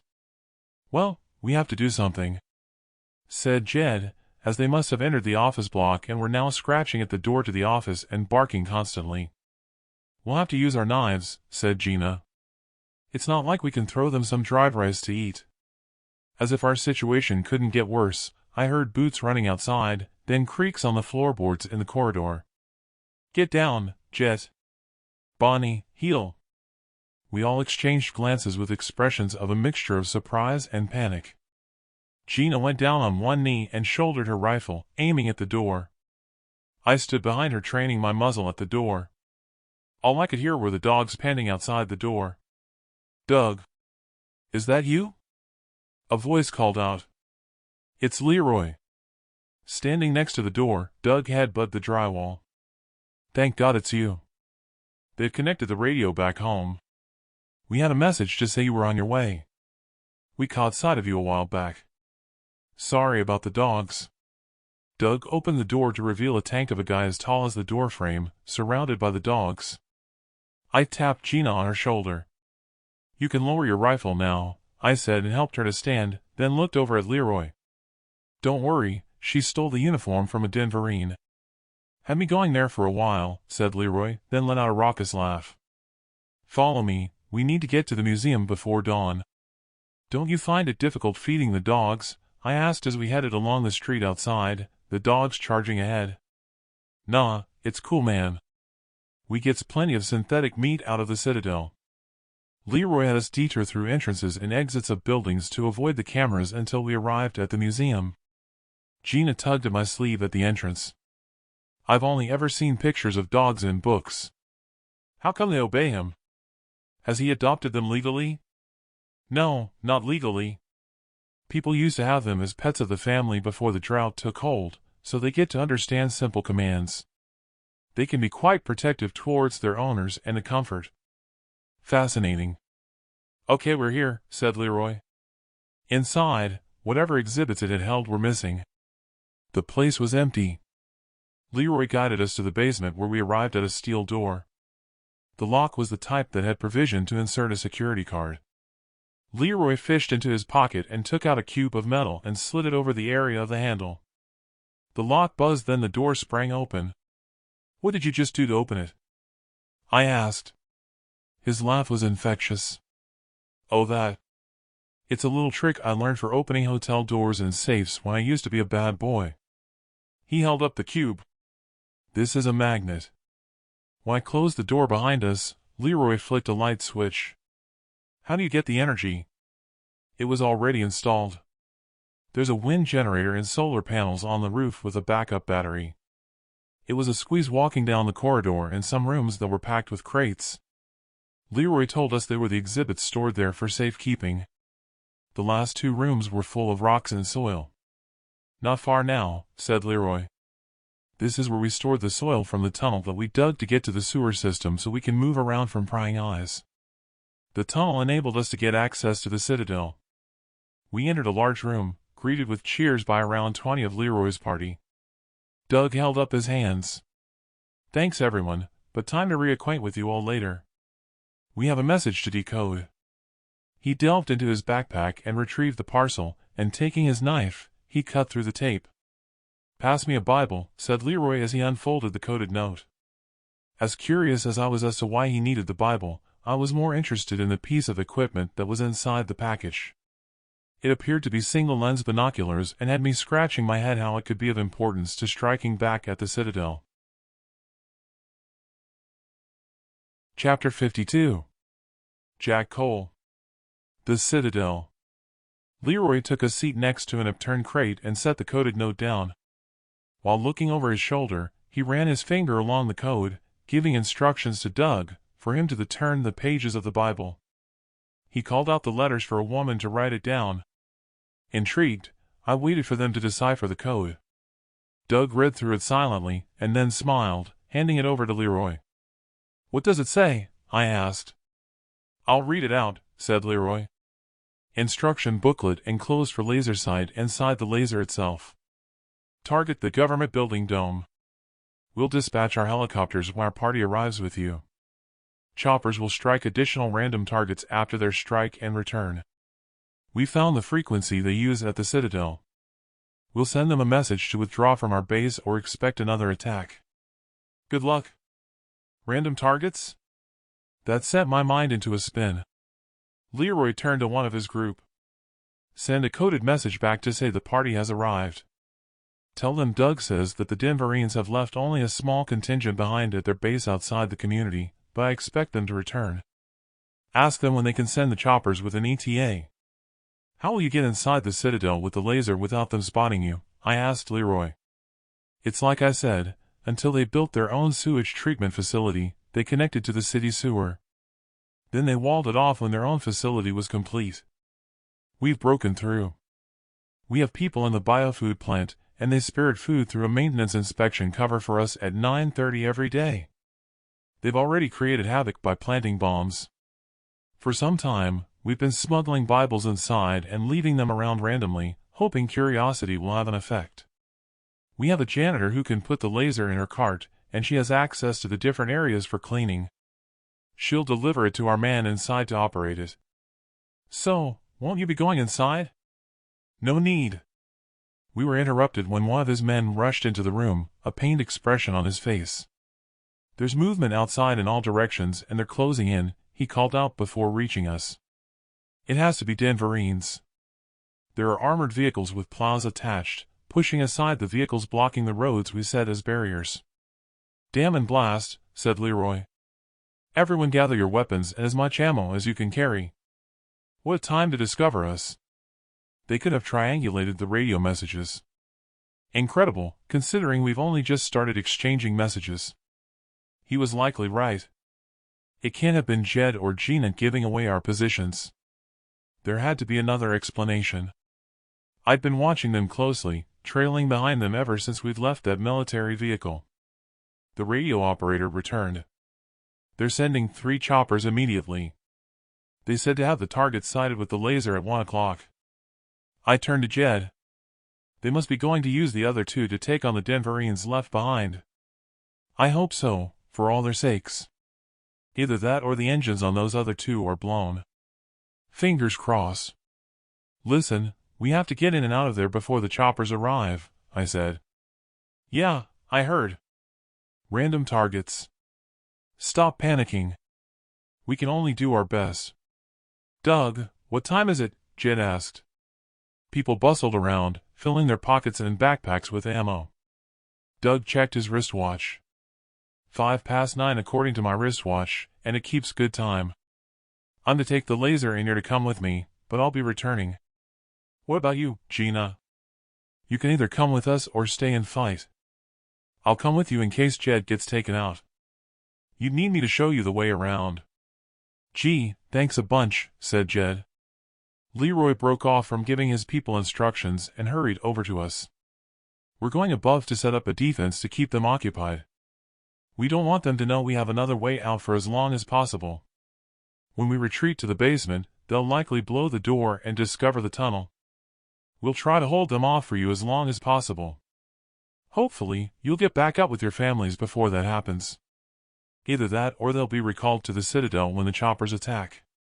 Leroy hurried away, disappearing with the rest of the team, leaving me in sheer panic. What are we waiting for? Let's go, I said. We can leave our backpacks in the tunnel. As we entered the tunnel, loud explosions reverberated, together with a crescendo of rifle fire. I hoped for our sake that they could hold them off, taking a deep breath for courage, and then stooped as we crawled along the tunnel. We were 15 minutes behind time when we arrived at the maintenance inspection cover, held up after ducking under electric cables and pipes. "Leroy said to tap the cover once with a wrench that's somewhere around here," said Doug. "Got it," I said and handed it over. Doug climbed the ladder and tapped the cover once, then handed down the wrench. The cover lifted and slid to one side, letting a flood of light enter the tunnel. "You're late, hurry," said a woman staring down at us, and passed down 3 boxes. Forming a chain to get the boxes down the ladder and into the tunnel, we set them aside. Jed and I quickly changed into our Citadel jumpsuits and retrieved what we might need from our backpacks. "They're coming up," said Doug. I was the last to climb the rungs, not knowing what to expect, as I hauled myself over the top of the exit. We were in a storage room with produce stacked into boxes. "What's happening?" asked the woman, while glaring daggers at Gina. "Not to worry," said Doug. "It's a disguise she's wearing. Leroy says he needs you to get this laser equipment with the instruction manual to Peterson. Tell him he's targeting the government building at 1 o'clock. I'm going to go back to the museum, but I need you to get these 3 access to the privileged quarters." The woman nodded and put the laser with the instruction booklet inside the trash can liner on her cleaning cart, then turned to us. "Apart from the woman there, you'll need to hide your rifles here behind the boxes for when you return," the cleaner said. "She can make out as if escorting you because we can't avoid the cameras, but she'll need to remove her jacket so they can see her uniform." The woman turned to look directly at Gina. "Can you make out as if to order me to open the door to the section?" "Sure." Gina turned to me. "Best let me have the radio and earpiece if I'm to appear genuine. We need to move quickly." "The workforce will be here at 10, said the cleaner. After Gina had removed her jacket, I handed over the radio and earpiece to her. About to exit the storeroom, and Gina poked her rifle in the small of my back. "Come on, hurry along," she said. "Hey, be careful. That hurt." "Just practicing," she said, not sorry at all, judging by a playful smile on her lips. It wasn't the time to be joking around, not when my nerves were on edge. We passed by the tiered stacks of produce growing that would give us plenty of cover from any camera. The exit door loomed large. Gina waved her barrel in the direction of the scanner pad. The cleaner held her wrist to the glass, and the door sprang open. We followed her on through a glass-domed corridor and turned left. Gina continued to prod me in the back, but thankfully, not as hard. We came to a junction with doors on either side. "I'm going right," said the cleaner. "Go through the door on your left." "We don't need a commentary," said Gina in a tone that took her role seriously and waving her rifle. "Open the door for us." With her wrists scanned, we continued on along a corridor. "How will we get inside your quarters?" I asked. "None of the quarters are locked. It's not like anyone would steal from you in here," said Jed. "All we have to worry about is if someone else has moved in." I wasn't sure how much more my nerves would take. At least we were inside the Citadel. We arrived at a door that I assumed was Jed's quarters, and we halted. Gina made her best impression of an escort, waving the barrel of her rifle at Jed for him to open the door. Stepping inside, Gina closed the door behind us. Jed rushed over to a closet and opened the doors. "I need the bathroom," said Gina. Jed threw his arms in the air. "Damn, the device to open the section doors isn't where I left it. They must have found it and had it removed. Look, it's best if we don't go wandering around in these dirty jumpsuits. They got soiled climbing the ladder." Jed tossed me a jumpsuit. "Get changed." "Ah, great, my laptop is here. I'll try a search for your family." Gina walked back into the room, and I exchanged places with her to get changed. Not happy at not having our rifles, I checked my knife was secure in its sheath from where I'd slid it down the side of my boot. Taking the map of the Citadel from my pocket, I slipped it down the side of my other boot. When I joined the others, Jed handed me a note. "I found your wife, and it listed your children. The numbers and section units are on there. By the way, Laura had a girl." I slipped the note in my pocket, but not before I'd noticed she'd given birth to one other boy. Jed tapped away on his laptop keyboard. I was about to say something when, with my back to the door and a thundering crash, the door burst open. Stunned by an instant explosion and a blinding flash, with shouts of "hit the floor," I choked and gagged at the smoke. A searing pain to a blow on the back of my head and I blacked out. The next thing that I could recall was when they dragged me down a corridor, my arms tethered behind my back, and guards with their arms under my arms. We arrived at a steel door ajar. One of them removed the restraints, kicked open the door, and I was thrown inside. The door clunked to a close. I shuffled over and dropped my backside on a concrete slab. It was looking as though my journey had ended in failure. Chapter 53. Jack Cole. The Citadel. While sitting on a stone slab in the cell, I glanced around. There wasn't even a window. There was a camera in the corner of the ceiling, the red LED showing it was live. It was no good feeling sorry for myself. I'd known the impossible odds, but I'd dared to dream.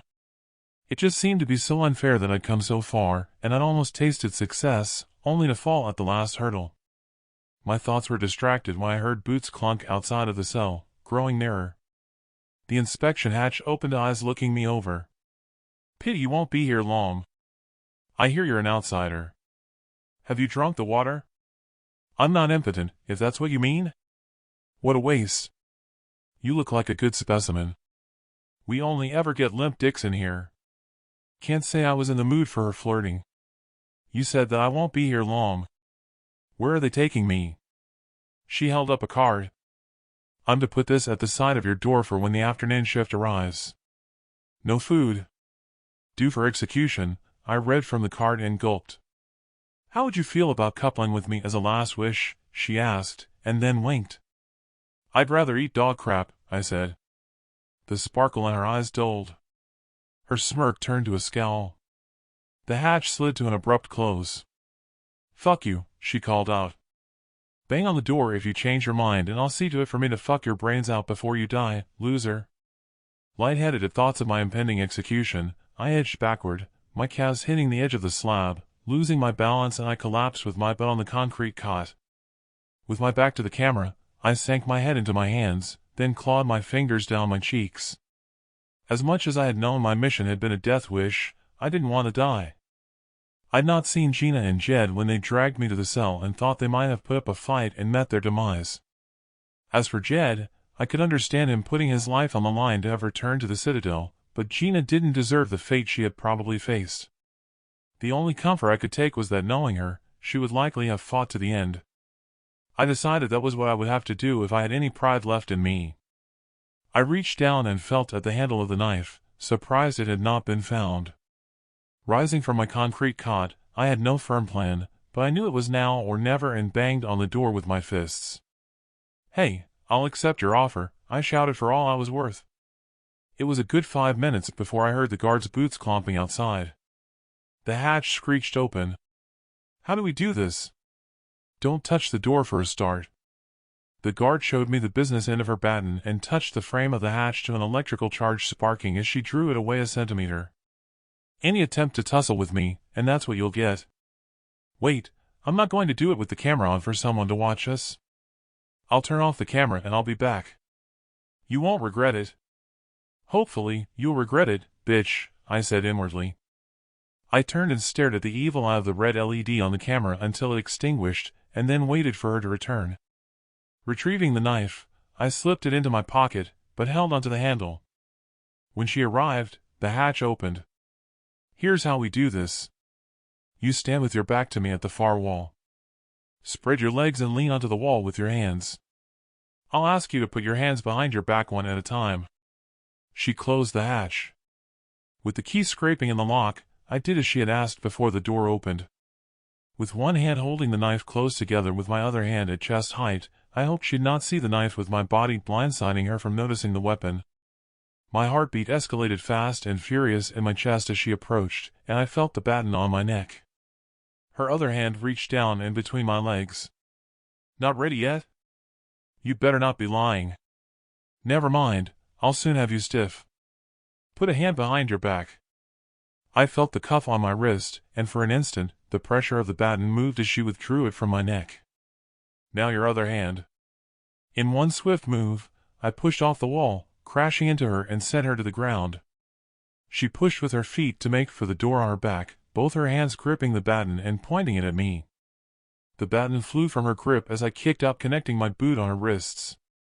I was on her, but not in the way she intended, clasping my hand over her mouth, and then slicing the blade over her carotid artery. I had to roll off of her to avoid the spurts of blood as she bled out. She clutched at her neck, her eyes writhing and her feet kicking as I retrieved the key for the cuffs and removed them from my wrists. One final rasping gasp and she was gone, her head surrounded by an ever-expanding pool of blood. Peeking out of the cell door, the adrenaline rush came to an abrupt halt. There on the wall at the exit was a scan pad to unlock the door. I head-butted the cell door in frustration, then it came to me. As distasteful as it was, I turned and crouched beside the corpse of the guard and rolled up her sleeve. With the point of the blade, I sliced her wrist to open up the flesh. There it was. The biochip. I craned my neck to hear a faint woman's voice calling out. I put my head around the doorframe and heard it once more. Peterson, did they get the laser? No, I passed it on. I just hope they don't torture me before 1 o'clock to find out who I gave it to.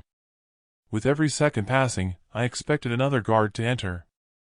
Time was of the essence to get away from there. I glanced at the exit door and then over to the cells on the opposite side where I'd heard them talking. Damn. For once on my journey, I considered anything other than self and my survival. An image of the horrific injuries inflicted on Doug's friend and his suffering at the hands of the Denverines stabbed at my brain. I sighed, then turned and grasped the guard's keys from her belt. The first cell that I unlocked, I let out the cleaner woman, and then Peterson. How? Peterson said, when I interrupted him. Don't ask. Just let's get the fuck out of here. I ran over to the door and held the chip to the scanner and the door clicked open. Wait, this is as far as we can go, said Peterson. They've deleted the data from our chips. That biochip will only get you access to the security room. If we can overpower the guards in there, they have the facility to override the entry system for the entire citadel. They did it once before when they had to reboot the system. It'll leave all the doors unlocked. Someone switched off the cameras here. We have to hurry before they switch them back on. I only have a knife.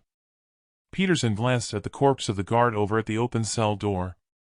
The guard has a baton and cuffs. And here could change into her uniform. They don't have guns, only batons.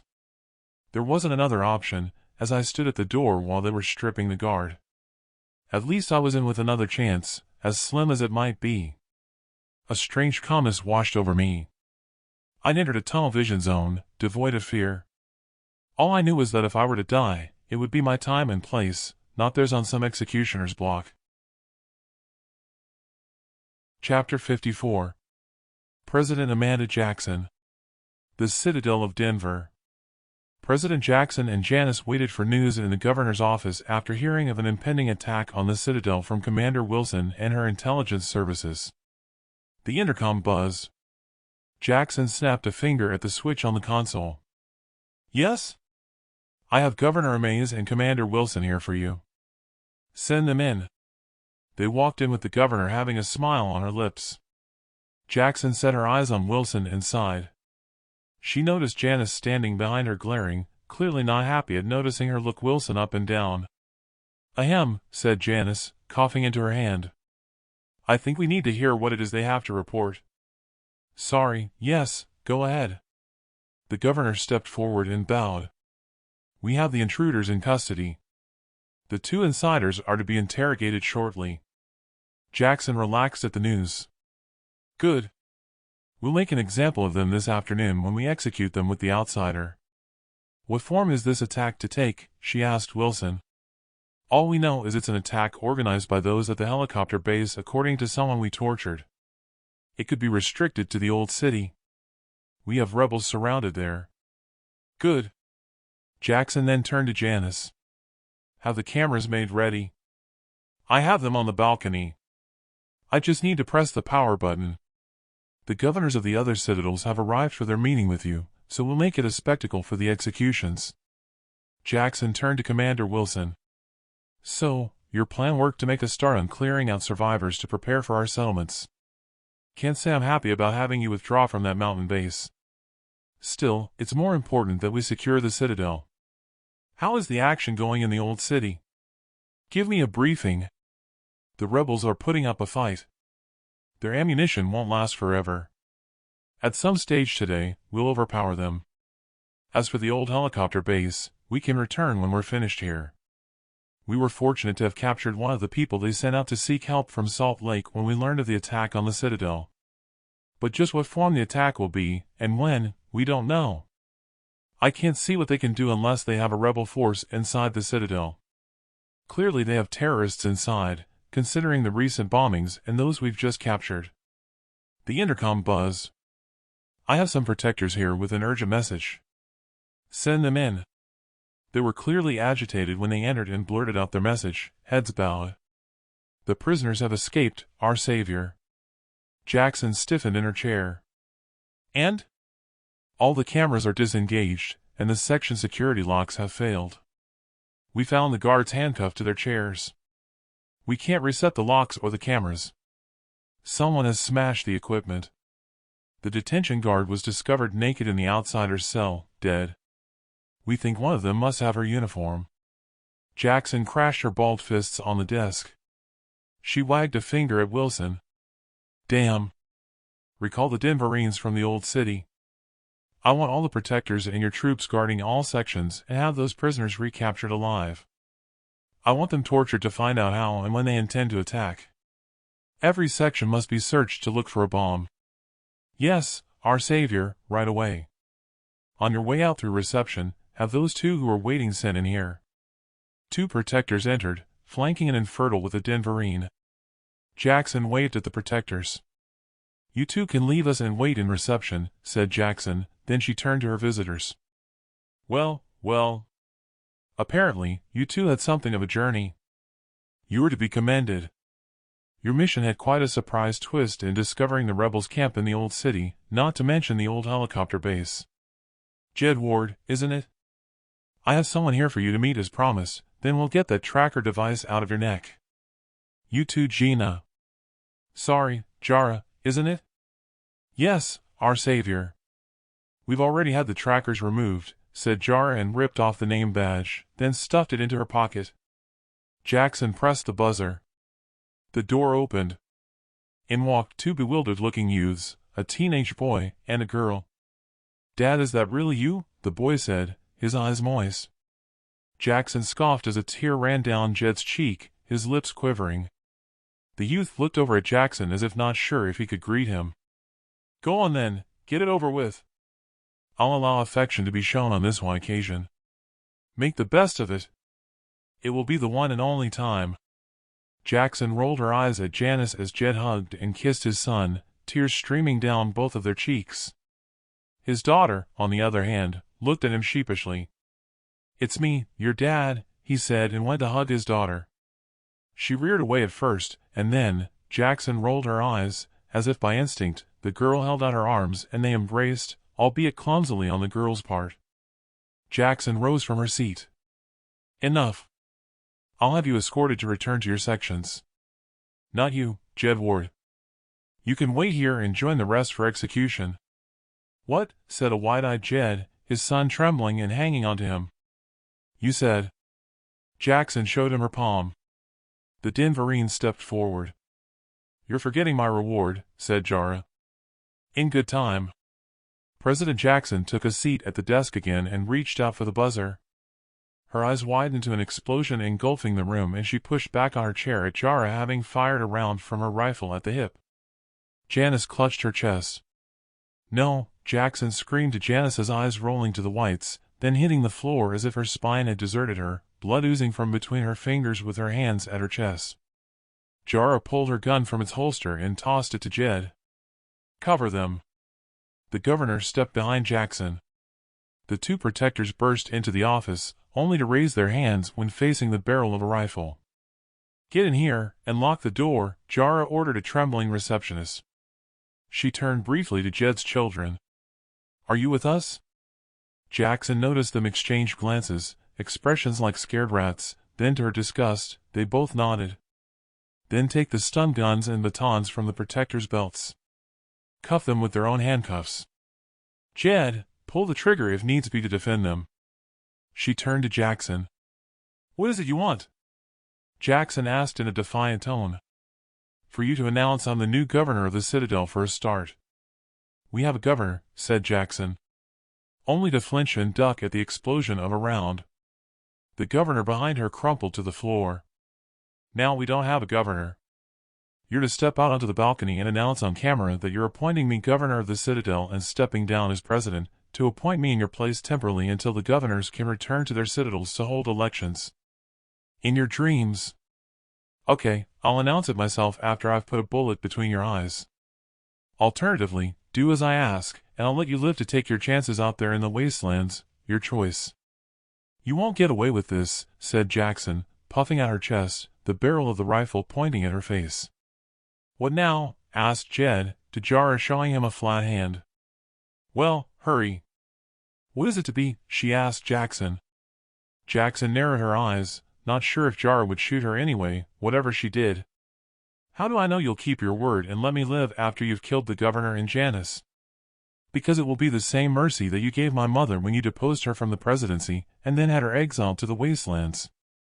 As for your bed partner, Janice, she sliced my father's throat, so I'm told, or have you forgotten? The governor was far more guilty than I am for the number of people she's sent to their deaths. Jackson stared at Jara in disbelief, then scoffed. Where have you got that from about your mother? That can't be. You were born here, she said and squirmed in her seat. That's where you're wrong regards my mother.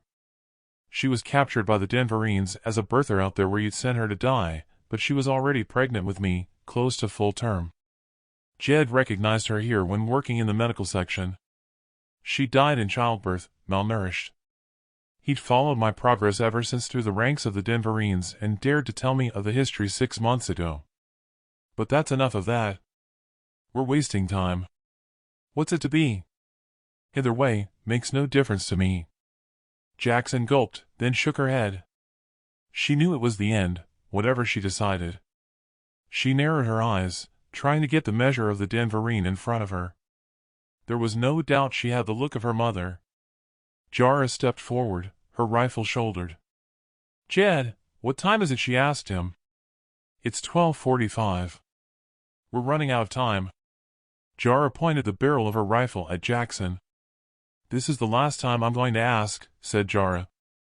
I need your answer, your choice. Jackson couldn't believe her grip on power was about to end, one way or another. Anger welled inside of her.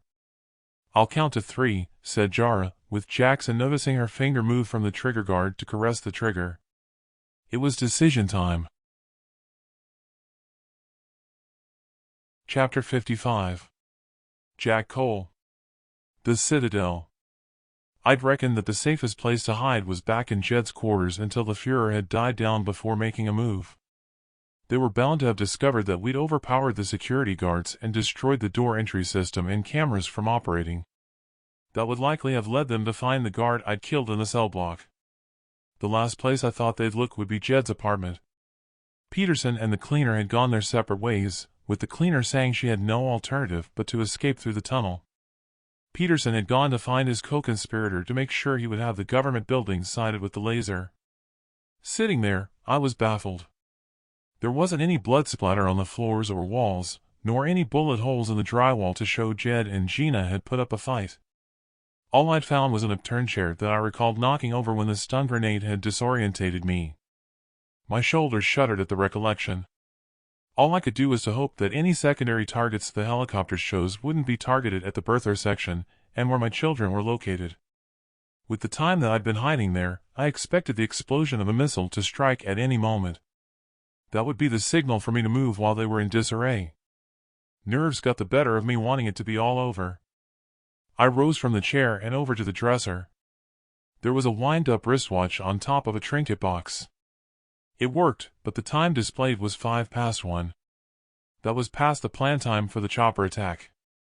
I wondered if maybe they'd not got them off the ground. There was no plan B. Ear pressed to the door, I could hear footsteps in the corridor when I heard a metallic-sounding voice over a public address system. All companions of the Citadel are to go to the nearest television for an important broadcast from our savior, President Jackson. The visiting governors and their escort are asked to go to the government square, together with Squadron B of the Protectors. The footsteps I'd heard in the corridor turned into people running. Stepping back to the dresser, it was now 1:10. I lost hope of the choppers conducting their attack, but with everyone likely distracted by the broadcast, I decided it was time to make a move. So far, I'd bucked the odds in my journey in getting into the Citadel by sheer determination and a lot of luck. I'd learned a valuable lesson from Gina, and I hoped that by adding some deception to my arsenal, I would make it the rest of the way. Taking a deep breath, I inched open the door to see the corridor empty. With the map of where I needed to go firmly implanted in my mind's eye, I picked up Jed's toolbox and stepped outside and along the corridor briskly. The first section that I passed took me along the corridor to the medic center. My heart skipped a beat as a protector exited the medic center and ran toward me. I gripped the handle of my knife in my pocket. Holding my breath, prepared for action, she nodded as she ran past me. Letting out my breath, my entire body weakened with relief. Passing the entrance to the medic block, the desk I'd been told would have a protector on guard was abandoned. I glanced through the glass doors. A protector was in there with 4 or 5 others in white jumpsuits, all staring at a television screen with the image of an empty balcony. But that wasn't what struck me. What had caught my eye was a digital clock on the wall that had the time at 12:50. I thought that maybe I'd moved too soon, and Jed had left an old watch behind because it didn't keep time. All the same, the broadcast had been a godsend and any explosion would add to the inhabitants being distracted. Increasing my stride, I arrived at the birther section. The desk with a computer on top didn't have a protector at their station. Taking a deep breath, I pushed on through the door confidently and into what looked like a common area. Women in various stages of pregnancy were sitting around facing a television, together with several protectors. My heart sank that there wasn't any sign of Laura. I looked over my shoulder at the sound of boots marching in unison behind me and froze. 5 Denverines marched in through the door, one at the head leading with the others in pairs behind her. I lowered my head at seeing the lead Denverine's name tag, Commander Katrina Wilson, a rage building inside of me. "Search the dormitory," she ordered. "I'll call you when the broadcast starts." A woman dressed differently to the others shuffled over to me. "Yes, can I help?" She didn't give me time to answer. "I suppose you've come to mend the door lock?" I was about to say yes when I noticed Commander Wilson look over at me, a quizzical expression on her face. Thinking fast on my feet, I decided on a different answer. "No, I was checking out the AC in the medic block when they announced the broadcast, but I couldn't get to see the screen, so I hope to get to see it in here." Commander Wilson walked over to me. "Open your toolbox." I did as ordered, while seething inside, and she kneeled at the side of me and rummaged around to search inside the toolbox. It was all I could do to prevent myself from taking the knife from my pocket and thrusting it into Wilson's neck. "Okay, once the broadcast is finished, go back to your room," she said, then marched through the common room and into the dorm. 3 women walked on through the swing doors to the dormitory and into the common room. There she was, the one in the middle, Laura. "Come along, you 3, take your seats for the broadcast," said the woman who had questioned me. "Do we have to watch this sanctimonious crap?" said Laura. Hearing her voice stabbed at my heart. That was my Laura. All I wanted to do was to run over to her and drag her out of there, but common sense prevailed. The woman in charge stepped in front of Laura. "Less of the banter and show more respect. You're on probation, remember that." Laura sulked and took a seat. Our eyes met. Laura set an expression of complete wide-eyed surprise with her mouth gaping open. She grabbed at the chair arms as if grasping it for support. I signaled with my palm surreptitiously for her to stay there and stepped over behind her. "Here we are, our savior is stepping out," said the woman in charge, to Laura, giving her a one-fingered salute behind her back. I reached down to put the toolbox on the floor next to Laura's chair to everyone exchanging conversation. The woman in charge took a seat in front of Laura. "Make ready. We're getting out of here," I whispered. "Shush everyone." My shoulders sagged when I looked behind me to see Commander Wilson exit the dorm with the Denverines. "Now search the medic block. You can watch the broadcast from there," she said, and took a position to the left of me. Pins and needles surged through me, and cringing, I could feel the anger through the heat of my cheeks rising. To think the woman who had murdered and abducted my family was standing right next to me made me want to throw up. I gripped the handle of the knife in my pocket and stared at the TV screen with the room quiet. It was my turn to show complete surprise. President Jackson was a diminutive figure as she stepped out onto the balcony. That wasn't what shocked me. If I wasn't mistaken, Gina stood to her right slightly behind her, and in the shadow of the French doors, I could make out Jed standing there. He was holding a pistol, and Gina had her rifle strapped over her shoulder with her weapon at her side. Doing a double take, it was definitely them. For them to be armed left me devastated. I could have crawled into a hole at their treachery. Both of them must have betrayed me. The time on the screen in the bottom corner was ticking away. It was 12:58. If the choppers were on time, all of them would get there just desserts. President Jackson stepped up to the microphone. Her expression was one as if she'd chewed on a raw onion. The camera swung from her to the crowd below, then back to her. "Fellow companions, governors, I have an important announcement to make. As of today, I am resigning as your president." She appeared to choke up to audible gasps heard from the crowd. She turned and whispered to Gina. Gina appeared to answer her, and Jackson stepped back to the mic. "I'm appointing Jara McCluskey here as your temporary president, Commander-in-Chief of all armed forces, and as the governor of the Citadel of Denver. I would ask you all to give her your support." "Jara?" My jaw gaped.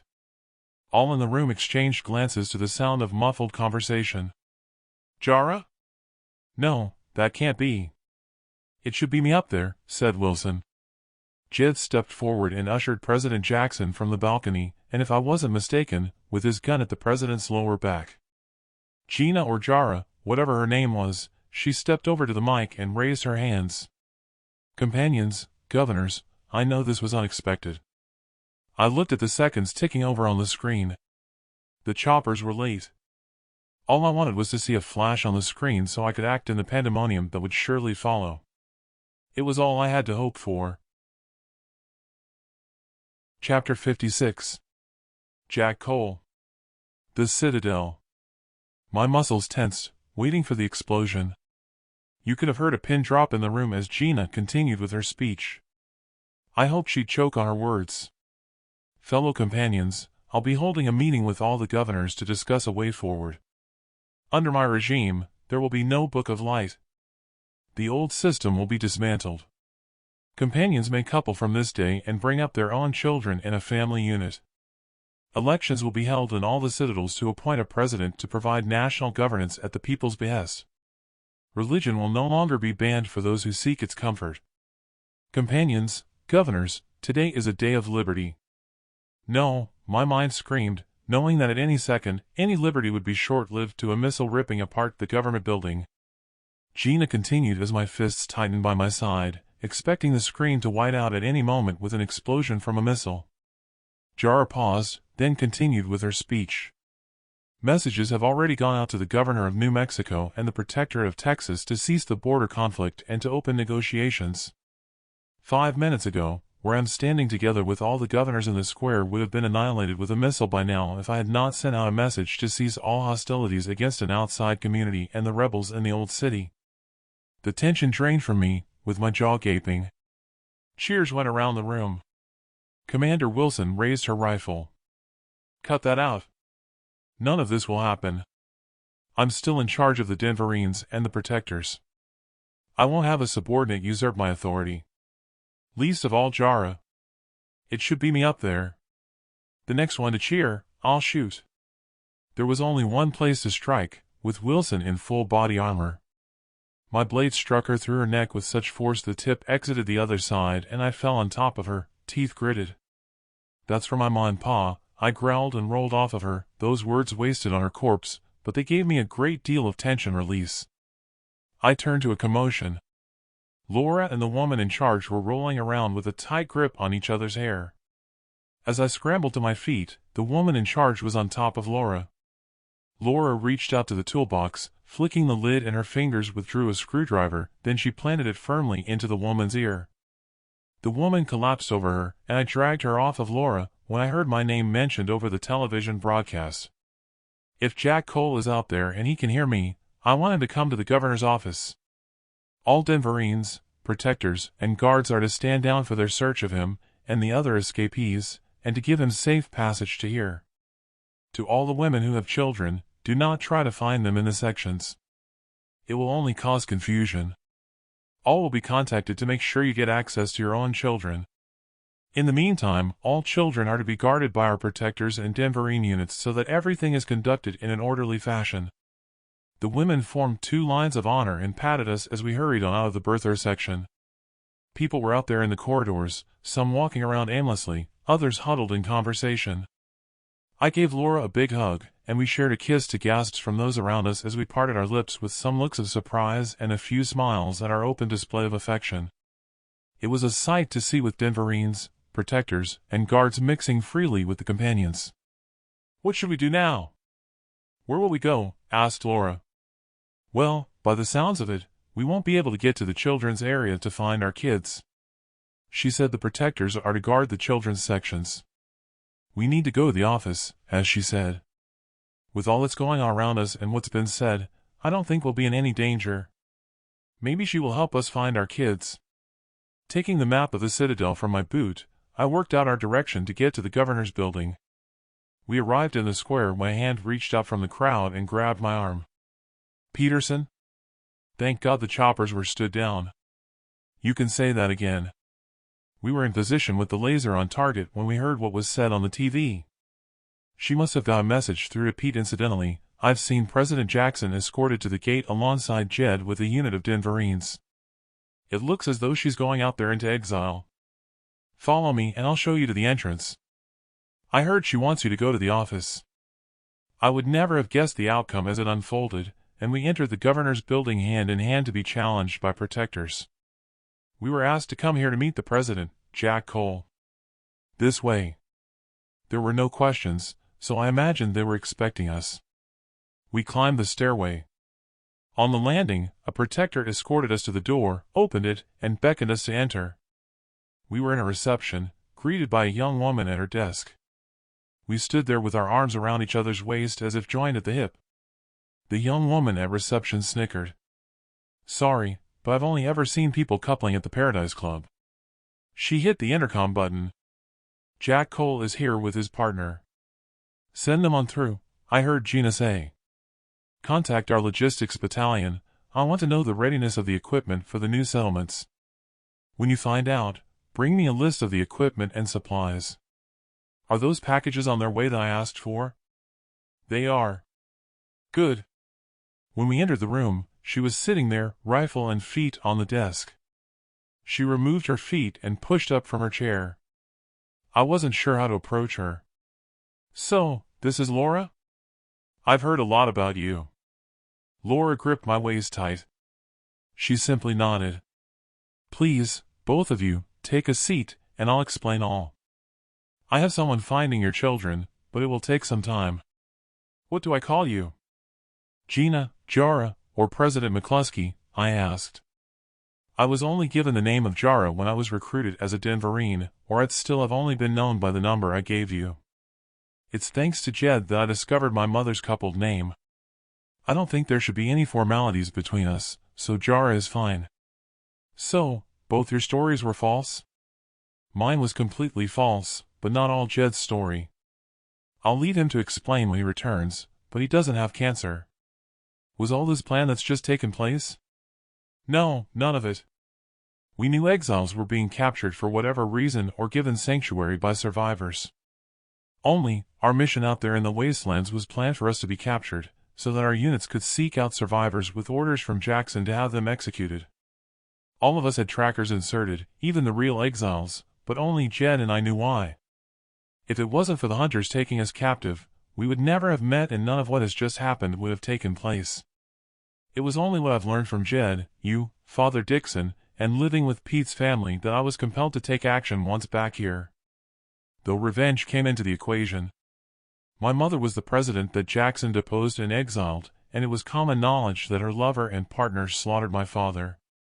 I'd rolled my eyes at the mention of the trackers to a flashback of the scar on Jed's neck.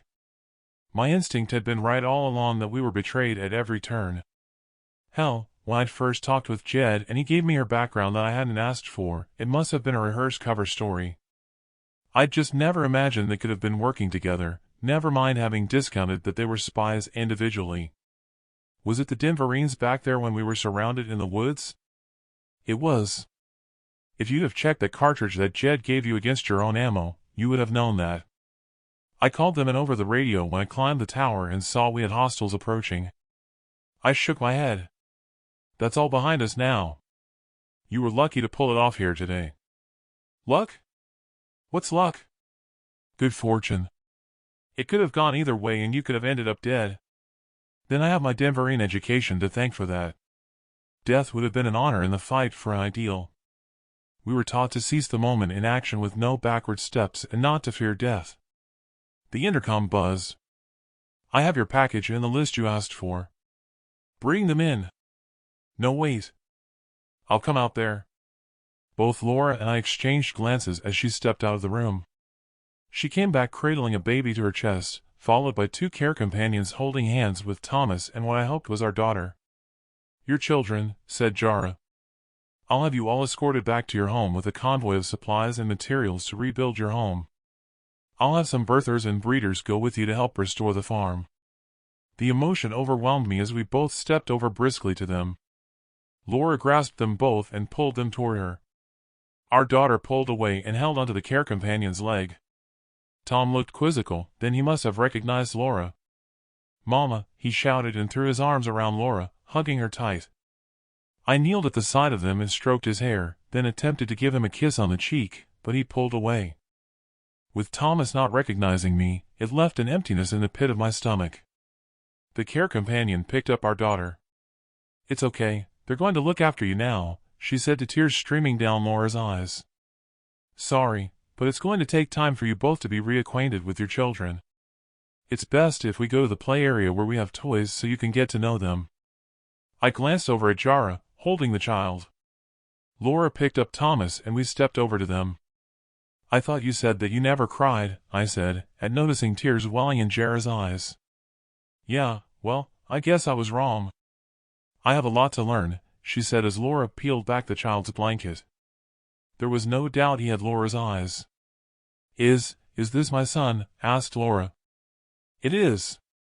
Listen, I'll understand if you don't want him. I could arrange for someone to adopt him.